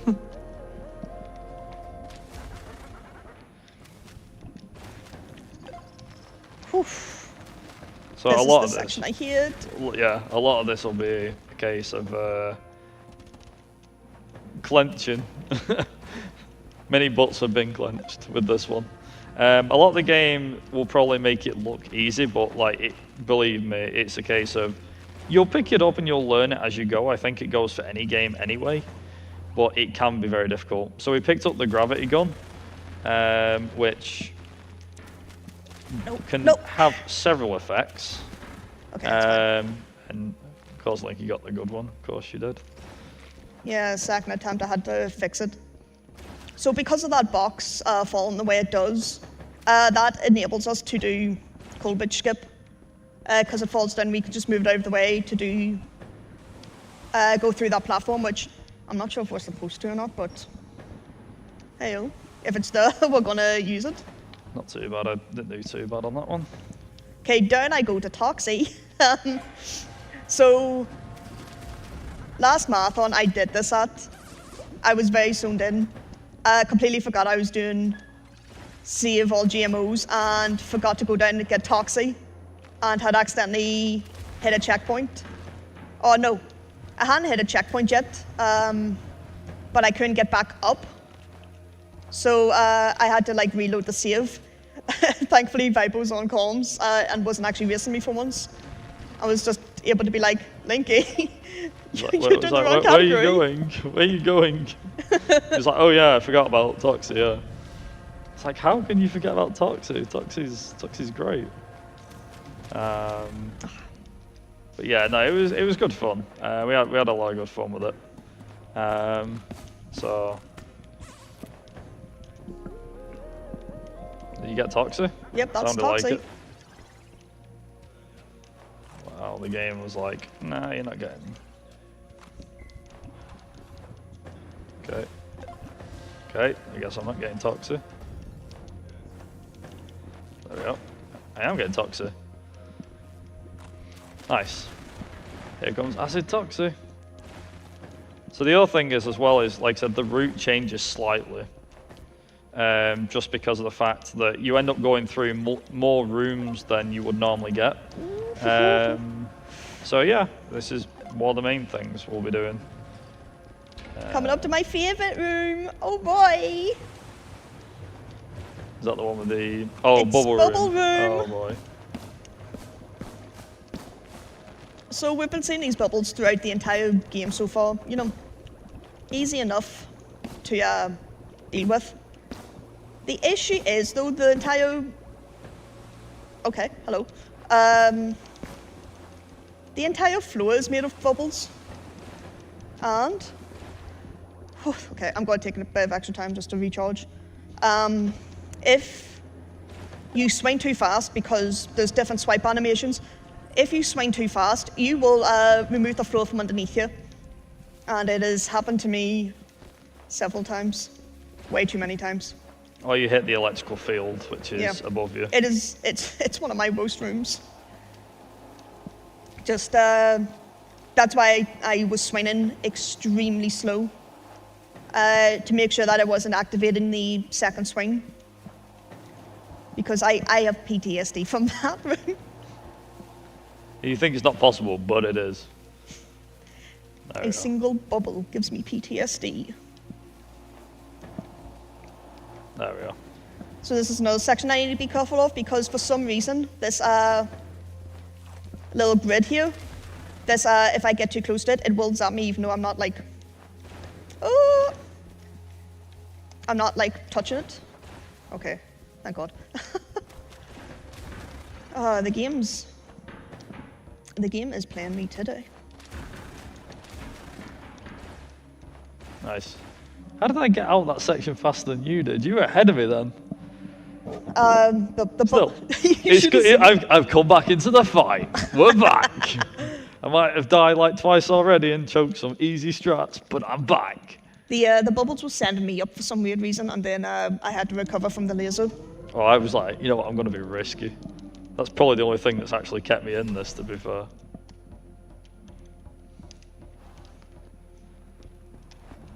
So the thing is, as well, is that Linky was mentioned before about the game eating her inputs. So there is a part in particular later on where it does tend to eat your inputs quite a fair bit.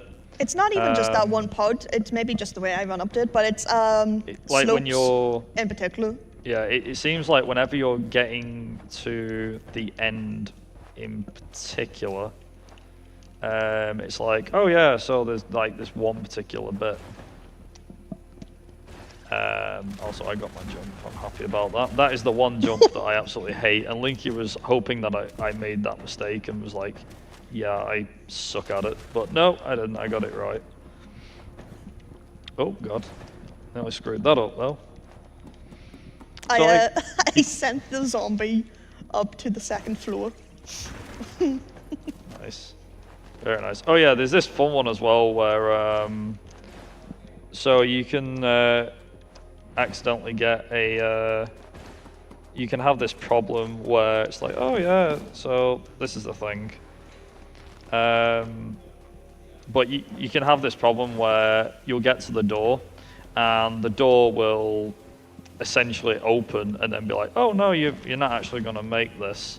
It's like, haha, watch me. So oh yeah, I need to remember Moncat is a thing here. So Moncat is a real pain, so you'll see why. Not for that particular reason, though. To be fair, have we done GMO's run since update 1.06? I have. I haven't, I don't think. Or maybe I have, I just No! don't remember.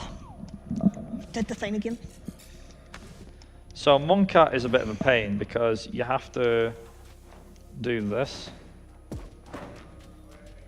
Where you have to like stand on, I think, the edge of the platform there. Okay, that's not it.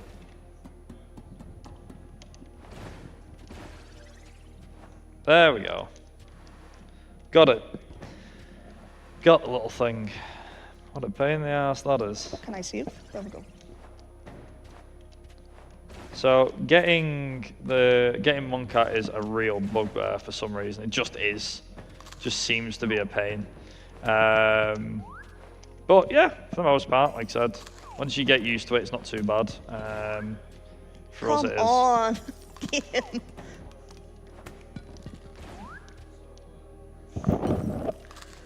I believe, though, there He is doesn't someone want we're to forgetting hear. about whilst we're doing all this. Panda, have you got anything you want to talk about? Oh, sorry about that. My button was stuck. That's okay. No, I just want to tell people at home that if you donate a minimum of 50 Norwegian kroner, that's about €5, you have a chance to win Taniki Sunset, which is basically a raccoon on a skateboard skateboarding around in Miami. That's the minimum. If you donate about 200 total, you have a chance to win a bunch of other prizes. For example, you can win the Pokemon Amigurumi by Elfie Leffley. And there's a ton of them, and that's 100 Norwegian kroner minimum. So if you're interested in all of the prices available, be sure to check out the site, and you can see everything right there. Thank you very much. So you'll notice now that we've got these like cocoons and stuff like that. That is because we're going in something called the living quarters. The living quarters are... They have one of my least favorite parts of the game. So in this particular part, we have crab eiders, which are a mix between crabs and spiders. And they are impossible to destroy unless you have a flamethrower, which, guess what? We don't have yet, but we will have. Also, because this is living quarters, it does mean that we're now going to start seeing obstacles go through the roof in terms of what can kill you. I just kind of want to quickly mention, so because this is a game that is supposed to be quite similar to Metroid games, it has a lot in common with the likes of like Metroid Fusion in particular. I do mention this like a fair bit during commentary sometimes, that that it has a lot of effects similar, like the sections and things. So for example, this is like section 2, I think, which is like the tropical section because of how it is. Whereas you'll notice as before it was just like sector 1, there wasn't too much to it. So I don't know how I missed that, but sure, okay, that works for me. And it just all works out.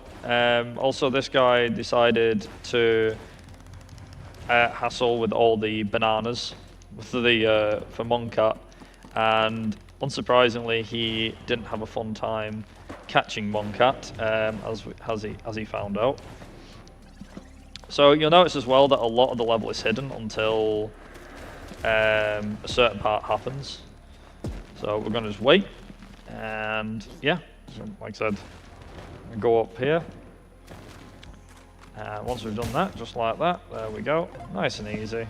Now, this is the plant one. Now, the plant one, it mentions as well about vegan zombies. Now, the funny thing is, these creatures that are screaming and that are dangerous, I wouldn't call them zombies, to be honest. They don't look anything like zombies. But again, it is a bit like, again, typical Metroidvania sort of thing. You know, it's like, oh, these aren't zombies. They're space zombies of some kind. So I'm gonna have to be careful here. Ooh, nice. We got it. So yeah, things will turn up to 11 pretty quick. As I said, it is quite lucky that the developers have it's quite lucky that developers have a lot of these save locations, because as you'll find out and as you'll see, there are many things that can kill you and a lot of places where you can kill you. These lasers, for example, are like instant death. And also you hear something unlock there, which is quite funny. Also there's this party thing which is quite funny because it's like, okay, it's fine. Also, easiest puzzle. It gets closer to that timer, but like I think even if you screw it up slightly, it's not too bad. So what we've got to do here is we're going to run through these guys here, get past all of them because we don't need it. So now comes a new enemy, and it's wind. Yeah, wind. Who would have thought? So we've got to make sure we use our dash mechanic through here. Now, thankfully, not done too bad. Getting through there. There we go.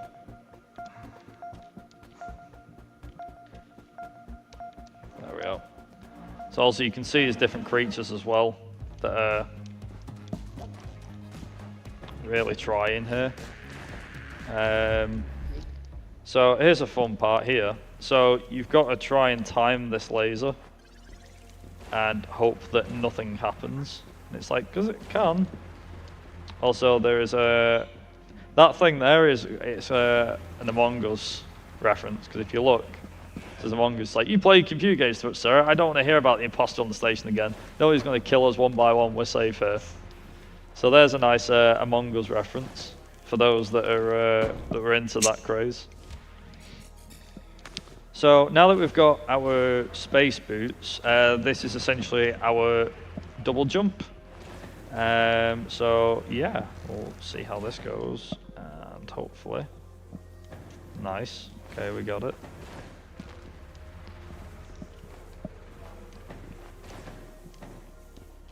So yeah, like I said, a lot of the mechanics aren't too bad, and it is just a case of learning the space station, learning its stuff. You know, learning its design and everything like that. So we'll not be too bad through this. And then you have to like time your dashes perfect as well sometimes. Not all the time, in most cases you can get away with it. But for the most part, yeah, it's not too bad. So, the thing that keeps killing people is this stuff. It is called black liquid, although why it's called black liquid when it's purple, I don't know. But it's called black liquid, and it will apparently kill you. It will if it touches you. So you have these chase sections where you, again, whether you want to call this Metroidvania or not is completely up to you, but honestly, given like exactly how it kind of copies the Metroid style, it is very close to that. So that's one of them away. We've got out of there. So this particular part of the map is a bit difficult because what we need to do now is we need to beat these bloody things. So these are the crab hiders I was talking about. So crab hiders are my least favorite. So what we're going to do is, again, I'm going to take this nice and easy through here. And I'm going to make sure we're all good.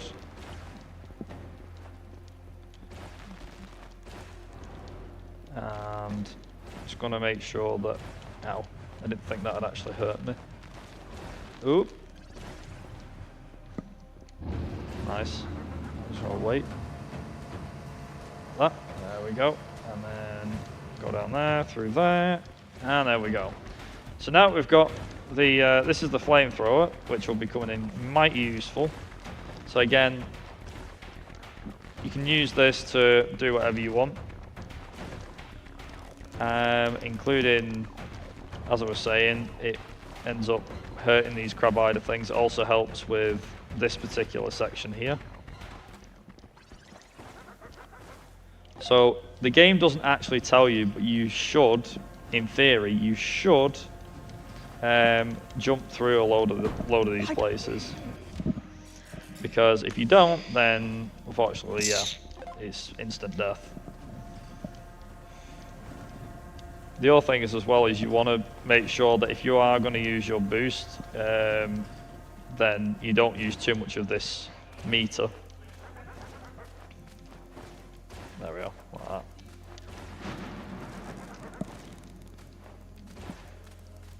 So what we've got to do here is we need to go through here. through this particular zone here, like that. And this is to get the next one. There we go. So what we're going to do is, this thing will keep going between all these. So what we're going to do here is do this, and then do this. Like that, to collect it. And that is Leafy, I believe.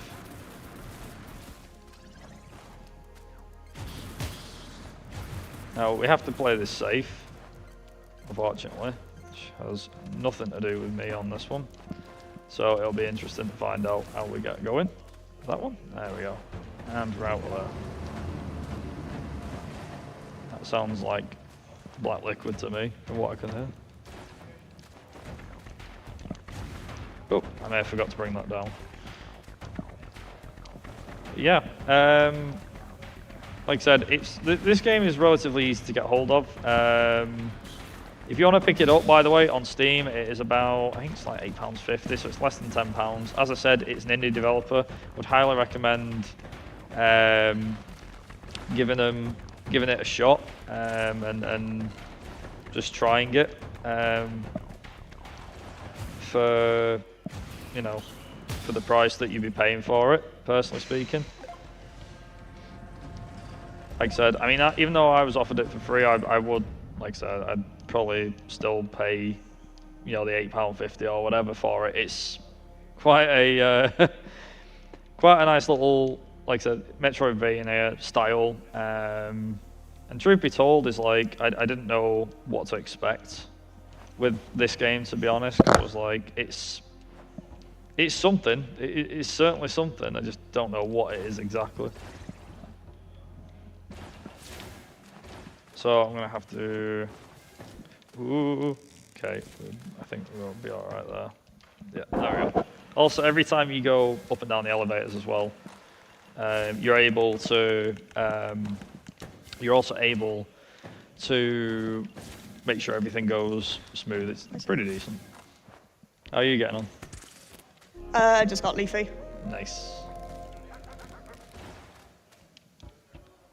As I was saying, the game does get harder as it goes. I mean, again, if we're making it look hard now, believe me, it gets more difficult as we go. So, nice and easy. The flamethrower actually comes in useful later on because there is a ice section coming up, which thankfully isn't too bad. It's not as bad as some of the ice sections in other games. Again, like Metroid, for example, sometimes can be a bit of a pain. We do have fire being brought into the mix now, which is basically instant death. These things will kill you gladly without any hesitation. So you always have to be careful. These fire trails can actually seem bigger than they are. So just bear that in mind. Yeah, I'm gonna go through here like so.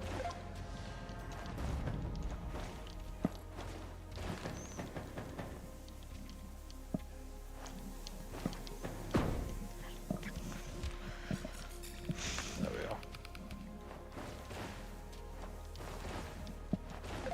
we are. Okay. Okay, I think I might be playing this a tad bit risky. Oh no, there we go. Nice and easy. Okay, so with that being said and done, we now go into Reactor. Holy crap, that was a fast drop. I guess that was because of the uncapped frame rate, bloody hell. Wait till you see what I just saw. That's all I'm saying. Okay, so fire section means that what's going to happen next is we're now getting these enemies here where when shot they explode, and you now get these fireballs which drop from the sky. Now I'm gonna again play this pretty smart, kind of. Nice, just like that.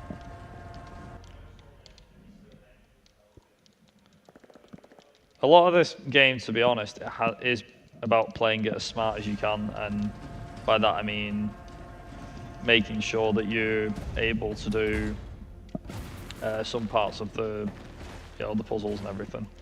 So you notice as well that this is missing a few bits. Thankfully for us, after doing this a few times, it becomes very easy. You should be able to do it with ease, to be honest. So now we're into the main reactor part of the game, which means that what's going to happen next is, well, basically there's fire everywhere. There we go. I could have played that risky, but I'm not going to do that. But again, this reminds me very much of, I think it's Sector 3 in Metroid, so that's something for sure. As I was saying though, these guys can really mess up your day if you're not careful. If you're within very close, within your, very close in the explosion radius, then what will end up happening is you'll end up getting stuck. And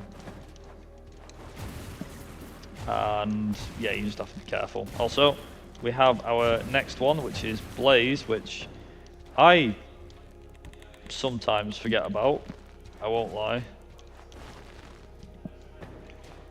So thankfully we're not going to forget on this occasion.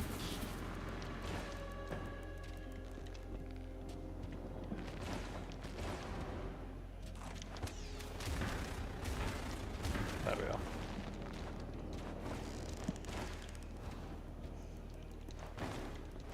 I'm trying to think, is there any others I forgot about?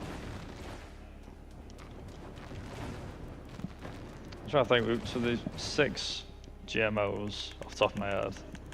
6? Is it 6 or 5? 6. It's 6.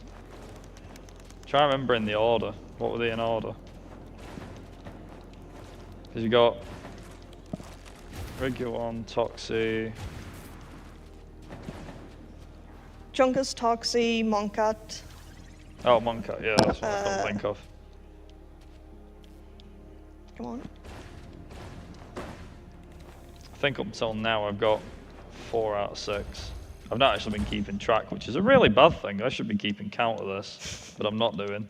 There's still a bug on this particular section here where if you happen to get stuck here, then it's kind of like a soft lock and you just have to quit out and go back into the game. So there are still a few bugs in the game that the developers are working out, which is fine.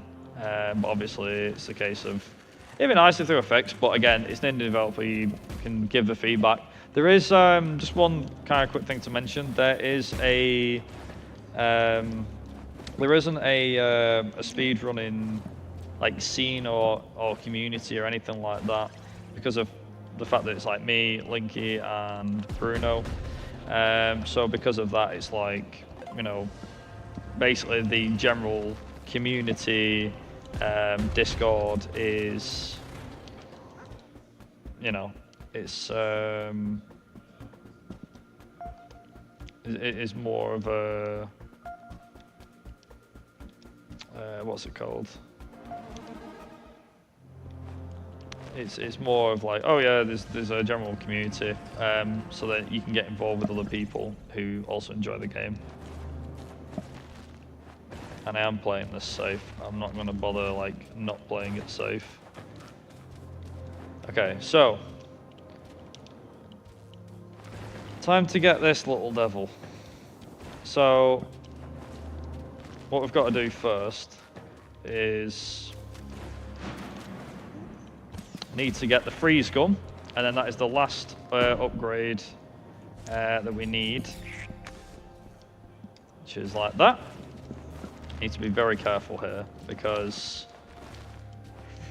if I am a bit too quick, in some occasions I can get in trouble. Or that can happen.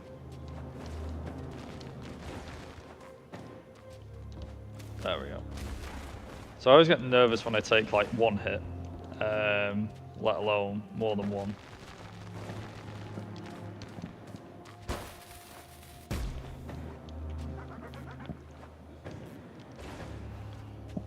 Okay, so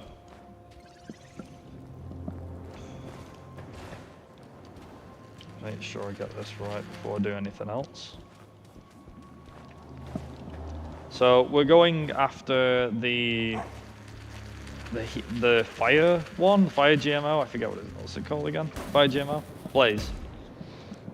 So the fire GMO is stuck in a pretty awkward position because of the fact that we have to solve this little thing here, where we have to constantly jump about like that. Pardon me, excuse me. Sorry about that. We have to jump about like this. And as you can see as well with Blaze being like it is, it's like, oh, you can actually go through a door before he does, and you can despawn him, which is quite funny to be fair. So now we have jumping fireballs and also nearly jumping to my death, which is quite shocking. I didn't think I'd be doing that today. So it is a bit on the tricky side, this bit here, because you have fireballs falling about everywhere, and it's like you need to make sure that everything's all good. Oops. Like this. So I just need to make sure that I'm... There we go, like that. Ooh, okay. Push that there a bit, and then jump quick. Okay, there we go. So here's the fun one. Oh my god. How did I survive that? Okay, so we can just do this, go up and down like this.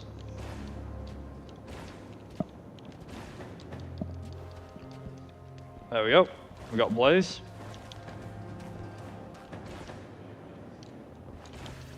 There we go. So we've got 5 out of 6, which means we've only got one more left, which is Krista, I believe. Which is the ice one. And again, very similar to how I mentioned about Metroid, you know, with it having an ice section and everything, it's like, aha.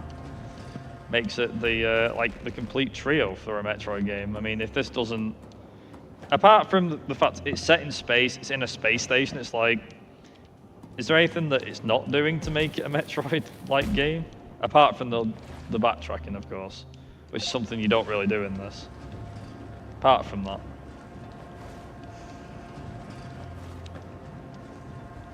Okay, so we're getting, at least I am anyway, I'm getting near the end of this one here. So we have a water section and an ice section to do, which is, I think it's compactor or something.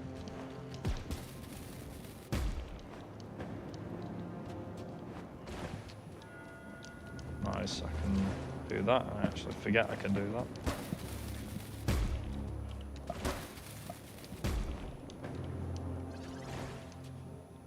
Oh, this is the jump? Okay. I got up. And... Oop. Never mind. Oh, damn, okay. Ooh. Nice.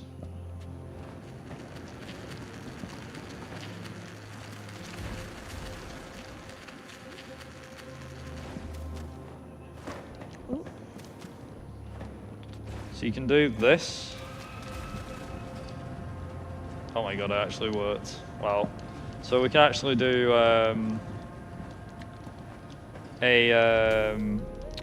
what's it called? A damage abuse, which means that we're able to move through the lasers. So them lasers are like instant death, basically. And if you're not careful, you can easily get killed just like that. It's the same with these lasers too, so I'm just going to wait them out like that. There we are. Nice and easy.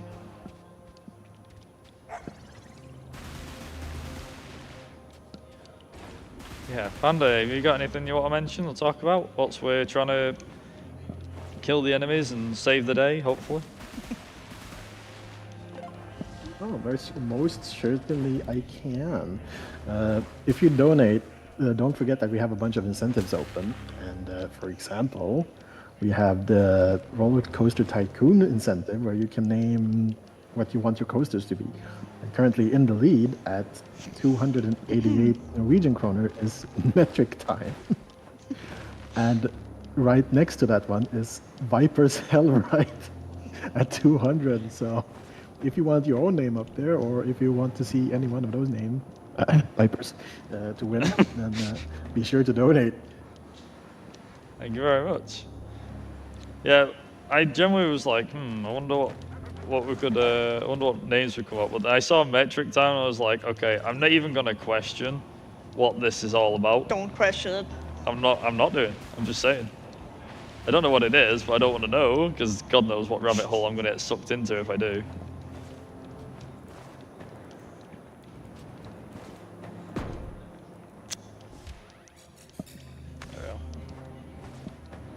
Also, the music does like step up another gear as well when you get to this section. So we have like a little mini boss here. So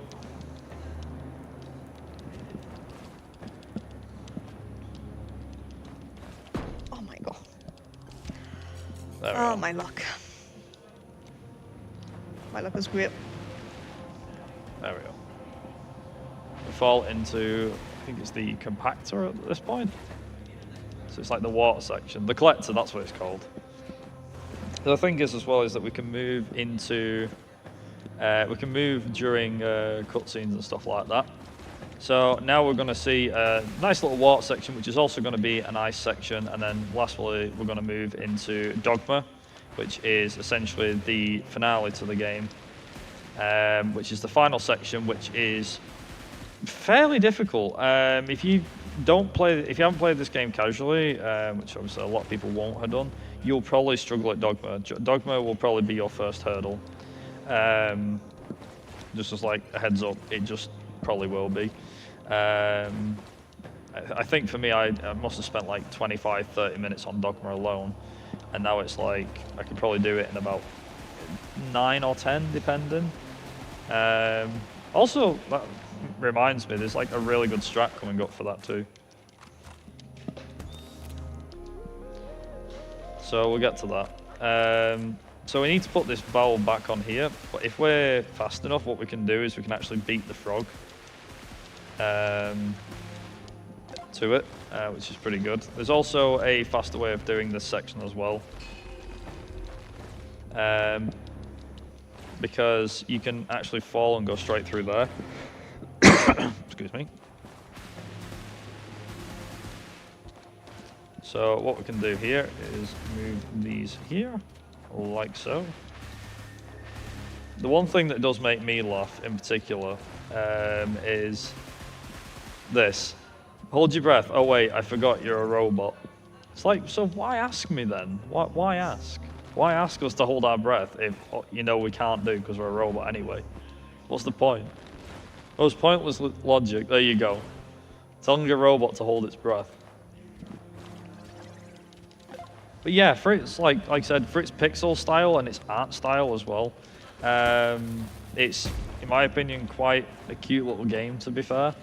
And personally speaking, I don't know, it really grew on me. The other thing is too is that the music is another thing too. Granted, the game sometimes might sound like it's going in a circle with, you know, with its music, but I don't think it's, honestly, it doesn't sound that bad at all. If anything, I think it sounds pretty good for what it is. Ooh, that was very close. So there is a way of actually damage abusing here to get through here, but I honestly wouldn't even bother risking it. There we go. Just about made that before the cycle ended. So the thing is as well now is that what we're going to have to do is during some of these water sections we'll have to wait for the water to drain. However, on this particular section we don't. We can actually like keep moving as the water's coming down, which is quite neat because that means that what we're able to do is do this and get to another section here. Nice and easy. Just like that. Easy. Ooh, close. Also, that was one of the rare times that the game, for some reason, transitions very, very quickly, and it's something that Linky doesn't like. Because of the fact it just takes you by surprise, because normally you may have seen that there are points in this game where we'll be doing one thing and then, oh, okay, right, you go in between rooms and it won't be that fast, but then all of a sudden you'll just have it and it'll be like, there you go. You'll have it and it'll be like, oh, okay, that's something else altogether. So I've never had a run as of yet which has been completely deathless. Praying for it, but no idea when I'll get it. So hopefully one day that day comes, but who knows. But we reckon that if it was deathless, I think any percent could probably be like a 104, I think, maybe. I'd say 104, something like that. And this could probably be down to like the 117s, 116s even, which is insanely quick. Also, funny fact, you can actually break the holding animation for him, as you can see, because he's not touched the ground yet. So he's holding it, but how? I don't know. There we are.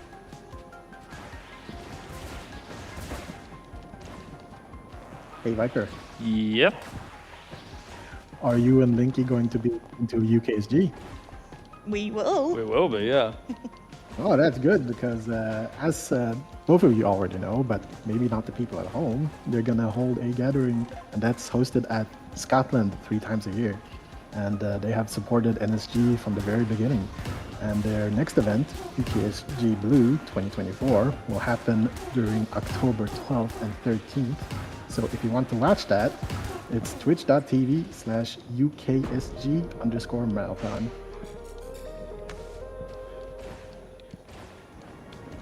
So there is this like fun little strat here where you can make that crate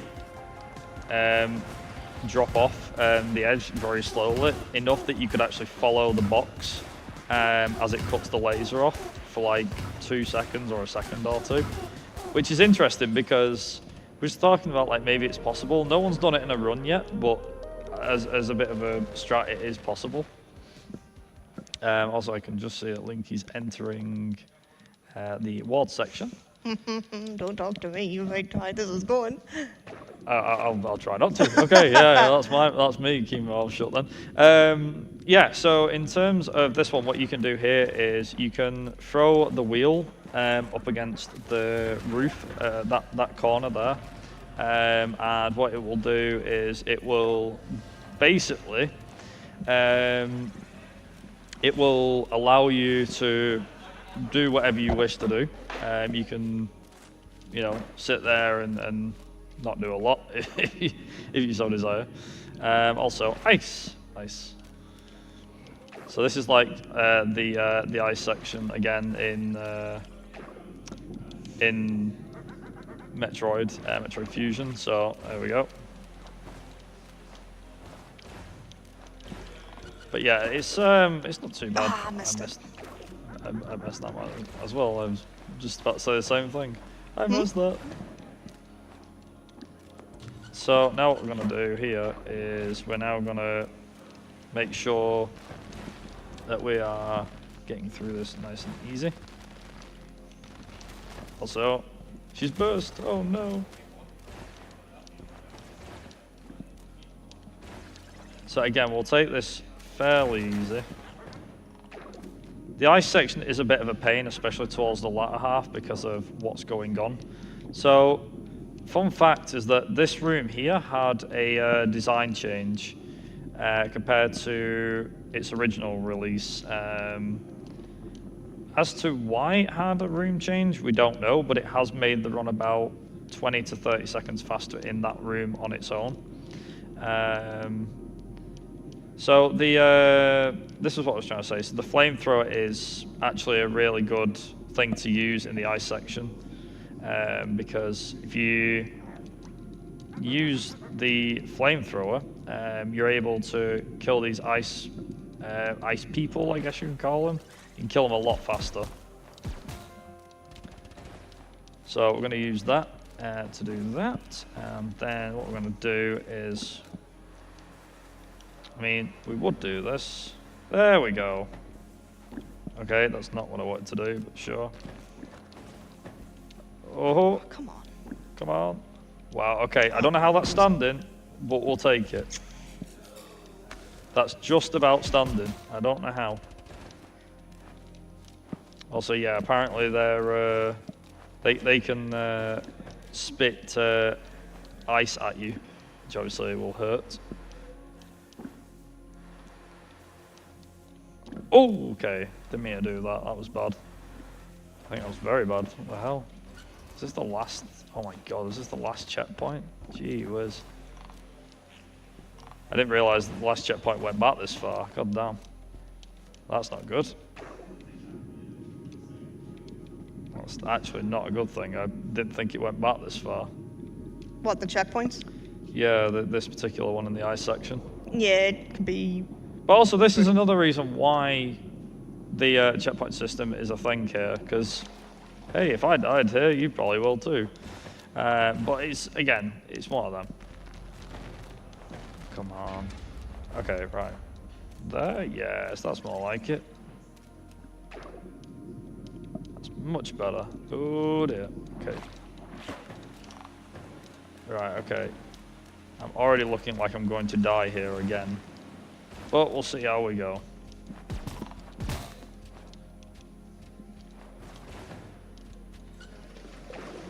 There we go. Okay, that seems good enough to me.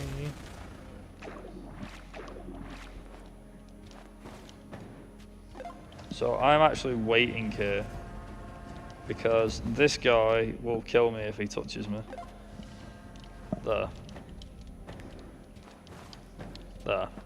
That's what I was waiting for to do. Now that I'm on like one hit away from death, I'm like, yeah, I ain't taking this risk. No way.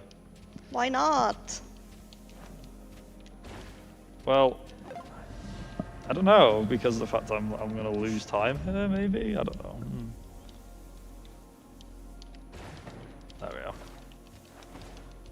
But it also seems faster, by the way, to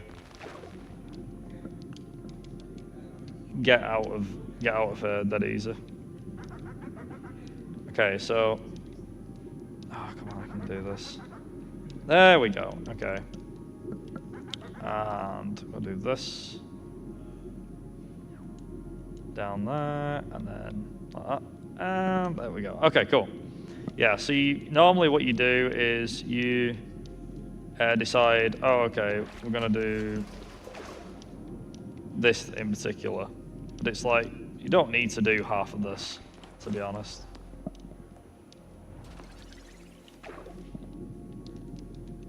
Okay, so what we're going to do here, I'm going to do that. And that's all 6 GMOs saved. Way! Yippee! Yippee! Nice. Nice and easy. So what we're going to do here, there's a reason why we went with that one before. With making sure everything was all good. I think it's this one here. Yeah, there we go. I say this is the part that I don't like much either. So it bodes well for both of us, I think. There we are. There we go. So we save a engineer here, but we really don't care about that. So it's like, you just saved an engineer, and it's like, he's one of how many exactly? Many. But the thing is, it's like, yeah, but we don't care. We're not bothered. I literally came here to do a job. I didn't come here to save all the engineers. This is the thing, it's called save all GMOs, not save all engineers. Save all one engineer. Save all GMOs plus 1 engineer. There we go. Come on. There we go. Oop, there we go. Let me out, please. So it's like a funny thing here that I never used to do because I didn't know about it, and then Linky was like, yeah, you do know you can just do this, right? I was like, wait, what? And I think it was the, do you remember how you're like, you can skip that section, right? And I was like, oh, oops.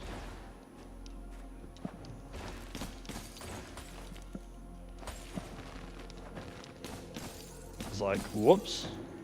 So this is the other thing as well. You can skip this section here, like that. Just like that, there you go. So this particular part here is quite difficult. So I get this moving pretty fast. And then this covers off that to do that. That's basically what you're looking at doing. Oop. There we go.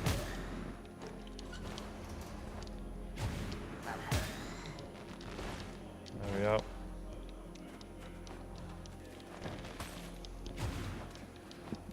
What we out time-wise? I've not even checked.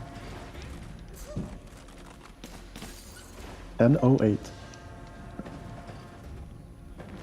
108. Okay. Or 10 shot. Sorry. I think it is 108. I think it looks like it. Well, 10 hours in.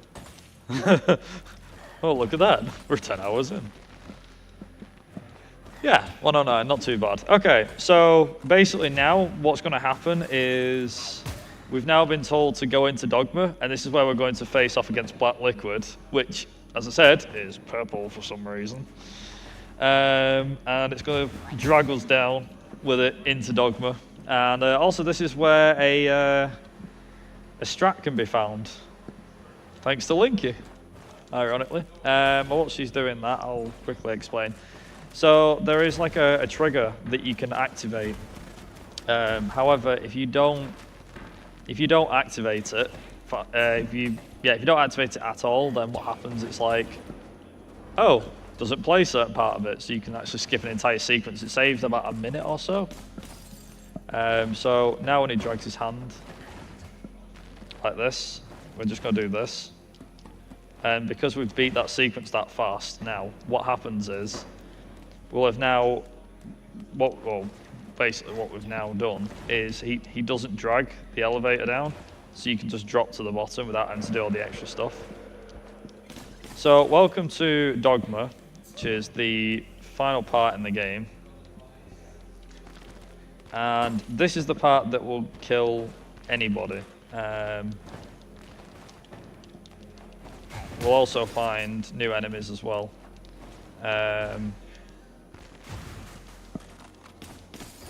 So just have to be careful where we are on things here.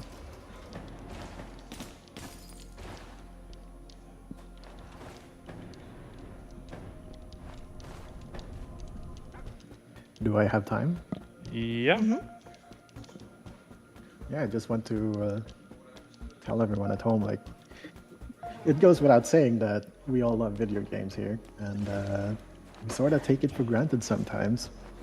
And we are actually here gathering money for the Norges Blindeforbund. And any donation that you do can actually get a child to enjoy a summer camp, and with that summer camp they can enjoy the things that we also take for granted. For example, they can go drive a boat, or they can climb a wall. They haven't got a cool zip line. So any donation that you do helps out, and you can help a kid live and have a bunch of happiness that we otherwise would take for granted.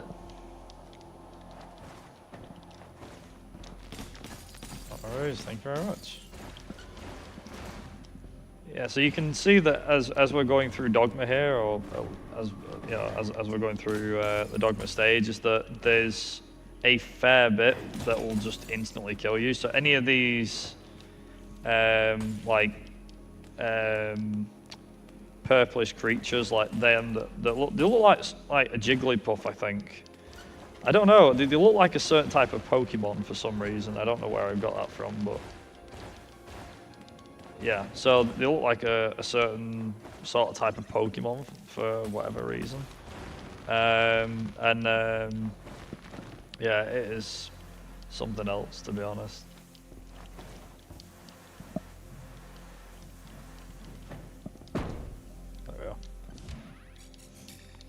So you have to be very careful with Dogma. There we are. Nice. And I'm gonna make sure I wait a little bit for that.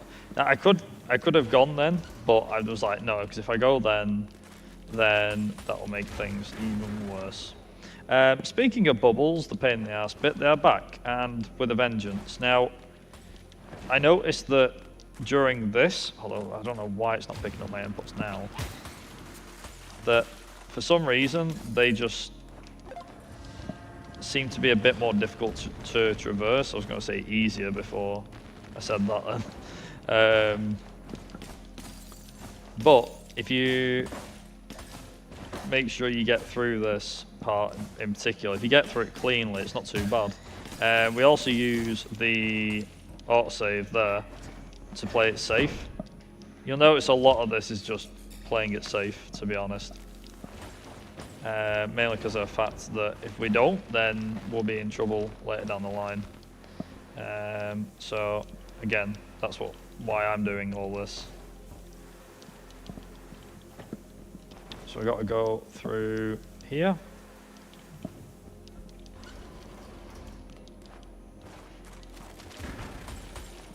Shouldn't be too bad. I think will be a case of we'll get there eventually. So you can tell, I don't know realistically, but it's like, it reminds me a lot of, I was talking with Weber before, it reminds me a lot of Phase, I think, from Metroid Prime 3, this bit in particular. I don't know why, but yeah, it's like, just with how it is, you know, like everything's wanting to kill you and it's all this like weird goo stuff, like, ooh. And just to kind of mention as well is that there are a few rooms in particular, not this one, but there are a few rooms in particular that will kill you instantly. Just without warning. I don't know how. There we are. There we are. Nice and easy. And I always forget about the bubble there that stops me going up.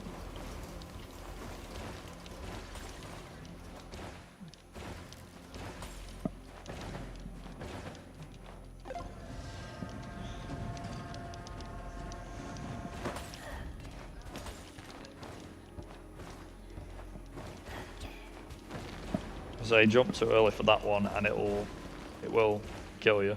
Oh, did that glitch? No, I didn't. Okay, that's fine. I'm surprised that didn't glitch the game. I mean, even if it did, it's like usually a quick reload usually sorts it out. So yeah, we're gonna make sure that we get through here nice and easy. Okay.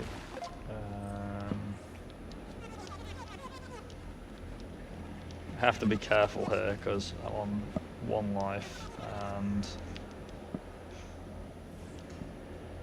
make sure, like I said, just take it nice and steady. Oh my god. He says that and then nearly friggin' dies anyway.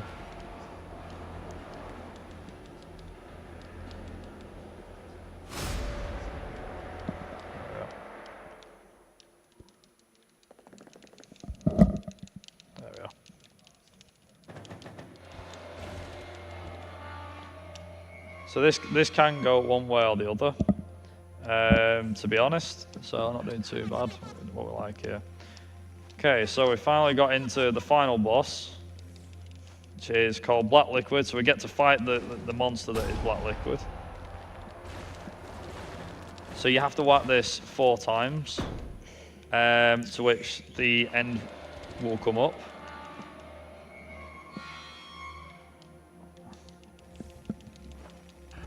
So we're going to make sure that we get rid of this thing.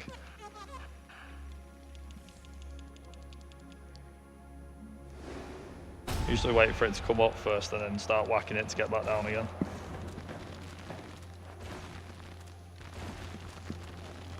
There we go, nice.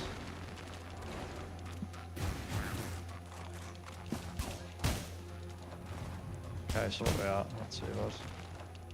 There we are.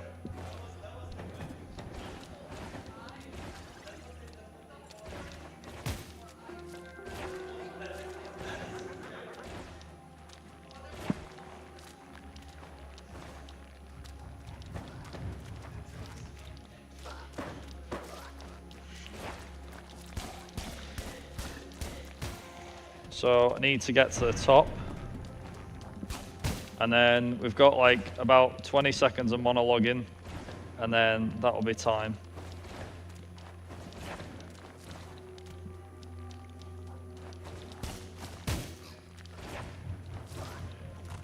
So time's going to be coming up for me when I enter the ship, the rocket ship. And come on, finish talking. Come on. This is where time stops after she's finished talking. And come on, stop monologuing, woman. Time. There we go. GG. On 1845, I think that was. On 1848, I think. I have to double check. That looks like a PB. That could actually be a PB because it is GMOs as well. Give me a second. I can check that as well whilst we're going through that. Let's see.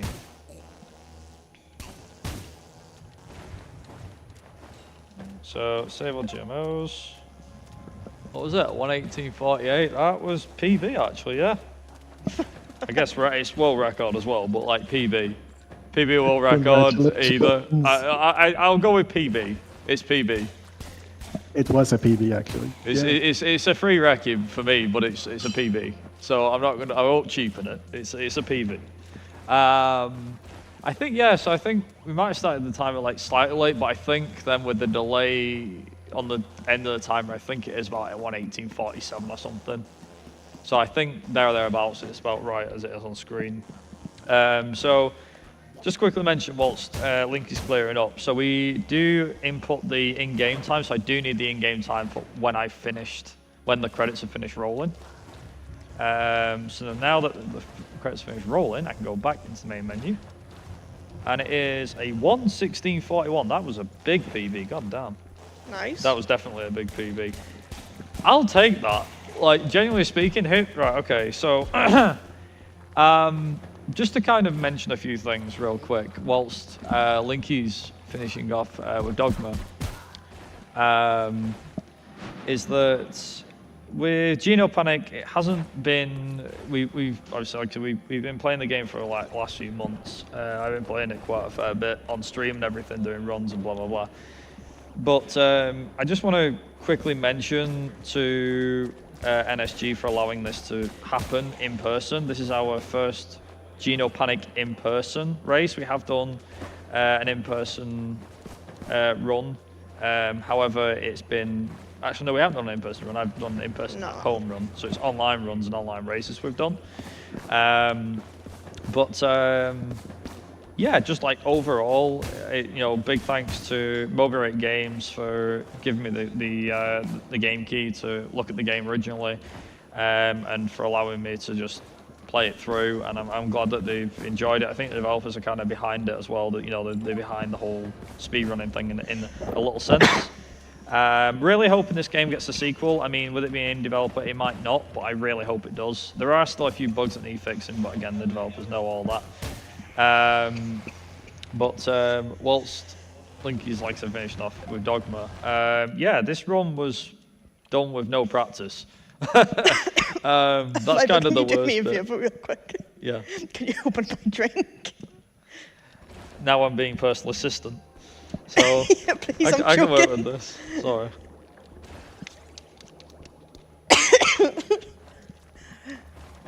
You might want to stop for like a second. Yeah, I would. But yeah, like I said, very pleasant game, to be honest. Would highly recommend giving it a try. If you haven't, like I said, highly recommend giving this a try. And to be like quite honest, it is a case of, allowing, like I said, for NSG for allowing us to do this. Has been a lot of fun to participate in it already. I was here for the first event of NSG back in March, and what a transformation. I was speaking with Nordic before, and it has been like such a big transformation regarding the first event and this one, in more ways than one.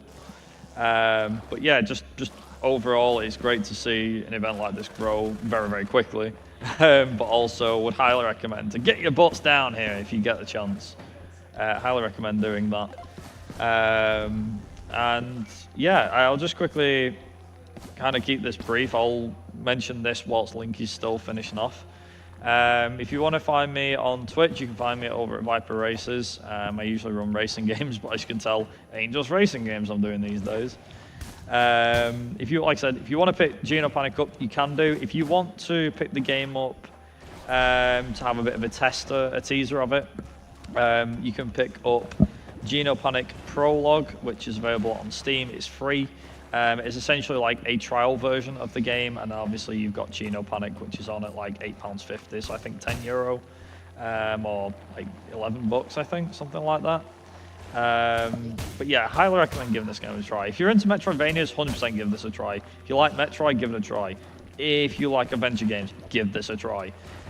For someone such as myself that's like, you know, I've been mainly focused on racing games my entire life, I'm really glad that I picked this up. I'm glad that I've done runs of it. I'm glad that we decided to do runs of it together, and it's been great, and would love to see more faces on the board. I know Bruno's been one of the first that's not me and Linky to be on the boards. But yeah, many, many thanks to, like I said, Moby8 Games for making this little hidden gem. If you've never played it, give it a try, see what you think. And yeah, I believe Linky's on the last bit. You're defeating Black Liquid, right?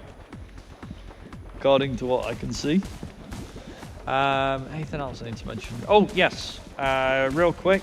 So tomorrow there'll be, I'll just quickly mention this as well, there is a run of mine tomorrow. Actually both of ours, both myself and Linky are running again tomorrow. I will be doing Stuart Little Big City Adventures, and I believe Linky's doing Sonic. Which one is it? Is it Java?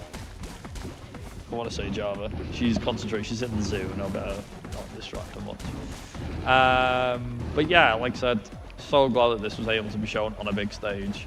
To be honest, whether you class it as a big stage or not is completely up to you, but I would. And like I said, big thanks to the guys over at NSG and everything for allowing this race to happen. Really glad that it did. And yeah, so we've now got, okay, so right near the end, we'll be getting there pretty close. Will I get the final guy? Doesn't look it. Probably not, because did you defeat any guys on the way up? And then time will be when you get in the rocket, and then we also need the IGT as well. But you've got the foot pedal to stop it. Yep, I do. And she needs to talk for 10 seconds.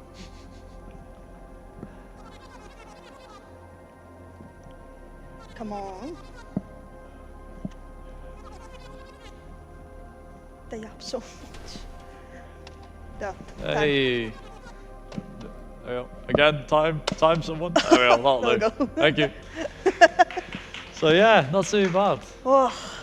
Honestly, I'll take it. I mean, the thing is as well is that the run could have gone either way for either of us. I mean, I died early on, but caught up pretty quick. Linky obviously died a few times more than I did, but again, this is literally the case of what happens. It is generally the case of this run can go either way. You could be on like 115, 16 pace at any percent and then lose it to like something silly and then die a few times. And next thing you know, it's 120.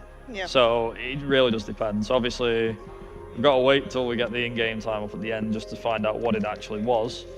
But have you got any final closing thoughts before you let everything go? This just wasn't the run for me.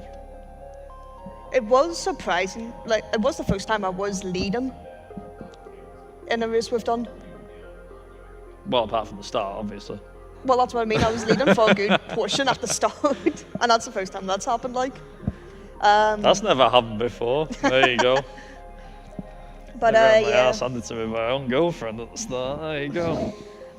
But anyhow, My game was. I'll go tell you what the in-game time is. actually, yeah, the signal's cut out again.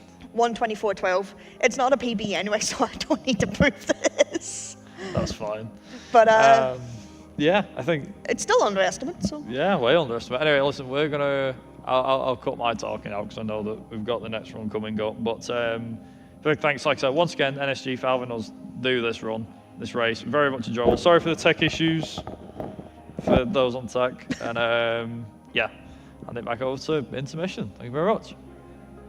No. That's for me to say. Yeah, well, sorry, my bad. Hi, Dave. All yours. That's all good. We have a before we close this off. We have a 250 Norwegian kroner from Gold, and it has no comment. And if you want to see more runs like this, for example, you want to see more Hyperlink or Viper, then you should check out UKSG. That's going to be live on the 12th of October and 13th. So don't forget that. So don't leave just yet. We are gonna set up for the next run, and it's gonna be insanity. So be sure to hydrate, take everything you need. So we'll be right back, and we'll cut the commercials.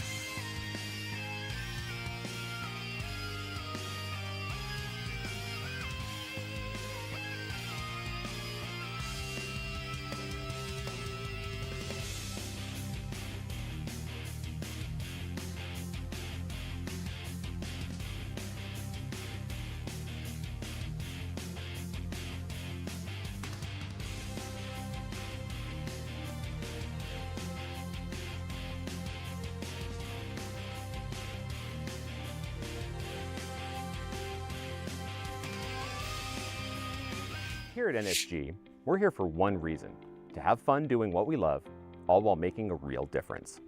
At NSG, we combine the thrill of video game speedrunning with a purpose that reaches far beyond our screens. By playing games at lightning speed, we're not only setting records, we're also raising vital funds for the Norwegian Association for the Blind and Partially Sighted.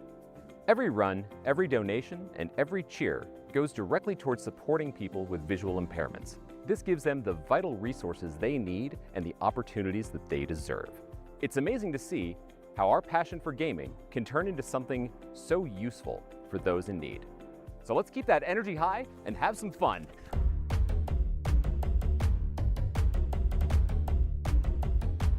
And remember that every time you donate, you are helping to change a life and make a difference here at NSG.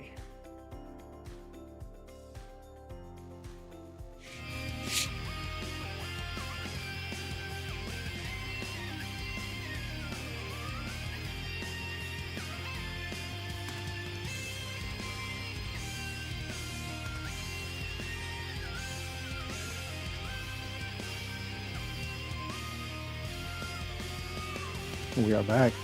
I swore Nordic was wearing a Heinke mask here just for a moment, but that was not Heinke, thankfully. That was Nordic. So, as you can see, he's very acrobatic, very good, very smooth. So, with that said, we have a new bid that's just been put up, and it's for the Spirit of the North run. And you can choose the fox skin if you like to see the fox be anything between a black fox, infected fox, red fox, or a snow fox. So if you're donating, be sure to decide where you want your incentive to go, and that's one of the new ones you can put up. So get those donations in, and we'll see where we go from there.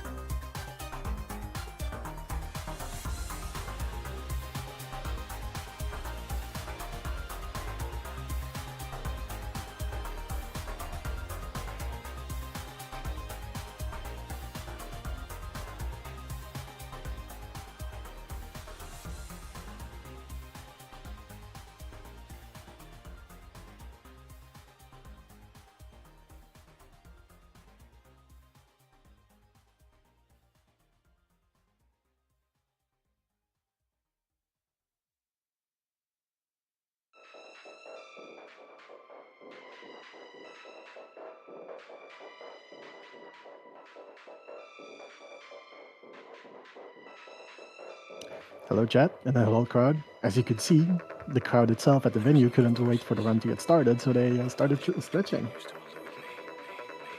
With that said, for all of you who have just tuned in,